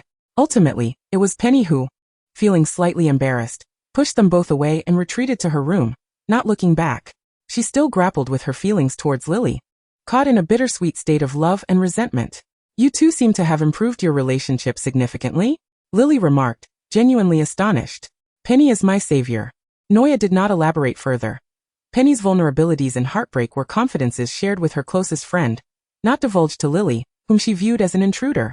Having gleaned some understanding of the situation, Lily anxiously circled Noya, relieved to see that she was unharmed and missing no limbs. "You gave me quite a scare. I should have sensed something was amiss that morning. Thankfully there was Penny. Otherwise, what would I have done? I wouldn't have been foolish." "Thank you, Penny." Lily raised her voice, knowing that Penny could hear her, having caught a glimpse of the hem of her dress around the corner of the staircase. Before long, Penny re-emerged to tidy up the items she had left in the living room, seemingly only to retrieve the assignment she had abandoned. She shot a glare at Lily. "No need to thank me. Noya was her good friend." There was no necessity for Lily to apologize on Noya's behalf. With a huff, she clutched her books and departed, this time truly leaving, as they all heard the sound of Penny's door slamming shut. Lily quickly gathered her belongings. Having left home with nothing but a change of clothes purchased from the neighboring town, she returned burdened with packages. After tidying up, she sat on the sofa beside Noya, reviewing her potions essay, and pointing out several glaring grammatical errors. This, and this all need revising.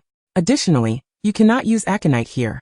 If you submit this paper, Professor Slughorn will undoubtedly give it a big fat T. Lily could hardly fathom the effort Severus must have invested in Noya's potions assignments. With such determination, he could succeed at anything. Observing Noya leaning against her, weary of the incessant corrections, Lily decided to let her off the hook. "By the way, I never imagined you would get along so well with Penny. That truly surprises me. I'm almost envious." She pinched Noya's cheek. Of course, envy was out of the question. In truth, she was elated. Her sister's acceptance of Noya indicated that perhaps she was not as averse to magic as she once was. Maybe one day they would reconcile. "Lily is also one of my best friends," Noya declared, as she had many best friends. Lily rolled her eyes slightly. Due to unforeseen circumstances, Lily's original plans were entirely derailed. In the final days of Noya's stay at the Evans residence, they simply hunkered down at home to catch up on assignments.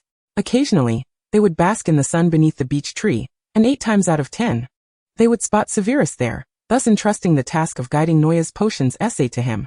Snape raised no objections, silently acquiescing to it all.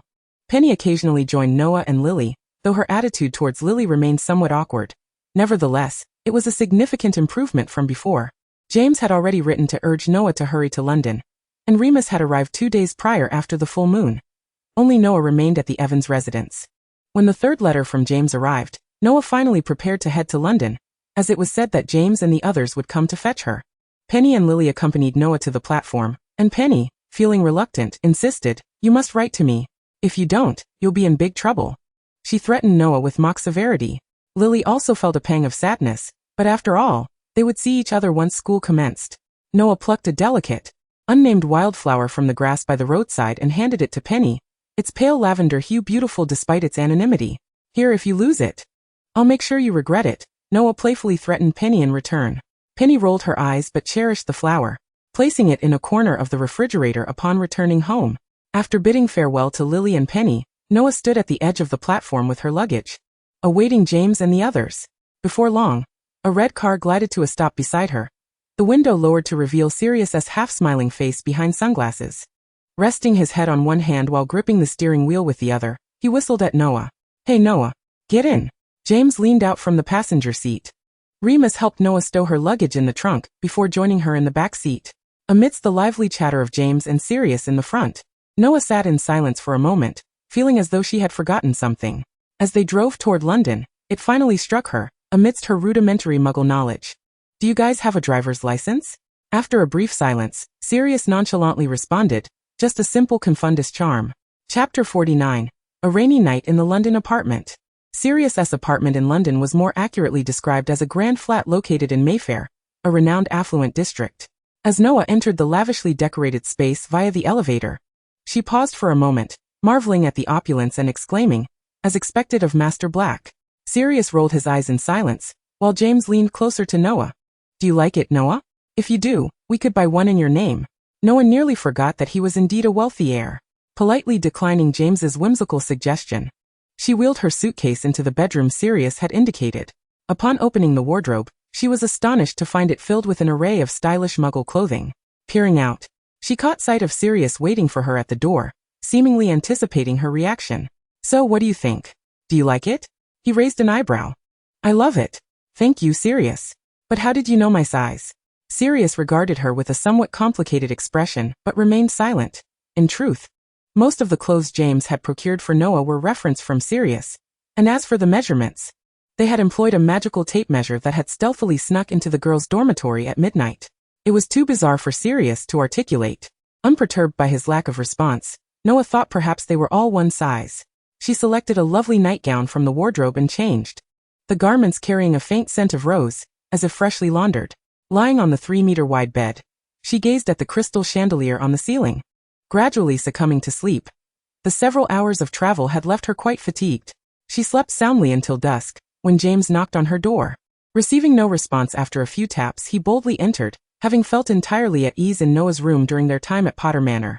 He stared at Noah's peaceful face, and with a mischievous grin, pinched her nose. Startled awake and unable to breathe, Noah opened her eyes to see James's playful face. She swatted his hand away. What are you doing, James? If you're itching to touch something, use anti-itch cream. James shrugged, unfazed by Noah's displeasure. It's time to eat. You won't believe who cooked dinner tonight. He flashed a mysterious smile at Noah. Bewildered, she slipped out of bed, wondering who could have possibly prepared the meal. Perhaps it was takeout from a nearby restaurant. In her slippers, she was ushered into the dining room by James, where she was astonished to find Sirius, clad in an apron, arranging dishes on the long dining table. Sirius, you can cook? She exclaimed, rushing over to examine the feast he had prepared, which surprisingly looked quite appetizing. At least there were no bizarre culinary experiments on display. This is unexpected. She accepted a fork from Remus, spearing a small cube of lamb chop. Delicious, she exclaimed, her eyes widening. Who would have thought that someone like Sirius, a scion of wealth, could cook? Sirius removed his apron and tossed it aside. While Noah's praise was not unexpected, after all, he had run away from home since the summer after their first year, and, lacking a house elf, had to learn to fend for himself in the kitchen. After an unexpectedly delightful dinner, the four of them unanimously decided to take a stroll to aid digestion. The streets of the Muggle world starkly contrasted with the magical realm. While it was lights out at Hogwarts by 10 o'clock, London's streets remained aglow. The Thames reflected the vibrant hues of neon lights. The signs of jazz bars along the riverbanks flickered dazzlingly, and a homeless man beneath a bridge softly hummed a Bowie tune. Noah compared the nights of Corkworth and London, her eyes sparkling with wonder. Sirius, however, seemed quite at ease in the Muggle city. He often spent periods in London, having been brought here by Alfred since childhood, and was familiar with various Muggle trends. In the following days, Sirius took the group of novices to see a Queen concert, where they sang along with the surrounding Muggles. the lines blurring between wizard and muggle as they became just ordinary faces in the crowd, the shadow of the mysterious man receding at that moment. Until one thunderous, rain-soaked night pulled them back into the magical world. No, Sirius, did you see that? It's a thunderstorm, James exclaimed excitedly, bursting from his room. Noah and Sirius had already been watching the torrential rain through the floor-to-ceiling window. The London twilight was heavily shrouded by leaden clouds, distant thunder rumbling like the footsteps of giants. Sirius extinguished all the lights, leaving only the flickering flames in the fireplace, casting distorted shadows upon the gilded frames and vinyl records. This was the final step of their animagus transformation. The three of them sat cross-legged on a Persian rug, a copper bowl placed between them, filled with mandrake leaves that had been held in their mouths for an entire month. They clinked their cups together and drank the potion, which had a rather unpleasant taste, reciting the final incantation towards the direction of the lightning. Amato animo animato animagus. Remus sat anxiously on the nearby sofa, biting his nails as he watched his friends writhe in pain, and once again glanced at the precautions from their advanced transfiguration text. At this moment, he realized once more the recklessness of these individuals. If they failed, they might transform into half-human, half-beast monstrosities. As Sirius's low groans of pain morphed into canine howls, James mumbled, feeling antlers sprouting from his head. Am I going to go bald? They both awakened slightly before Noah, stumbling awkwardly as they adjusted to their new forms. Sirius's glass display case in the living room had already suffered the consequences, and soon he turned his attention back to Noah, who was still in the midst of her transformation. As another bolt of lightning illuminated the living room, the perpetually frail little witch was suddenly engulfed by golden red flames, transforming into a phoenix just as James and Sirius, in a state of panic, attempted to approach her. How splendid! James's antlers quivered in admiration of Noya's newfound form, which was nothing short of Gryffindor's embodiment. Noya's skeletal structure appeared to be deconstructed and reassembled by an invisible hand, her spine extending into a feathered shaft, her skin burning to ash only to be reborn as golden red plumage. As Noya regained consciousness, the world before her had metamorphosed. For the first time, she beheld the world through avian eyes, perceiving colors layered like the spectrum of potions. Sirius's black dog form exuded a rebellious silver glow, while James's stag silhouette was enveloped in Gryffindor's golden red aura.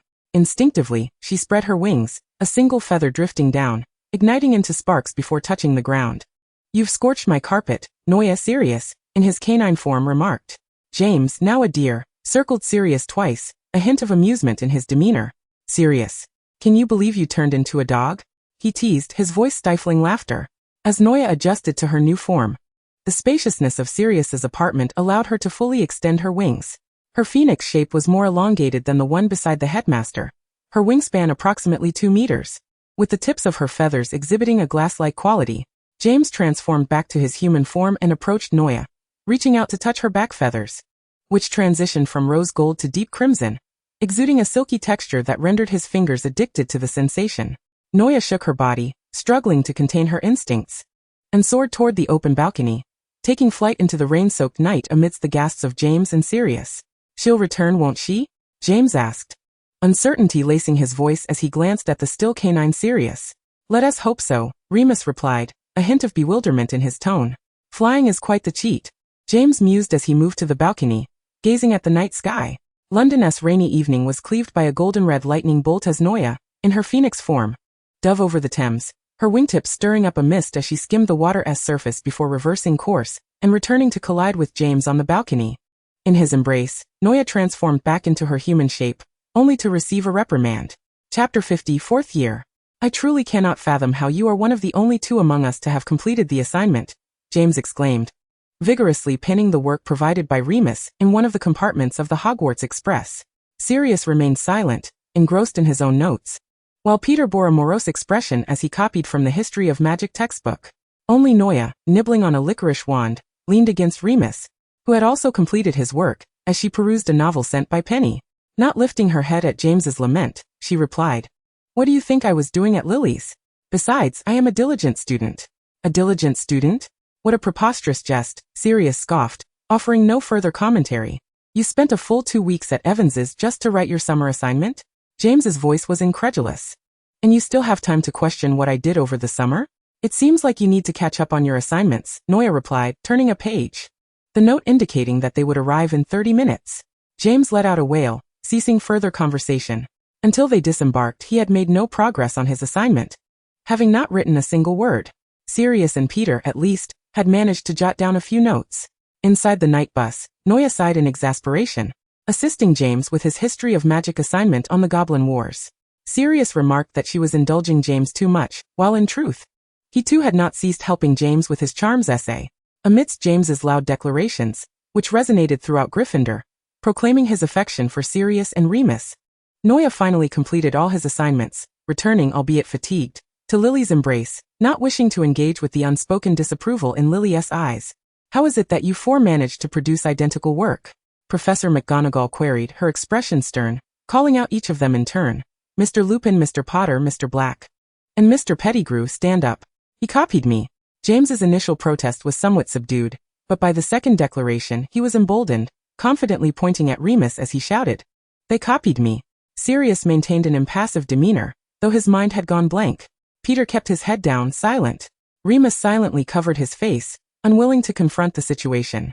"Do you truly believe that the loudest voice equates to righteousness, Mr. Potter?" Professor McGonagall replied, her wand tapping the desk to quell the laughter emanating from all corners, especially from Slytherin. "All of you, to the corner for the remainder of the lesson." Her gaze then shifted to Noya, who was sprawled in laughter in Lily's arms. "Miss Potter, do you suppose I cannot recognize your handwriting?" Noya instantly lost her mirth, sitting up straight and refraining from speaking, dutifully attending a transfiguration class. After class, James was still lamenting his significant miscalculation. "I misjudged. Next time, I should blend in while copying." Noya rolled her eyes at James's obstinacy, feeling grateful that she had completed her assignments at Lily's, for otherwise, she would have been the only one practicing transformation spells at the back of the classroom. During dinner in the Great Hall, Noya received a letter from Penny. After the meal, she opened Penny's letter in the common room.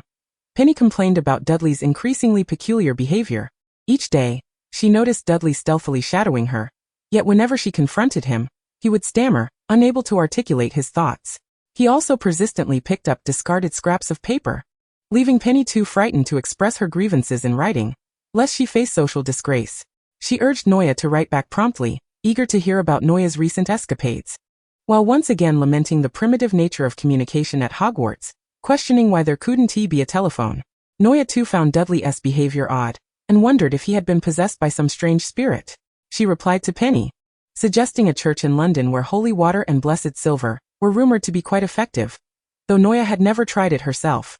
She advised Penny to carry some with her, so if Dudley continued his odd antics, she could douse him with holy water. If that proved ineffective, Noya, possessing some knowledge of physical confrontation, offered to pay Dudley a visit in Cokeworth during the next holiday to teach him a lesson about following Penny. Lily leaned over to inquire what Noya was up to, and Noya candidly shared Penny's troubles and her plan. In response, Lily gave Noya a look that spoke volumes. Upon returning to the dormitory, Lily relayed the gossip to Marlene and Mary, filling the room with a joyous atmosphere as everyone erupted in laughter, leaving Noya feeling bewildered and excluded. Annoyed, she began to tickle Lily at her waist, demanding, "What are you all laughing at? Hurry and tell me. I'm genuinely going to get angry." Lily, nearly collapsing from laughter, finally explained, albeit in fits, that Dudley's behavior indicated he had feelings for Penny, albeit tragically hampered by his own ineptitude, which had led him to seek assistance from another equally clueless individual. The thought of Dudley facing imminent holy water attacks and purification rituals sent Lily into another bout of laughter, which Noya mused was perhaps the fitting consequence of Dudley's infatuation. Noya sat frozen on her bed, but it was too late. She had already sent the letter, leaving her to hope for Dudley's fortitude. Chapter 51. 4th Year 2. Once again, the weekly potions tutoring session beckoned. As Noya glanced at the time, she realized she was on the verge of being late. The chilling glares from Snape whenever she arrived tardily sent a shiver down her spine, prompting her to quicken her pace. Snape's secret lair lay near the Slytherin dungeon, and as she descended the stairs, she inevitably encountered a number of Slytherins. However, they did not pose much trouble for her. Despite the intense animosity between James and the Slytherins, he was still a nominal pureblood and a descendant of Peril, so they merely observed her with a complex mix of expressions as she passed by. It was not until Noya spotted a group huddled near the restroom on the lower floor, bullying a figure curled up in the corner, that her attention was truly drawn. From a distance, she could hear them chanting various curses and mocking the unfortunate soul on the ground. Initially, she had no intention of intervening. Her feelings towards the Slytherins, apart from Snape, were far from favorable, and she was disinclined to meddle in their internal squabbles. However, when she caught sight of a glimmer of gold and red fabric emerging from the figure's robe, she hastened towards them, clearly hearing the derisive taunts from the Slytherin ruffians. "What's the matter? Where's James Potter to rescue you? Or do you expect that pure-blood traitor to come to your aid? Do you really think they consider you a friend? Ridiculous. Go take a look in the mirror. What makes you think you're worthy of their friendship? Look at you now. Who's coming to help you, huh? Pathetic coward. Hey, what are you doing?" Noah interrupted, having clearly discerned the identity of the cowering figure. It was Peter. Frowning, she positioned herself protectively in front of him.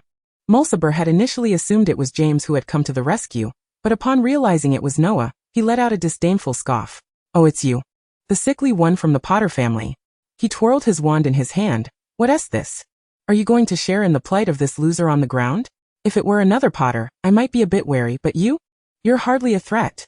What's there to fear from someone who spends most of their time in the infirmary? Hey, Potter," he sneered, leering at Noah from head to toe. "You're quite cute. Why don't you just beg me for mercy?" As his words hung in the air, the other Slytherins erupted into a disconcerting chorus of laughter, assaulting Noah's ears. "Shut up, all of you." The figure in the corner suddenly sprang to his feet and shoved Mulciber with all his might.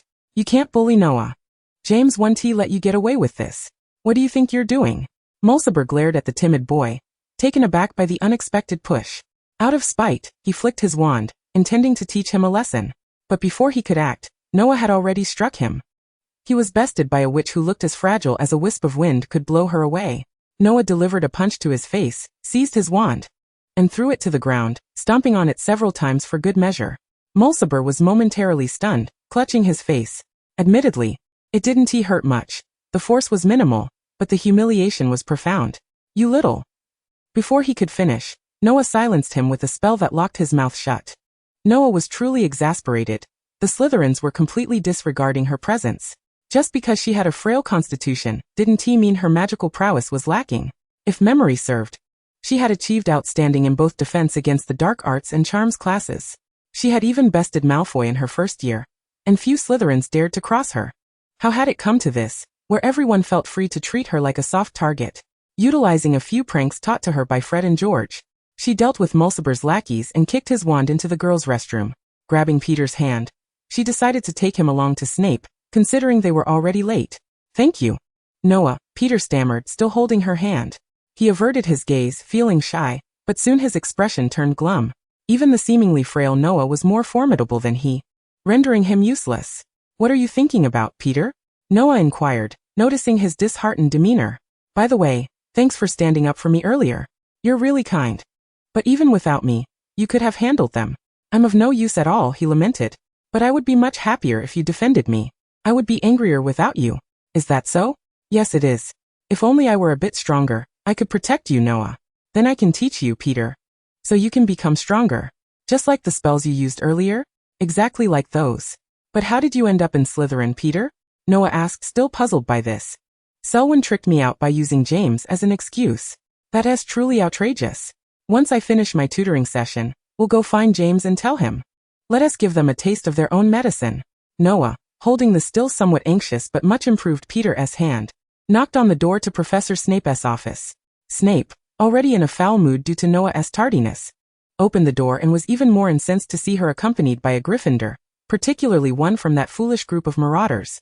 He noted the disheveled strands of Noah's hair, and the muddy footprints on Peter's robes, likely deducing what had transpired. In truth, he was well aware of Mulciber's antics, which typically involved luring timid, socially awkward Gryffindors to the dungeon for bullying. He had not anticipated that Peter would be the one to suffer today, but he had it coming. Unwilling to unleash his ire on Noah, he directed his fury towards Peter with a piercing glare. "Hello, Professor Snape," Peter stuttered, utterly intimidated by Snape's menacing gaze. If looks could kill, he might have already been 1,000 times over. Trembling, he took a seat, only to be met with another disdainful glare from Snape, which made him want to cry. Yet Noah stood protectively in front of him. "Please, Professor, don't be angry. There was a little incident today." She tugged at Snape's sleeve, trying to smooth things over. Snape shot her a glance but did not retract his sleeve. He simply chose to ignore Peter's presence. When the tutoring session concluded, Snape, still displeased, remarked, "Do not bring unrelated individuals here next time." It is quite uncomfortable to have my territory invaded by unfamiliar presences. Understood, Professor Snape. And no tardiness. Of course, Professor Snape. This time her voice carried a hint of guilt, and she hurriedly bid farewell to Snape, pulling Peter, whose eyes sparkled with admiration, along as they made their exit. Peter had known of Snape's formidable skills in potions, but after spending a lesson with Noah, he realized that Snape could easily be dubbed the potions master. His explanations were lucid and engaging, even comprehensible to Peter. Snape, with his dark, brooding eyes, watched their retreating figures, then turned and cast a vanishing spell on the chair Peter had occupied. Chapter 52. Fourth year Noah distributed the jerky she had in hand to the surrounding owls before brushing off the crumbs. Contemplating acquiring her own owl from Diagon Alley, once the holidays arrived.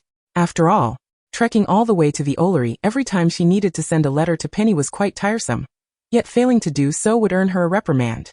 Having securely attached the gifts and letters intended for Penny to the sturdiest owl she had meticulously chosen, Noah prepared to return to the common room. However, she collided with someone at the door. She fell to the ground, her arms grazing against the coarse gravel, tearing a patch of skin that mingled with the blood and dirt. "I apologize. It was my oversight," the newcomer quickly expressed, his voice tinged with regret. He crouched down, intending to assist the Gryffindor which he had inadvertently collided with, but hesitated noticeably upon touching her protruding knuckles. Once helped to her feet, Noah glanced upward, and both were momentarily taken aback upon recognizing each other. It's you? It's you?"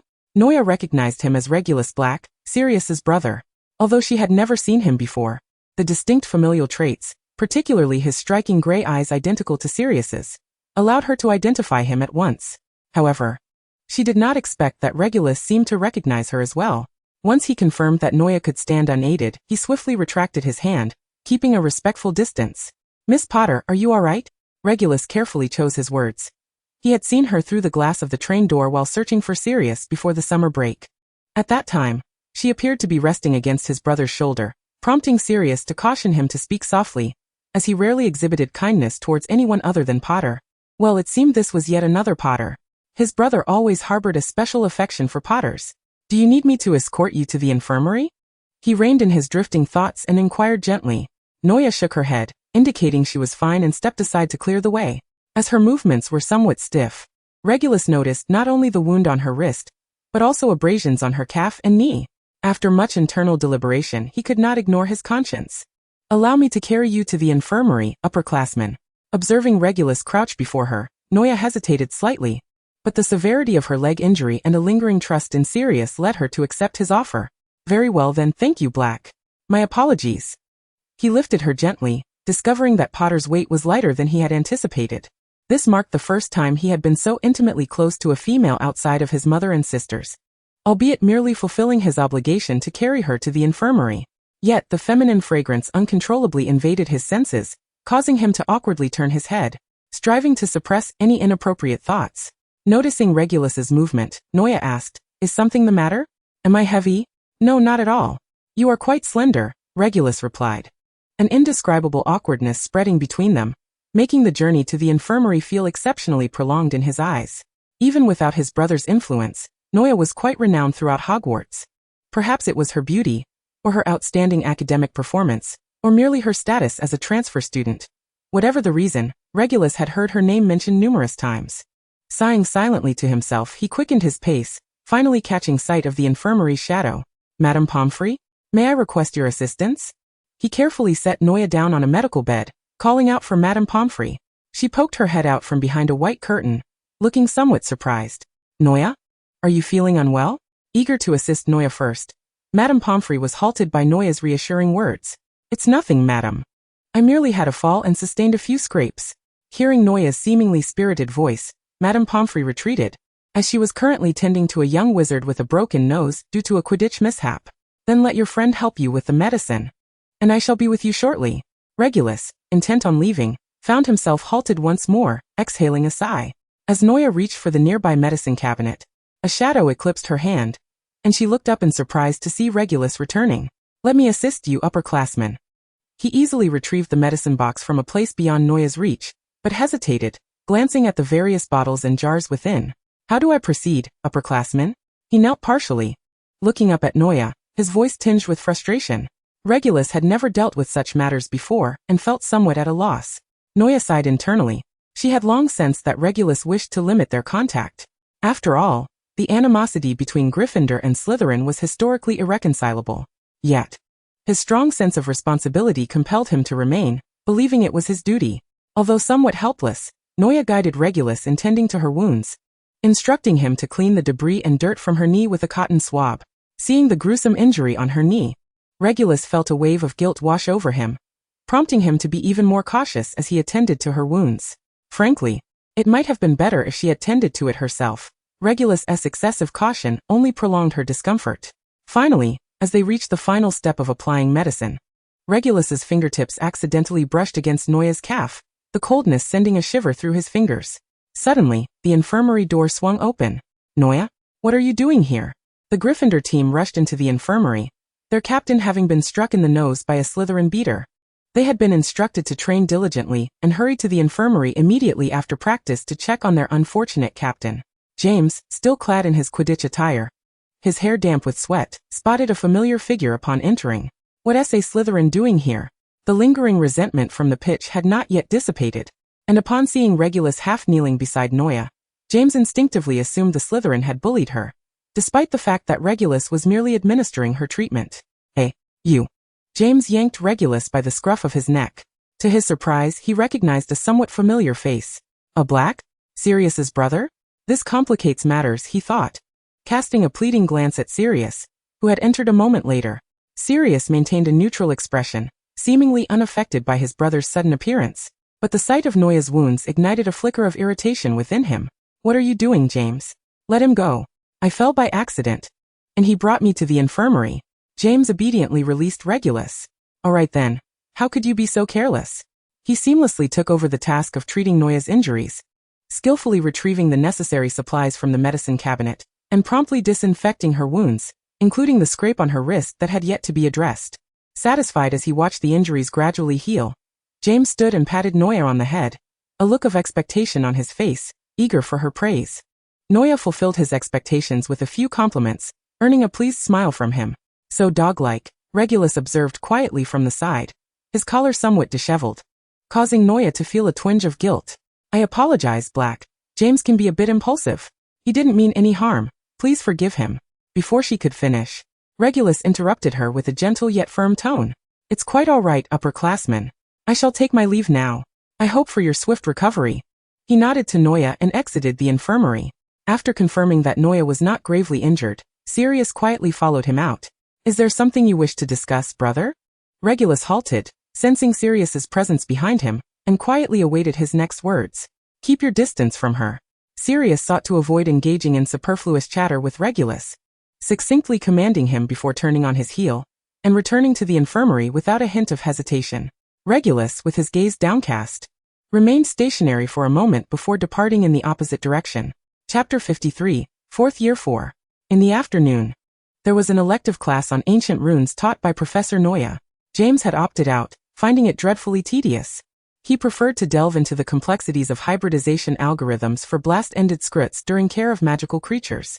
Sirius had initially enrolled in the class, but after attending a few sessions, he often found himself skipping it unconsciously. Furthermore, with Quidditch practice scheduled for that afternoon, Sirius had no intention of attending. Thus Noya did not wait for him, and proceeded directly to the classroom after dining in the Great Hall. She casually selected a corner seat, where several Ravenclaw students had already begun to gather, despite there being ample time before the lesson commenced. May I sit here? She inquired, lifting her gaze from her textbook to a somewhat unfamiliar Ravenclaw. Of course, make yourself at home, he replied, offering him a polite smile. Noya shifted slightly to make room, and resumed her preparations for the day's lesson. Senior Potter? HM. She realized, quite unexpectedly, that she had acclimated to the surname, turning naturally to face the Ravenclaw seated beside her. His manner suggested he might be a third-year student, as elective courses typically span multiple years, especially in ancient runes, which had a notably low enrollment. He handed her a notebook, pointing to a string of runes, his slate blue eyes earnest yet tinged with embarrassment. I apologize. I didn't mean to disturb you, Senior Potter. It's just that I can't quite discern where I've gone awry. Something feels off. Following his indication, Noya examined the runes that twisted in peculiar shapes under his pen. Frowning slightly, she tapped her fingertip in the middle. Here. Your protective rune is misdrawn. The tail hook of Anzus has curved too far, transforming it into a variant of deception, which alters the entire meaning of this segment. She extracted a blank piece of parchment and demonstrated the correct technique. The tail hook here requires particular attention. After a brief pause, unsure of how to articulate her thoughts, she redrew it, resembling reeds swaying in the breeze, imbued with a sense of rhythm. "Thank you, Senior Potter." The nameless junior beamed at her, his eyelashes casting butterfly-like shadows beneath his eyes, appearing quite endearing. "Not at all," she replied, feeling somewhat out of her depth in the role of an instructor. Once Professor Babbling announced the end of class, Noya gathered the scattered sheets from her desk, one of which fluttered to the floor before being retrieved. The edge of her ancient runes textbook pressed against her palm as she stepped onto the golden shards of the setting sun, heading towards the Quidditch pitch. Her brain, having undergone an intense workout during the lesson, craved relaxation, and she resolved to observe James and Sirius's practice. Leaning against the stands, she basked in the lingering warmth of the sun, harboring an urge to transform into a phoenix and soak in its rays. Squinting towards the sky, she noticed James's black hair glowing with a golden-brown hue under the sunset, his collar dampened by sweat and slightly crumpled. Sirius hovered not far from him, adopting a languid pose, seemingly idling about. Suddenly, under Sirius's bemused gaze, James spiraled upwards, executing a series of impressive maneuvers before executing a dramatic vertical dive towards the stands. James shook his damp hair, slicking it back, and flashed Noya a meticulously crafted smile. "How was that, Noya? Wasn't it spectacular?" She nodded. But before he could revel in the moment, she offered an objective critique of his performance, detailing everything from his initial ascent to the final feint. Devoid of any praise for his handsome visage, focusing solely on his Quidditch skills, James's expression fell, leaving him too deflated to scold Sirius for his gleeful demeanor. "Noya, you can be rather unromantic at times," James remarked, his tone laced with exasperation at her lack of enthusiasm. In a fit of playful retaliation, James leaped off his broom and lunged towards Noya, who recoiled in disdain as he wiped his sweat all over her. Laughing heartily, he took flight once more, soaring 30 feet into the air as she shouted his name in indignation. Sirius observed the interaction between the Potters with a perplexed expression, noting details he usually overlooked, perhaps due to the overarching title of siblings. Suddenly, he found himself at a loss on how to navigate this intricate web of relationships. Later, as Noya habitually opened the system panel to summarize the week's affection ratings before bed, she noted that James's rating remained an enigmatic question mark, while the others had generally seen steady increases, until she reached the end, where a few newly emerged names caught her eye. Regulus Black, 10. Peter Pettigrew, 15. Chapter 54, 4th Year 5. Noya swiftly dismissed the 2 negative affection scores from her mind, as the workload for 4th year classes had surged to more than double, compounded by her 3 elective courses, leaving her schedule quite full.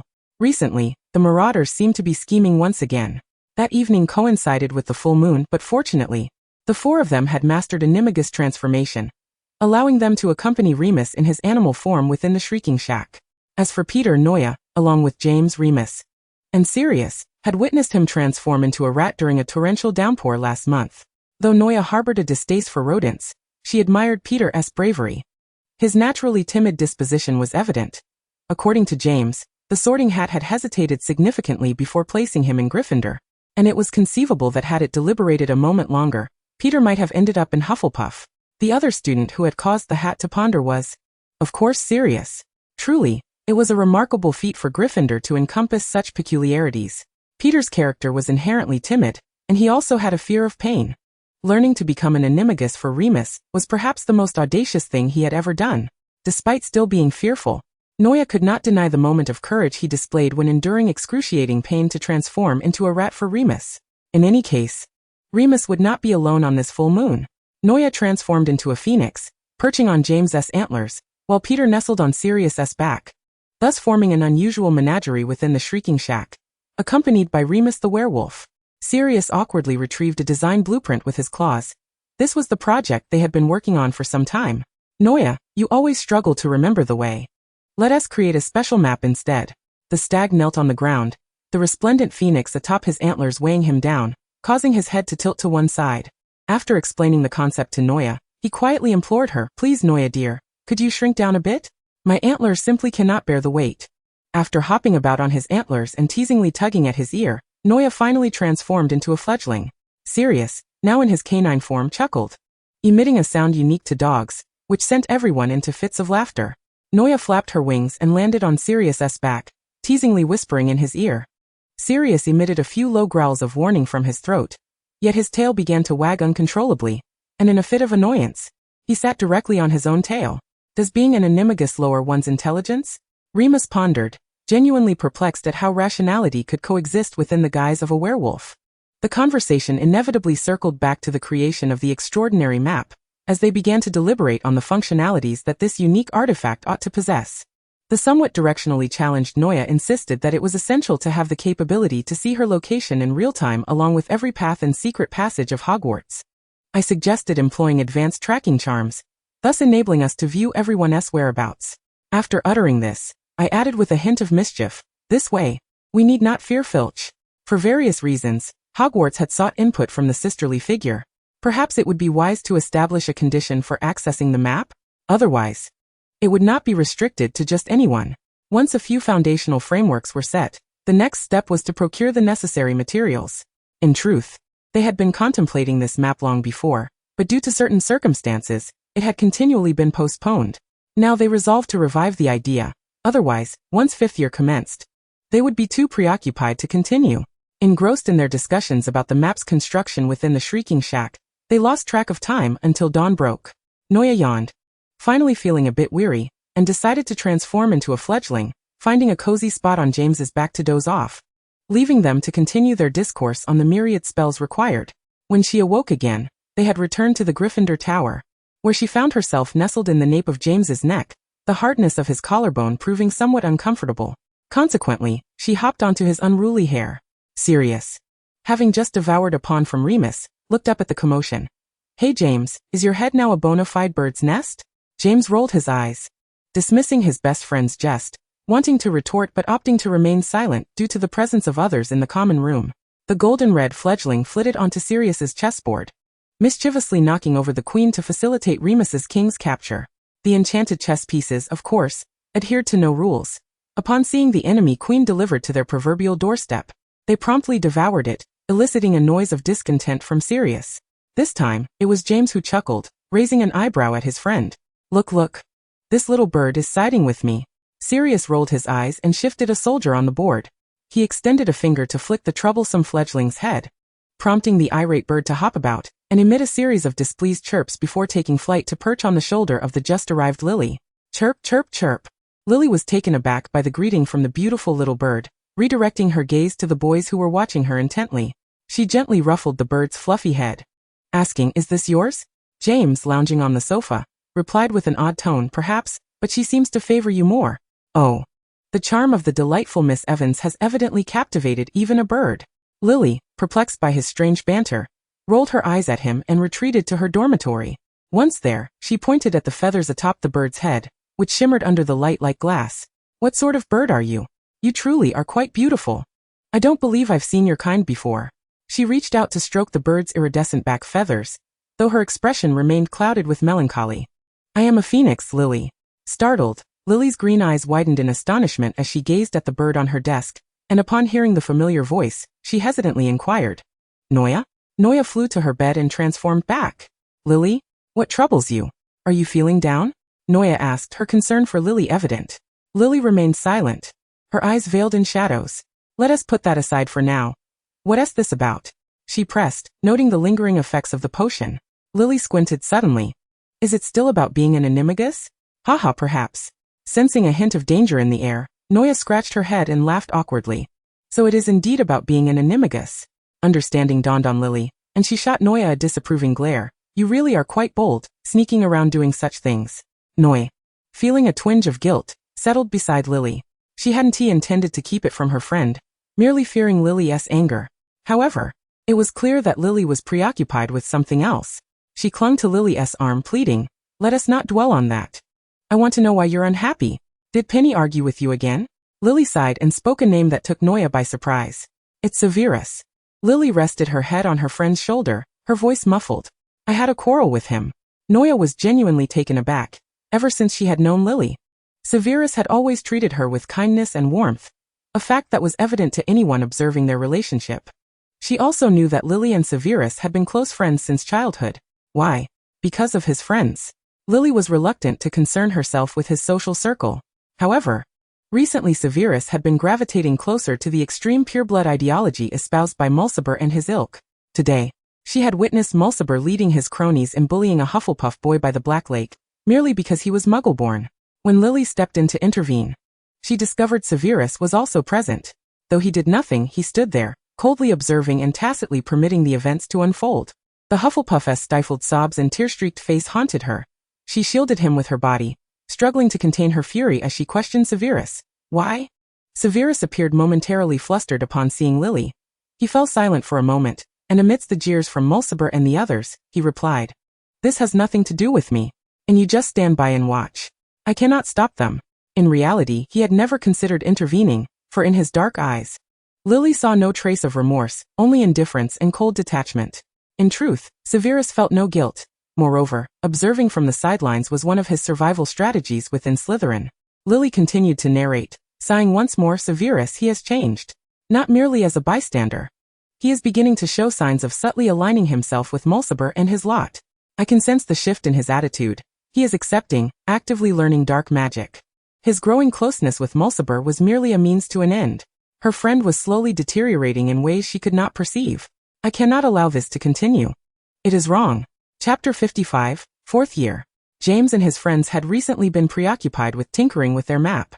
Noya assisted them by providing suggestions for necessary spells and materials they might need, after which she frequently vanished from sight, as it was rumored they were planning a surprise for her before the winter holidays. Meanwhile, tensions between Lily and Severus had deepened. She still hoped he would abandon his exploration of dark magic, but Severus had refused, asserting, "I need power." Noya's weekly potions tutoring continued, and one must admit that Severus was indeed diligent in this regard. Under his guidance, Noya had become capable of independently achieving an A in her potions assignments. However, he deemed this insufficient, insisting that Noya must attain an O by the end of the term. "You're dreaming, Professor." Noya interrupted Severus's lofty expectations without a moment's hesitation. Severus glared at Noya with a stern face. During this period, Lily had been relentlessly pursuing him like a cat playing with a mouse. No matter where he went, she would find him and lecture him about the dangers of dark magic. Thus, while tutoring Noya, he was also left feeling quite exasperated. He even felt that he was on the brink of premature aging due to the stress, and his previously amiable disposition towards Noah was becoming increasingly difficult to maintain. Silence. "Potter, you must persevere." Noah merely pursed her lips in response, choosing to remain silent. She planned to wait until the end of term to present Severus with her report card, for the lingering influence he had wielded in her first and second years had nearly dissipated after 2 decades, and she now regarded this young professor as her peer. This shift in perception was likely the reason Severus found Noah increasingly unmanageable. He even wondered if she was intentionally tormenting him, the unfortunate Slytherin, to avenge Lily. After inspecting the dream potion Noah had brewed, he deemed it barely acceptable, albeit with a peculiar aroma. Rubbing his temples in annoyance, he instructed her to leave. He intended to dismiss her for the time being. Dismissed, Noah resolved to make another visit to the Ollery, as she had received a letter from Penny the previous day. Penny informed her that she had taken the time over the weekend to visit the church Noah had mentioned to obtain a vial of holy water, which she had used to douse Dudley's face upon discovering him following her home from school once again.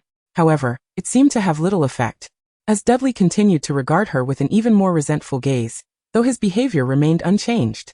Fortunately, his frequent assistance in completing her chores allowed her to overlook his transgressions. Additionally, she had excelled in their high school's debate competition, earning the opportunity to represent the school in the citywide contest. She expressed her fondness for the gifts Noah had sent, though the star bracelet that spun on its own could only be admired at home, as it was not suitable for wearing in public. Moreover, "The flower you gave me is still thriving in the refrigerator." After reading the letter, Noah felt sympathy for Dudley's plight, but had no intention of informing Penny of Lily's suspicion that Dudley harbored feelings for her. For now, Penny's education was paramount. Any distractions from boys would only hinder her academic performance. This time, Noah prepared a bouquet of everlasting white eustomas for Penny, believing the flower's symbolism to be perfectly suited for her. She employed some techniques she had learned in her ancient runes class. By periodically maintaining the formation at the base of the vase, it would draw upon Noah's magical essence to sustain the blooms. The magic required to maintain a single bouquet was minimal, ensuring that the flowers would never wilt, relieving Penny of the need to store them in the refrigerator. "Senior, are you also here to send a letter?" Regulus was a familiar figure at the Ollery, surrounded by a flock of owls while clutching a handful of uneaten owl treats. Several plump owls perched on his head and shoulders. Upon noticing Noah's arrival, some owls fluttered towards her, drawn by the allure of the meat treats she often brought, greatly alleviating the pressure on Regulus, allowing his previously hunched posture to straighten.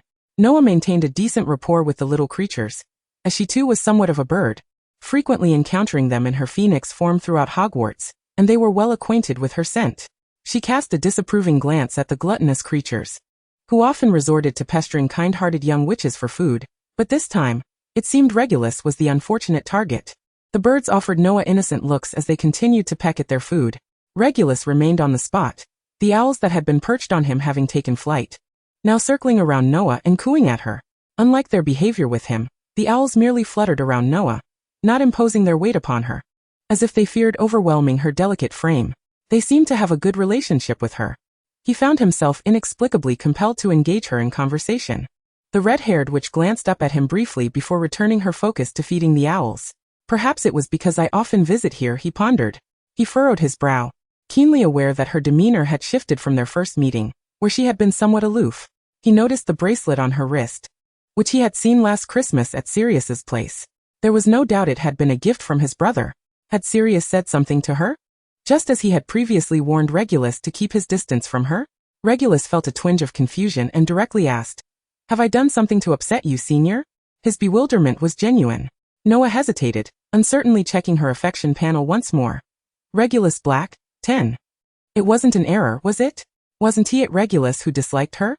Then who was this person, so gentle and polite, wishing to continue their conversation? Feeling a dissonance, Noah pondered for a moment. Perhaps it was due to James's behavior? No. Mr. Black. Please call me Regulus, he interrupted. Referring to me as Senior makes me feel as though you are addressing my brother. Noah fell silent. She did not believe that a negative affection score warranted the familiarity of using someone's first name. Yet, out of politeness, she nodded. Very well, Junior. I have sent my letter, so I shall take my leave. She refrained from using his name. Regulus smiled and bid her farewell. All right, Senior. Until we meet again. A Slytherin, who did not belong to her social circle. Negative scores were simply that. After departing the Ollery, Noah cradled her book and made her way to the Ancient Runes classroom, selecting a corner seat once more. The Ravenclaw with the slate blue glasses was seated beside her again.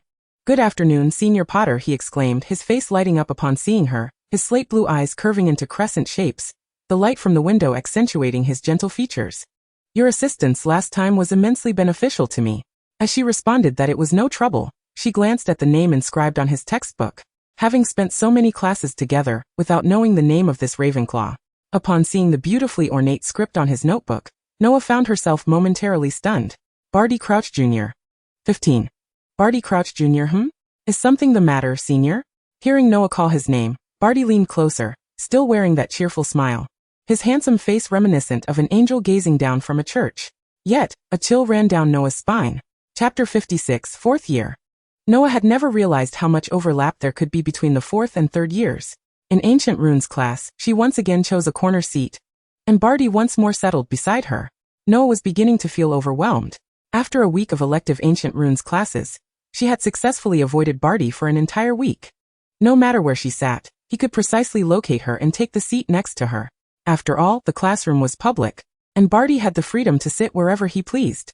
However, Noah truly did not wish to be in close proximity to someone whose affection score had reached 20. Indeed, after a week of classes together, Barty's affection for her had astonishingly plummeted to a mere 20. As she diligently addressed his queries regarding Ancient Runes, his affection score continued to decline with each kind response she offered. Particularly during this period, despite the dwindling affection, Barty still approached her with a cheerful demeanor, which left Noah feeling quite alarmed. Senior, are you avoiding me lately? After class, Noah intended to quickly pack her belongings and leave, but Barty stopped her, the dusk light casting a peculiar shadow across his face. You're rather peculiar, you know? Noah could no longer endure it. Her face devoid of expression. She clutched her book while observing young Barty, who appeared to be ensnared in a state of bewilderment due to her words. This was, in fact, the most genuine expression she had witnessed on his face as of late. Senior, what did you say? I said you are rather peculiar, Noah reiterated, noting that 10 minutes had elapsed since the class had concluded. The elective course on Ancient Runes was predominantly attended by students from Ravenclaw, with a smattering of Slytherins. Most of them adhered to a strict schedule, leaving only young Barty and Noah in the classroom. Choosing to abandon any pretense, Noah bluntly stated, "You must detest me, Crouch. Aren't you weary of smiling at me like that? It certainly appears exhausting." Barty fell silent for 2 seconds, then unexpectedly broke into a grin. Not the usual facade of innocence and gentleness he typically wore, but a smile tinged with levity and a hint of mockery that, in Noah's estimation, was a significant improvement. "Noah Potter, has anyone ever mentioned that you speak with remarkable candor? Is it a trait shared by all Gryffindors? Much like your reckless brother, James Potter?" He enunciated each word with a peculiar foreign lilt. "You truly are an odd bunch. A pure-blood traitor, a brazen oaf, a penniless wretch, and a timid mouse.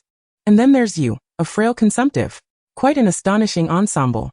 Little did he realize that this peculiar collection of individuals could command his father's respect and be regarded as the future pillars of the wizarding world. Old Barty's judgment was indeed questionable. Upon hearing Barty's taunts, which had lost all semblance of pretense, Noah's countenance grew cold.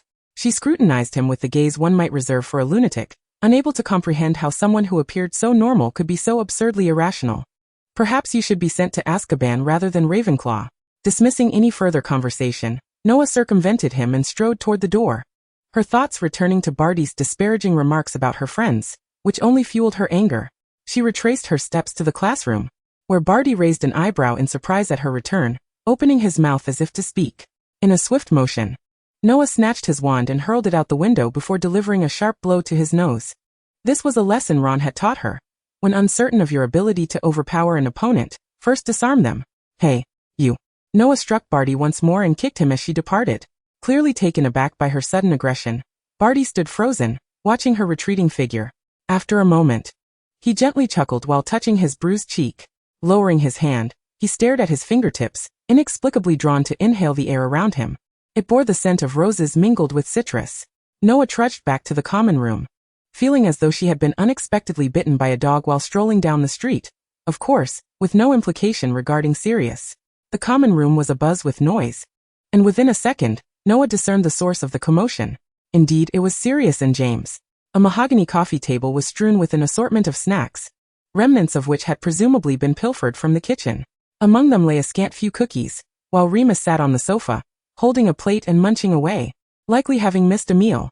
Sirius and James were engaged in a playful tug-of-war over the cookies on each other's plates, their tussle resulting in Remus's plate becoming increasingly bare. Remus, seated on the sofa, wore a perplexed expression, seemingly oblivious to the chaos around him. Noah rolled her eyes, feeling as though these individuals were truly unhinged. She intended to feign ignorance and head straight to her dormitory, but James's keen eyes caught sight of her. "Hey Noah, you're back," James exclaimed, his eyes lighting up as he paused his playful jostling with Sirius, casually snatching a cookie from Remus's plate as he passed through the throng. "Want to try this?" He attempted to shove the cookie into Noah's mouth, leaving her no choice but to chew and swallow the morsel before she could respond. Remus silently observed his plate, which had barely seen a couple of bites before it was emptied. "Not bad, actually," Noah commented, casting a sympathetic glance at the expressionless Remus. James took the Ancient Runes textbook from her hands and casually flipped through a couple of pages. "With your determination, you could achieve success in anything. What is this? Resembling a tadpole? I can hardly make heads or tails of it." Suddenly struck by an idea, he turned to Sirius. "Hey Bigfoot, if memory serves, you also enrolled in this course?" Sirius nodded. "Yeah, I nearly forgot about it. Aren't you worried about not passing the final, considering how often you skip classes?" "I'll just copy Noah's notes when the time comes. Besides, I reckon those exam questions will be a piece of cake. If I glance at the notes, I should at least secure an E. Anything less would be surprising." "All right then," James shrugged. "I suppose I feel the same way." Noah felt her fists clench tighter. Excellent. One of the 4 virtues of a marauder. Humility. Unable to endure the self-congratulatory banter of 2 arrogant individuals, Noah tossed her Ancient Runes notes to Sirius, intending to return to her dormitory to find Lily. Sirius raised his hand to catch the hefty tome that had been aimed at his head, arching an eyebrow. "What's with the temper? Who provoked you?" "A dog bit me on the way." "Huh. Of course." She meant no offense to the absence of dogs in the common room. "Huh." Observing Noah's irate retreat, Sirius exchanged a bewildered glance with James. "Seems like Noah isn't fond of dogs," James remarked.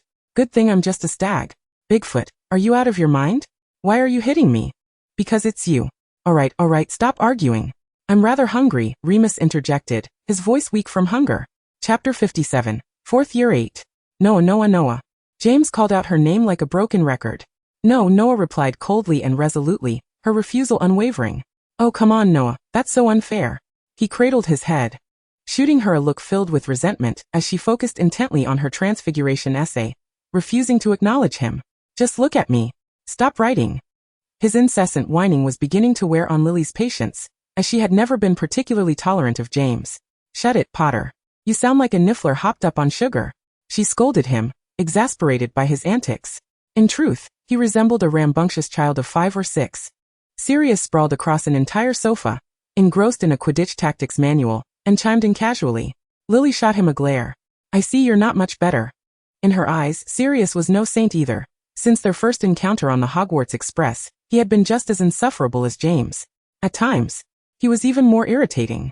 To her, both Sirius and James were the chief instigators of Noah's mischief. Sirius, accustomed to being the scapegoat, merely shrugged.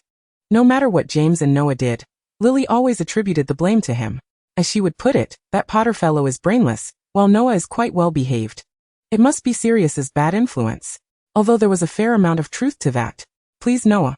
James continued to plead, his tone growing increasingly whiny. With Halloween approaching, he had suddenly conceived the idea of the grotesque merpeople dwelling at the bottom of the Black Lake. He aimed to persuade Sirius to join him in dressing as the lake's inhabitants for Halloween, while Peter would don the guise of a Gryffindor. Sirius's response was, if Noah agrees, then I will. But it was clear that Noah would not acquiesce. James, wearing a woeful expression, gazed pleadingly at the indifferent Noah. Please, sweetheart, darling Noah. With a voice drawn out by James's playful antics, Noah found herself unable to withstand the incessant noise. She lifted her gaze to meet James's pitiful hazel eyes, the plea within them evident even through his glasses. With a resigned sigh, she acquiesced. Very well, Jamie, I agree. Amidst James's jubilant cheers, Lily shot Noah a disbelieving glance. As if to say, really? You're actually agreeing to this? Don't spoil him too much. Watching James eagerly dash off to find Sirius, Noah leaned closer to Lily and whispered in her ear, I never specified which kind of mermaid. Let them figure it out themselves. Lily stifled a laugh. Meanwhile, Sirius appeared somewhat incredulous, unable to fathom that Noah had simply consented. Rising from the sofa, he regarded Noah, now engrossed in drafting her essay for defense against the dark arts, with a look that screamed, have you lost your mind? He quickly shifted the conversation, asking, has anyone seen Remus? James shook his head, eager to say more, but Sirius was already at Noah's side, inquiring, have you seen Remus? He then lowered his voice. Are you out of your mind? Noah pretended not to hear the latter question and replied, of course. Sirius, feeling somewhat cornered, pressed on, where? On page 395, Noah replied, raising an eyebrow as she pointed to her defense against the dark arts textbook. Are you serious? He asked. Why wouldn't it count? Once Lily finished her tasks, the two of them planned to send a letter to Penny. Since last summer, although Penny and Lily's relationship had not fully mended, they could at least communicate more peacefully. Noah had taken to sending Penny gifts for various occasions, and this time, she carefully packed a pumpkin head she had carved herself into a gift box to send via owl. Lily leaned in, am I getting one too? You really care about Penny, don't you? It's like you have a girlfriend. Then you must be my second girlfriend, Noah replied, wrapping her arm around Lily's waist. Of course you'll get one, but I'll give it to you tomorrow since that's actually Halloween. Then Noah encountered Regulus. She was nearly accustomed to Regulus's frequent appearances. Good afternoon, Prefect and Evans. Oh, good afternoon, Black. What a coincidence. Are you also here to send a letter? Yes, Evans, Regulus replied, glancing at Noah, who merely nodded before resuming her playful banter with Lily. Come on, Lily, we need to head back and prepare for tomorrow's feast. Goodbye then, Black. Noah called over her shoulder. Regulus watched her retreating figure, puzzled by her sudden coolness towards him. Despite their limited interactions, the warning from Sirius lingered in his mind, igniting a sense of rebelliousness within him. Fortunately, his weekly letter-sending schedule to his mother coincided with Noah's, allowing for some coincidental encounters. Yet, he remained at a loss for how to approach Noah. She had maintained a rather indifferent demeanor towards him, never once uttering his name. He yearned to befriend her and witness Sirius's reaction. Clutching the letter he intended to send, Regulus unconsciously gripped it tighter. However, his primary concern remained. How could he possibly change Potter's attitude? Lily, do you know Regulus Black? Noah inquired, recalling Lily's relatively familiar interactions with him in front of the shed. I suppose so, We exchanged a few words in divination class, Lily responded thoughtfully. Then, a realization struck her. Oh, and when I went to Slytherin to find Severus, Mulciber and his gang caused trouble, and he helped me. Really? So he can be a decent person? Noya mused. Not all Slytherins are bad. There are exceptions. That is true. I even ran into a Ravenclaw who resembled a Slytherin. But can you believe Mulciber and his friends dared to bother you? I'll give them a piece of my mind next time I see them. You might want to reconsider. If they bully you and you end up in tears, I won't come to your aid, Lily replied skeptically. And they didn't have a good time either. Always studying dark magic, only to be defeated by my enhanced flash spell. She added with a hint of sarcasm. I wonder what Severus thinks. Believing they could help him gain power. They talk about power every day but act like frightened little chicks. That would surely infuriate Snape. But while Lily, you don't believe in me. I'm quite formidable.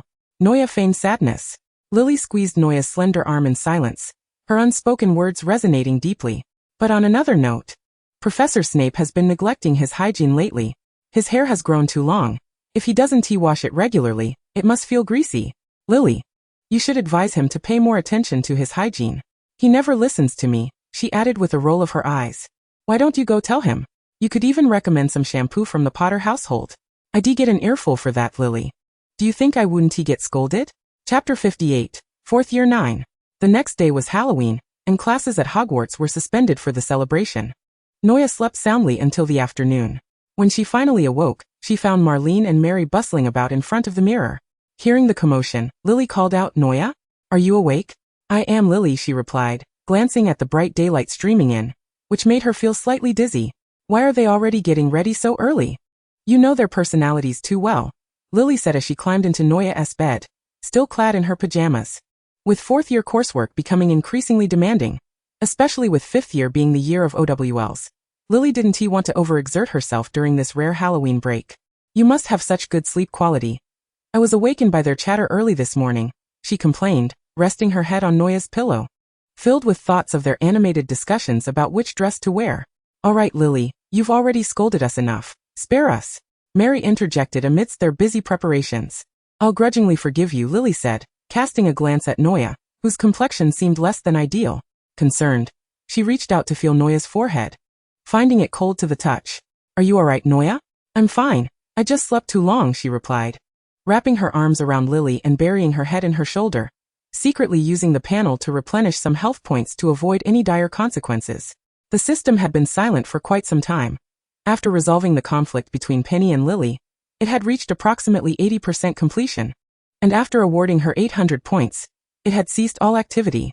Relying solely on the goodwill she had accumulated, Noya was barely managing to get by. Once those points were exhausted without any new influx, she would truly be in trouble. With a gentle sigh, she made an effort to lift her spirits and said to Lily, the time has come. Shall we tidy up, Lily? Then we can go have dinner together. Seeing Noya's face regain some color, Lily felt relieved. The thought of the foolish antics James and Sirius would inevitably engage in today brought a smile to their faces. Mermaids. Ha!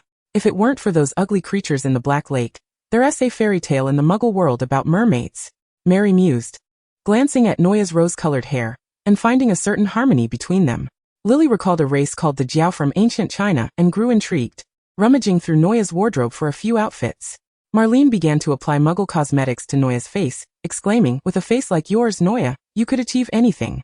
As she admired her friend's made-up visage, Marlene added, such a magnificent face deserves to grace the shores of England. As the bashful Noyali was impeded from enduring the teasing of Marlene and Mary, she swiftly fashioned a bun atop her head, adorning it with an array of hair accessories that weighed heavily upon her. Once Noyali was prepared, the others busied themselves with Lily's embellishments. By the time they had changed into their outfits, night had descended upon them. No wonder you all had to rise so early. This is indeed a laborious endeavor. Nearly dizzy with hunger, Noyali clung to Lily, lamenting as they exited the dormitory together. The Halloween moonlight bathed the towers of Hogwarts in a silvery hue, where James and Sirius, ensconced in sticky green mermaid tails, squatted at the entrance of the girls' dormitory, their tails still dripping with the water plants from the Black Lake. They had even cast a perpetual water charm on their tails, attempting to recreate the damp, eerie essence of the mermaids from the lake. Sirius, are the scales on your tail stuck on the wrong way? James inquired, massaging his knee, which had grown sore from being pressed against the ground, while his face, rendered nearly unrecognizable by paint, lifted to observe his brother's visage, where the gray-green paint was trickling down, coupled with the seaweed wig they had forcibly donned, transforming them into two walking clumps of mud. At that moment, James was momentarily amused by Sirius's comical appearance. Sirius, already somewhat despondent, seemed to have lost interest, his expression betraying a sense of ennui as he had been waiting for quite some time. Suddenly, the smooth floor before them revealed a descending staircase, and at last, someone emerged from the girls' dormitory. James casually lifted his head, hoping it might be Noyali. He and Sirius had been perched at this spot for an entire afternoon, while Remus, finding their antics embarrassing, had already taken Peter to the Great Hall, leaving only the two of them to make a spectacle of themselves.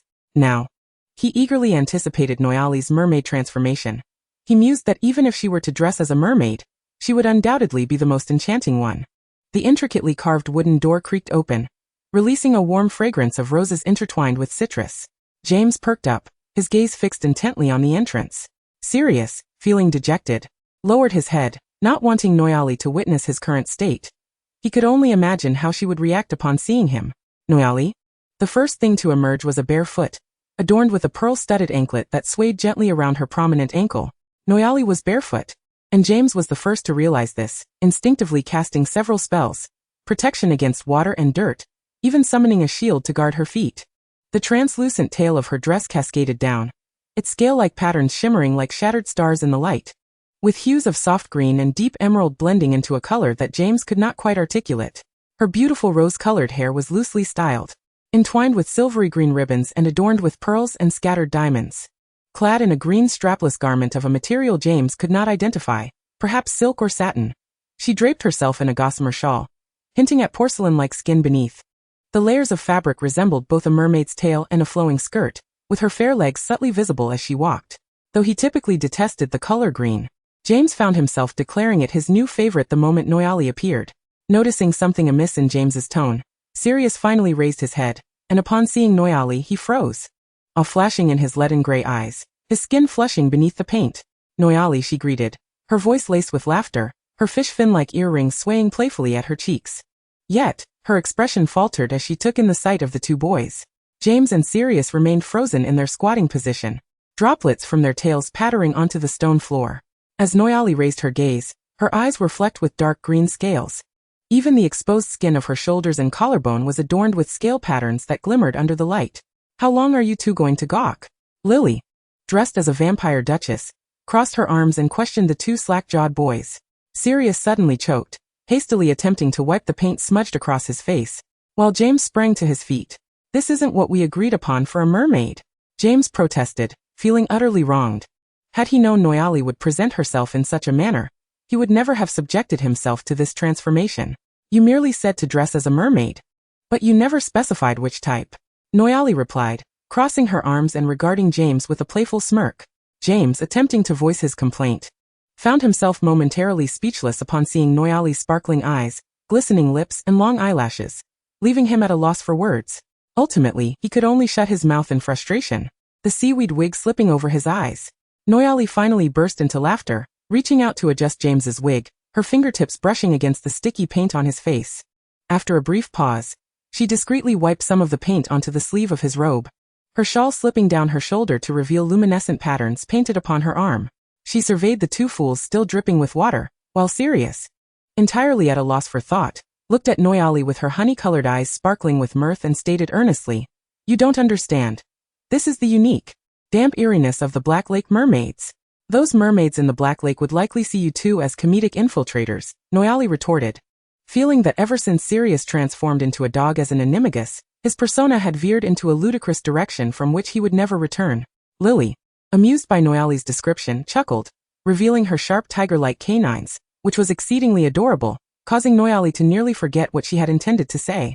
The night breeze swirled with the warm scent of pumpkin lanterns, and James suddenly yanked off his seaweed wig, revealing his hair that had been tousled into spikes. His ears flushed brighter than the lanterns. "Would the real mermaid lady permit two comedic infiltrators to accompany you to the ball? We assure you," he glanced at Sirius, who was secretly adjusting his scales, "that no water plants will drip onto your beautiful tail." "Absolutely not. I'm off to the Great Hall with Lily. As for you two, I will allow you to follow 5 meters behind me. Any closer is unacceptable." James and Sirius resolved to protest. But their objections were swiftly quelled by the united front of Noyali and Lily. The great hall's vaulted ceiling transformed into a deep purple starry sky, and the long tables were laden with an assortment of pumpkin-themed dishes. Noyali casually grabbed a cup of pumpkin juice to soothe her empty stomach, exchanging pleasantries with Remus as he approached. "Noyali, you look stunning today, a style we've never seen before," Remus remarked. Noyali thanked him and took a moment to assess his appearance. Well, a werewolf dressed as a werewolf. Was it fair to say Remus was innovative or merely predictable? Her expression was mixed as she glanced at him, and Remus, perhaps sensing her thoughts, bashfully scratched at his hair, which had been sprayed with hairspray, revealing two pointed wolf fangs when he smiled. Peter, dressed as Gryffindor, appeared as if he wished to bury his head in the ground. Noyali leaned in to compliment him on his cuteness, which resulted in a blushing friend. She touched her own face, boasting to Lily, "I never imagined I could be so enchanting. It feels like my dear friends are all falling for me." She shot a flirtatious glance at Lily. "What about you, Lily? Have you fallen for me yet?" Lily rolled her eyes. Yes, I'm in love with you." James and Sirius, watching from 5 meters behind Noyali, observed Remus engaging in soft conversation with her, the gentle light reflecting in his light-colored eyes, even the faint scars on his face adding to his charm at that moment. "That despicable Remus," James seethed through gritted teeth. "That cunning man," Sirius commented. The two exchanged a glance and made a decision. Chapter 59, 4th Year 10. Wow. Quite the impressive prank. Noyali was startled by a half-emerged body as she passed a blank picture frame. It was a Hufflepuff wizard, who upon spotting the beautiful mermaid lady, blinked, blushing, and stuffed the candy he had just received into Noyali's hands before scampering away with the frame. A sense of bewilderment enveloped her as she clutched a handful of candies. Uncertain of her next move, she stood rooted to the spot, lost in thought, until a spectral figure glided past her, prompting her to finally leave her place. With the intention of locating Lily while distributing the candies, she was suddenly interrupted as a hand snatched several lemon drops from her grasp. Following that hand, her gaze met a pair of gray-blue eyes, laced with malice. "Ah, it's you, Crouch," she remarked coldly. Little Barty whistled, his smile radiating warmth, yet his eyes betrayed a chilling demeanor. "You look lovely today, Senior. Care to join me for a stroll in the garden?" Despite the enthusiasm in his expression, the insincerity lurking within compelled Noya to clench her fists. "Apologies, but the Senior has already made plans with me," Regulus interjected, having appeared seemingly out of nowhere, positioning himself protectively in front of her. Little Barty regarded this unexpected guest, his smile unwavering, yet an ominous aura began to emanate from him. "Is that so? Black," he drawled, elongating the syllables of Regulus's surname with a peculiar accent that was unsettling. It felt as though he weren't merely addressing Regulus, but rather alluding to another Black altogether. Regulus frowned but did not retreat. It was rare for him to encounter Noya alone, save for their meetings at the Ollery.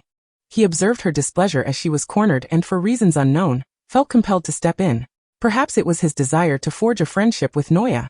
Suppressing his discomfort, he met little Barty's unsettling gaze, which was thick with shadowy emotions. "I doubt the Senior wishes to accept your invitation, do you not think?" Standing off to the side, Noya considered leaving, yet she nodded in acknowledgement of the remark. "Indeed, I have no intention of accepting your invitation. In fact, I find you quite detestable, Mr. Crouch."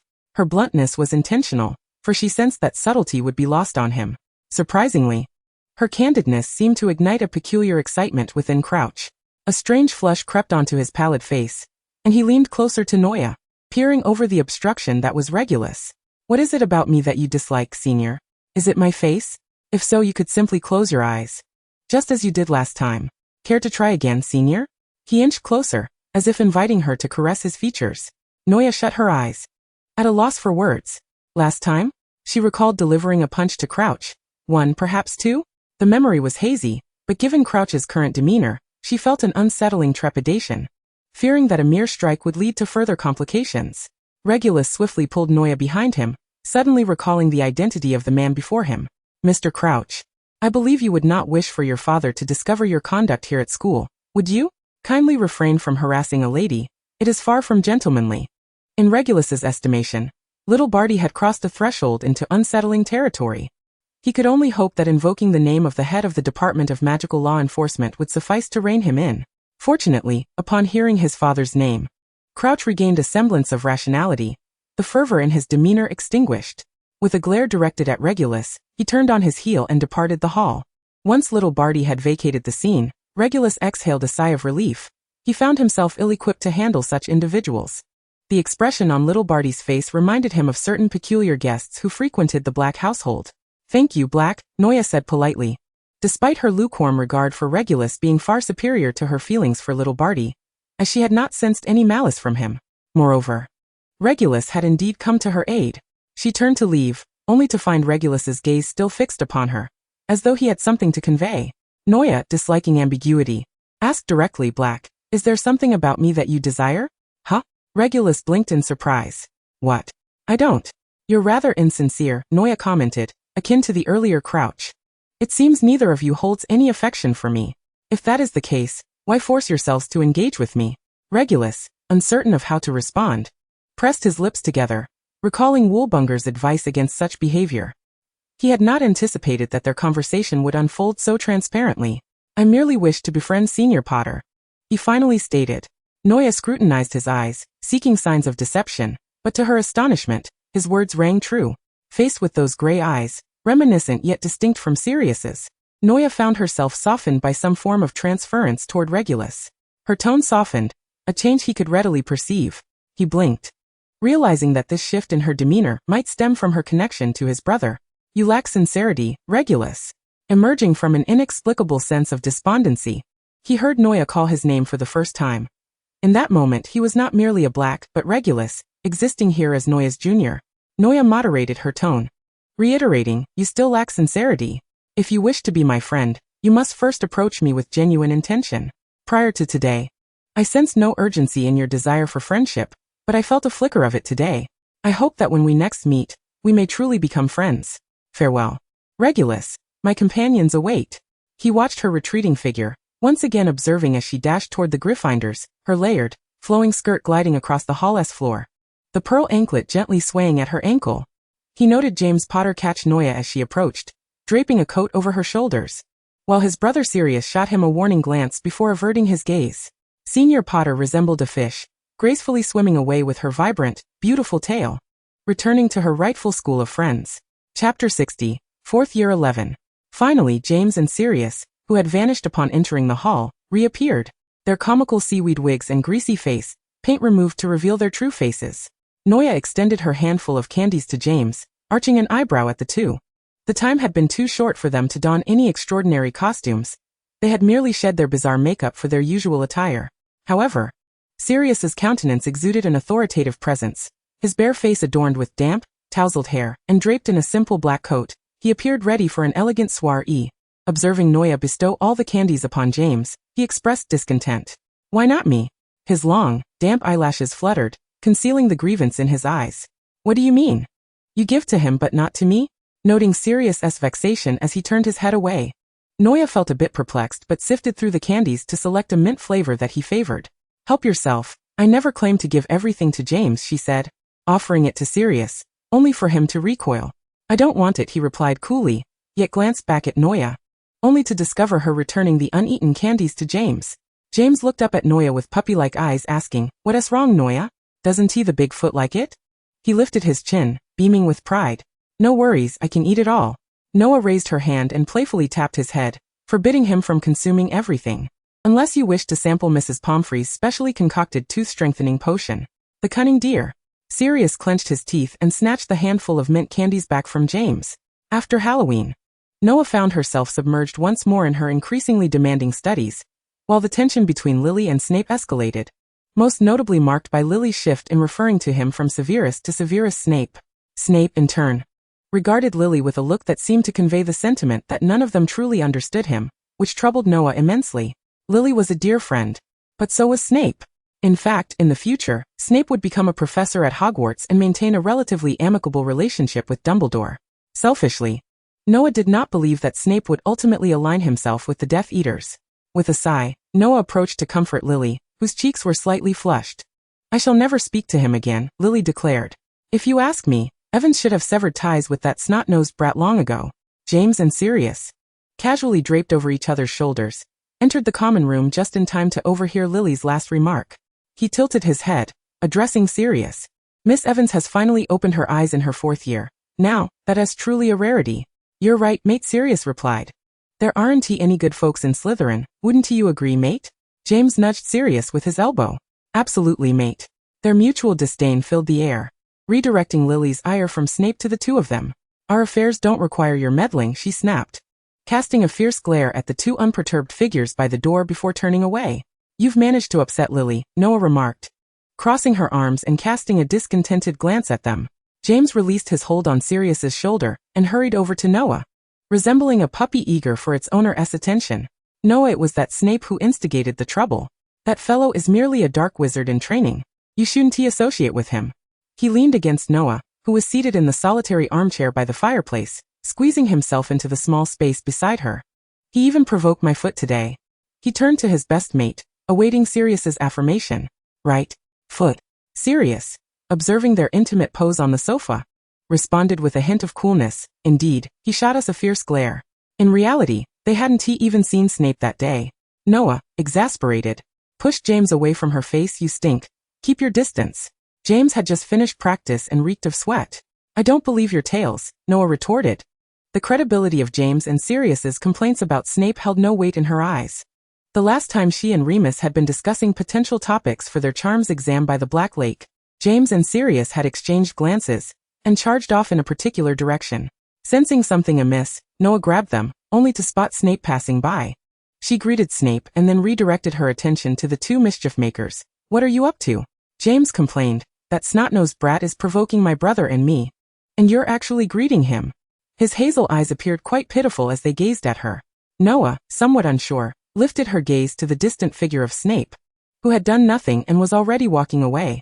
Noticing Noah's skepticism, James anxiously defended himself. It's true. He did provoke me. You can ask Foot. She looked to Sirius, who replied with a serious expression. Yes, he just breathed. Noah thought she must have misheard. What did Snape do again? James confidently reiterated for his brother. Breathe. How dare a Slytherin breathe in front of so many Gryffindors? What else could that be but provocation? Regardless, I won't believe you too, Noah insisted, pushing James's head away once more.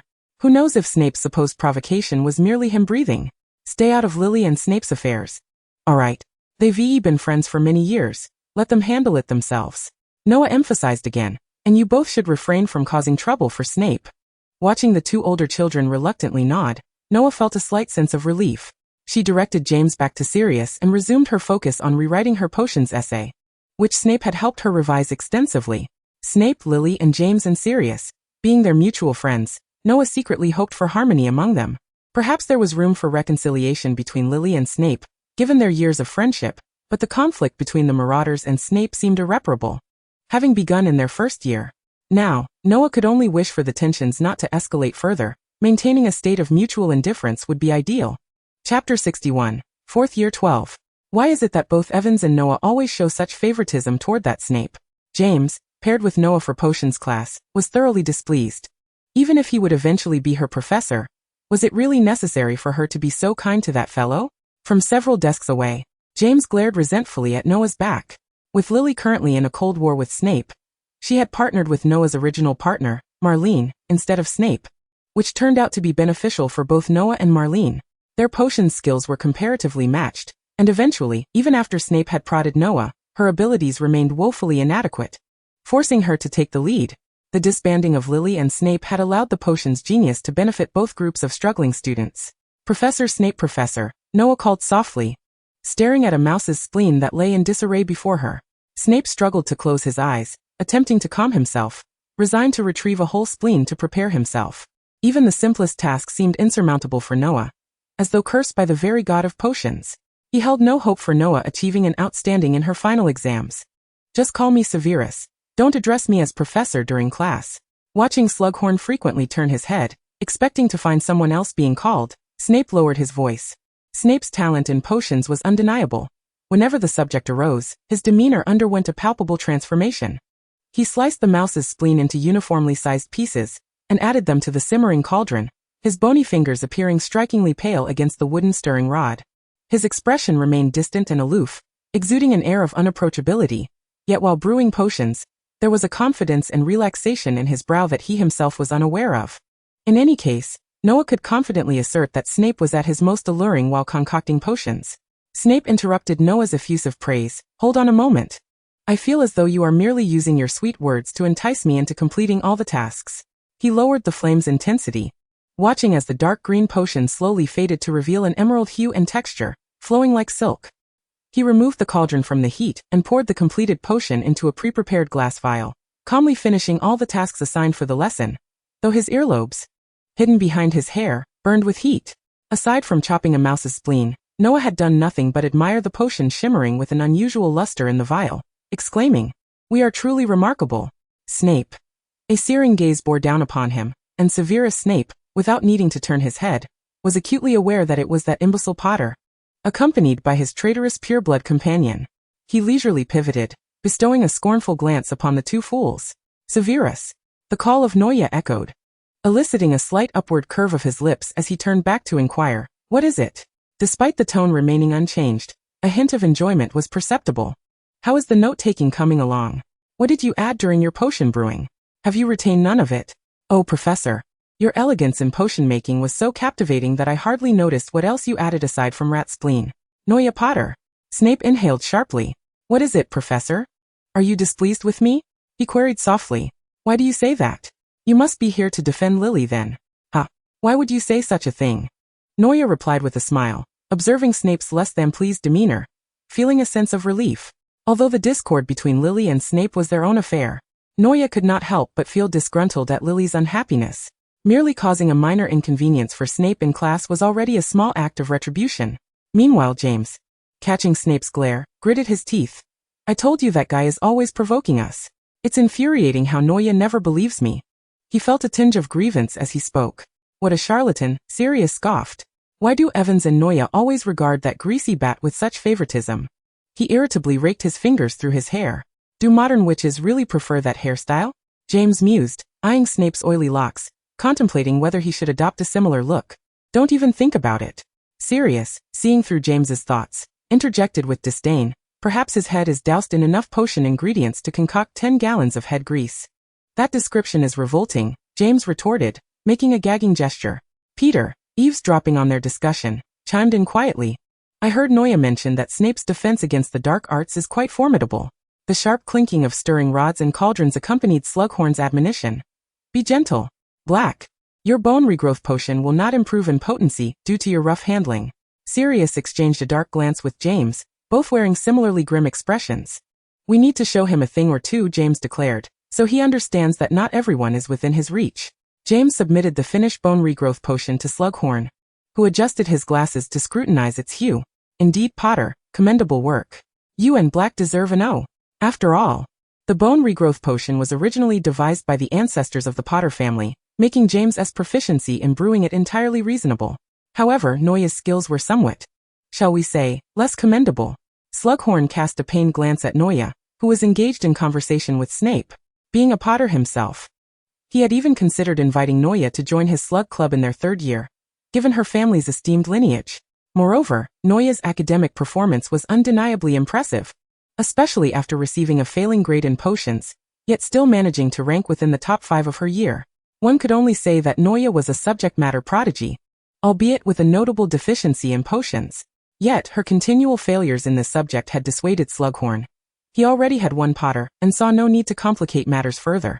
The disparity between Potters was simply too vast. After submitting his assignment, James returned to Sirius's side, initiating a discussion on how to give Snape a taste of his own medicine until the class concluded, though they remained at an impasse. Chapter 62, 4th Year 13. Bigfoot? What are you doing here alone? Where's James? Having replenished some dwindling bandages and white willow bark from the hospital wing, Remus encountered Sirius as he exited. Sirius rubbed his face, still marked by the impact of a bludger during practice. "James is still at the Quidditch pitch. It's nothing serious. I could continue training, but I prefer to slack off. As long as it's not serious. Madame Pomfrey is inside. I'm off to the Shrieking Shack to prepare." Remus nodded to Sirius. Standing at the entrance of the hospital wing, Sirius watched Remus's retreating figure, squinting slightly before a smirk crept onto his lips. Werewolves cannot discern whether their prey is Gryffindor or Slytherin. Good luck, Snivellus. Are you going to postpone today's tutoring again? Snape did not even glance at Noya. What excuse do you have this time? Since the beginning of the semester, whenever the 15th of each month coincided with the tutoring sessions set with Snape, Noya had concocted various reasons to avoid attending. Noya offered a sheepish smile. somewhat ingratiatingly organizing the cluttered materials on Snape's desk. She was at a loss for an excuse this time. Snape's expression darkened. "Do as you wish, Professor Snape. I knew you were the best," Noya exclaimed. "If you could merely enhance your potion-making skills, that would be the finest reward for me." Once Noya departed, the door to the abandoned classroom was closed once more. Snape reopened the letter that had arrived via owl earlier that morning. The note bore no signature, merely containing 2 brief sentences. The secret of Noya Potter. Midnight Shrieking Shack. A sardonic curve curled at the corner of Snape's mouth. It was evident he knew the sender. It could only be those 2 imbeciles, James Potter and Sirius Black. Did they truly believe he would fall for such a ruse so easily? At midnight, Snape, wand in hand, made his way alone to the outskirts of Hogwarts, aware of a secret passage leading to the Shrieking Shack. He had witnessed those marauders vanish into this very spot. He had long suspected that these individuals harbored a secret, and not a minor one at that. The moonlit disappearances of Remus, along with the other fools who had begun to vanish alongside him since 3rd year, were not lost on him. If he could uncover this leverage, those fools would undoubtedly pay for their transgressions. Using a levitation charm, he manipulated a stone to strike the protruding knot on the tree trunk. A large black dog, maintaining a distance, followed him closely. He frowned. When had Hogwarts acquired such a sizable canine? Casting a disdainful glance at the black dog, he entered the dark passageway. He despised dogs.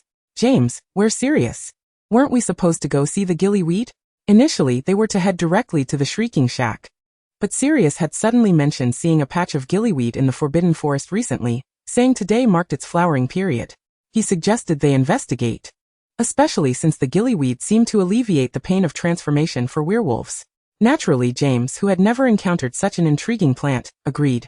While Noya recalled the pot of gillyweed Fred and George had placed at her bedside, and felt a surge of interest. As for Remus, he could generally maintain his sanity with the company of friends, and an occasional trip to the central area of the Forbidden Forest was inconsequential, given its solitude. Remus had already ventured ahead to the Shrieking Shack, necessitating someone to fetch him back.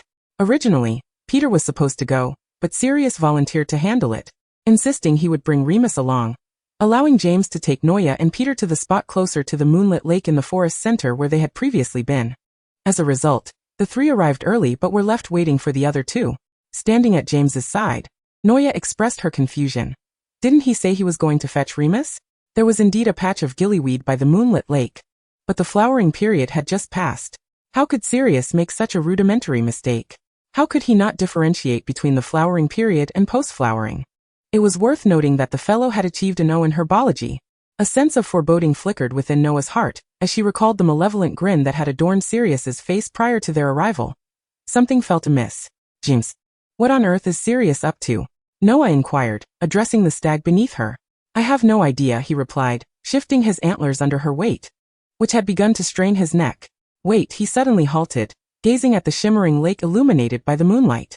Before Sirius came, he seemed to mention, his voice dropping to a whisper, that he intended to teach that Slytherin sniveler a lesson. With an abrupt flap of her wings, Noah soared into the air, her voice laced with fury. "James Potter, you had better pray that nothing has gone awry." Contemplating the grim possibility, she expanded her form to its maximum size and flew towards the direction of the Shrieking Shack. James, now flustered and anxious, exclaimed, "I didn't foresee this either. Bigfoot, didn't he inform me of his plans, I swear. Don't take your anger out on me." He galloped beneath her, Peter bouncing on his back, clutching the short tufts of fur for stability. Severus Snape's fingertips grazed the decaying door, and as he pushed it open, a wave of damp, moldy air mingled with the distinct scent of beastly musk assaulted him. He disdainfully turned his head, catching a glimpse of the black dog that had been trailing him, a glimmer of schadenfreude flickering in its gray eyes. Suppressing a surge of unnamable ire, he illuminated the room with the tip of his wand and froze in place. Before him stood a werewolf. Though it was slightly leaner than the illustrations in textbooks, it remained robust, moonlight cascading through the roof's openings, glistening on its silvery gray fur. Hearing the disturbance, the werewolf turned, its pupils dilating in shock as it regarded him with equal terror. Snape took a step back, his heel striking a splintered plank, the cracking sound resonating like thunder in the tense silence. "Run." To Snape's astonishment, the werewolf spoke, its voice unmistakably that of Remus Lupin. For a fleeting moment, Snape thought he might be dreaming, yet instinct propelled him toward the door of the Shrieking Shack in a desperate flight. His frail body, of course, could not outrun the agile werewolf. The frantic exertion brought a metallic taste to his throat, and he gasped for breath, yearning to escape to Hogsmeade for salvation. The narrow passages of the secret tunnel intimidated him, and behind him, the black dog trailed at a leisurely pace, its eyes gleaming with contempt. Snape found himself utterly exhausted. The frenzied werewolf had closed in, relishing the thrill of tormenting its prey, maintaining a distance that was just a step behind him, its cruel gaze savoring the final moments of his flight. Snape's expression was icy. For the first time, he unleashed a spell he had been developing since his second year, Sectum Sempra. Deep, bone-exposing gashes appeared on Remus's body, blood seeping forth to further rattle his sanity. The black dog abruptly lost its previous nonchalance, charging forward in a frantic rush, positioning itself between Snape and the werewolf. Unperturbed, Remus leaped over the obstructive canine, lunging at Snape, his white teeth gleaming coldly in the moonlight. Angered, the werewolf swiped at the human who had intruded upon its territory, creating a visceral clash. Snape collided violently with a tree trunk, the pain curling him inward. His wand tumbled into a pile of dry grass. The rusted scent further inciting the werewolf's ferocity as Remus bared his teeth, poised to sever Snape's throat. Snape stared wide-eyed, aware that the dog was barking desperately. He recognized it as Black. He neither cried for help nor attempted to flee. Instead, he fixated his obsidian gaze on the wolf and the dog, revealing a smile that was damp and sinister, reminiscent of the deepest recesses of the Black Lake. He would remember them, and in death, he would drag them into hell alongside him. Stop, Remus. Suddenly, a burst of golden-red flames ignited in the sky, accompanied by a crystalline sound akin to shattering glass. A phoenix burst through the twilight, its brilliance so blinding that it threatened to sear Snape's eyes. He could hear the thunderous beating of his own heart as a tear unexpectedly slipped down his cheek. Not a single tear had fallen in the face of death, yet it cascaded forth upon witnessing such illuminating radiance. Chapter 63, 4th Year 14. Stop, Remus. The elongated phoenix landed between the werewolf and Snape, its dazzling flames momentarily restoring Remus's reason. Pain flickered in Remus's pale eyes, mingled with disbelief and profound fear. Noah, he rasped, his voice now hoarse and guttural after the transformation, yet the tremor within was unmistakable. I didn't mean to. He glanced back at Sirius, his gaze complex and tinged with hurt. I know, Remus. This is not your fault, Noah replied, shaking her head at him.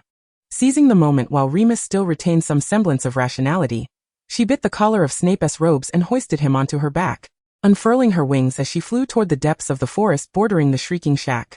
Sirius stood there, dumbfounded, gazing at the firelight streaking across the sky. Noah did not cast him a single glance as she departed, devoid of resentment or reproach. By the time James arrived, he could only see Noah's tail feathers disappearing into the horizon. He glanced at the pool of blood on the ground and the severe wounds on Remus, enveloped in an unusual silence. Bigfoot, you've gone too far this time.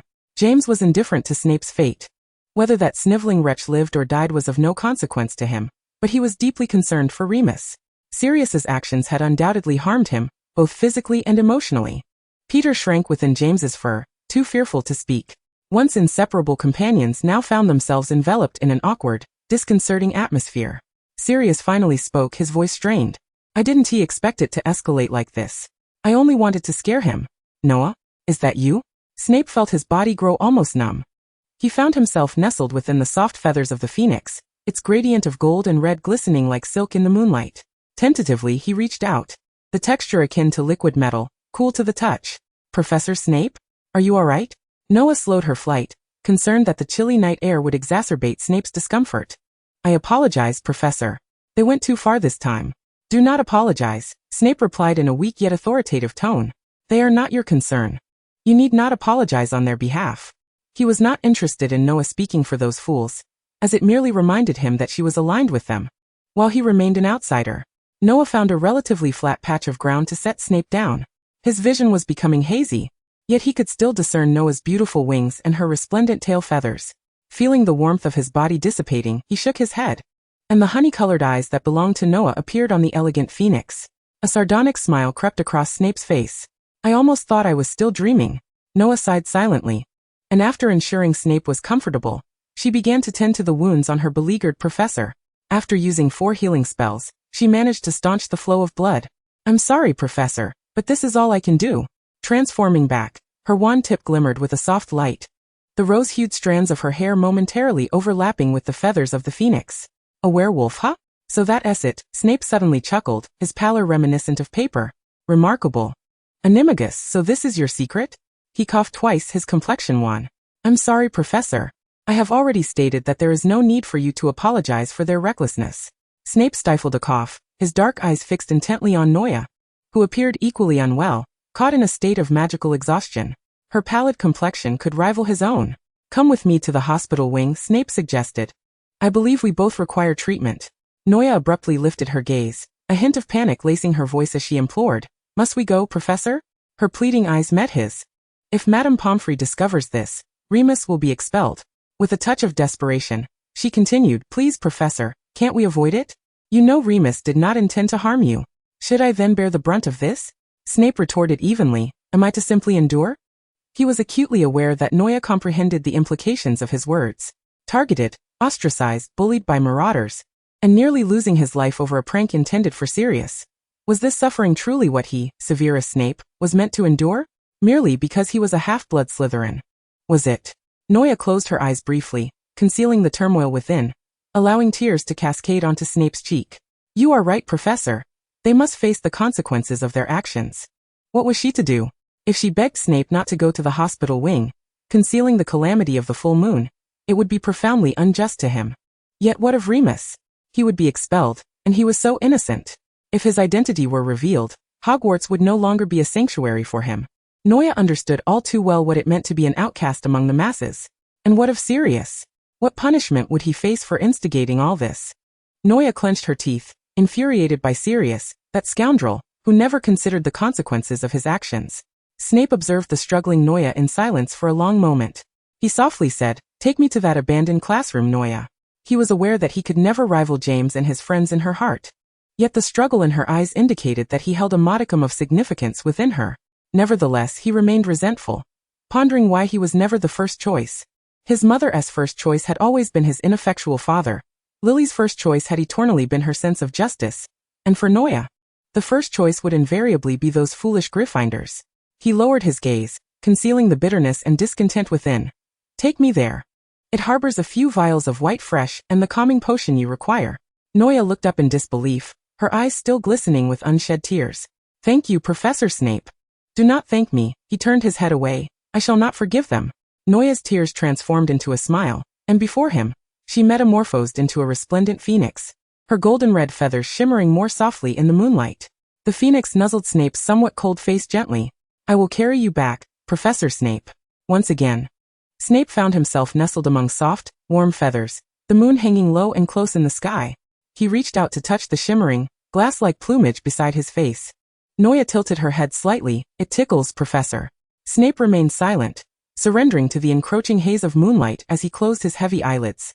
Chapter 64, 4th Year 15. Upon reaching the abandoned classroom adjacent to Snape's dungeon, he had already succumbed to unconsciousness. Noya performed a transfiguration on several oak tables, transforming them into a soft bed, and painstakingly assisted the unconscious Snape onto the makeshift resting place. She rummaged through Snape's potion cabinet, retrieving several vials of white fresh, and selecting a vitality tonic for herself. Snape's brow furrowed even in his slumber, a deep crease forming at his forehead. With utmost care, Noya lifted Snape's shirt, revealing the front of his pure black garment saturated with blood, a foreboding dark hue indicating that the fabric had adhered to his wound. Summoning her resolve, she swiftly tore open his shirt, eliciting a sharp gasp of pain that roused Snape from his stupor. He opened his heavy eyelids to witness Noya's almost brutal ministrations, beads of cold sweat forming on his brow. In some respects, Miss Noya was indeed a healer of sorts. You are awake, Professor? Noya inquired, noting his stirring. Now that the clothing around the wound had been torn away, the rest would be more manageable. Snape's body, long hidden beneath layers of fabric, was pallid. The effects of childhood malnutrition still etched upon him even after 3 years at Hogwarts. He was so emaciated that Noya could distinctly discern the shape and arrangement of his ribs. Now a ghastly scratch marred his pale chest. Noya inhaled sharply, her trembling hands applying white fresh to the wound. Thank goodness today is not a full moon. Though Snape had scarcely the strength to speak, his disdain for the marauding ruffians surged forth. Even with his last breath, he would utter the most scathing words to mock them. Had today been a full moon, your pitiful professor might have found himself on page 395 of the Dark Arts Defense textbook, alongside that scarred fool. Noya's lips twitched slightly. She did not wish to laugh. Yet hearing the hellish joke she had once shared with Sirius emerge from Snape's venomous lips held an unanticipated absurdity. Observing the white fresh gradually taking effect, Noya retrieved a roll of bandages to tend to Snape's injury. James frequently returned from Quidditch or Forbidden Forest explorations covered in wounds, and over time she had naturally learned how to treat injuries. By midnight, Snape developed a fever, the scorching heat bringing an unusual flush to his pallid cheeks. Noya could not locate any fever-reducing potion in the cabinet, resorting to the most rudimentary method of cooling him down with a damp cloth. By this time, Snape had completely lost his awareness, only vaguely sensing Noya's cool fingers gliding over him and the rosy hues of her irises. The damp cloth exuded a hint of rose fragrance, mingling with the scent of white fresh, further clouding his mind. Ultimately, Remus was sent to the hospital wing. Neither the white fresh nor the few healing spells swirling in their minds proved effective against the magical wounds left upon Snape by Remus. James sat on the couch in the common room, sighing deeply, bewildered as to why their originally well-planned outing to see the blooming flowers had devolved into this chaos. He furtively glanced at his best friend's obscure expression. He could still recall the look in Remus's eyes before heading to the hospital wing: hurt, helplessness, fear, and the heartbreak of betrayal. James felt a pang of reluctance to revisit those memories. Moreover, he clearly saw Noya's retreating figure as she left without a backward glance. He could only imagine the extent of her anger. Another sigh escaped his lips, feeling that the sighs he had let out in the past few days exceeded those of his entire life combined. "Oh, Noya, you're back? You were gone all night." The fat lady's singing ceased as she complained to the newcomer. "All right, dear, please recite today's password." "Em sorry, madam." After a night spent caring for Snape in his future office, Noya was at a loss for the morning's new password. Weary, she rubbed her temples, a dull ache thrumming at her temples. "Noya." James, who had been waiting for her all morning, emerged from the common room, poking his head through the portrait. "I'm here to escort you, Noya." His countenance was anxious, his tone somewhat sheepish. "Go inside." Noya said little, slipping through the open portrait frame into the common room, only to be greeted by Peter's worried and startled face. "Noya, are you all right?" The effects of the vitality tonic had worn off, and Peter observed the dark circles and fatigue etched on her eyes. "I'm fine, Peter," she reassured her typically timid friend. "Where is Remus?" Her gaze scanned the room, but she did not see Lupin. "In the infirmary, we found ourselves unable to tend to the wounds on him, which bore the unmistakable marks of dark magic." Noah felt her head throbbing even more intensely. She resolved to step outside to visit Remus, but a sudden wave of dizziness nearly caused her to stumble. Fortunately, she was steadied just in time. The familiar scent of mint mingled with the aroma of cologne momentarily halted her movements, and with a bit of effort, she pushed the person aside. Sirius obediently retreated in accordance with Noah's force, his head bowed, a cascade of slightly long black curls obscuring half of his face, rendering his expression invisible. James approached and wrapped an arm around Noah, his gaze filled with concern as he noted her pallid complexion. "Noah, you need to rest now. I want to see Remus. He is still sleeping. If you go now, you will only see a slumbering little wolf." James patiently reassured her. "Perhaps if you take a short nap, you might cross paths with him when you awaken." Noah deliberately ignored Sirius, and James, wishing to avoid provoking her emotions, acquiesced to her. Sirius, thoroughly disregarded by both, stood still, his nails digging into his palm. He lifted his gaze to the two seeming inseparable figures across from him. She leaned quietly against James, her serene demeanor juxtaposed with the rejection she displayed towards him, akin to a dull knife inflicting slow torment. He closed his eyes, a surge of profound regret crashing over him, rendering his face pale. Noah's voice, hoarse from a night of silence, struggled to call out Sirius's name. Yet, Noah still averted her gaze, as though she had not heard, nodding to James instead. "I'll take a quick nap. If Remus wakes, you can have someone wake me." Given that males were prohibited from entering the girls' dormitory, Noah pondered for a moment, and asked James to find a witch to relay the message. After conveying a few instructions, Noah walked back to her dormitory with somewhat unsteady steps, under the watchful eyes of those behind her. Shaking her head at Lily's worried gaze, she murmured, "I'm so tired, Lily." She leaned against Lily's palm, feeling fatigued. "Let us discuss it when we wake up, shall we?" The moment Noah lay down on her bed, she lost consciousness, enveloped in a deep darkness. Chapter 65, 4th Year 16. "Lamy, are you feeling any better?" Noah asked, carrying a small basket filled with lunch for Remus. "I'm well, Noah." Remus, propped against the headboard, smiled at her entrance, though the significant blood loss still rendered his lips somewhat pale. "Madame Pomfrey said I could be released after 2 more days of observation." Remus had been in the infirmary for a week, and initially, Madame Pomfrey had been at a loss regarding the dark magic-infused wound. Ultimately, it was Snape who informed Noah of the counter-curse during her visit. One must admit, Snape was not only a genius in potions, but also possessed profound expertise in spells and the study of dark magic. To be frank, Noah even felt that this particular curse could potentially reach the level of an unforgivable curse if developed further. In that moment, she deeply empathized with Lily's concern over her childhood friend's potential descent into dark magic, an irretrievable path. Were it not for her encounter with Professor Snape, who had taught for many years at Hogwarts 20 years later, she too might harbor doubts. Trusting Hogwarts' selection of professors, aside from defense against the dark arts, which did not count, one could encounter all manner of malevolent beings in cursed positions. Thus, Noah held a kind of blind trust in Snape. I heard from Hufflepuff's Lynn, that Chinese student, that there's an old saying in their country, "You are what you eat." Noah retrieved a jar of soup from the woven basket, its appearance somewhat alarming. Remus paused, staring at the unidentifiable chunks floating in the soup. "What is this, Noah?" "Duck blood soup." Remus averted his gaze, shifting the conversation. "Haven't you reconciled with Sirius yet, Noah?" Noah turned her head away, unwilling to discuss the matter, then pulled out another bowl of soup, this one adorned with a few red dates, appearing much more palatable than the duck blood soup. Remus took the bowl from Noah. Sipping a couple of mouthfuls, it was rather sweet, and he glanced at Noah, whose expression was inscrutable, feeling somewhat conflicted. In truth, since that day, Noah had fallen into a peculiar dynamic with the Marauders. She remained unchanged towards Remus and Peter, even exhibiting greater tenderness and patience towards Remus. With James, her demeanor was neither warm nor cold. She would respond but not initiate conversation. As for Sirius, he was entirely ignored. Besides visiting Remus, she spent most of her time with Lily, occasionally taking a moment to check on the equally injured Snape. For her guilt regarding Snape's injuries, sustained while concealing his encounter with a werewolf, made her particularly attentive to his condition. Remus sighed softly, aware that it was unlikely he could persuade Noah, yet still held a glimmer of hope. Sirius, he realizes he was wrong. Noah, with a cold expression, spooned a mouthful of duck blood soup into Remus's mouth. If you cannot speak, then refrain from doing so. The delight of personally feeding him contrasted sharply with the peculiar taste of the duck blood soup, causing Remus to grimace, displaying a strange expression. "I must take my leave now, Remy." She set down the bowl, the clinking of dishes echoing with a crisp sound. "I still need to send a letter to Penny." Until Noah's figure disappeared from view, the bed curtain behind Remus was pulled aside, revealing two figures. Remus helplessly addressed James and Sirius. "You see, I have no way of convincing her. Noah is utterly unwilling to discuss this matter."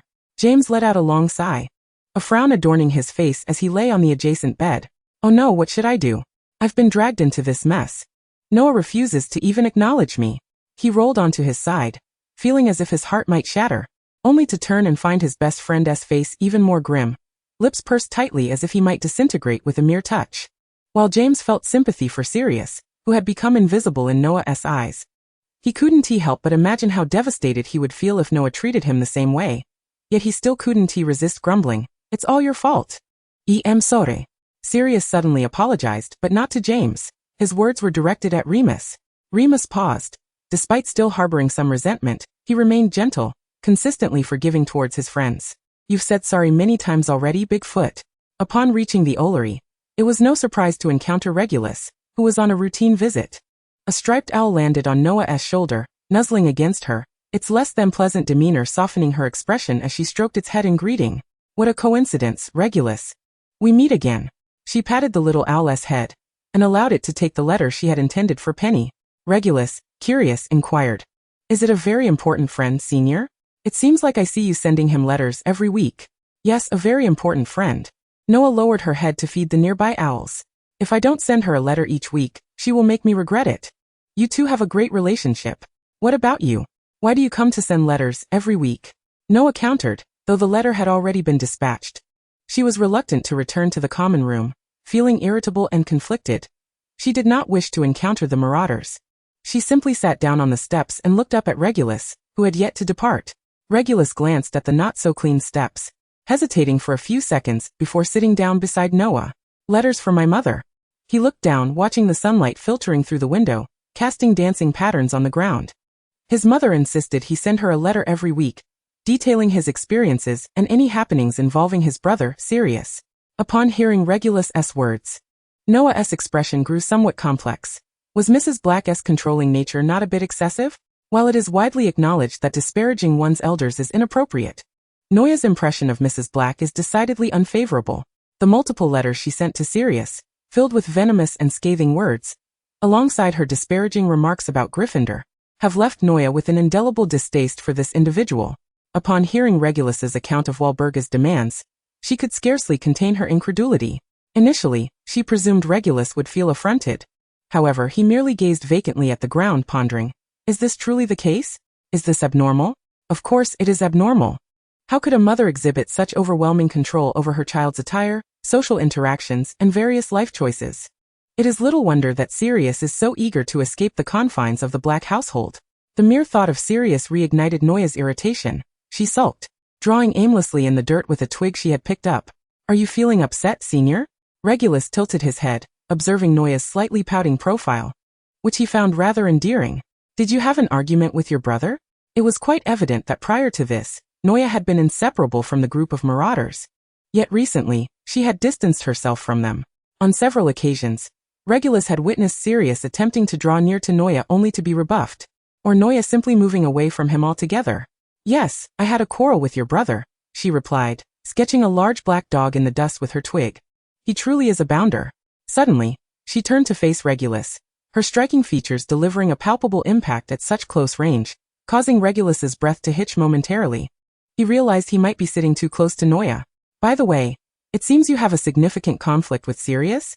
She regarded Regulus with curiosity, tilting her head as if eager to discern the reasons behind it. Regulus, mimicking Noah, picked up a twig and drew a bone next to the black dog. Because I was sorted into Slytherin. Noah was taken aback. Is that the sole reason? Regulus gently shook his head. It was certainly not limited to that. His gray eyes, reminiscent of Sirius's, stared absently at the comically childish drawing on the ground. In truth, there had been a time when he and Sirius shared a relatively amicable relationship, much like any ordinary pair of brothers. Regulus's feelings towards Sirius were complex. Their personalities had diverged since childhood. Sirius had always been rebellious, scoffing at the Black family's ideals of purity and expressing disdain for their obsession with dark magic. In contrast, Regulus was obedient, compliant, and embodied all the traits that Walburga deemed desirable in a child. Sirius seemed to have attempted to alter what he perceived as Regulus's weakness, but he was unable to do so. Regulus had grown up embracing the family's legacy of honor. He did not wish to disappoint Walburga, yet he also did not want to let his brother down. However, the two were inherently at odds. If he heeded Walburga's words, it would lead to Sirius's disappointment. Everything changed during the sorting ceremony when Sirius relinquished his final hopes for Regulus to join him in defying their family's expectations. That flicker of warmth vanished, leaving a chasm between them. After Regulus was placed in Slytherin, he became the sole focus of Walburga's attention, who heaped the burden of preserving the Black family's glory upon his still tender shoulders. Truth be told, it was exhausting. Yet, for the sake of his mother's expectations, he would strive to excel, even though he ultimately lacked Sirius's innate talent. In Walburga's eyes, he was merely a substitute for Sirius. The things that came effortlessly to Sirius, things he could easily handle, required Regulus considerable effort to master just to keep pace, exerting himself tirelessly to maintain an appearance of excellence. Walburga was acutely aware of this. Hence her frustration with Sirius stemmed from a sense of disappointment in her most exceptional son straying from the path. She had repeatedly told Regulus, if only your brother were a Slytherin, the glory of the Black family could continue through him. But why, mother? No matter how hard I strive, am I still not worthy in your eyes compared to a rebellious eldest son? Does my diligence pale in comparison to your beloved firstborn? Even if Sirius is rebellious, loathing the Black family and deriding their pursuits, he remains Walburga's most esteemed son. The accolades he receives are what Regulus toils for, yet they are treated as trifles by Sirius. Chapter 66, 4th Year 17. Noah, I believe we need to talk. Sirius intercepted Noah after astronomy class. Lily, concerned, grasped Noah's arm, silently inquiring if she needed her presence. Lily had observed the tensions brewing between Noah and the others and, while uncertain of the specifics, suspected it stemmed from recent incidents involving Snape, perhaps due to the foolish antics of these muscle-bound brutes encroaching on her friend's limits. As she caught the pleading gaze of Remus behind Sirius, he was desperate not to lose any friend, while James and Peter mirrored the same imploring expression towards Noah. With a sigh, Noah replied, Lily, you all should head back. Before departing, Lily squeezed Noah's fingers and reassured her, no matter what, I will always stand by your side. James, watching Lily retreat, mockingly echoed, no matter what, I will always stand by your side. Noya, in response, smacked her astronomy textbook against James's head. Ouch. That hurt, darling. Ignoring him, Noya turned her attention back to Sirius. Speak, what is it you wish to convey? The rooftop was nearly deserted, the hour approaching curfew, and a chill breeze swept through, carrying the evening's coolness with it. I'm sorry. I should not have acted as I did. Sirius offered a forthright apology, regarding Noya's frosty demeanor with a look that could only be described as heart-wrenching. Noya was unmoved. You should be apologizing to Remus and Snape. Her tone was rigid, clearly still seething. Sirius's irritation flared anew. I can understand apologizing to Remus, but why should I extend that courtesy to that sniveling fool? Fury ignited within Noya. She raised her voice, Sirius Black. You fail to grasp the magnitude of your error. You are not remorseful. You are merely afraid of my indifference. Noya abandoned the conversation, turning to leave the rooftop. When you truly comprehend your mistake, then come speak to me. Sirius grasped Noya's wrist, and despite her attempts to pry free, she was unsuccessful. Enraged, she kicked James sharply. Are you blind? Can't you see I'm being held back? James, caught between the two, glanced from Sirius to Noya, attempting to mediate. Noya. Sirius just. Shut it. Noya interrupted, resolute. I won't speak to him until he acknowledges his wrongdoing. Sirius suddenly retaliated. And what about you? Always lingering with that Death Eater wannabe. Show some respect, Sirius. He is not a Death Eater in training. Sirius inhaled sharply, his tone bitterly accusatory. And you are still defending him? Who else should I defend if not him? In my eyes, you resemble a Death Eater more than he does. Noya's voice rose further. Have you considered Remus? If he were to harm Snape, what would become of Remus? He could be expelled from Hogwarts, or worse. Hogwarts could face repercussions. And who would trust sending young witches and wizards here to study? Do you understand the anguish Remus would endure? He would rather perish than harm another. Even if that individual is a Slytherin. You ought to be sorted into Slytherin. You are more despicable than them. The air abruptly fell silent as Sirius released his grip. Feeling somewhat regretful for her harsh words, Noya bit her lip in annoyance and turned to face Sirius. His gray eyes brimmed with hurt and disbelief. He then glanced at Remus, but upon seeing the discomfort reflected in Remus's usually gentle light-colored eyes, Remus averted his gaze. Sirius stood still for a few seconds before silently departing the rooftop. Hey Noya. James cautiously approached, lowering his eyes as he gently rubbed her wrist, which was reddened from Sirius's grip. Does it hurt? I mean Noya, what you said earlier was rather hurtful. Bigfoot might not take it well. Noya maintained a cold demeanor. I merely spoke the truth. You should be grateful that Snape is unharmed. Otherwise, you could have found yourselves in even greater trouble. Think about the consequences, James. You cannot continue to act recklessly. Even if you do not care about Snape, Noya furrowed her brow in confusion. I truly do not understand why you target him as if you have a deep-seated grudge. But you must consider Remus. Your actions will ruin him. James appeared somewhat remorseful. Yet upon witnessing Remus gazing at Noya with tears welling in his eyes, he felt a flare of anger. He buried his head in Noya's neck, mumbling. We know we're wrong, Noya. You can ignore Sirius, but please don't ignore me. I truly had no idea. After all, it was primarily you and Sirius who sought out Snape the most. Noya felt exasperated, but allowed James to indulge in his affection. That's enough. Go comfort Remus. I shall check on Sirius. Ultimately, Noya could not bring herself to abandon him. Despite his foul temper and arrogant demeanor, he was still her friend. No matter how unkind he might be, he had always treated her well enough, and she could not forsake him. She merely wished for this foolish dog to recognize his mistakes, not to see him in sorrow. Go find Remus. I will seek out Sirius. She patted James on the head. Chapter 67. Fourth year Noya softly recited the incantation, Starshine Guide, following the faint blue glow flickering from her wand to the edge of the forbidden forest. This was a little spell she had created during her third year, while sneaking out with Sirius at night.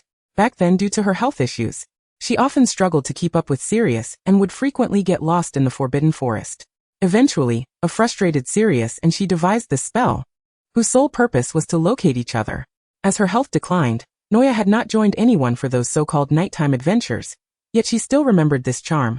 Finally putting it to use today, the wand's glow suddenly intensified, casting a beam deeper into the forbidden forest. Noya hastened towards the light, her rose-colored hair becoming slightly disheveled from her brisk pace. As she passed through a thicket, a branch snagged her sleeve, and she impatiently tugged, heedless of the tearing fabric. Stupid, arrogant black, she muttered under her breath. After what felt like an eternity, the light from her wand abruptly dispersed. Noya looked up and realized she had unwittingly arrived at the edge of the Moon Lake. In her third year, after studying the herbology textbook, she had expressed a desire to see the udon flower to Sirius, who had taken her there that very night. There were no blooming singing lilies at the time, which had made Noya find Sirius's actions rather peculiar. Moonlight spilled like liquid silver onto the surface of the Moon Lake, casting a delicate phosphorescence that resembled crushed stars scattered across the water. Sirius sat alone on a smooth black rock by the lake. Behind him, the cluster of moonflowers shivered gently in the light of the full moon, their closed buds glimmering with a pearly sheen, heralding the imminent moment of bloom. Sirius's silhouette appeared far more slender than usual, a flickering cigarette held between his fingers, exhaling swirling tendrils of smoke into the moonlight. His black curls kissed by a silvery sheen. Noya's anger dissipated significantly. Even if it was a lesson, it had been long enough. She could explain to Sirius the truths he failed to grasp. After all, he was still just a teenager. His flamboyance was merely human nature. She approached softly, the grass beneath her feet whispering gently. Sirius suddenly turned, his wand aimed at the source of the sound, his initial wariness transforming into surprise upon recognizing her, followed by a whirlwind of complex emotions. What are you? The Starshine Guide spell, remember? Noya waved her wand. We invented it last year. Sirius lowered his wand, falling silent, extinguishing his cigarette while staring intently at the lake's surface. Noya leaned closer, observing the redness around his eyes. You really cried? Sirius turned his head away in annoyance. Did you not call me a cunning Slytherin? Why are you here? Don't be disingenuous, my dear lord. I came to comfort you. Noya settled beside him. Sirius pursed his lips, initially saying nothing, but after a long pause, he couldn't help but speak. Did you not say you would comfort me? He looked at Noya's profile, admiring the Moon Lake scenery. Her once proud and aloof features were now tinged with vulnerability. How can you say that about me? You know I detest Slytherin. Am I more important, or that sniveling brat? Noya sighed, feeling as though she were dealing with two children when interacting with James and Sirius. Sirius, she gently interrupted him, you are different. Regardless, you have spent more time with me. Even with your temper, you are still good to me. I cannot bear to truly scold you. But you must understand, Snape is also my friend. And Remus is your friend. You should not treat him that way. I heard James say that after regaining his composure, Remus broke down for a long time, staring at his bloodied fingers. Sirius, do you feel guilty? Noya asked lightly. I do, Noya, Sirius replied softly. I never imagined it would escalate to this extent. His gray eyes mirrored the lake's waters. I just wanted to scare that sniveling brat. Why not have a proper conversation with Remus? All right. As your friend, I forgive you, but as Remus's friend, I have not yet. Noya glanced at Sirius's melancholic expression. Go seek his forgiveness. I know you can feel it.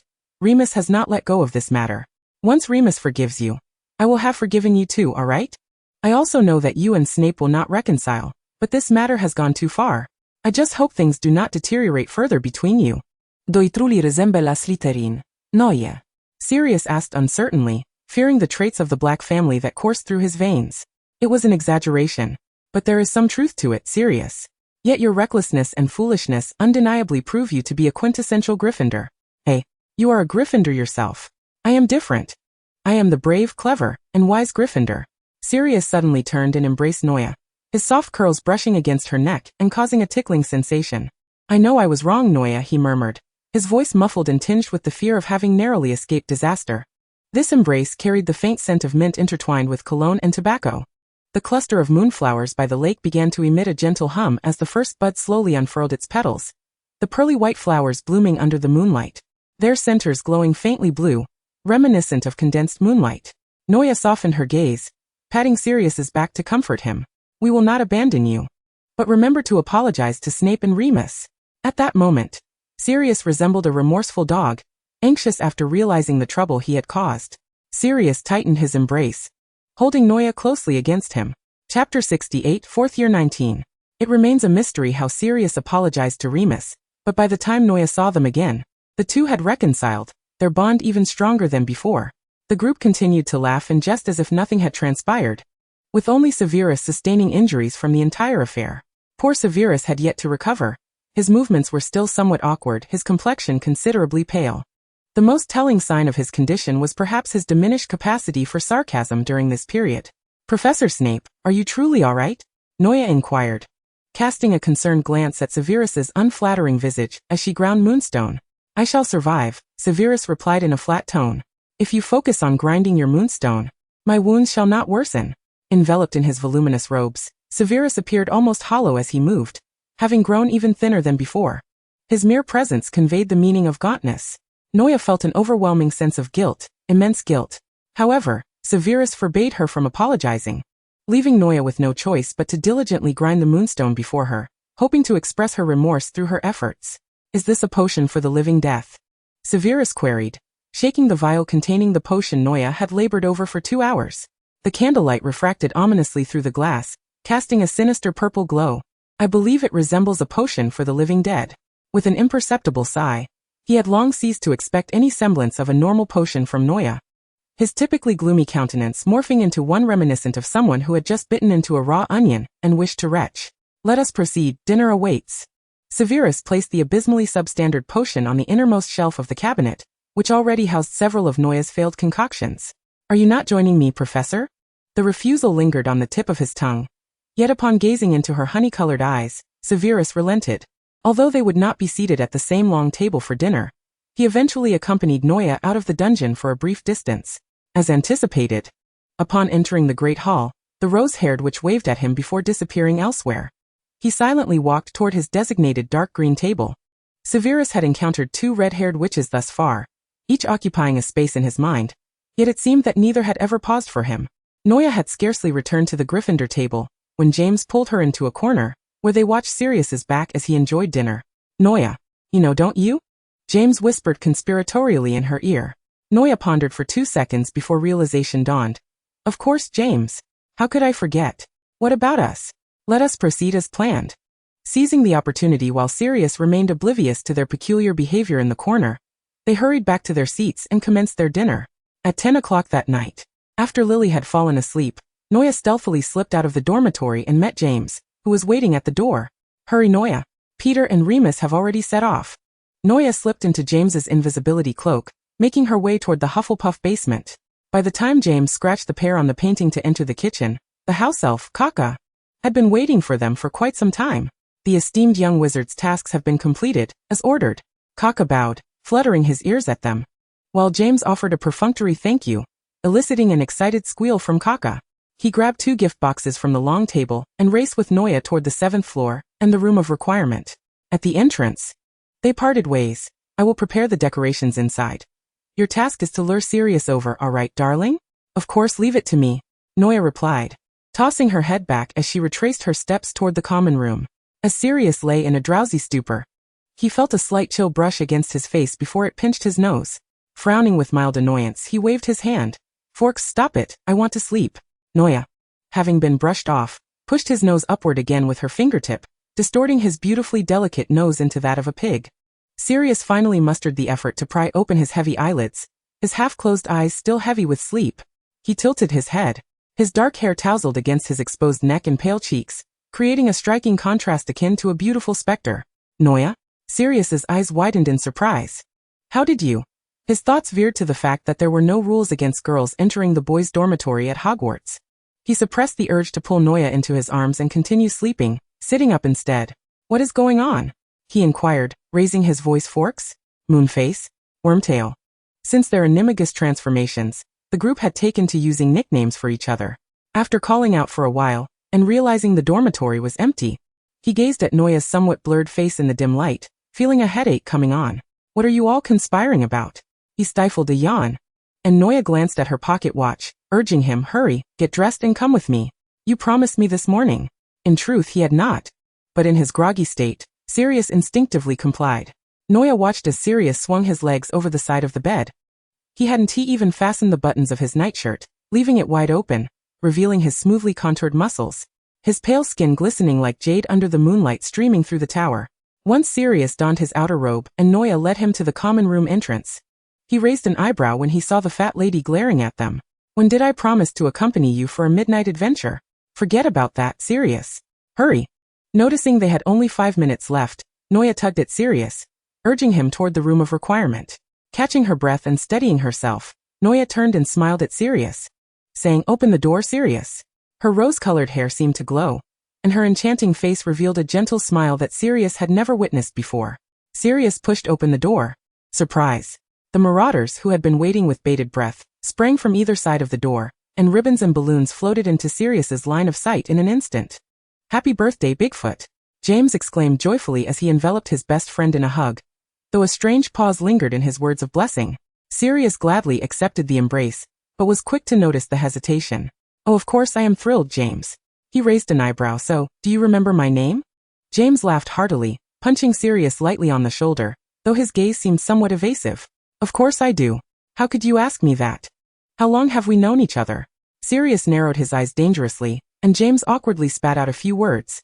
"I definitely know your name, Bigfoot." "Yes, that's right. You're Bigfoot Black." In truth, he had momentarily forgotten Sirius's name. After all, it was quite normal to stumble over a name when one had used a nickname for so long. Seizing the moment while Sirius was distracted, James smeared cake all over Sirius's face and cheered as he dashed behind Remus. "James Potter." Sirius's hair seemed to stand on end in fury, but he soon calmed down, watching his friends burst into laughter. Noya helped clean the sticky cream and breadcrumbs from Sirius's face, shaking her head in exasperation at the group of fools, reminding them, "Quick, let Sirius blow out the candles." A complete cake adorned the table, decorated with a chocolate dog. Noya rested her chin on her hand, watching as Sirius extinguished the candles, suddenly pondering, "Isn't chocolate harmful to dogs?" Sirius, with a dark expression, emphasized, "I'm not actually a dog." He took a large bite of cake smeared with chocolate sauce, attempting to validate his previous claims. After singing the birthday song, James approached with 2 ice creams in hand. He handed one to Noah, suddenly breaking into a mischievous grin, leaning close to her ear. "Noah, have you ever seen a unicorn?" Noah shook her head, and in a swift motion, James turned and plopped the ice cream on Sirius's forehead before darting away, leaving behind a trail of laughter. "Haha. No. Now you see it. Wait. Don't chase me with those big feet. Moonface. Remus. Help me." Remus chuckled softly. "You deserve it, Fork." Chapter 69, 4th Year 20. While having breakfast in the dining hall, Noah received a reply from Penny. In her previous letter, Noah had expressed her grievances about the ongoing disputes between Gryffindor and Slytherin, omitting the names of Snape and James, merely stating that one party had intentionally summoned dangerous magical creatures, exacerbating the situation. She also mentioned the escalating tensions in society regarding blood purity and other factions. Penny was greatly astonished by the discord between Gryffindor and Slytherin that Noah described. She had always imagined Hogwarts as a fairy tale utopia, but from Noah's correspondence, she caught a glimpse of its perilous nature. She then expressed her disdain for the blood purity ideology. "I hope you and Lily are well. Also, would you like to come over to my house for Christmas?" Of course, that was agreeable, and thus she returned to Cokeworth with Lily during the Christmas holiday. "Noah," James complained, feeling quite wronged, as he wrapped his arms around her waist, reluctant to part, disregarding the increasingly discontented glare from Lily. "All right, James, I will return soon. But I really haven't seen Penny in ages, have I?" Penny again," James grumbled. "Your mind and heart have been enchanted by the Evans sisters." With a resigned pat on James's head to soothe him, she indicated that she truly had to leave, as the Evanses had been waiting for some time. James watched Noah's retreating figure, feeling dejected, but Sirius interrupted his melancholy. "Mate," Sirius said, patting his shoulder, and in response to James's puzzled look, added, "Perhaps I shall spend this Christmas holiday with you." He shrugged. "Walburga won't allow me to return home this Christmas. She has cast me out." "Oh dear. Sirius. What mischief have you been up to?" Curious, James inquired, emerging from his bitterness regarding Noah. "Don't get me wrong, when I say mischief, I mean it in the literal sense." "Oh, it's nothing," Sirius replied nonchalantly. "I told Walburga that I had finally realized my feelings for you were not merely brotherly, but rather love at first sight. Consequently, Walburga sent a letter instructing me to mind my behavior, and forbidding me from returning this Christmas. She claimed she didn't wish to see me, her disgrace." James rolled his eyes but still expressed his admiration for Sirius's reasoning. "One must admit, mate, you truly are a genius to have come up with such an excuse." After a 6-month hiatus, Noah once again encountered Penny, noticing that Penny had grown significantly taller.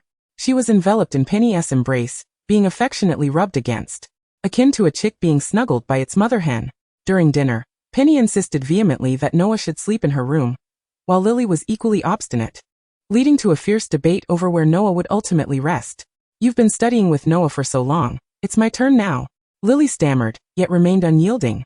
"I won't allow it." That evening, The three of them lay together on Penny's bed, where Noah's previous gift of a delphinium was displayed on the nightstand, blooming exquisitely, swaying gently in the night breeze. It was Lily's first time sharing a bed with Penny in many years, even though Noah was also present. The desk was adorned with little trinkets that Noah occasionally sent her. The otherwise minimalist room was imbued with a touch of whimsical charm thanks to Noah's gifts. Penny completely disregarded Lily, leaning against Noah's shoulder, somewhat distressed, lamenting the increasing burden of her studies and the endless papers to write. I must get into London University. I believe in you, Penny. You are the most capable, Noah gently nudged her. Lily was surprised to learn how hard Penny had been working, striving diligently in ways she had never witnessed. Penny never shared such burdens with her, and Lily realized her understanding of Penny was even less than Noah's.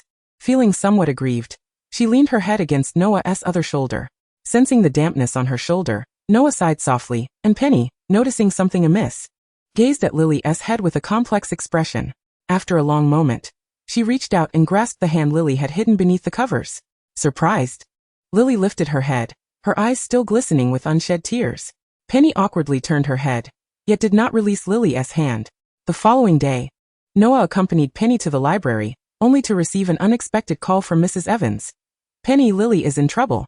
When they arrived at the hospital, Lily's head was wrapped in bandages, blood seeping through. With a serious demeanor, Noah approached the bedside to inquire, only to find Severus in a worse condition. After a moment of contemplation, she observed Severus's disheveled state and Lily's injury, questioning, "Has your relationship deteriorated to the point of physical confrontation?" Both Severus and Lily's brows twitched noticeably, and Lily interrupted Noah's incoherent ramblings. "What nonsense are you spouting?" Her voice remained robust, and Noah felt a wave of relief wash over her, murmuring softly, "The way you scold me indicates it's nothing serious." She settled beside Lily's bed, checking for any other injuries. "I'm fine," Lily replied, catching sight of Penny standing at the door, her worried expression still intact. Lily beckoned her in. Penny peered in from the doorway, realizing Lily was not in grave danger, and with a slight smirk said loudly, "I'm not going in there. Being with that insufferable pauper is suffocating." Penny was referring to Severus. She had never held any fondness for the boy from Spinner's End, who, with his lofty attitude, encouraged Lily to engage in the impolite act of peeking at her letters. "Noah, the Dursleys are still waiting for me in the library. I must leave." She crossed her arms, "And as for that fellow Lily, please take care of her for me." Penny turned and departed, her disdain for Severus making her reluctant to even step a foot into the hospital room, as if the stench of poverty would infect her. Sighing, Lily didn't wish to comment on the long-standing conflict between her childhood friend and sister. She merely lay back against the plush pillow, feeling somewhat fatigued. Just as Noah was about to ask something, she noticed Lily casting her eyes toward her, and the way her green gaze blinked at Severus's turned back, prompting Noah to silence herself. It was likely something that couldn't be discussed in Severus's presence. Thus, Noah decided to visit the other room to check on her little professor. "Professor Snape? Are you all right?" After all, Severus's injuries had not yet fully healed. The wounds inflicted by a werewolf linger far too long. Severus feigned sleep, avoiding conversation with Noah, reluctant to reveal his vulnerable side. Yet he knew that some matters could not remain hidden from her. Noah's gaze swept over the exposed skin of Severus, where bruises of various hues remained evident. Suddenly, her long-dormant system activated. Save Eileen Prince. Chapter 70. 4th Year 21. That night, Lily was discharged from the hospital. In truth, her head injury was merely a superficial scrape. Severus, however, remained in the ward, maintaining an air of unwillingness to engage with anyone. The initial compassion for her friend gradually transformed into an inexplicable fury. Lily, having settled Snape's hospital bills, turned and left with Noya, who cast a worried glance back at Snape before departing, though he paid her no heed. Upon returning home, Lily removed the bandage from her head while applying a white salve that Noya had handed her. Petunia, wrinkling her nose in distaste, expressed her aversion to the strange medicinal odor. "What on earth is going on, Lily? Did you and Professor Snape truly not have a fight?" she questioned, her skepticism evident. She harbored doubts about whether Lily had managed to keep her temper in check or if their tempers had flared, resulting in a physical altercation. "Professor Snape? You refer to that brooding lad as a professor?" Petunia inquired, casting a dubious glance at Noya, who appeared somewhat displeased. "At the very least, he possesses remarkable talent in potion-making." Petunia rolled her eyes, already aware of the truth without Lily's prompting. It was yet another consequence of Tobias Snape's actions. "Tobias?" Noya asked, puzzled. With a sigh, Lily recounted the events to Noya. Tobias Snape, a man plagued by alcoholism and also Snape's father, frequently resorted to violence against Eileen, Snape's mother. Earlier that day, while seeking out Snape, Lily had stumbled upon Tobias in a drunken rage, assaulting Eileen. In her attempt to intervene, she was met with Tobias's ire, leading to her being pushed to the ground, resulting in a twisted ankle and a painful bump on her head from colliding with the edge of the dining table. When Snape descended the stairs and beheld the scene, his mother weeping in a corner and his friend sprawled on the floor, clutching a bleeding forehead, his eyes filled with fury, and he rushed at Tobias. The outcome was all too predictable. The undernourished Snape stood no chance against Tobias. Lily sighed once more, reflecting, Severus hardly eats at school, often only realizing he should when he experiences stomach pains. I used to be able to compel him to eat before our quarrels began, but lately, he's been avoiding me, preferring the company of Mulciber and his cohort. Anger flared within her as she exclaimed, I truly cannot comprehend why Severus is so obsessed with dark magic. How satisfying it is to witness your impending rift. Petunia chimed in, reveling in the drama. Petunia, why the haste? He is merely an ill-mannered pauper. Being a wizard does not alter his essence. With that, Petunia retreated to her room, leaving a still irate Lily behind, though the injury on that oddball's head had healed. Noya sighed, attempting to soothe Lily, whose chest heaved with indignation. Take a deep breath, dear. Do not let your anger consume you. Snape, irritated by the incessant knocking on his decrepit wooden door, had not anticipated anyone other than Lily visiting his home, nor did he expect her to enter unannounced. Though he had initially wished to ignore the visitor, the persistent rapping every few seconds was a nuisance that pained his head. When he finally opened the door, an unexpected face greeted him, prompting him to furrow his brow and attempt to close the door. Wait, Severus. Noya, slender and agile, slipped inside uninvited, and Snape, wary of injuring her, moderated his strength. Aware of the peculiarity of addressing him as professor while he was still a student, Noya opted for his name instead. What brings you here? Snape inquired, his expression cold as he confronted the uninvited guest. Noya, appearing utterly out of place in the squalor of Spinner's End, with her voluminous rose-colored curls and exquisite dress, as well as her pristine suede boots, seemed to belong to a world far removed from the disarray and poverty surrounding her. She resembled a Persian cat lost in the sewers, a pure-blooded aristocratic witch in a muggle slum, a notion that felt utterly fantastical. Chapter 71, Year 4, 22. Lily and Petunia had departed, and with uncle and aunt at work, the house was empty. Noya blinked, glancing at the professor, who typically bore a gentle demeanor, but was presently scowling. I have come to seek your assistance with my holiday assignment. Snape glanced at the time, conflicted, but ultimately acquiesced, stating, I shall instruct you for 3 hours. After that, you must return to Lily. Tobias usually returned home inebriated after 4 hours. He led Noya to the attic, where he typically brewed potions, surrounded by a plethora of potion-related tomes on the shelves. The cramped attic bore a damp, musty odor, and Noya curiously surveyed her surroundings, rarely encountering such a layout. However, it reminded her of the attic of a dilapidated house she had never dared to explore, for it housed a ghoul. Last night, upon triggering a task, she had swiftly connected Eileen Prince to Snape's mother, Eileen Snape. The surname Prince was familiar to her, particularly upon seeing the extensive collection of potion-related books, a legacy only purebloods could inherit. The Princes were an ancient family of skilled potion makers, not included among the Sacred 28, yet undeniably a pureblood lineage. Perhaps Snape's mother hailed from that lineage. However, Noya felt at a loss as to how to offer salvation, as she could scarcely fathom how a muggle could pose a threat to a wizard. She found it hard to believe that Tobias could inflict domestic violence upon Eileen. Perhaps the truth would only reveal itself when she encountered them in person. Lady Potter, if you cannot endure such meager conditions, I could very well escort you back to the Evans residence, Snape remarked coldly, observing Noya's fascination with her surroundings. Not in the slightest, Professor, Noya quickly retorted, interrupting her train of thought, only to receive a withering glare in return. So you simply arrived without any tools? Snape interrogated after a moment of silence. Noya's gaze drifted, ultimately settling on Snape's cauldron. Reluctantly, Snape conceded, allowing her to use his only cauldron for her concoction, albeit with disdain for the quality of her work. Indeed, her potion, meant to invigorate, had transformed in her hands into a thick, viscous non-Newtonian fluid, appearing both repugnant and bizarre. Unbeknownst to her, Snape's mounting ire simmered just beneath the surface as she continued to discuss matters that would only exacerbate his frustration. By the way, Professor, did Sirius apologize to you? Noya asked, struggling to stir the cauldron, perplexed by the considerable resistance. No, Snape replied frostily, In truth, Sirius had indeed come to apologize, albeit under duress from Remus, who had approached with a sincere demeanor and a visible wound from a prior encounter. Yet Sirius maintained a stubborn facade, uttering apologies while his eyes conveyed a stark message: garbage.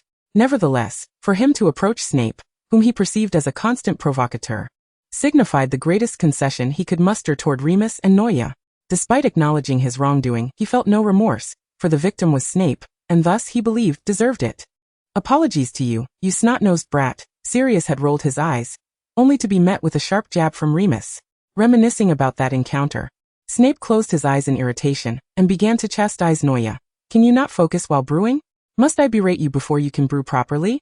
Glancing at the oncoming explosion in the form of the little professor, Noa shut her mouth and presented a vial of what could only be described as a repugnant potion. To be candid, during the brewing process, Noa found herself stifling laughter at the absurdity of her concoction, only to quell her amusement when confronted by Snape's fiery gaze. Unable to contain himself any longer, Snape was on the brink of unleashing his vitriol when a commotion arose from downstairs. It was Eileen returning. As she unlocked the door, she called out Snape's name, prompting Noa to follow him down the stairs. At last, they beheld Eileen in person. Eileen was a beauty. Despite being married for many years and having borne Snape, she still possessed an undeniable allure. Her face, once exquisitely refined like a classical oil painting, now resembled a crumpled and barely smooth piece of parchment. Her high, sharp cheekbones and skin so pale it was nearly translucent were marred by the shadows of years of sleepless nights.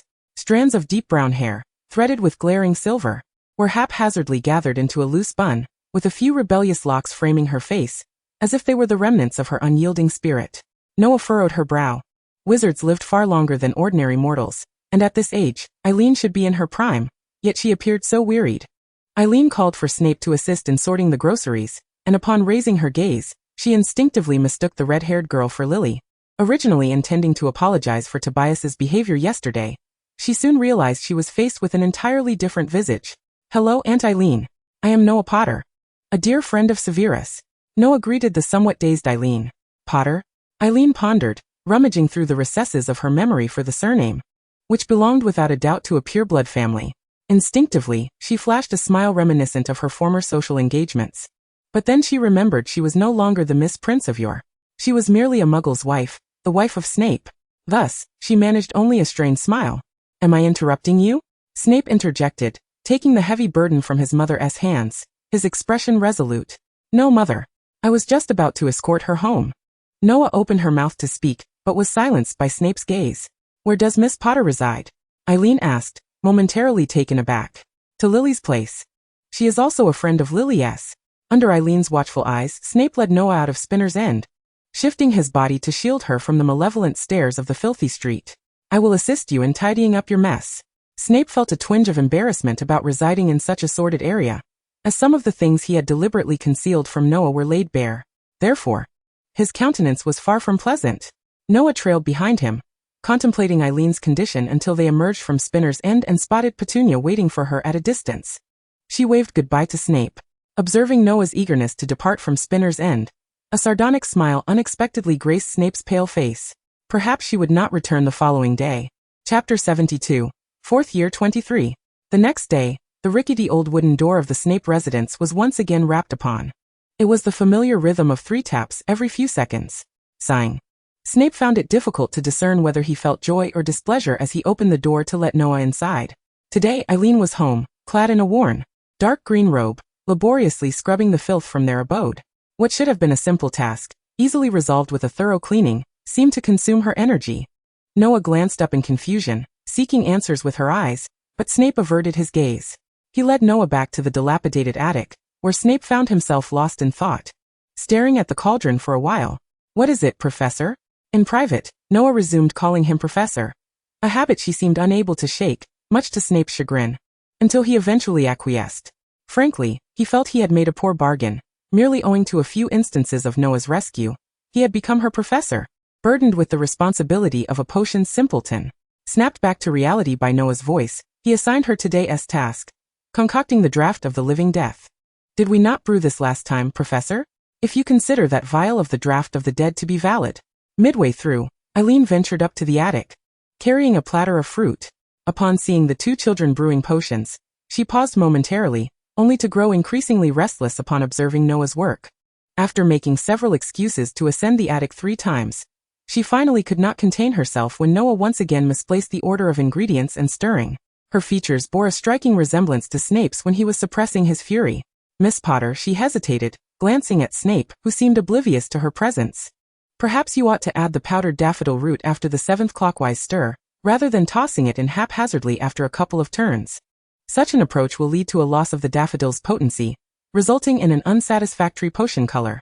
It was as though a shackle had been released. She expressed everything she had wanted to say in one breath, then took Noah's hand and guided her through the proper procedure. Only when the potion shimmered with a satin-like, translucent purple did she pause, casting a somewhat anxious glance at the 2 children. "Noah," exclaimed Aunt Eileen, "your potion-making skills surpass Severus's by far." Snape cast a fleeting glance at her, a hint of amusement flickering in his eyes as he beheld the rare spark of vitality and confidence in Eileen.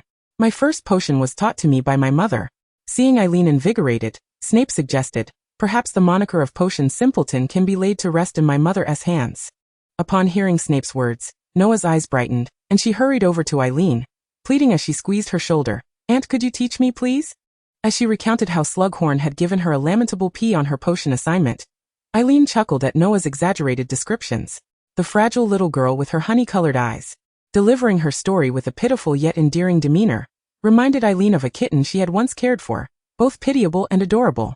Eileen ruffled the girl's hair, assuring her that if she were at home, she would certainly assist her with her potion studies. Chapter 73, 4th Year 24. Snape noted a marked increase in Eileen's vivacity during this period. It was not solely due to her rekindled passion for potions. After all, she had often prepared practical potions even before Noah's arrival. However, Tobias's disdain had led her to seldom engage in such activities. More importantly, after teaching Noah, who was struggling as a potion novice, Eileen had reignited her inner fire, which had once threatened to extinguish her spirit. Indeed, even the most temperate potions master could hardly endure Noah's ineptitude. Eileen sighed heavily when Noah mistook sneezeweed for yarrow once more. Throughout her life, she had never encountered a potion maker whose skills were so woefully lacking. During her time at Slytherin, most of her peers had the advantage of their family's heritage. Even if they were not adept, they could manage to pass. Later, with Severus as her guide, who was a complete potions prodigy and had inherited the Prince family's talent, she had no reason to worry. Thus, it was her first encounter with a child seemingly cursed by potions. Noah cast a guilty glance at Eileen, opening her mouth to speak, but was interrupted by a thunderous shout. "Where are you, Eileen? Eileen! Monster!" The countenance of both Severus Snape and Eileen paled simultaneously at the unexpected arrival of Tobias. Eileen, her face drained of color, called out, casting a somewhat alarmed glance towards Noah, fearing that the drunken Tobias might frighten her. Eileen bit her lip and instructed, "You two stay in the attic. Whatever you hear, do not come down, understood?" Placing her hands on Snape's shoulders, she fixed her gaze upon his dark, brooding eyes, imparting her caution. She was acutely aware of Noah's frail health. The scent of the slow-release potion clung to her, detectable even from a distance. She could not allow Tobias to intimidate her. As Eileen descended the staircase, Snape and Noah lapsed into silence. The muffled sounds of argument drifted up from below, mostly consisting of Tobias's solitary raving. Noah could make out a few scattered words. Monster, useless, but beyond that, the cacophony was lost on her. The mingling aromas of herbs and cheap camphor enveloped her, while Snape's cool hand covered her ears, rendering the vile language inaudible. Once the commotion subsided, Snape released his grip, only to be startled by the shattering of a bottle. Noah lifted her eyes, filled with concern, yet Snape restrained her, unwilling to let her move. Only when the door reverberated again did he loosen his hold. In her worry for Eileen, Noah entirely forgot about the cauldron of unfinished potion, leaving behind the bubbling green concoction as she rushed downstairs. However, Snape remained remarkably composed. Tobias rarely resorted to physical violence. Eileen, for reasons unknown, was subservient to Tobias, while Snape was not. Since childhood, the first time a magical surge had occurred, Tobias's gaze had transformed from that of a disapproving father to one of a monster. His daily tirades against Eileen morphed into insults directed at both her and Snape. After the magical eruption, Eileen had introduced Snape to the concept of wizards, and at that moment, he equated power with wizardry. The mysterious attic had finally opened to him, granting him the strength to resist Tobias. Upon becoming a wizard, he first witnessed the fear in Tobias's eyes, which subsequently curtailed Tobias's mistreatment of Eileen. Yet Eileen, in tears, implored him not to treat his father in such a manner. Thus, for the meager semblance of maternal love that Eileen offered, Snape began to endure the days of possessing power without the ability to confront Tobias. As long as Tobias refrained from violence, Snape permitted him to act as he pleased. Regardless, Eileen remained devoted to her utterly ineffectual husband. Perhaps due to Snape's influence, Tobias tempered his outrageous behavior, resorting instead to belittling and cursing Eileen. The recent incident, prompted by the sight of Lily's forehead injury, had led Snape to act first in a moment of desperation. Eileen found it curious, in Snape's eyes. She possessed ample strength to subdue Tobias, yet she remained obedient to a powerless muggle. Tobias despised magic, and thus Eileen concealed her wand. What should have been simple matters easily resolved with a spell saw Eileen taking matters into her own hands, disregarding Tobias's verbal abuse, and even towards Snape. She exhibited mere basic responsibility, dedicating herself entirely to Tobias. When Noya rushed down the stairs, Tobias had already departed, leaving behind the slightly trembling, decayed wooden door. Scattered across the floor were shards of broken bottles, glistening glass strewn about. Eileen knelt, her head bowed as she mopped up the spilled liquor, her fingers adorned with a faded ring.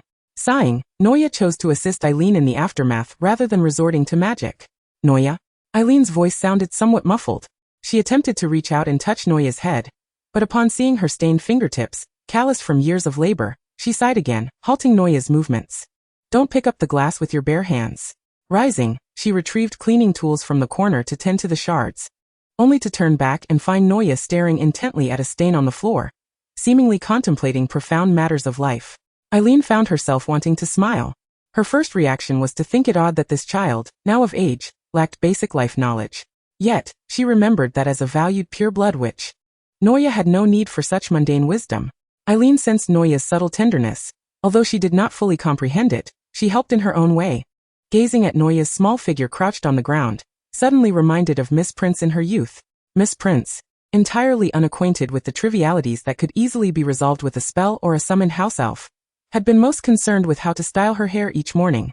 Seeing Noya now was like gazing upon her younger self. Noya abruptly turned, her honey-colored eyes meeting the faded blue of Eileen's. In Noya's clear gaze, Eileen glimpsed her current self. The gray-blue irises resembled glass washed by rain, once bright as Ravenclaw's crown, now obscured by a veil of mist, a numbness birthed from Tobias's insults and the haze of alcohol. Aging, haggard and weary, she could no longer perceive the woman she once was. Chapter 74. Fourth year after the incident, Eileen lacked the spirit to continue tutoring Noya in potions, merely summoning Snape to escort Noya back to the Evans residence. Noya glanced back at Eileen, who stood at the door watching them leave, and waved when Noya turned to look. The two walked in silence, Noya pondering Eileen's pale, wearied face, and then reflecting on Euphemia. Wizards typically enjoy long lives. Euphemia, nearing 70, still appeared as a woman in her 40s during their last encounter. Yet Eileen, barely past 30, looked as though she had already entered middle age. What could possibly account for Eileen's transformation? What is the reason? Snape chuckled derisively, the unique stench of the sewers in Nocturne Alley wafting into his nostrils. He spoke with a hint of sarcasm. Ah, it is love. The great love. His voice, remarkably calm, belied the scorn that seemed to echo throughout Nocturne Alley. Noya's lashes fluttered as she followed Snape, stepping into the shadow cast by his slanted figure. That is not love. Love does not manifest in such a manner, Severus. She softly countered. Noya had grown up enveloped in love. Though her parents were gone, Molly had bestowed upon her ample familial affection. Each Weasley loved one another, extending that love to the sole Pruitt, and the absence of Noya's parents only seemed to amplify the love she received. What Snape described as the relationship between Eileen and Tobias was hardly love at all. Snape fell silent for a moment, devoid of the desire to respond. Was he to expect a pitiful creature who had never known love to contradict a girl steeped in its sweetness? How absurd. Severus, I want to help her, Noya insisted. Snape understood precisely who Noya referred to, yet he rejected the notion. She would not perceive it as help. She willingly accepts everything from that worthless man. There will be a way, Severus. Noya grasped Snape's sleeve at the alley's entrance, halting their progress. Do not give up on her, she implored. Her gaze fixed firmly on Snape's eyes, which seemed to yearn for escape. If you abandon her, who else will care for her? Snape found himself unnaturally captivated by the honey-hued eyes that seemed to blaze with fervor. Her rose-colored hair shimmered with a golden-red brilliance beneath the setting sun, reminiscent of the phoenix that had pierced the night. Severus Snape let out a faint sigh, stating, Whatever you wish to do, I shall cooperate. though I cannot guarantee success. He had indeed attempted to alter Eileen's perspectives in the past, their mother-son disputes often culminating in a stalemate, leaving him at a loss for methods to awaken her consciousness. Perhaps Noah might have insight, as Eileen appeared to hold a fondness for her. Eileen, once a Slytherin? With Snape's assistance, Noah managed to divert Eileen's attention, resembling a rat scurrying through a grain bin, rummaging through their dilapidated abode. For the first time, Snape acutely recognized Noah as a Gryffindor, her relentless searching echoing the exploits of James Potter. Noah unearthed a tarnished Slytherin badge from the dim recesses of the wardrobe in Eileen and Tobias's room, the initials of Eileen Prince engraved upon it. She observed the badge under the sunlight streaming through the window, its silver-green gleam emerging after years of obscurity. I had previously assumed that Eileen was a Hufflepuff, she remarked to Snape. He scoffed derisively. How could my mother have attended a school filled with a bunch of buffoons? Noah rolled her eyes and playfully kicked the heel of Snape's shoe, inadvertently causing him to stumble. With an irritated scowl he muttered, "Noah Potter, mind your language." "Professor Snape, we must not tolerate house discrimination," Noah retorted, unfazed by his grim demeanor, for his outbursts were often more bluster than substance, lacking the terror they would later embody, when he became a professor 2 decades hence. She scanned the modest wardrobe, filled predominantly with Tobias's attire, with only a small corner occupied by Eileen's dresses. It was evident to her that there was no love between Eileen and Tobias. The assortment of garments seemed to far exceed that of James S. Returning to the attic, Noah began to gather the peculiar items she had unearthed from various nooks, and upon discovering a set of gobstones from the kitchen cupboard, a sudden memory struck her. Once, after being caught night-walking by Filch, I was punished to polish the trophies in the honor room, where I saw Eileen's name. Coincidentally, during that time, James and Sirius were engrossed in gobstones, prompting Noah to subconsciously pay attention to the related awards. It seemed that Eileen had been the head of the Gobstones Club, and had even participated in interschool competitions. Snape, surprised, realized he knew little beyond Eileen's Slytherin education, and her remarkable magical prowess. She had never volunteered details about her past, nor had he ever probed into her youthful days. Noah came across several books annotated by Eileen, spanning topics from potion-making to various magazines, even her old textbooks, adorned with elegant cursive, the image of a delicate, enchanting witch began to form in her mind, deepening her perplexity. It was utterly unimaginable that the esteemed Miss Prince of Slytherin would wed a worthless, drunken muggle, until she stumbled upon a diary belonging to Eileen. Apologizing internally for her intrusion into Eileen's private belongings, she opened the yellowed notebook, skimming over mundane entries until a particular place name caught her eye, Spinner's End. Her interest piqued, she delved into that page, uncovering the narrative of Eileen's acquaintance with the muggle, Tobias, beginning with her initial aversion to muggles, evolving into acceptance, and ultimately, love for the supposedly gentle and caring Tobias. This sweetness, however, morphed into bitterness post-marriage, revealing a transformed Tobias. The subsequent pages were suffused with Eileen's anguish, the yellowed corners hinting at her sorrowful heart, culminating on the final page with a declaration of endurance, abruptly ceasing thereafter. From the fragmented details within the diary, Noah grasped a crucial insight. Tobias Snape was a mute. Chapter 75, 4th Year 26. Snape received the diary from Noah, quickly scanning through its contents before falling into a contemplative silence. After a lengthy pause, he offered a harsh critique. Foolish. It is difficult to fathom that the source of his lifelong torment stemmed from a contemptible mute. After a moment's reflection, Noah, observing Snape's dark expression, suggested, "I believe this is a conspiracy, a meticulously crafted, deliberate encounter." Suddenly drawing closer to Snape, she searched his inscrutable eyes for a semblance of agreement. Eager to validate her hypothesis, Noah dashed once more towards Tobias and Eileen's room, in need of proof to substantiate her suspicions. She ransacked the largest room in the dilapidated house, but found nothing of significance, returning to the attic disheartened. Snape could not resist commenting, "You are engaging in futile efforts." His caustic assessment continued, "If I were Tobias and truly bore the characteristics you envision, I would not leave a written record of my dark thoughts for others to exploit. You are exceedingly naïve, Miss Potter. Naïve to the point of folly." Yet, witnessing Noah's crestfallen demeanor softened his words, and he refrained from uttering anything more cutting. She resembled a drenched puppy, too pitiable. However, Noah did not remain despondent for long. She fixed her gaze on Snape's perplexed expression. "Professor, we are wizards." Under Snape's silence, she reiterated, "We are wizards. We need not adhere to conventional methods to uncover the so-called truth. For heaven's sake, we are not muggles. We can employ magical means unique to our kind. Veritaserum, Professor." You can brew it, can't you? Noah looked at her small professor with eager anticipation, momentarily forgetting her own identity as a witch. Even if Tobias concealed everything well, a vial of Veritaserum would ensure he divulged even the color of his undergarments from that evening. I have no interest in knowing what color Tobias's undergarments are. Nor do you need to, Snape replied, neither affirming nor dismissing her suggestion, yet feeling repulsed by Noah's analogy. Unbothered by Snape's remarks, Noah was lost in her own fantasy, envisioning herself brandishing a wand, threatening Tobias while administering Veritaserum to extract his confession of wrongdoing. Glancing at Noah, who seemed lost in merriment, Snape reluctantly delivered some unfortunate news. I can indeed brew Veritaserum. However, he shifted his tone under Noah's expectant gaze. We lack the ingredients at home. Noah's expression fell momentarily, but she quickly reassured herself. It's all right, Severus. I can manage. She patted Snape's shoulder, and though he shifted slightly in discomfort, he allowed it. I will procure the Veritaserum before Christmas.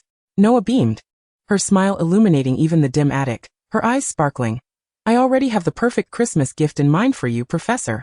A mother who has rediscovered herself. There is no better gift than this. Upon returning to the Evans residence, Noah eagerly penned a letter to James. Faced with the challenge of obtaining Veritaserum, her first thought was of James. The brewing of Veritaserum required a considerable amount of time. Yet if it were James, regardless of whether he had the ingredients, he would surely manage to procure a ready-made solution. She entrusted the letter to Raoul, the owl of the Lily family, feeding it some jerky. As she opened the window and patted the little owl that yearned for her affection, she coldly signaled it to hasten its movements. Only when Raoul transformed into a distant, indistinct black dot on the horizon did she turn away with satisfaction. She then found herself face to face with the Evans sisters, who were crossing their arms and regarding her with suspicion. Penny and Lily, rarely aligned, scrutinized the increasingly absent Noah. What have you and Severus been up to these days? What schemes are you concocting with that scoundrel from the slums? They simultaneously voiced. Lily shot Penny an angry glare at her impolite wording, to which Penny unhesitatingly rolled her eyes in response. Noah offered an awkward smile, as if caught in the act of mischief. Under the sisters' increasingly intense gazes, she lowered her head, wishing she could vanish into the floor if a crack were to appear. Upon realizing that Noah was unwilling to speak, Lily cast a somewhat forlorn look at her with her emerald-like eyes. You always have little secrets with others. Penny's expression and tone were far from pleasant. She harbored a profound dislike for Snape, and did not wish for Noah to have too much interaction with him. He will lead you astray, she complained, unable to comprehend why Noah and Snape seemed to get along so well. Yet, considering Noah's endearing qualities juxtaposed with her social awkwardness, she felt somewhat reassured. Still, her discontent lingered, prompting her to return to her room with a stern face. Noah sighed, utterly perplexed by the complexities of friendships. After all, it was like this with James, Sirius, and Snape, and similarly with Lily and Snape. Even Penny had her own issues with him. The only common thread among these individuals was Snape himself. Perhaps he truly needed to reflect on why no one could relate to him well. However, it was evident that Snape cared little for such matters. The following afternoon, a letter from James arrived, accompanied by a small vial containing a truth serum in a pink crystal bottle. The Potter family's owl landed wearily on the windowsill of Noah's room. The letter incessantly expressed James's longing for Noah, employing terms of endearment like sweetheart, which made Noah blush slightly. He also inquired as to why she needed the truth serum, worried that she had been deceived or bullied, assuring her that they could come to Cockworth immediately if she needed them. The latter half of the letter took on a more serious tone, as Sirius's scrawl replaced the hasty handwriting, revealing a conflicted penmanship. Perhaps influenced by James, some affectionate phrases were hastily crossed out while others remained. He merely mentioned what he and James had been up to recently, and asked why she had not written in a while, concluding with his puzzlement over her sudden need for the serum. After quickly reading the letter, Noah sent a brief reply assuring them not to worry. I am perfectly fine. As for the truth serum, it's a secret. Upon receiving her response, James and Sirius leaned their heads together to read the brief, yet exaggerated letter.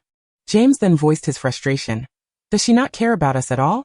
He incredulously flipped the letter over several times, only to find no further insights. Sirius's expression was equally discontented, and in the end James, wearing a pained expression, resolved that upon her return, he would ensure she understood his displeasure. Chapter 76. Fourth year. The cold wind swept through, rustling the withered leaves that skated across the ground, settling in the filth-stained puddles of Spider Alley. The mistletoe, unassociated with the alley, bloomed in the distance, swaying in the night breeze.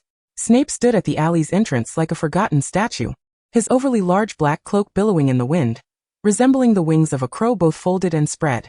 His long, pale fingers absently stroked a small crystal vial, containing a translucent potion that emanated a faint blue glow.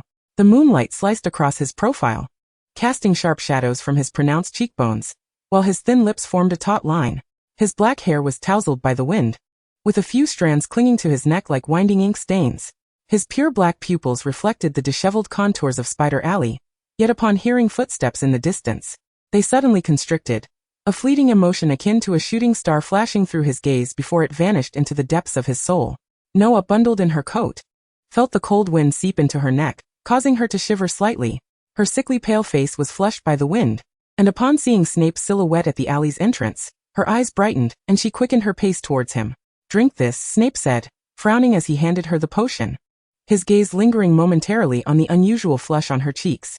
Without hesitation, Noah uncorked the glass vial and downed the potion, surprised by its faint vanilla flavor, which caused her eyes to widen. Soon, she felt a stream of steam rising from her ears. A stimulant potion? Noah was taken aback, for she vividly recalled the unpleasant taste of the stimulants from the hospital wing. Snape merely murmured an acknowledgement, having made some minor modifications to it. As the weather grew colder, Noah consistently forgot to bring a scarf, and he had noticed her declining spirits since the day before, as if she were on the verge of catching a cold. Feeling invigorated, Noah was even more eager for their upcoming actions. In the dilapidated house, only Tobias's thunderous snoring filled the air, while Eileen had been sent out by Snape under the pretense of purchasing essential items for Christmas. For safety's sake, after feigning unconsciousness, Noah tied Tobias to the small wooden bed where he lay. Initially intending to pry open his jaw to administer the truth serum, she was halted by Snape. He cast a knowing glance at Noah. "Do you intend to turn him into a fool with such a large dosage?" he asked, though he personally did not mind. Taking the small vial from Noah, Snape proceeded to pry open Tobias's mouth and dripped several glimmering drops of potion inside. As Tobias awoke and discovered himself bound to the bed, he struggled fruitlessly, beginning to lose his composure. "Oh, Eileen, did you do this? Or is it that little brat Severus? Come out." He attempted to thrash against the bed, but the bindings were too tight for him to do anything but squirm in futility.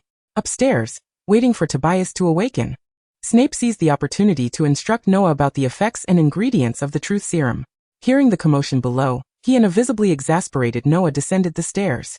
"It is you, you little brat, let go of your father." Under the moonlight, Tobias recognized Snape's figure at the doorway, and excitedly commanded him to release him. Snape ignored him and switched on the room's light. The glaring brightness caused Tobias to squint momentarily, tears pooling at the corners of his eyes. Noah approached Tobias, a villainous smile gracing her face, her formerly rose-colored hair, now giving off an ominous crimson hue. "Tobias Snape," she called out in a languid tone, addressing the inept middle-aged man whose prolonged alcoholism had rendered his face a ghastly shade of red. Noah regarded his bloated, pallid face with disdain. This man was neither young nor handsome, bearing no resemblance to the refined Tobias described in Eileen's diary. She extended her wand, pressing it against Tobias's neck, and in a soft voice threatened, "How did you meet Ms. Eileen? Do you admit that your acquaintance with her is part of a conspiracy?" While Noah's suspicion lacked substantial evidence, her discovery of Tobias's cowardice and his drastically different demeanor towards Eileen before and after their marriage led her to believe that he had ulterior motives from the very start. Snape watched in bemusement as Noah employed the tactics often used by Muggle bullies against Tobias. Tobias rolled his eyes, preparing to chastise the strange red-haired creature who had intruded upon his affairs, but instead he inadvertently revealed a truth he had concealed for nearly 2 decades. Indeed, the encounter with that wretched prince woman was a carefully orchestrated scheme of mine. Panic-stricken, he attempted to close his mouth, cursing, "What have you done to me? Truth serum? Is this truth serum? You two monsters." Noah raised an eyebrow at Snape, clearly recognizing him as a mute who possessed considerable knowledge of the magical world. Thus, the two of them settled at the foot of Tobias's bed, engaging in a question-and-answer game with this repugnant man, who was hideous both in appearance and character. Tobias Snape, a mute, a scion of an ancient wizarding lineage, namely the Prince family. After being deemed a powerless mute, he was begrudgingly raised to adulthood, and subsequently cast into the Muggle world to fend for himself. He had even been stripped of his surname, forced to bear the name Snape, belonging to his half-blood witch mother. However, the concept of adulthood in the wizarding realm differed vastly from that in the Muggle world. At the age of 17, Tobias stumbled through a year of existence in the Muggle realm before securing his first job. The pay was modest but sufficient for survival. He had thought he would languish through life in such a manner until he encountered Eileen at 20. From the very first glance, he recognized her as the young lady of the Prince family, the same one who had captivated the attention of all at a soiree he hosted by the princes during his childhood, while he remained hidden in the shadows, gazing at her radiant beauty. "Do you require an umbrella, miss?" he inquired of the prince heiress, who was taking refuge from the rain beneath an awning. Thus began Eileen's unfortunate fate, triggered by a quarrel with her grandfather that led her to briefly flee home. Noah listened in silence to Tobias's bitter recounting. After a long pause, she lifted her gaze to meet his dark eyes, reminiscent of Snape's. "So, did you ever love Miss Eileen?" "Love? How absurd. What I cherished was merely the notion of a tamed witch. When they cast me out, they could scarcely fathom that the noble, elegant, and brilliant Miss Prince would suffer indignity at the hands of a mute like me. How dramatic." Tobias's lips twisted into a malevolent smile, relishing the anger that flickered across Noah's face. "Indeed, Eileen was once like you, equally lovely and noble. Your fate shall not differ from hers." Suddenly, a loud crash echoed from the entrance as Eileen forcefully pushed open the door, her gray-blue eyes glistening with tears, resembling a sorrowful sea. She appeared gaunt and heartbroken, akin to a melancholic classical oil painting. Yet, she extended her hand and delivered a resounding slap to Tobias. "Be quiet, Tobias." Eileen's voice trembled. After receiving the slap, Tobias fell into silence for a moment, his head bowed in contemplation. However, he soon lifted it again, and despite being bound to the bed, his gaze remained scornful, filled with contempt as he regarded his wife of nearly 20 years. "Tobias," Eileen closed her eyes, suppressing her hurt. "Tell me it isn't true." Noah, sensing the intensity of the moment, felt a surge of frustration. She opened her mouth to speak, but faltered at the sight of Eileen's tears cascading like raindrops. She hesitated, ultimately falling silent. Snape, having noticed Noah's agitation, was already accustomed to Eileen's boundless tolerance for Tobias's transgressions. He was not surprised that, should Tobias utter even a single word of remorse, Eileen would forgive him, and they would revert to their previous existence. Yet, witnessing Noah's desolation prompted him to reach out and grasp her now icy hand, wishing to impart some strength to face the impending conclusion, just as Noah had always done for him. Fortunately, the effects of the truth serum continued to dictate Tobias's words. "What are you thinking, Miss Prince?" Tobias, under the serum's influence, did not regard Eileen as his wife, still addressing her as Miss Prince. "That is indeed the truth. From the very first moment I laid eyes on you, I despised you. Frankly, Miss Prince, you are utterly foolish." Realizing he could not restrain his tongue, Tobias abandoned all pretense. "I told you that I wanted nothing to do with magic because of my psychological trauma, and you genuinely believed you could forsake your wand? Ha ha ha." Tobias erupted into maniacal laughter. "I do not loathe magic. I despise you, despise the fact that you possess magic. I hate you for being of a higher station than I. Fortunately, you have been trampled beneath my feet. You shall become as wretched as I." Tobias laughed joyfully, his murky eyes fixed intently on Eileen's blue ones, which symbolized the Prince family's lineage. Now those blue eyes were shrouded in a gray haze, tainted like an indelible stain. A satisfied smirk graced Tobias's lips. Eileen's pupils trembled as her worldview shattered in that moment. "Eileen, how I wish you had no magic. Eileen, I love you. Eileen, without magic, we would be the happiest of couples. Eileen, it is your cursed magic to blame. Eileen, if you were not a magical aberration, I would love you dearly. Eileen, do not use magic, I am afraid."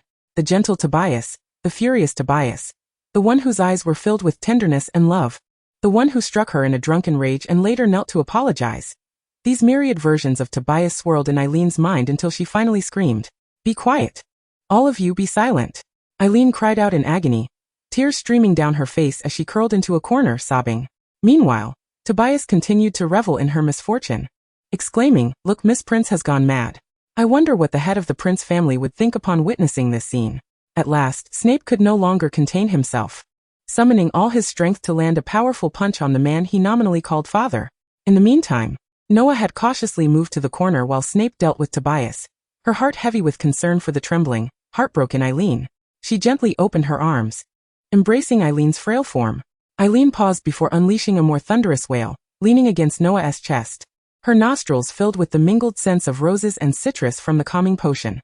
She cried out as if reclaiming the pampered, cherished Miss Prince of her youth, venting years of grievances and forbearance through her tears. I thought we at least began with love." She sobbed into Noah's shoulder. Yet, It was a deception from the start. I even believed that without magic, we would love each other forever. I placed all the blame on magic. But from the very beginning, it was a mistake. I thought he didn't love me because of magic, but the truth is, he never loved me at all. Eileen collapsed against Noah, her tears soaking Noah's garment as she recounted the shattering of a dream that was anything but idyllic. She had been ensnared by the very concept of love, drifting through many years in a haze. Snape ceased his actions, observing that Tobias had been rendered unconscious from the blows. Listening to the sounds of sorrow emanating from the corner, he silently approached and enveloped both witches in his arms. Time passed, and eventually, Eileen's sobs subsided, her swollen eyes fluttering shut as she drifted into sleep. Noah tenderly brushed Eileen's withered strands of hair, her heart aching for her friend. Miss Prince's once promising life was irrevocably marred by the dark shadows of a mute jealousy. With disdain, Snape unceremoniously cast the unconscious Tobias into the living room, before meticulously performing several cleansing charms on the bed, and then cautiously lifting Lady Eileen into its comforting embrace. It was at this moment he truly realized how frail his mother appeared. As Noah observed Eileen's furrowed brow and her relentless, pained murmurs during her slumber, she waved her wand to cast a sweet dream charm. Snape regarded the little witch, who was on the verge of ushering a profound transformation into his life, with a complex gaze. His throat constricted slightly, and after a prolonged silence, he lowered his eyelids and murmured, "Thank you, Noah." Noah shook her head, stating that this was merely the path Lady Eileen was destined to walk, albeit 2 decades late.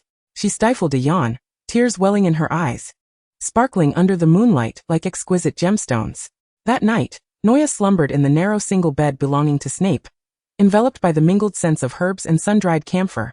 Just as she began to drift into slumber, a sudden burst of fireworks ignited outside the half-closed window, casting vibrant colors across the night sky. Noah turned her gaze outside, where the fireworks reflected in her eyes, transforming into a kaleidoscopic lake. She tilted her head, beaming at Snape, who lay on the floor beside her. "Merry Christmas, Professor. I hope you enjoy this gift." Snape remained silent, yet the image of the phoenix that had pierced the night sky that evening resurfaced in his mind, accompanied by the same thunderous heartbeat he had felt then. Chapter 78. 4th year. On Christmas afternoon, Noah finally returned to the Evans residence, braving the sharp glares of the Evans sisters. "Oh Lily, oh Petunia," she exclaimed, tugging one of them playfully. "Please don't look at me like that." Petunia rolled her eyes in annoyance. "Noah Potter, you have successfully disrupted my plan to be the first to wish you a Merry Christmas." With a charming smile, Noah nuzzled against Petunia, but Lily interjected, "No, your plan will not come to fruition as long as Noah is here. The first to greet her will absolutely be me." The sisters promptly engaged in a light-hearted argument, and Noah, caught between them, could only soften her tone to placate both. After finally calming them down, Lily recalled the most pressing matter. "What have you been busy with these past 2 weeks?" Mention of this invigorated Noah, who proudly lifted her chin.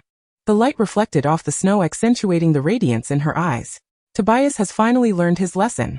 Lady Eileen has decided to part ways with him. Although she remains heartbroken, and Tobias shamefully clings to her, unwilling to accept the divorce, they are wizards. Tobias is powerless against Eileen's strong desire to separate, and perhaps this is why he harbors such resentment towards magic, feeling perpetually unbalanced by the vast chasm between them." Lily and Petunia exchanged astonished glances before turning their attention back to the proud little witch before them. "You truly have a heart of gold, meddling in everything," Petunia muttered. Yet her heart softened, for Noah was just that kind of person. Otherwise, she would not have extended her hand to a muggle who harbored such animosity and resentment towards magic. Lily, with a complex expression, reached out to tousle Noah's hair. Perhaps accustomed to the dynamic between Tobias and Eileen since childhood, she had not realized that such circumstances could change. Although unaware of the specifics of Noah's actions, she felt a profound joy at the outcome, relieved that the gentle and beautiful Lady Eileen was liberated from her suffering, and equally relieved that Severus could distance himself from the source of his lifelong anguish.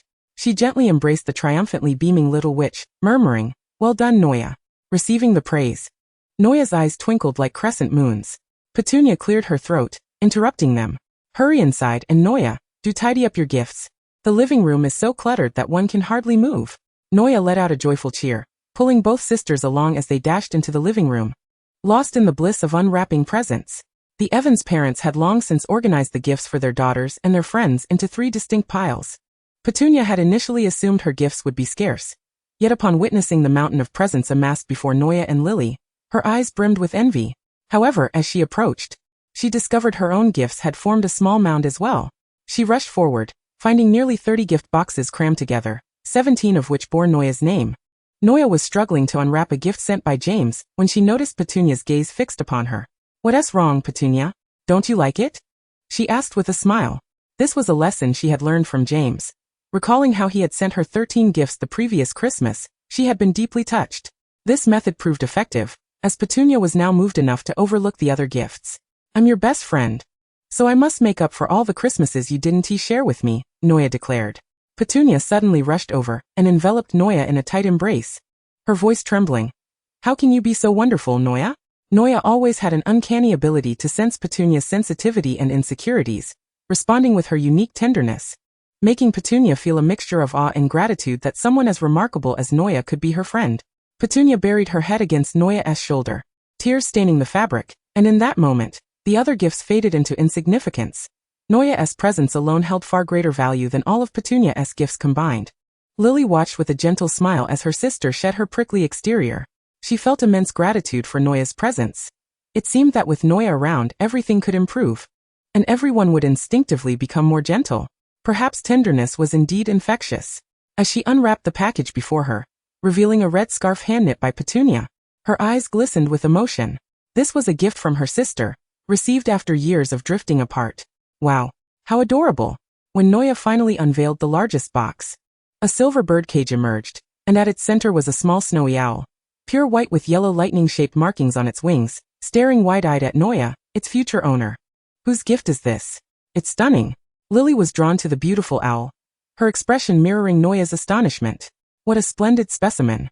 Noya promptly opened the cage, and the little snowy owl, round and plump, turned around, dropped a letter at Noya's feet, and then perched on her shoulder. As Noya broke the exquisite wax seal on the letter, an exclamation of surprise escaped her lips. Under Lily's inquisitive gaze, she uncertainly uttered the name Regulus. The snowy owl seemed to recognize the familiar name, hopping twice on Noya's shoulder and nuzzling her gently. "Why him? I thought it was Potter," Lily remarked, surprised yet unable to resist reaching out to stroke the owl's small head. The upperclassman seemed not to have an owl of his own. "I discovered it while passing by a pet shop. The shopkeeper mentioned it might possess a trace of Thunderbird lineage, but it is undeniably beautiful. I hope you like it." She read from Regulus's letter. Feeling the small weight on her shoulder, Noya pondered for a moment. "Then I shall name you Remy." She cradled the small owl in her hands, petting its round, curious eyes, and finding no objection. The name Remy was joyfully settled. James' gift was a veritable cornucopia, a grand box filled with an eclectic assortment of items, sparkling jewelry, delectable candies, and a variety of everyday necessities, all resting beneath a delicately crafted small bag. Upon glancing at James' letter, Noah skimmed past an elaborate outpouring of sentimental longing, only to discover his earnest admonitions at the very end. He urged her to dress warmly in the cold, to eat her meals punctually, and anticipated her receipt of an overwhelming collection of presents, including a bag enchanted with an undetectable extension charm, allowing her to stuff in whatever would not fit. He concluded with a promise that he and Sirius would come to fetch her when the time arrived. "Thinking of you to the point of heartache, Mr. Potter." In that moment, Noah stuffed the overly sentimental letter into the small bag, and proceeded to unwrap the remaining gifts. Her good spirits, however, waned when she encountered an unfamiliar package. Staring at the pile of perfect scores resembling Niven's assignments, topped with a mocking smile drawn at the bottom, Noah felt the veins on her temples throb with irritation. Little Barty Crouch. She savagely chewed on the name, recalling how he had deceived her for an entire term, feigning ignorance while bombarding her with questions that left her racking her brain to teach him. That scoundrel. Chapter 79, 4th Year 30. As the Christmas holidays neared their end, James and Sirius could no longer contain their impatience, and personally ventured to Cockworth to retrieve a certain little witch who was reluctant to return to Godric's Hollow. They remained at the Evans residence, sharing dinner with the Evans family. At the table, the red-haired little witch was tearfully bidding farewell to her two companions, eliciting both amusement and exasperation from James, who felt like the cruel parent tearing apart Romeo and Juliet. Under the piercing gazes of the Evans sisters, Sirius and James finally endured the little witch's prolonged farewell ritual, which was hardly a matter of not seeing her until school resumed. James, feeling a twinge of jealousy, remarked, "When have you ever shown such reluctance to part from me?" Sirius, standing beside him, nodded in agreement. Yet with Penny, the next chance to meet would not come until summer. Noah, with tears glistening in her eyes, looked up pitifully. Suddenly, James adopted a serious demeanor, leaning closer to Noah as if to announce something of great importance. Who is more important to you, me or Penny Evans? After a prolonged pause, anticipating something significant, Noah was met with James' nonsensical inquiry. You're insane. I can't be bothered with you. With a chuckle, Noah rolled her eyes in a manner reminiscent of Penny's sharp wit, and turned to Sirius. So, how are we getting back? Upon mentioning this, Sirius instantly beamed, his handsome face lighting up with a smug expression reminiscent of a playful kitten. He gestured for Noah to behold the motorcycle parked beside the Evans residence. Noah examined the sleek, modified black motorcycle with admiration.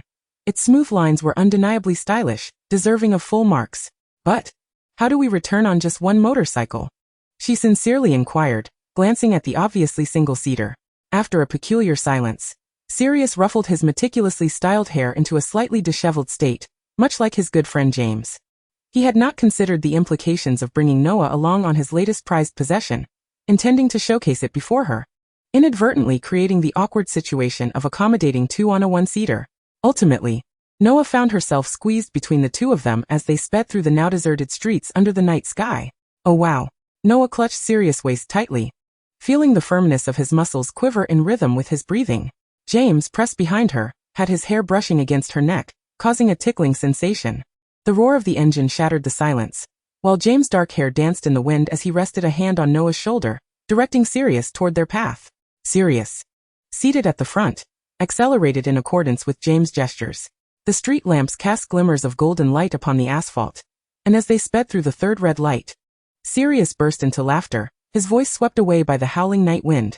It was not until the shrill sound of police sirens pierced the air behind them that Sirius' motorcycle, with its flickering lights, carved a beam of light through the night like a dark arrow weaving through the outskirts of London, the police lights flashing in the rearview mirror. Unable to catch up with the three boys, drenched in moonlight, riding forth on their iron steed toward a destination forever eluding dawn. As the final days of the holiday in Godric's Hollow came to a close, it was time to return to Hogwarts. Inside the Hogwarts Express, leaning against Remus, Noah chewed a piece of bubblegum, blowing a massive blue bubble that burst, releasing the scent of bluebells into the compartment. She watched with a hint of schadenfreude as every year, the customary spectacle of Mr. Potter desperately attempting to complete his homework unfolded. This time, he was accompanied by an equally unprepared Sirius. The two muscle-bound idiots had naturally not even opened their bags during the holiday. However, after a brief period of mockery, the other three were begrudgingly roped into assisting the two adversaries with their assignments. In a display of the principle that those capable should carry the load, Remus was assigned the lion's share of the tasks, even having to imitate their handwriting and rework the content to submit a paper that differed from the original. Peter, on the other hand, was tasked with transcribing the history of magic assignment, thanks to his persistent inability to replicate Sirius and James' handwriting. Noah, while grumbling, managed to replicate James' handwriting and completed his assignment before their arrival. James, leaning proudly beside her, laughed heartily. Indeed, schadenfreude comes at a cost, and your cost is me, James Potter. He was met with a light slap from Noah, while Sirius observed the unusual flush creeping onto James' cheeks with a smirk, exasperated. Are you rewarding him or punishing him with that weak slap? Noah rolled her eyes and fell silent. Fortunately, this round of assignments did not cause any uproar or embarrassment, allowing Noah to immerse herself in the daily life of Hogwarts once more, albeit with a moment's pause to prepare a gift for the soon-to-be birthday boy, Severus Snape. A rather unappealing bottle of Felix Felicis, a stark contrast to the gift he had given her during Christmas. Yet, the fact that she had managed to brew it was commendable in itself, prompting Snape to give a begrudging nod of approval upon seeing the potion, despite its unappealing hue. As she cleaned the cauldron, she listened to Snape read a letter sent by Ms. Eileen. Despite Tobias' reluctance to let Eileen go, even showering her with insincere sweet nothings post Veritaserum, he could not deter her yearning to return to the wizarding world. Tobias was unwilling to pursue a divorce, but the pureblood wizardry of the Prince family afforded Eileen the means to liberate herself from the marriage that was forged in lies from the start. Presently Ms.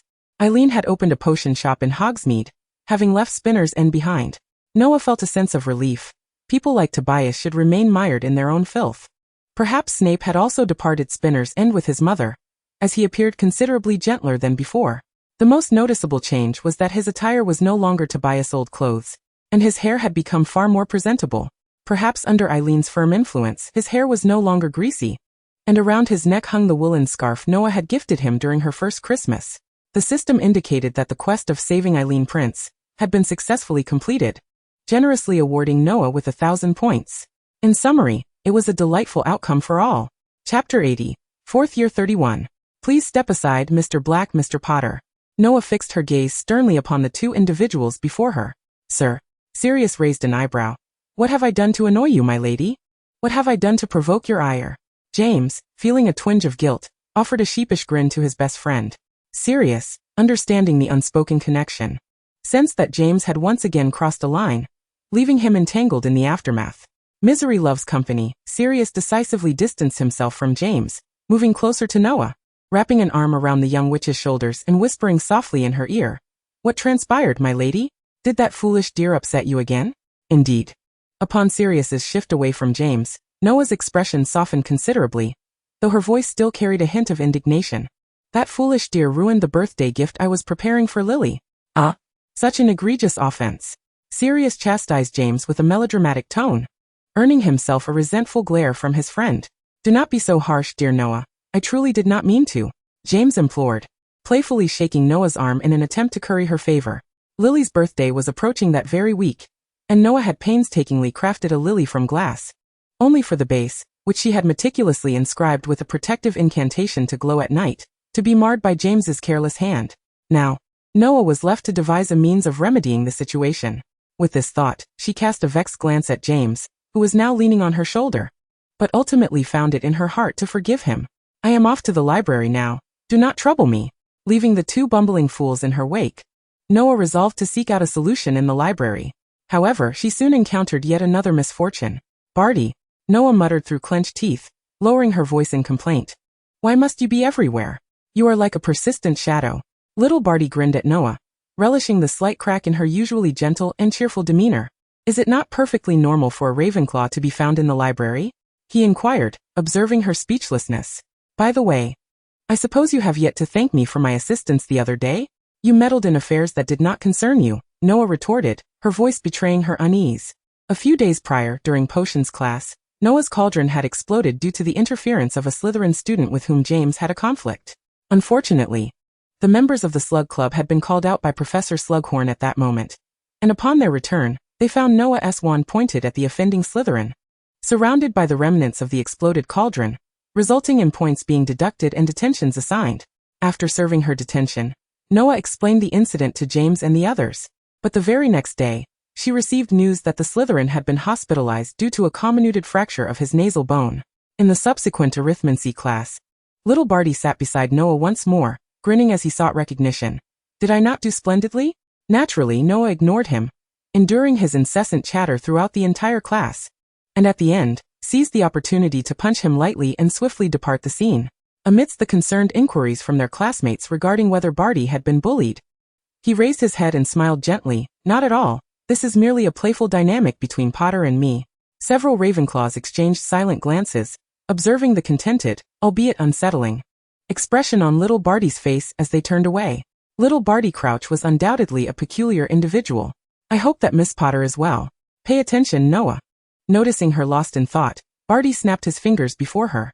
Startled, Noah glared at him, but to Barty, it resembled the futile hissing of a tiny kitten. Adorable yet pitiful. Thus, he softened his tone, even feigning a hint of grievance. You have not prepared a Christmas gift for me, dear sister. Is that mockingly decorated report card of yours to be considered a gift? What would I do with that? Noah responded, perplexed. I am not your father. Do you expect me to weep tears of joy over your perfect scores? Barty's face darkened. In truth, Noah had unwittingly struck a nerve, exposing a deep-seated pain. Even his father had never smiled upon receiving his perfect report card. Yet he quickly masked his emotions, his gray-blue eyes shimmering with an ambiguous hue. Oh, how unfair. He elongated his tone, leaning closer to Noah, watching her palm twitch with apparent eagerness. However, I did give you another gift. His gaze drifted to the amber cat ear earrings dangling from Noah's ears. Do you not like them? I see you are still wearing them. He leaned in closer, but Noah raised her hand to halt him. The warm breath from Barty brushed against her bare neck, sending shivers down her spine. Noah, unaccustomed to foregoing a scarf, had warned James not to follow her when she left that day, resulting in her neck feeling exposed. She hesitantly touched her earlobe, incredulous that such a charming pair of earrings could have come from Barty. She had initially assumed they were a gift from Marlene. This led her to question whether some dark magic had been cast upon the earrings. Noticing the skepticism in Noah's eyes, Barty extended his tone, feigning hurt. You must not think of anything disrespectful. I specifically chose these as the most suitable gift for you. In truth, Noah had already devised a method to repair the damaged array. She had intended to leave immediately, but upon witnessing the sincerity in Barty's eyes, she sighed softly. Her heart softened. After all, he had given her a rather lovely gift, so she conceded to Barty, I will prepare an extra Christmas gift for you. Barty's eyes sparkled with delight, his blue gaze resembling clear parabillet. It is settled then, dear sister, you owe me a Christmas gift. I shall remember this. He raised his voice to emphasize the promise, ensuring it resonated until Noah's figure was no longer visible. Only then did he lower his head in contemplative silence, his delicate features partially obscured by his hair, rendering his expression unreadable. How vexing, this tenderness he displayed towards everyone. Chapter 81, 4th Year 32. Following the dark month of March, a time when friends gathered to celebrate their birthdays, Remus, James, and Peter all celebrated their birthdays in March. Consequently, Noah conspired with Sirius in secret to host a grand birthday party at the Room of Requirement, albeit only for their small circle of friends. However, all arrangements had to be conducted discreetly from the other three. The preparations and gift purchases left Noah's pockets rather empty. Noah's monthly income was primarily derived from the generous Lord Potter. Each month, he allocated 100 galleons for living expenses, half of which he designated as her allowance. The remaining 50 galleons were often spent on beautiful clothing and jewelry he deemed suitable for Noah. The expenses at Hogwarts were modest, yet Lord Potter's extravagant tendencies frequently led to overspending, particularly when it came to purchasing gifts for Noah, resulting in him often being supported by Lord Black by the month's end. In her current state of financial desolation, Noah evidently finds herself reliant on the esteemed Master Black. Meanwhile, the affluent Master Sirius expresses nonchalance at the prospect of adopting another pair of Potter siblings.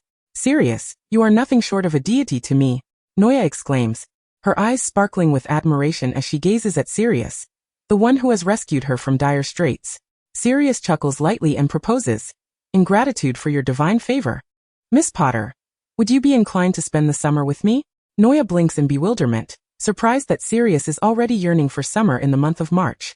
Although perplexed, she agrees, reasoning that she had already planned to visit Penny during the summer, and staying at Sirius's apartment in Mayfair for a few days would be quite agreeable. Contentedly, Noah surveys the transformed state of the Room of Requirement, now adorned and organized with gifts prepared for everyone, and eagerly anticipates the astonished, tearful expressions of the other three. As expected, what was thought to be an ordinary night outing takes a delightful turn when James and his companions enter the Room of Requirement, only to be greeted by a rosy visage that emerges to reveal a sweet smile. Surprise! After a moment of confusion, the trio follows the two informed individuals inside, greeted by fluttering ribbons and balloons, while the walls showcase animated depictions of their encounters since third year. Sirius, casually draping an arm over James's shoulder, exclaims, "Look, look," as he waves the Marauder's map, a masterpiece he had laboriously completed over 2 sleepless nights. Remus gazes at the moving images of the wolfhound, deer, rat, and bird upon the wall, his eyes growing misty, while Peter, clutching a prank spellbook specially compiled by Noah, sobs openly. Noah had never forgotten her promise to him. As for James, he embraces Noah tightly, unwilling to let go, exclaiming that she has finally grown up enough to prepare a surprise for their father, much to Noah's annoyance as she playfully retaliates. As April unfolds, the weather gradually warms, and Noah's academic responsibilities intensify. However, none are busier than Penny, who is inundated with letters lamenting the mounting pressure of her impending university applications to London University. Noah can only offer her comforting assurance that once this year passes, things will improve. Mrs. Eileen sends her a letter inviting her to visit the apothecary during the summer, expressing her gratitude for Noah's assistance, and vowing to help her break free from the curse of the potion master. Noah politely declines. Why not accept? Severus Snape, seated at his desk reviewing the assignments of younger witches and wizards, furrows his brow even deeper upon hearing Noah's response. I simply do not wish to engage in additional tutoring over the summer, Noah retorts, pushing her essay aside and staring blankly at her potions textbook. Severus sighs and approaches her, extending his arm around Noah as he circles the key points in her textbook with her quill, which had previously been adorned only with blank spaces and comical doodles. He lightly taps her head with his finger, but ultimately refrains from speaking further. If you do not wish to tutor, you could visit Eileen. She misses you. He makes a gentle suggestion. That could work. But it may have to wait until the end of summer, as I promised Lily and Penny that I would visit them first. Severus gives a soft acknowledgement, affirming that her presence would suffice. After completing her potions assignment for the day, Noia bids farewell to Severus and heads to the Ollery to check on Remus. Upon sensing her arrival, Remus flies to the door to greet her, proudly raising his head as other owls, hesitant due to Remus's imposing presence, shy away from approaching Noia. She chuckles as she playfully flicks Remus with her fingertip, distributing the treats she brought to the surrounding little creatures. Before long, the Ollery reveals its regular NPC Regulus.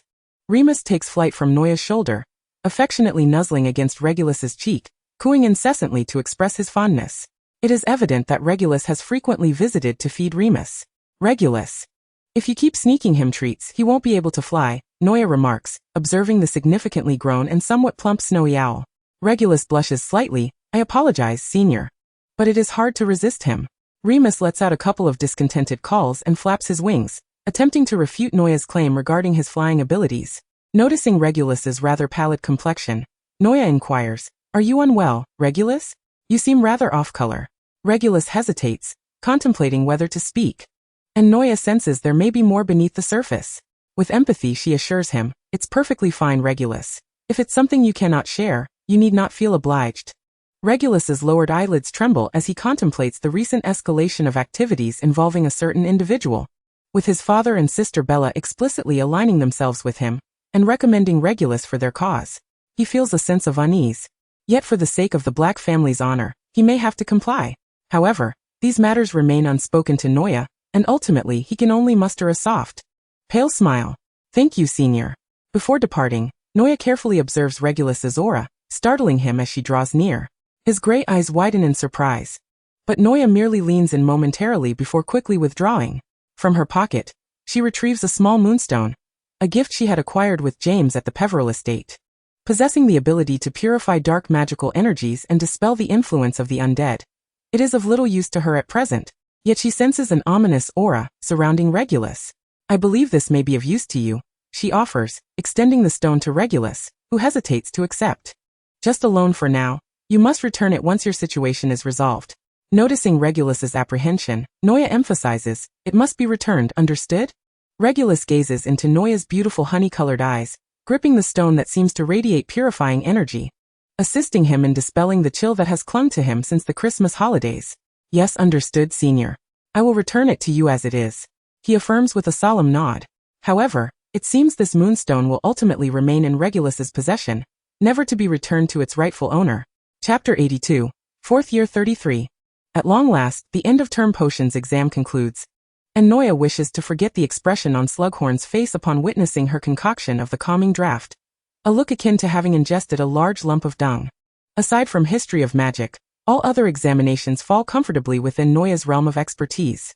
She even finds time to urgently tutor Sirius on essential topics for NEWT/S, which he had neglected throughout the semester. Sirius, who had evaded the entire term of NEWT classes, confidently assures Noia that he is bound to achieve an E. Noia refrains from commenting.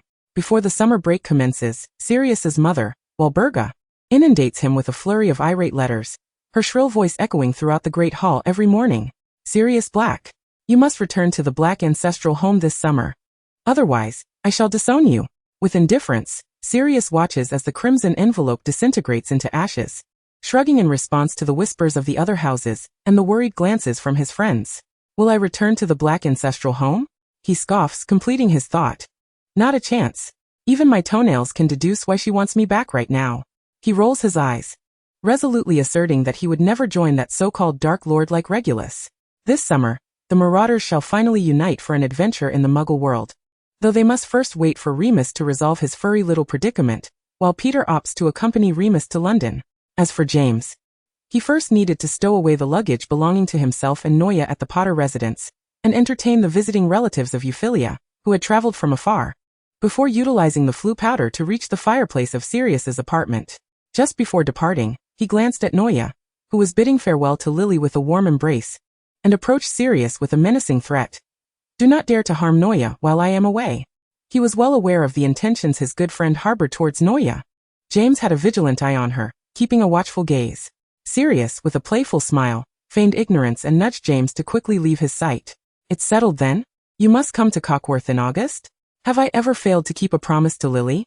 Noya playfully nudged Lily towards Mr. and Mrs. Evans, saying, "Go on, Lily. Your uncle and aunt have been waiting for quite some time. Remember to send my love to Penny." She waved goodbye to Lily's retreating figure. Settled in.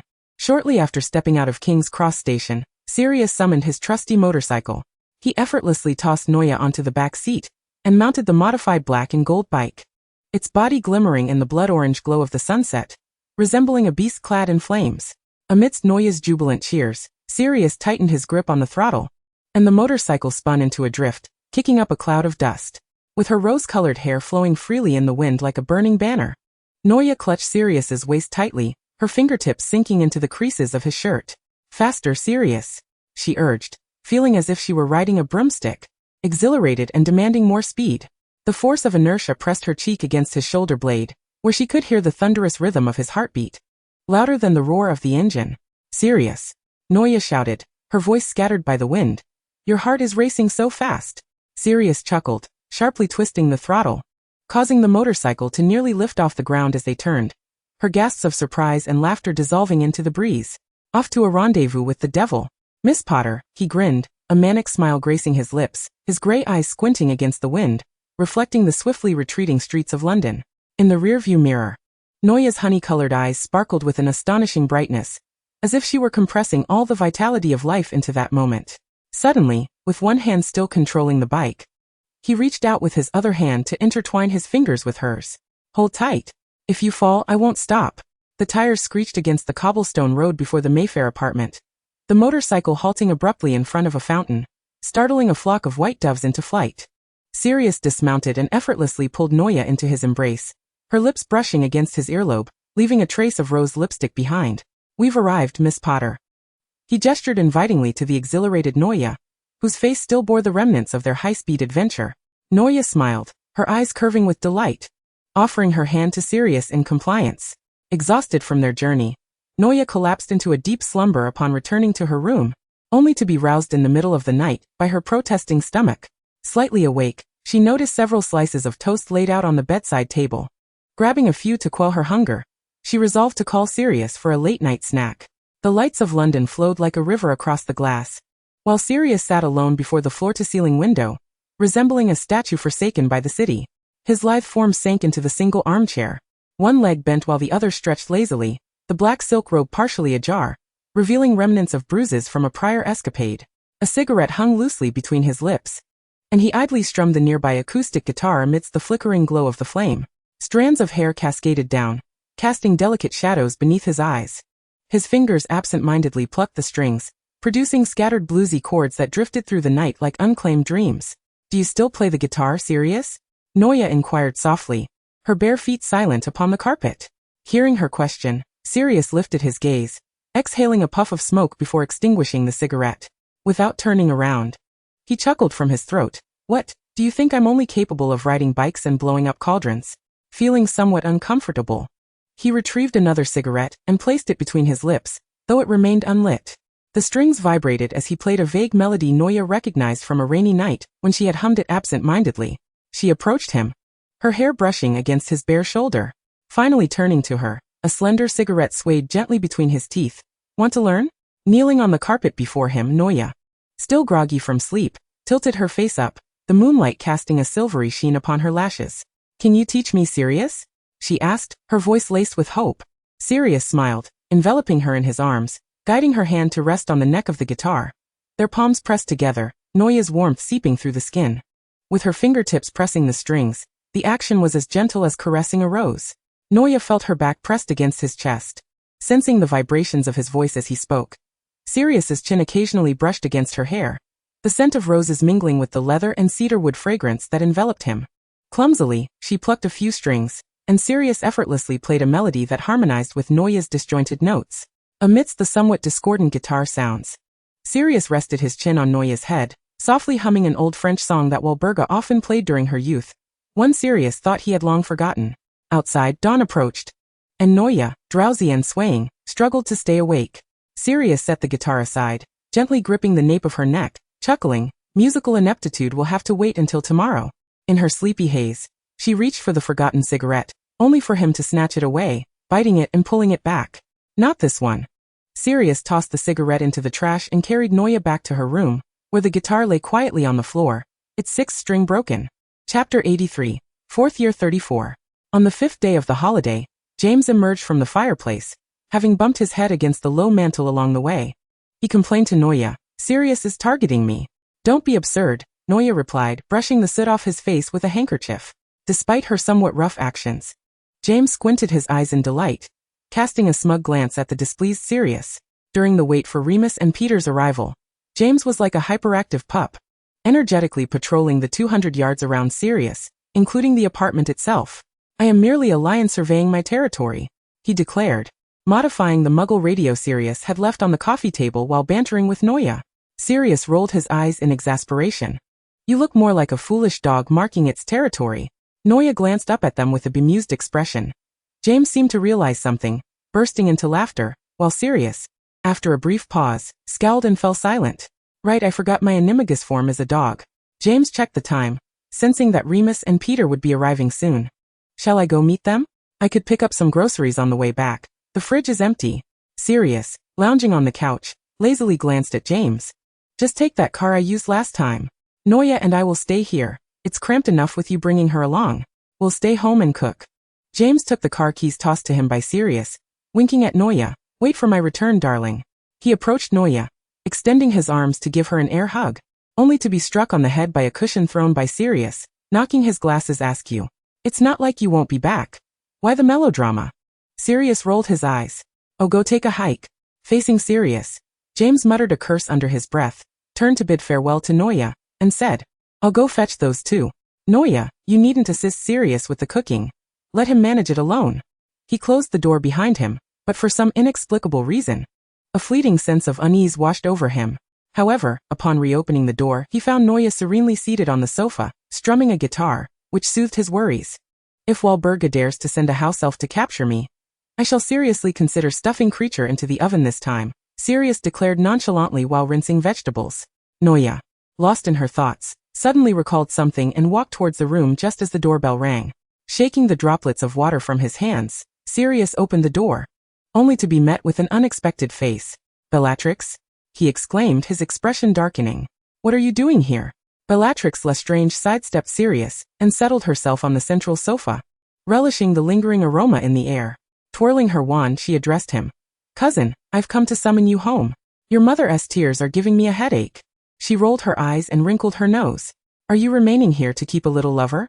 This is none of your concern. I will not return." Sirius crossed his arms, issuing an ultimatum. "Please leave. You are not welcome here." He gestured toward the door. "Now go."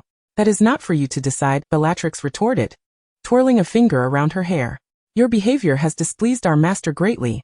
Why can't you be more obedient, like Regulus?" "I will not return," Sirius frowned. "Is Regulus not enough for you?" "It is different, Sirius."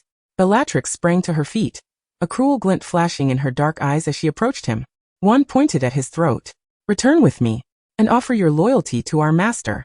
Sirius swallowed hard, a sardonic chuckle escaping his lips. "What's the matter? Has the Dark Lord not assigned you any tasks of murder? Do you have the leisure to settle familial disputes?" Bellatrix narrowed her eyes dangerously, her irritation palpable. "It seems words are wasted on you." The tip of her wand gleamed ominously as she cast a spell. Cruciatus. Sirius clenched his fists, his wand resting on the countertop, poised to retaliate, when he heard Noya's uncertain voice. "Sirius, is there a guest?" She stood at the entrance, a book clutched in her arms, gazing at the two figures seemingly locked in confrontation. Sirius's pupils dilated. "Get away, Noya." "Oh, your little lover?" Bellatrix mused, her tone laced with curiosity as she turned to glimpse Sirius's companion. "Wand, come fort. Expelliarmus." Sirius summoned his wand and cast a spell at Bellatrix, but she deftly dodged it. He positioned himself protectively in front of Noya. "Bellatrix, I will go with you. Do not harm her." Noya, standing behind Sirius, regarded the unfamiliar woman with trepidation. She appeared like a malevolent statue, exuding an aura of dread. Tall and poised, she embodied a haughty superiority. Her black robes clung to her form, billowing slightly with her breath, resembling a wraith in the shadows. At last, Bellatrix recognized the hidden witch, her familiar features causing her pupils to dilate in shock. "You?" Her voice echoed as if from the depths of hell, infused with deep-seated hatred. "No, it cannot be." Are you her descendant? No, you must not be allowed to appear before our master. Sirius, step aside. Get away from her. Bellatrix exclaimed, brandishing her wand. I told you. I can return with you. Do not touch her. Sirius stood firm, reluctant to abandon Noya, aware of Bellatrix's unstable demeanor. Yet Bellatrix revealed a menacing grin. Who do you think you are, Sirius? You are insignificant now. Step aside immediately. Seeing Sirius unmoved, Bellatrix unleashed a cruel laugh. If that is the case, there is nothing more to discuss. Cruciatus. An ominous light shot toward Sirius, striking him down. As he braced for the continuation of the curse, Noya instinctively leaped to shield him, only to witness the anguish etched on Sirius's face as he was pinned beneath her. No, please, he gasped, disbelief flooding his senses as he opened his eyes, trembling as he cradled Noya's head. The last image etched in his mind was Bellatrix's malevolent grin, her wand delicately poised at Noya's brow, her crimson lips whispering, Avada Kedavra. Boom! Bellatrix mimicked a gun gesture, firing at Sirius. It's over, my dear cousin, ha ha ha. With a gleeful shout, she vanished in a swirl of shadows. Noya? Sirius trembled as he clutched the increasingly cold body of Noya, desperately calling her name. Noya? He could no longer hear his own voice. Noya? Her honey-colored eyes remained open, yet the light within them had vanished. Noya, please. Her bloodless lips parted slightly, but Sirius could not discern her final words. He embraced her tightly, realizing that her body felt heavier than before. Alive bodies instinctively responded to embraces, while corpses did not. He heard the faint rustle of her cloak against the floor, her neck still warm beneath his left hand, while her waist felt chillingly cold, an eerie contrast. One of her bird-shaped earrings had fallen, rolling beneath the sofa, while a speck of dust from a London summer night clung to her eyelashes. No, please. He buried his face in her now cold neck, warm tears streaming down, cooling as they fell. Speak to me, Noya? Please. You were always so good to me. Just look at me, Noya. Sirius. James burst through the door, exclaiming, we're back.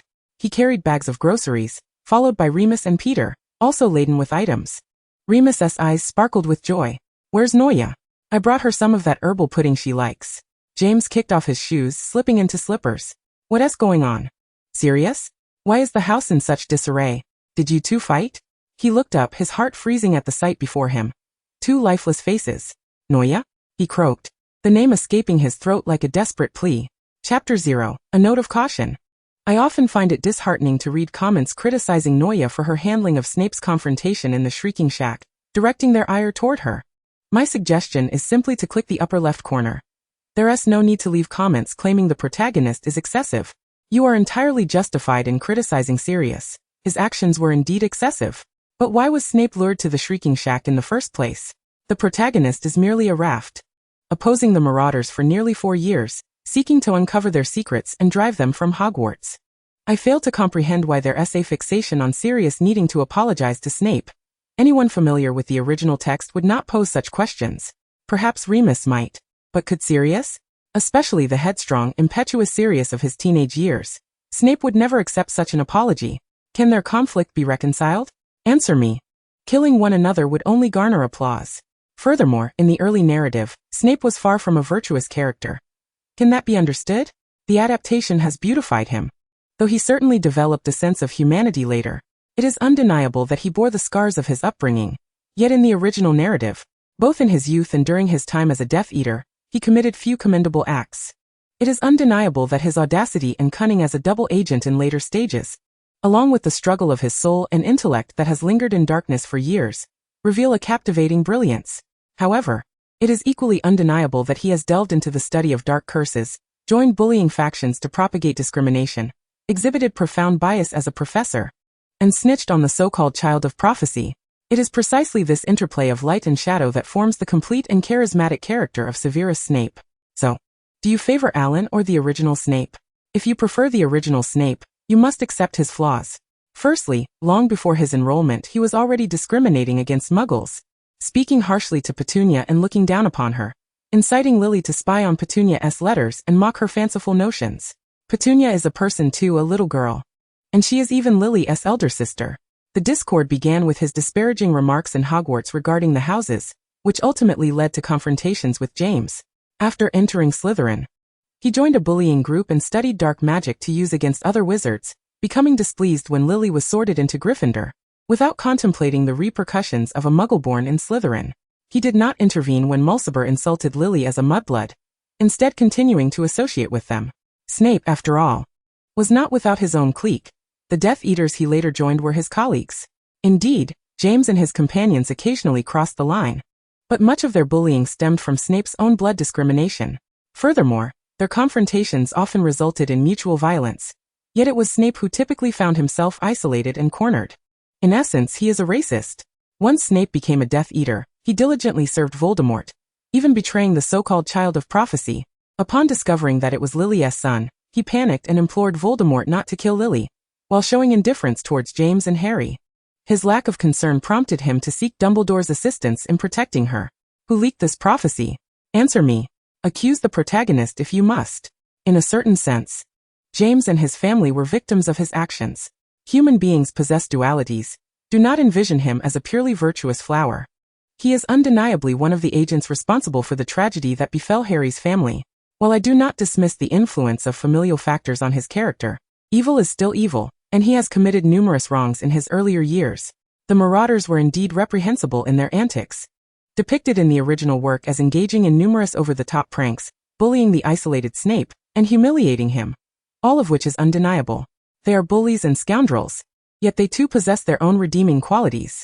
The allure of humanity lies in its contradictions. But what does this have to do with the protagonist? Moreover, this is fan fiction.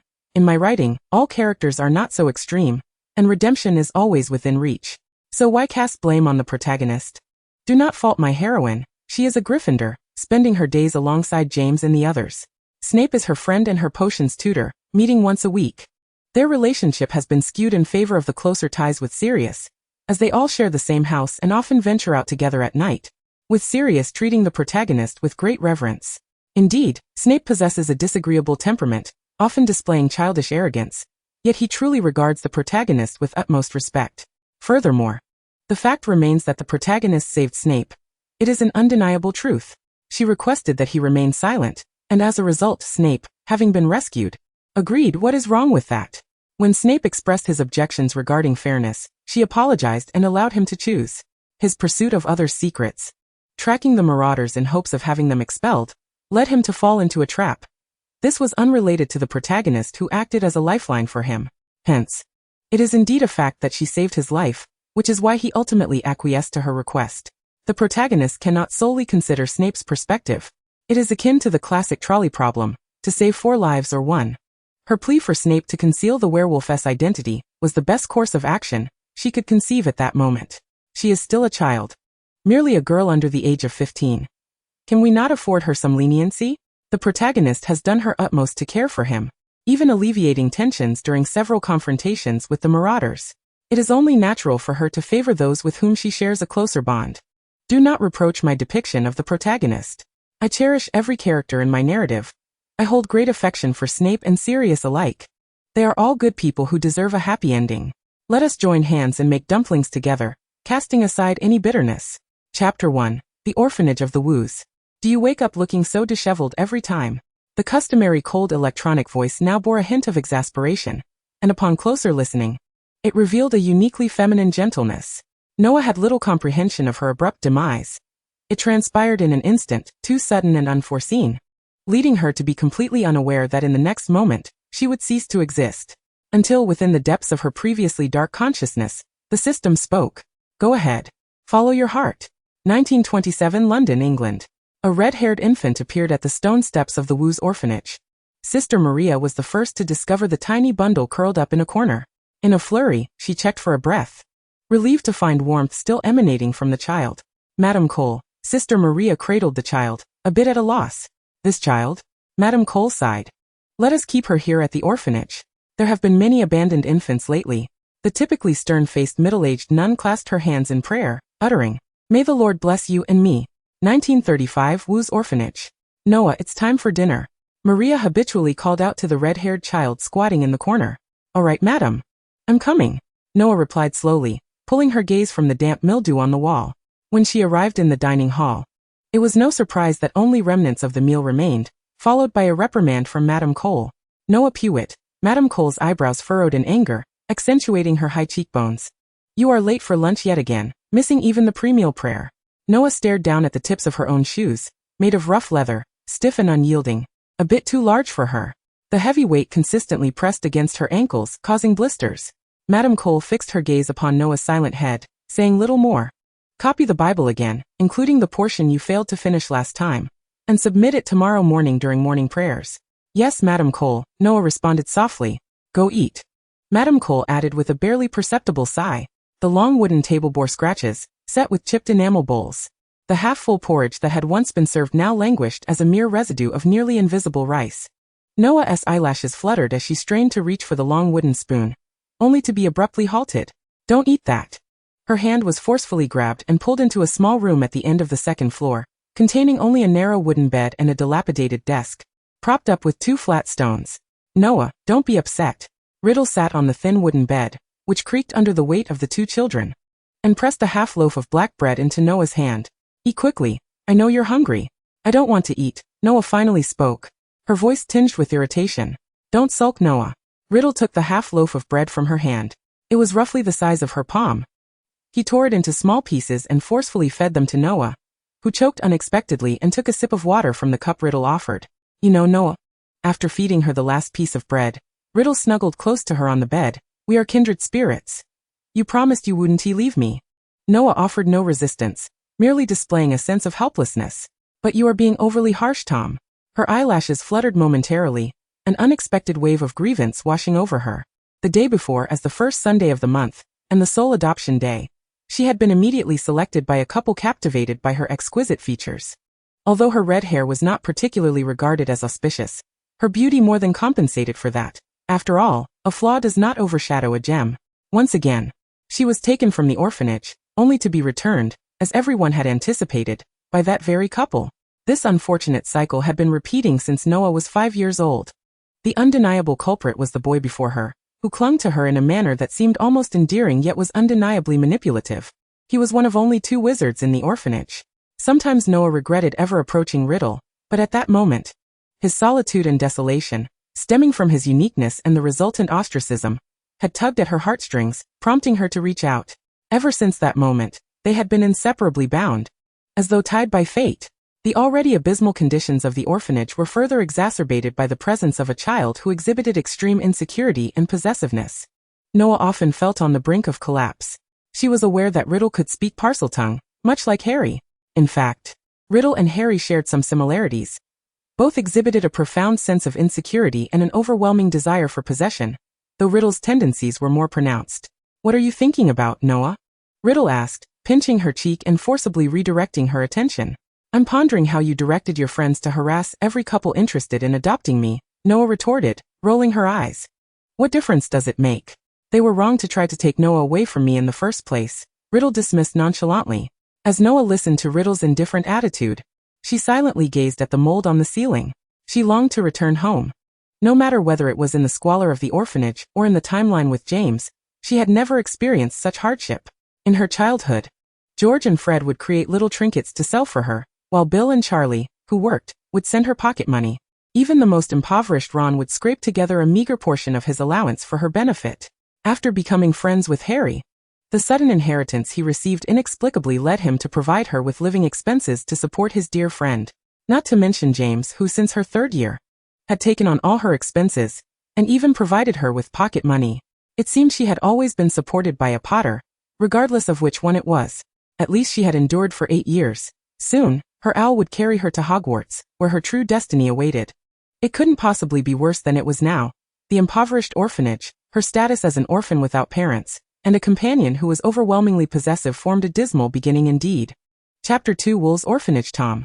Since her companion had prevented her from seeking a family to adopt her and improve her current living conditions, it was time to spur him into action. What is it, Noah? Riddle asked, roused from slumber. His initially irritable expression softening upon realizing it was Noah who had awakened him. I don't feel well, Tom. Riddle sprang upright in alarm. What is wrong? Being ill at this juncture was a considerable inconvenience, especially in an orphanage where no dedicated physician would willingly attend to a sick orphan. The labor was arduous and the compensation non-existent. Thus, most children resorted to home remedies or simply endured their ailments, surviving only if they could withstand the pain. Riddle felt a surge of anxiety,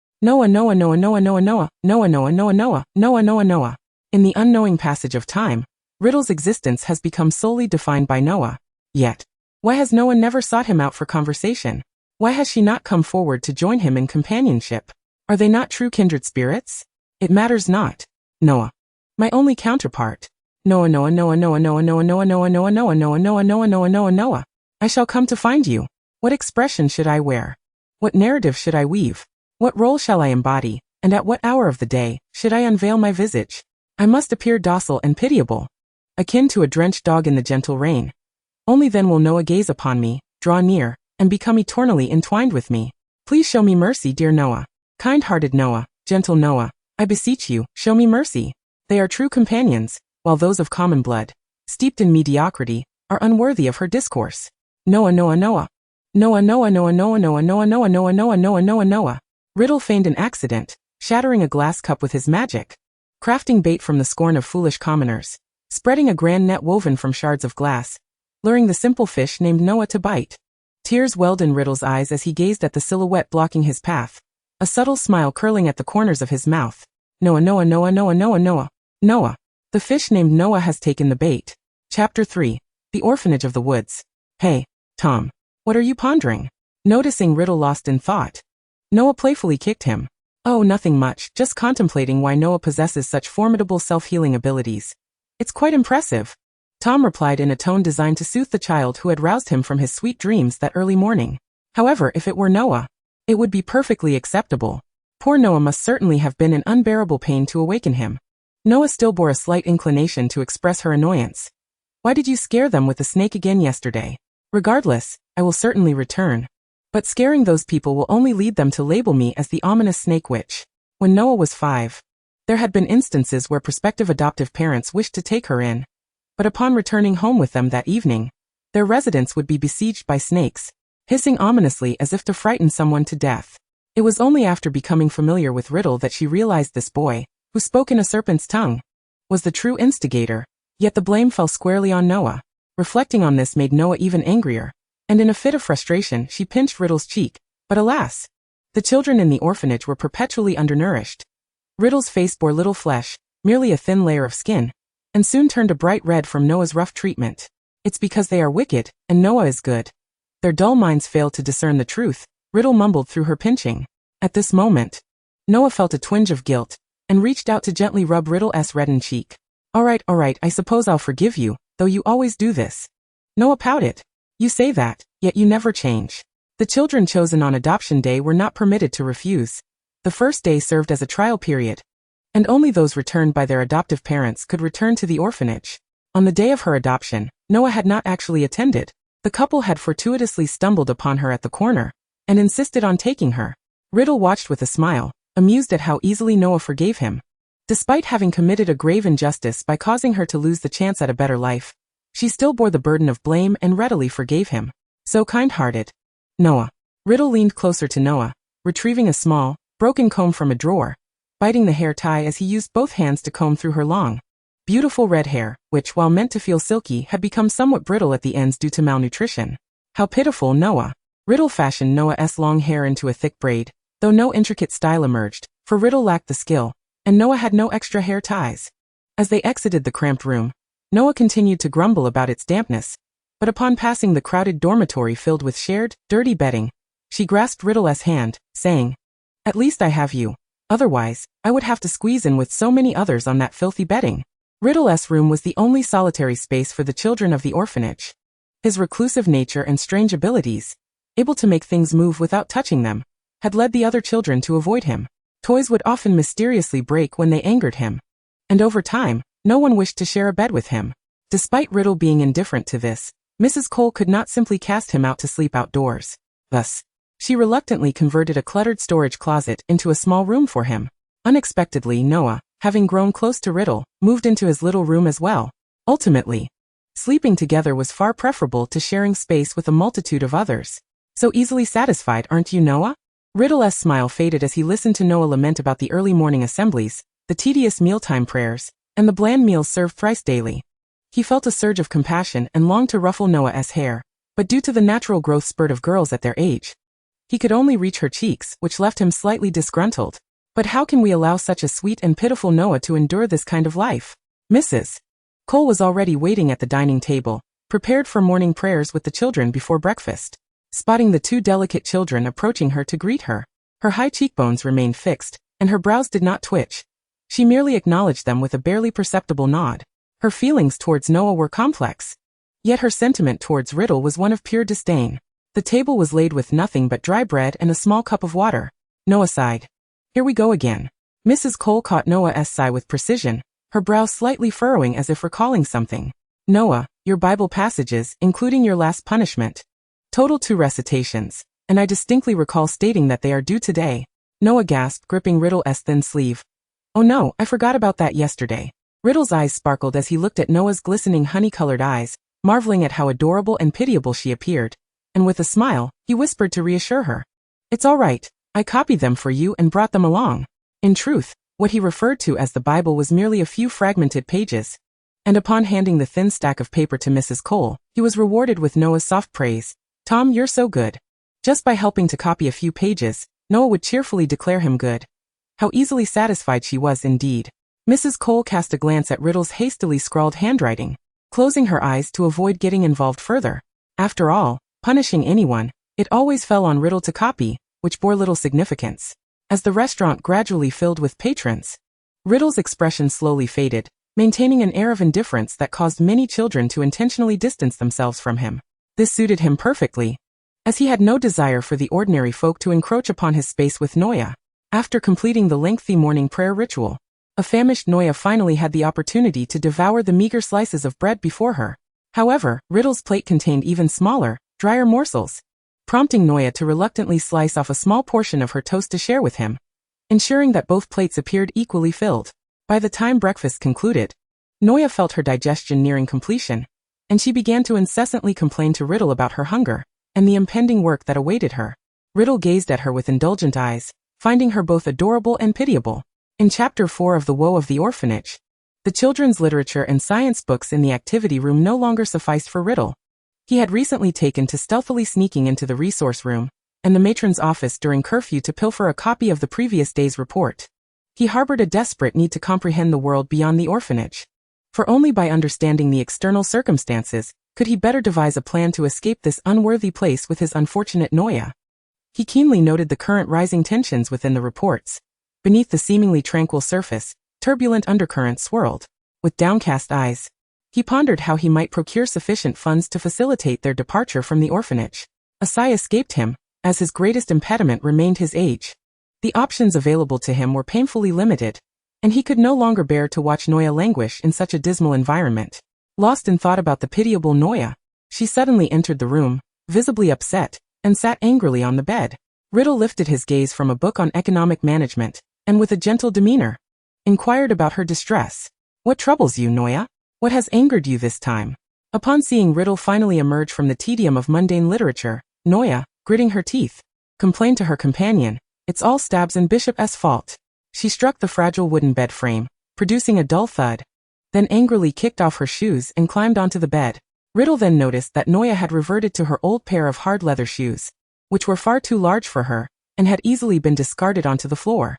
He bent down to retrieve the two shoes, placing them upright at the foot of the bed, then lay down beside Noya, wrapping his arm around her, and gently patting her back in a soothing manner.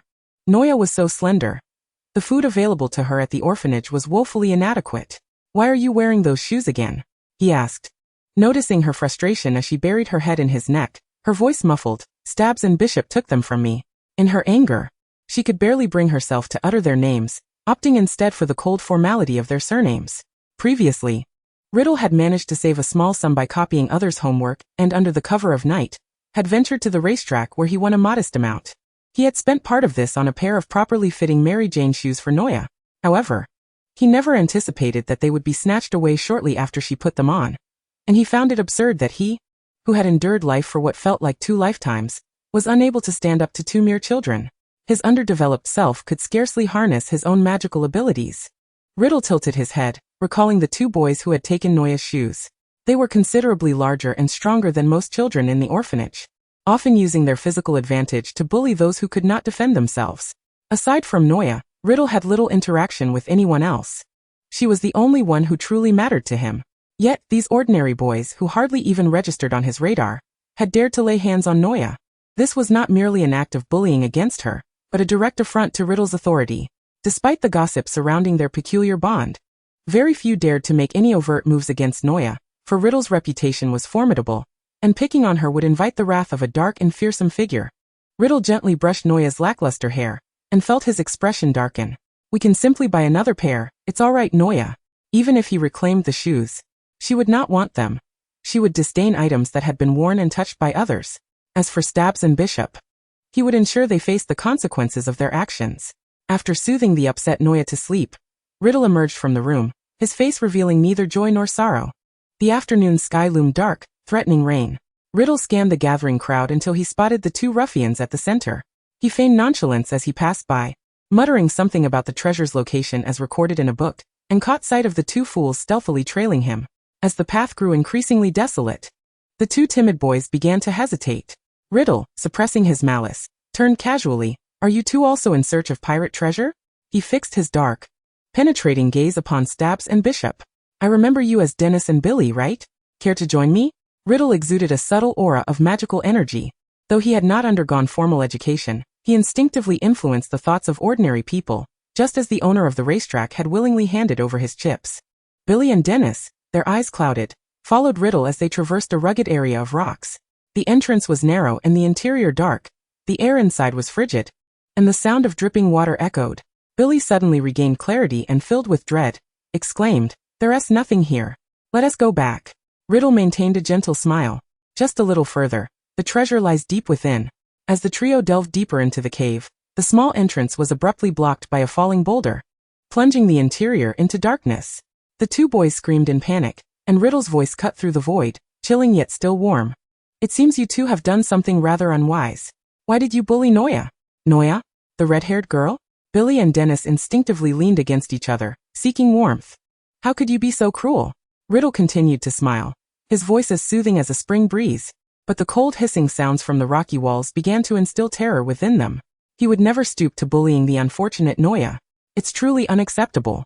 The icy sensation slithered up from their ankles as if cold-blooded creatures had entwined themselves around their calves, rendering them immobile. To make matters worse, the tide in this seaside cave began to rise slowly. As the water surpassed their knees, a drenched Billy and Dennis began to cry out in despair. Only then did Riddle feel he had savored enough of their grotesque expressions. He moved the boulder aside with satisfaction. The thrill of wielding power over their fear brought a gleam to his eye. He looked down at the tear-streaked faces of the two and declared, "Today, you ventured out to play and got yourselves soaked. Do you understand?" The two boys exchanged terrified glances, humiliated, and nodded in agreement. Riddle glanced at the darkening sky and decided to spare the two fools for the day. If he did not rouse Noya from her slumber, she would inevitably face Lady Cole's punishment of copying scripture, leaving her to suffer hunger once more. How pitiable it is indeed, dear Noya. Fortunately, with him by her side, Noya shall not succumb to further despair. Chapter 5. The Woodle Orphanage. Within the damp, moldy air infused with the scent of antiseptic, Riddle tossed and turned upon the narrow cot. Moonlight streamed through the iron bars, casting the shadow of his lashes against the wall, resembling a row of delicate cages. He turned his gaze towards Noya, who lay pressed against him. The coarse, inferior linen of her nightgown brushed against her skin with each slight movement, leaving faint red marks, and a furrow creased her dainty brow, suggesting discomfort. With a sigh, Riddle resolved to hasten his efforts to amass resources. Yet as he reached out to embrace Noya, intending to close his eyes, he suddenly sensed something amiss. Her exposed arms bore an alarming pattern of golden red, fissured lines, from which glimmering blood flowed forth. "Noya? Noya?" Riddle rose, attempting to stanch the relentless flow from her wounds, calling her name with growing urgency, but it seemed Noya had already lost consciousness.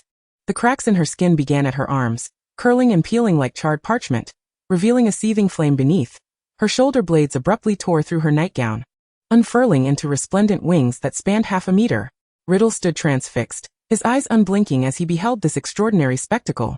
In his arms, Noya's very bones were restructuring, golden red flames rising from her joints.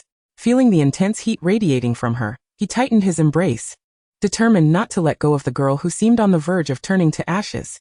He noted the agonized expression upon Noya's face and yearned to touch her. But in the blink of an eye, that pale visage crumbled to ash before him. Riddle was momentarily stunned, unable to fathom the disappearance of his beloved Noya from his sight. "Noya?"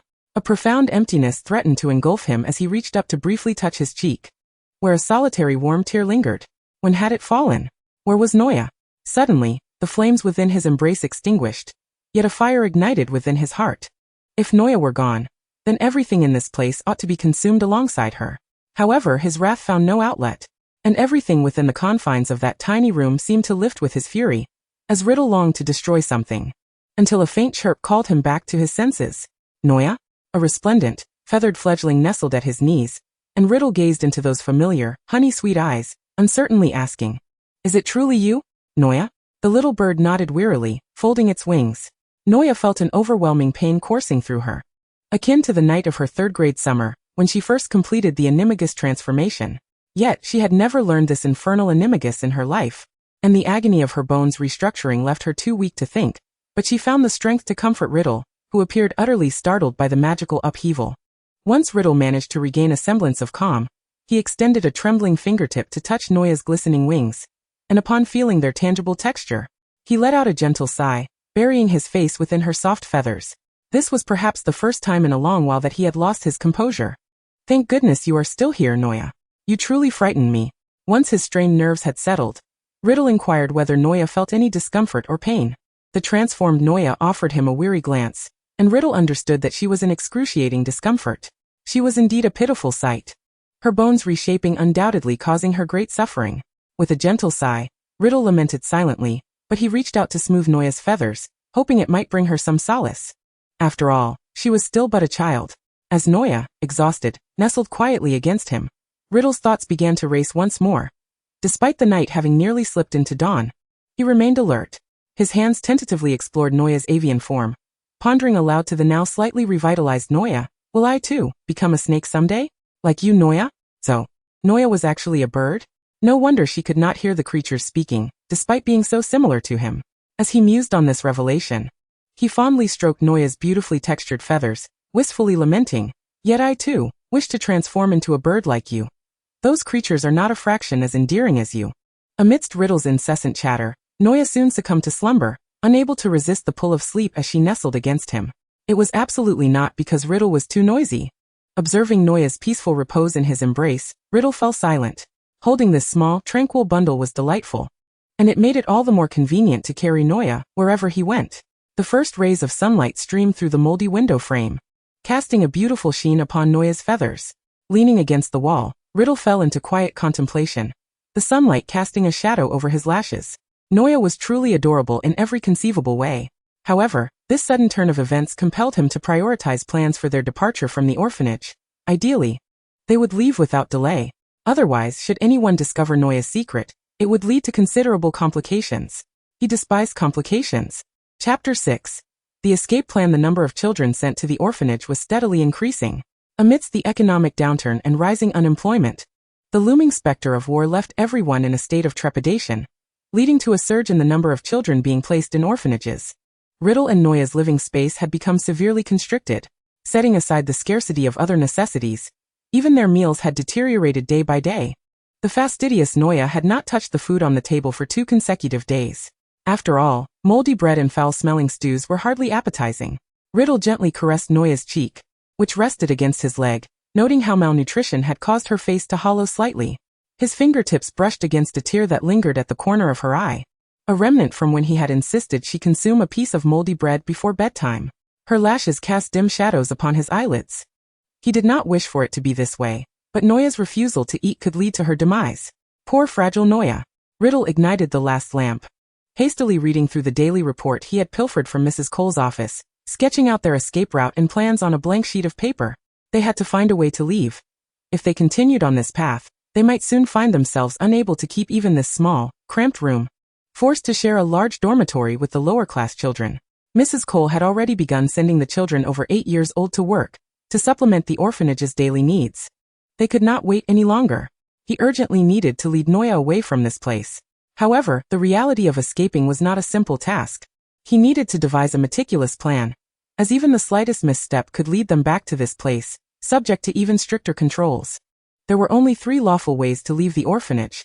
The first was to be adopted, but Riddle would not allow this to happen. He and Noya must remain together, for those of inferior status were unworthy to adopt either of them.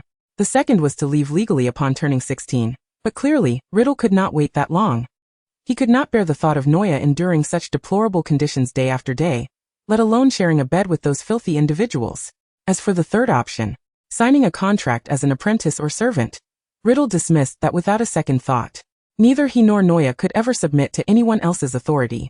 Thus until now, their options have been singular and unequivocal. To escape through illicit means. The orphanage's management is stringent, and their disappearance would be swiftly noted. Mrs. Corf might very well report it to the police. Were it only him, Mrs. Corf's disdain might lead her to handle the matter discreetly, but with Noah accompanying him, it would undoubtedly garner attention. That foolish woman, with her inflated sense of self-worth, harbors a faint desire to retain Noah by her side as a future successor. How ludicrous. Riddle's lips curled into a sardonic smile. How dare a mere rat in the cellar aspire to soar like the divine bird in the skies? Fortunately, given the current societal turmoil, the police would not squander resources on such trivial matters, merely conducting a perfunctory investigation. After all, they are not children of affluence. Few would concern themselves with the escape of 2 destitute orphans from the institution. Yet, due to the prevailing unrest in London, and the risk of being recognized by the other children at the orphanage, especially with Noah's striking red hair, which has already attracted unwanted attention. Riddle realizes they must flee this city. He needs to earn money to support their expenses after leaving the orphanage, and thus, it is imperative they venture to other towns. Although their escape may present challenges, they are not ordinary individuals. Reflecting on the vile, lecherous gazes lurking in the shadows, the moonlight accentuates the depth of his obsidian eyes. A smile crept across his face as he conceived a brilliant idea. It would be all right. Good news would arrive by tomorrow. He chuckled softly, twirling his fingers around Noah's crimson locks, his tender gaze enveloping her delicate features. Poor Noah. He sighed silently. The following morning, Riddle braided Noah's hair and brought along the Bible he had copied for her the previous night, leading her to the dining hall. The dilapidated long table was still laden with dry toast, moldy potatoes, and a meager bucket of porridge with barely a trace of rice. Riddle stifled a sigh. Poor Noah would surely go hungry again this morning.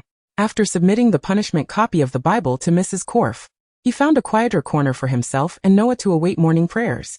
The hushed whispers that once filled the room gradually faded into silence as Riddle approached with Noah. They all feared him. While the children at the orphanage might remark on his good looks, none dared to look too long. For his beauty was not that of a sunlit handsome youth, but rather something pale, damp, and tainted with the scent of mildew. Akin to something that thrives in a cellar. Even though they adored the radiant little girl with hair like the sun, it seemed she was shrouded in a sinister curse. No one had ever succeeded in adopting her. Yet the girl named Noah exuded a gentle aura that irresistibly drew people near. Still, the dark serpent coiled always at her side instilled too much fear for anyone to approach. Especially Billy and Dennis, who trembled at the mere sight of Riddle. Though none could comprehend the depth of their terror. But the children at the orphanage had learned the first rule of survival: to protect themselves. Thus, they instinctively isolated the beautiful pair. Riddle paid no mind to the sudden silence. After enduring the long, tedious morning prayers, he selected the most unblemished piece of toast from his plate and forked it onto Noah's. You must eat a little, he gently coaxed, observing her furrowed brow as she reluctantly swallowed a morsel of bread, resembling a little kitten. Riddle affectionately ruffled Noah's hair. She had grown so much that she was no longer as tall as he. With a sigh, he took her hand and led the discontented Noah to the courtyard. Just as he overheard the remaining children in the dining hall whispering, the Baron Star and his brother, who visited our orphanage a few days ago, met with an accident. It seems they were bitten by a venomous snake. Are they still alive? Corolla remarked that she had seen a white flag raised at the Baron's estate. What a pity. I heard the Baron had intended to adopt her. Does she truly carry some strange curse? What a shame. She could have become a noble lady. Do not mention her. Riddle, holding the oblivious Noah, suddenly burst into laughter, his striking black and white eyes shimmering with delight. Or rather, a satisfaction born of calculated success. Tom. What are you laughing at? It's rather peculiar, Noah observed, looking up at him with suspicion. Oh, nothing. Just enjoying the lovely sunshine today. Chapter 7. The Escape from the Orphanage. Noah? Riddle approached the girl bent over the dilapidated desk, transcribing the Bible by the moonlight, and gently took the pen from her hand. Tonight happens to be a full moon, and the moon shines brightly. What are you doing? Noah shot him an exasperated glance, pouting as she reached for the arm Riddle had raised high. Mrs. Corf wants to see it tomorrow. Riddle pressed down on Noah's head, preventing her from rising. No need to copy anymore, Noah. Her eyes brightened, and Riddle could tell she had misunderstood. Indeed, she asked, is Tom going to help me copy? Noah was utterly fed up with transcribing the Bible. She did not believe in any so-called God, nor could she comprehend the scriptures, much less than Merlin. However, there was no alternative. She was always punished by Mrs. Corf for wasting food, but how could she be wasting it? Tom always devoured it. In truth, Mrs. Corf merely wished for Noah to eat more. Yet Noah consistently preferred to transcribe the Bible rather than consume an extra bite. Even when Mrs. Corf occasionally covertly prepared a special meal for her, Noah would only eat a few bites before sharing with Riddle. Riddle did not contest Noah's grievances, but inquired, can Noah return to how she was last time? Though she did not fully grasp Riddle's intentions, she complied and nestled into his outstretched arms. Without further explanation, Riddle rummaged beneath the bed, producing a suitcase containing little more than 2 changes of clothes and a roll of 50 pounds tucked away in a corner. An impressive sum in an era when mere shillings sufficed for sustenance. Where did you acquire such a sum? Noah exclaimed, her voice a melodic chirp. Riddle raised a finger to his lips, signaling her to be quiet. Keep your voice down. Noah, we have grand plans for today. Naturally, it involved theft and robbery, from Mrs. Corf's drawers, from those fools, and from the self-important imbeciles of the black market. With the initial capital secured, making more money would not pose a challenge. Even gambling would be a trivial matter for Riddle. Riddle closed the suitcase and selected a relatively new coat from the pile of clothes at Noah's bedside, casually draping it over his arm before swaggering out of the narrow room he had occupied for 9 years. The dilapidated wooden door stood ajar, as if awaiting the occupant's return. A flicker of complexity crossed Noah's honey-brown eyes as she observed Riddle's unintentional charm spell, causing all the inhabitants of the orphanage to overlook their bold exit. Jealous of Riddle's talent, Noah refrained from commenting, thinking perhaps he was Merlin's illegitimate son. "Where are we going, Tom?" Riddle replied, "We are leaving London." Noah hopped onto Riddle's shoulder, tilting her head in confusion. "Why? You didn't inform me of anything." After nearly 9 years with Riddle, she knew his character well. Once he had made a decision, it was unchangeable. Given their current trajectory towards leaving the orphanage, even if she wished to turn back, it was impossible. Yet, she felt a twinge of anger, as Riddle had not consulted her at all, whisking her away from the orphanage in a haze of confusion. Noticing the unmistakable discontent in Noya's demeanor, he gently coaxed her. "I can't help but feel sad seeing you unable to eat at the orphanage, or wear beautiful dresses." Recognizing Noya's gradually softening temper and attitude, he pressed on, "I truly feel for you. The first thought that crossed my mind when I saved up some money was to whisk you away from there." As anticipated, the kind-hearted Noya fell for his words. She had always responded better to gentle persuasion than harshness. Thus, he heard her inquire in a less brusque manner than before. "Where are we going? How will we live?" Riddle smiled, assuring her, "You needn't worry, Noya. I've already made arrangements, and I will have the means to take care of you." He gently patted the little bird's head perched upon his shoulder, its feathers glinting with a lustrous sheen. "How beautiful you are, Noya. Even as a little bird, you are the most exquisite of creatures." The streets of London at night were sparsely populated, yet the few individuals present appeared formidable, uniformly ignoring the boy walking alone with a suitcase and a bird upon his shoulder. It wasn't until Riddle passed by the Thames that he casually tossed his jacket, along with Noya's, into the murky waters of the heavily industrialized river. The dark, polluted water swiftly consumed the two children's coats, disappearing within moments. Amused, Riddle contemplated the expression Mrs. Cole would wear when she retrieved those coats after reporting the incident. Would the stern Mrs. Cole, who adored Noya, shed tears of sorrow? Noya stood steadfast on Riddle's shoulder, gazing at the Thames, which bore little resemblance to her memories. This was the Thames of 1936, its foul waters swirling, yet for the briefest moment, it appeared clean and clear. She faintly glimpsed 3 boys walking together along the riverbank, laughing and sharing secrets, blissfully unaware of their surroundings. That was August of 1974, the past she could never revisit. "Wait, why is Noya crying?"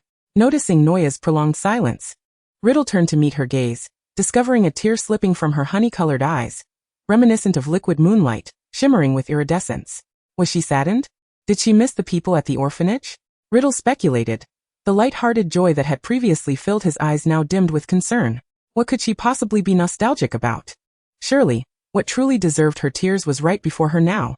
"It's all right, Tom," Noya murmured, lowering her eyelids, her eyes merely stinging, perhaps from the river's filth. How unfair. Noya was hiding something from him again, much like how he remained oblivious to what she longed for while gazing at the sky beyond the walls. Why did she conceal so much from him? Truly, Noya was being rather mischievous. Feeling a twinge of discontent, Riddle lightly poked Noya's fluffy head with his fingertip, earning a displeased glare in return. Yet, gazing into her still watery, beautiful eyes, Riddle chose to forgive Noya's secrecy, for how could he remain upset with such a pitiable, adorable creature shedding tears? Ultimately, he sighed, setting off into the moonlit night with a little bird by his side. With Riddle's extraordinary charm, he successfully deceived the ticket collector, allowing the boy with the birdcage to board a train bound for southwestern England, thus effortlessly escaping the confines of London that had ensnared them for 8 long years. Chapter 8. Wiltshire 1. Salisbury, the heart of Wiltshire, a religious city distanced from much of the turmoil. After a lengthy journey, the two finally arrived. Riddle blinked, hardly wavering, as he spent half of his British pounds on an extravagant apartment near Salisbury Cathedral. He was determined to create a sufficiently comfortable environment for Noya. He also procured the majority of the necessities she would require from nearby shops and, after some contemplation, commissioned himself a tailored suit. With the remaining funds, he purchased fresh meat, eggs and vegetables, casually adding a basic cookbook to his haul. In this era, £50 was a substantial sum, and it astonishingly vanished at an alarming rate. By the time Riddle returned to the apartment, his wallet was nearly empty. With a troubled sigh, He realized he needed to devise a means to earn more money to ensure that the unfortunate Noya could live better. Riddle planned to seek out the local black market the following day, employing old methods to procure some funds to support their living expenses for the upcoming month, as no legitimate job would hire a child under 10. Thus, Noya finally found herself lying on a truly soft bed for the first time in 9 years. The scent of rose incense filling the air. Riddle entered, carrying various packages, first instructing Noya to change out of the cheap linen dress she wore, then producing a pair of soft, plush slippers. Once Noya was transformed and seated at the dining table, awaiting Riddle's culinary creations, she momentarily drifted into a daze. The life at the orphanage felt like a distant memory. Watching Riddle, still clad in the coarse pajamas issued by the orphanage, fumbling to prepare dinner, Noya felt a pang of guilt. After all, she had lived many more years than Riddle, yet here he was, the one who was only 9, taking charge and caring for her. Compelled by her conscience, she moved closer to Riddle. "May I help you, Tom?" Riddle willingly ceded the space to Noya, witnessing her successfully fry a darkened egg and a piece of bacon that seemed on the verge of crumbling. "I'm sorry, Tom," she said, her face smudged with soot, promptly apologizing and retreating from the counter to relinquish the area to its rightful occupant. Riddle stifled a chuckle, gently wiping the dirt from Noya's face and reassuring the disheartened girl, who felt inadequate. "It's all right, Noya. Achieving this much on your first attempt is already remarkable." He coaxed her back to the table, continuing to experiment with cooking. Initially at a loss, Noya had just stepped in to assist him, and by meticulously following the recipe, they produced a meal that closely resembled the one in the cookbook. Amidst the smoke, Riddle could no longer suppress a smile. "Oh, how silly, Noya. You forgot to add the oil." It must be said, Riddle's execution was astonishingly efficient. He had devised a detailed plan to leave the orphanage and acted on it, even managing to prepare a meal that could be deemed perfect despite never having touched a kitchen utensil before. As Noya took a bite of the fried egg and crispy bacon, feeling the silkiness of her nightgown against her skin, and inhaling the aroma of the fine wooden furniture, tears of joy welled in her eyes. After 9 long years of hardship, she finally felt happiness. In Noya's eyes, Riddle had become a deity at that moment. Truly, he was the illegitimate son of Merlin, possessing extraordinary abilities even in the mundane world. Even though Riddle wished for Noya to eat more, her long history of meager meals had rendered her stomach particularly sensitive. Thus, he gently halted her eating, observing her pitifully imploring gaze. "Even with those eyes, I cannot allow you to eat more, Noya. If you do, your stomach will hurt tonight." Reluctantly, Noya set down her fork. The sentiment of finally being able to claim a vast, soft bed all to herself was abruptly interrupted by Riddle, who snuggled under her covers in the middle of the night. Riddle nestled under the covers, wrapping his arms around Noya's waist and refusing to let go, his head nuzzling against her neck. Awakened abruptly, Noya appeared somewhat dazed. However, having grown accustomed to sharing a bed with Riddle, her body instinctively responded by reaching out to embrace him, adjusting their positions to ensure a more comfortable slumber for both. Riddle had donned a fresh set of cotton pajamas, and as Noya held him, she could feel the soft fabric brushing gently against her skin. Sensing the familiar warmth and scent, Riddle's earlier feelings of rage and anxiety, which had surfaced in solitude, began to dissipate. He softly called out Noya's name. "What's wrong, Tom?" Noya, propping her eyelids open under the moonlight, attempted to discern Riddle's expression obscured by darkness. She sensed that he was not in the best of spirits. After all, he was merely a 9-year-old child. Despite his usual display of strength and reliability, the new environment must have left him feeling somewhat unsettled. She tenderly patted Riddle's back, offering reassurance. "It's all right, Tom. I'm here." Stifling a yawn, perhaps due to insufficient nutrition, Noya's slumber consumed a significant portion of her day. Since the moment she had aided Riddle against the group of unruly children when she was 5, he had become inseparable from her. Initially, Noya was not particularly well-liked at the orphanage. She always felt different from the other children, preferring to linger in a moldy corner, gazing vacantly at the sky, her demeanor radiating a reluctance to engage. The abrupt death she had endured had once again severed her ties to friends, leading her to the London of the 1930s, where overwhelming fear and concern for her friends, especially Sirius, whom she had witnessed perish, weighed heavily upon her. As for James, the thought was too daunting to entertain. The system within her mind had once again succumbed to slumber, perhaps exhausting its power to keep her alive. The initial years at the orphanage could only be described as a blur, until Riddle, one of the only 2 wizards in the orphanage, burst into her life. Riddle's profound lack of security and heightened sensitivity compelled Noya to invest considerable care into him, allowing her to momentarily escape the abyss of sorrow, providing her with her first anchor in the aimless expanse of London. Though Noya often teased Riddle about being a peculiar child, lamenting her decision to help him among those unruly kids, the truth was that she cared for him more than anyone else at the orphanage. They were each other's most significant person in this world, a silent understanding that they both cherished. Sleep now, Tom. I'm always here, Riddle responded with a gentle hum. Chapter 9. Wiltshire, is this truly where you reside? Abraxas folded his arms, surveying the modest apartment that barely spanned 200 square feet, his tone subtly expressing disdain. Riddle's gentle smile faltered for a moment, yet he retained his composure, replying, "You are welcome to leave if you wish." "Well, considering your parents, oh, my apologies." Abraxas promptly sealed his lips, and despite his evident distaste, he took a seat on the fabric sofa in the living room. Riddle's brow twitched in impatience as he began to grow weary of the self-proclaimed Malfoy boy, who had encountered him while heading to the Marlborough black market. Riddle had deliberately diminished his presence, yet this Malfoy seemed determined to seek him out amidst the crowd. "You're a wizard too, aren't you? Where are your parents? Does your home connect to the Flu network?" The arrogant boy, claiming the Malfoy name, posed a barrage of inquiries, his tone dripping with a condescension that implied speaking to Riddle was beneath him. Riddle grasped a few keywords from the boy's exaggeratedly slow, aristocratic manner of speaking. He sensed an echo of a similar lineage flowing through the platinum-haired boy, the mention of the Flu network suggesting the existence of other wizards beyond Noya. But did this matter? He already had Noya. What significance did anyone else hold for him? Riddle's expression grew cold as he sidestepped the boy, intending to return home. Noya might still be asleep. However, Abraxas persistently trailed behind him, the only wizard he had managed to find on the entire street. Although he might not be a pureblood, Abraxas sensed the aura of advanced confusion and banishment spells emanating from the dark-haired boy. If he could locate this boy's parents and persuade them to send him to the nearest Flu network, no one would dare refuse a Malfoy's request. Faced with Abraxas's incessant questioning, Riddle's brow twitched again. "My parents are dead." He finally addressed the question that Abraxas had been relentlessly pursuing. A peculiar silence began to permeate the air. "Oh well," Abraxas replied dryly, continuing to follow Riddle. Regardless, he sought to escape this inexplicable place. As for how he ended up here, he had inadvertently scattered Flu powder in his father's office at the Ministry of Magic, and when he sneezed, he mistakenly uttered Malfoy Manor instead of Marlborough, only to find himself in this area filled entirely with muggles. "How long do you intend to follow me?" Riddle had grown increasingly impatient, having circled the entrance to their apartment twice, trying to shake off his unwelcome companion. Yet this boy remained stubbornly at his heels. "Take me to your home for a bit. My father will come looking for me shortly," Abraxas insisted. Observing Riddle's displeasure, he added, "My father will offer you a generous reward."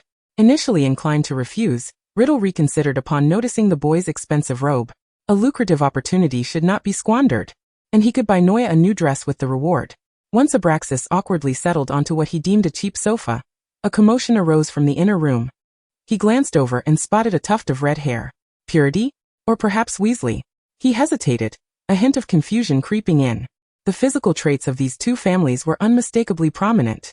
Riddle cast a dangerously scrutinizing glance at the back of Abraxas's head. "Who is this?" "Tom." Noya, having heard the noise and mistaking it for Riddle's return, caught sight of a Malfoy heir. She turned to face Riddle as he approached her.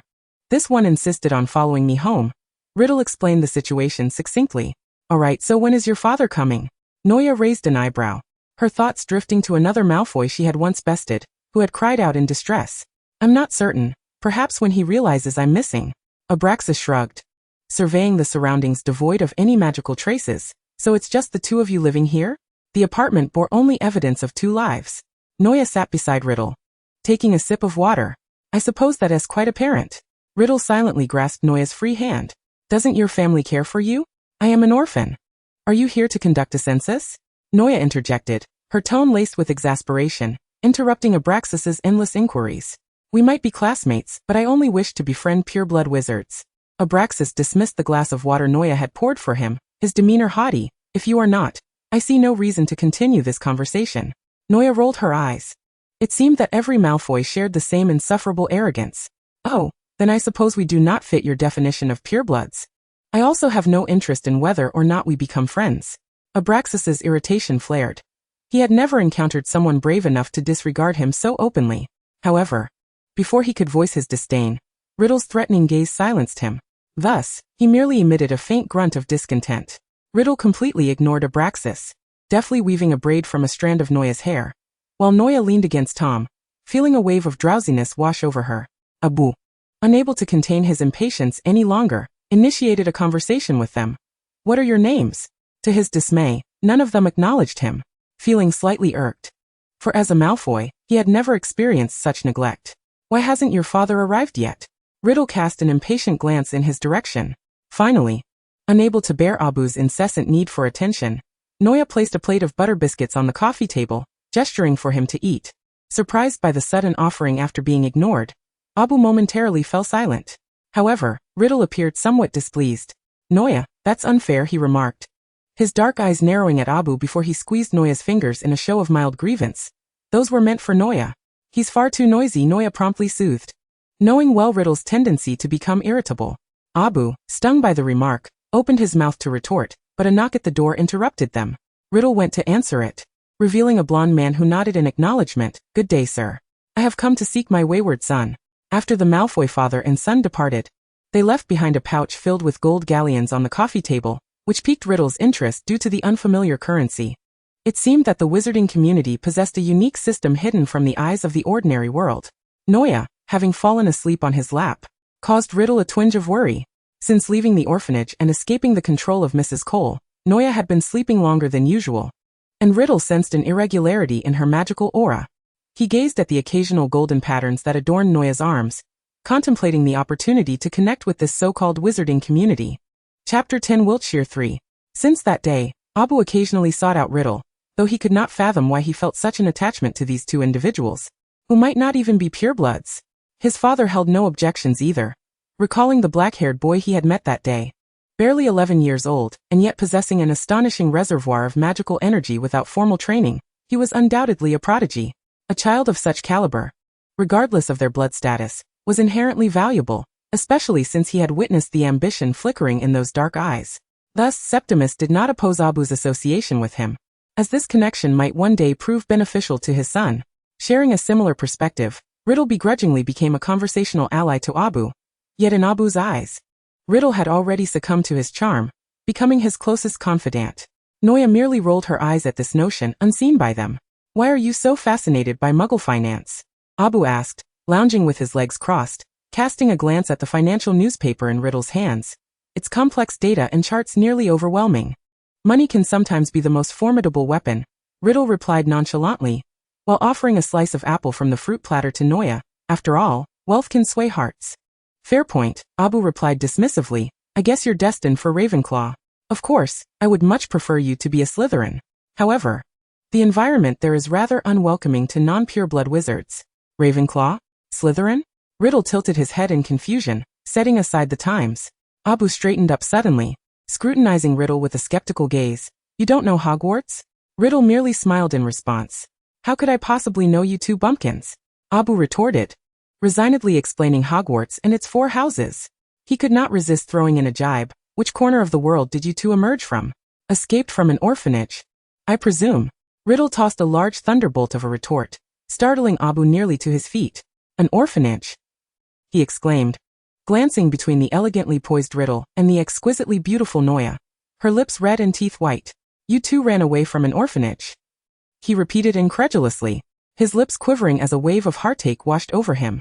He had assumed his two friends were at least half-bloods, never imagining they hailed from such a place. Noya couldn't be bothered to even glance at him. A mere guess sufficed to conclude that this young master was afflicted with pureblood mania. Riddle responded bluntly. "Is it so incomprehensible that one might be sent to an orphanage after their parents' demise?"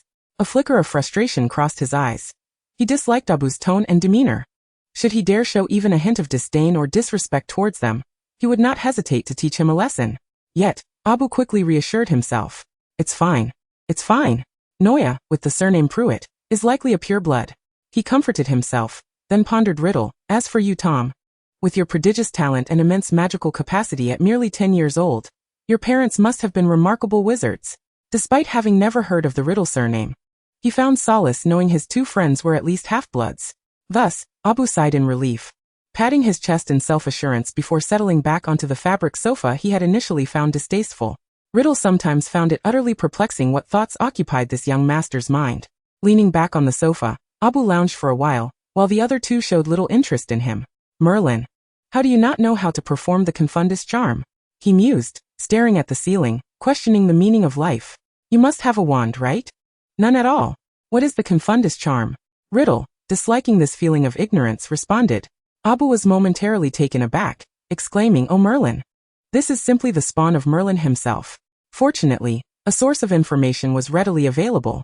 Riddle subtly inquired about the lost world he and Noya hailed from, covering topics from the recently concluded Wizarding War to the Sacred 28, the distinctive traits of the Four Houses, and King's Cross Station in London. Abu, like a sieve with holes, divulged everything to Riddle with just a few casual inquiries. Noya, unable to watch any longer, closed her eyes, envisioning a fool being toyed with by Riddle's cleverness. Riddle lowered his eyelids, the shadows cast by his lashes obscuring the depths of his dark gaze. Then he slowly asked his most pressing question. Is there a way for wizards to transform into animals? Abu pondered for a moment. Aside from advanced transfiguration, it would likely only be through blood curses. However, that sort of beastly transformation holds little status, as most remain in circuses or are kept as pets. Noya felt Riddle's body stiffen suddenly, his fingers that had loosely encircled her wrist tightening abruptly. Speaking of which, Tom, which house do you think you will be sorted into? The whimsical Abu abruptly shifted the topic. Riddle fell silent for a moment before breaking into a slow smile, the incandescent light casting a fleeting pallor on his cheeks. Slytherin, he replied with a grin.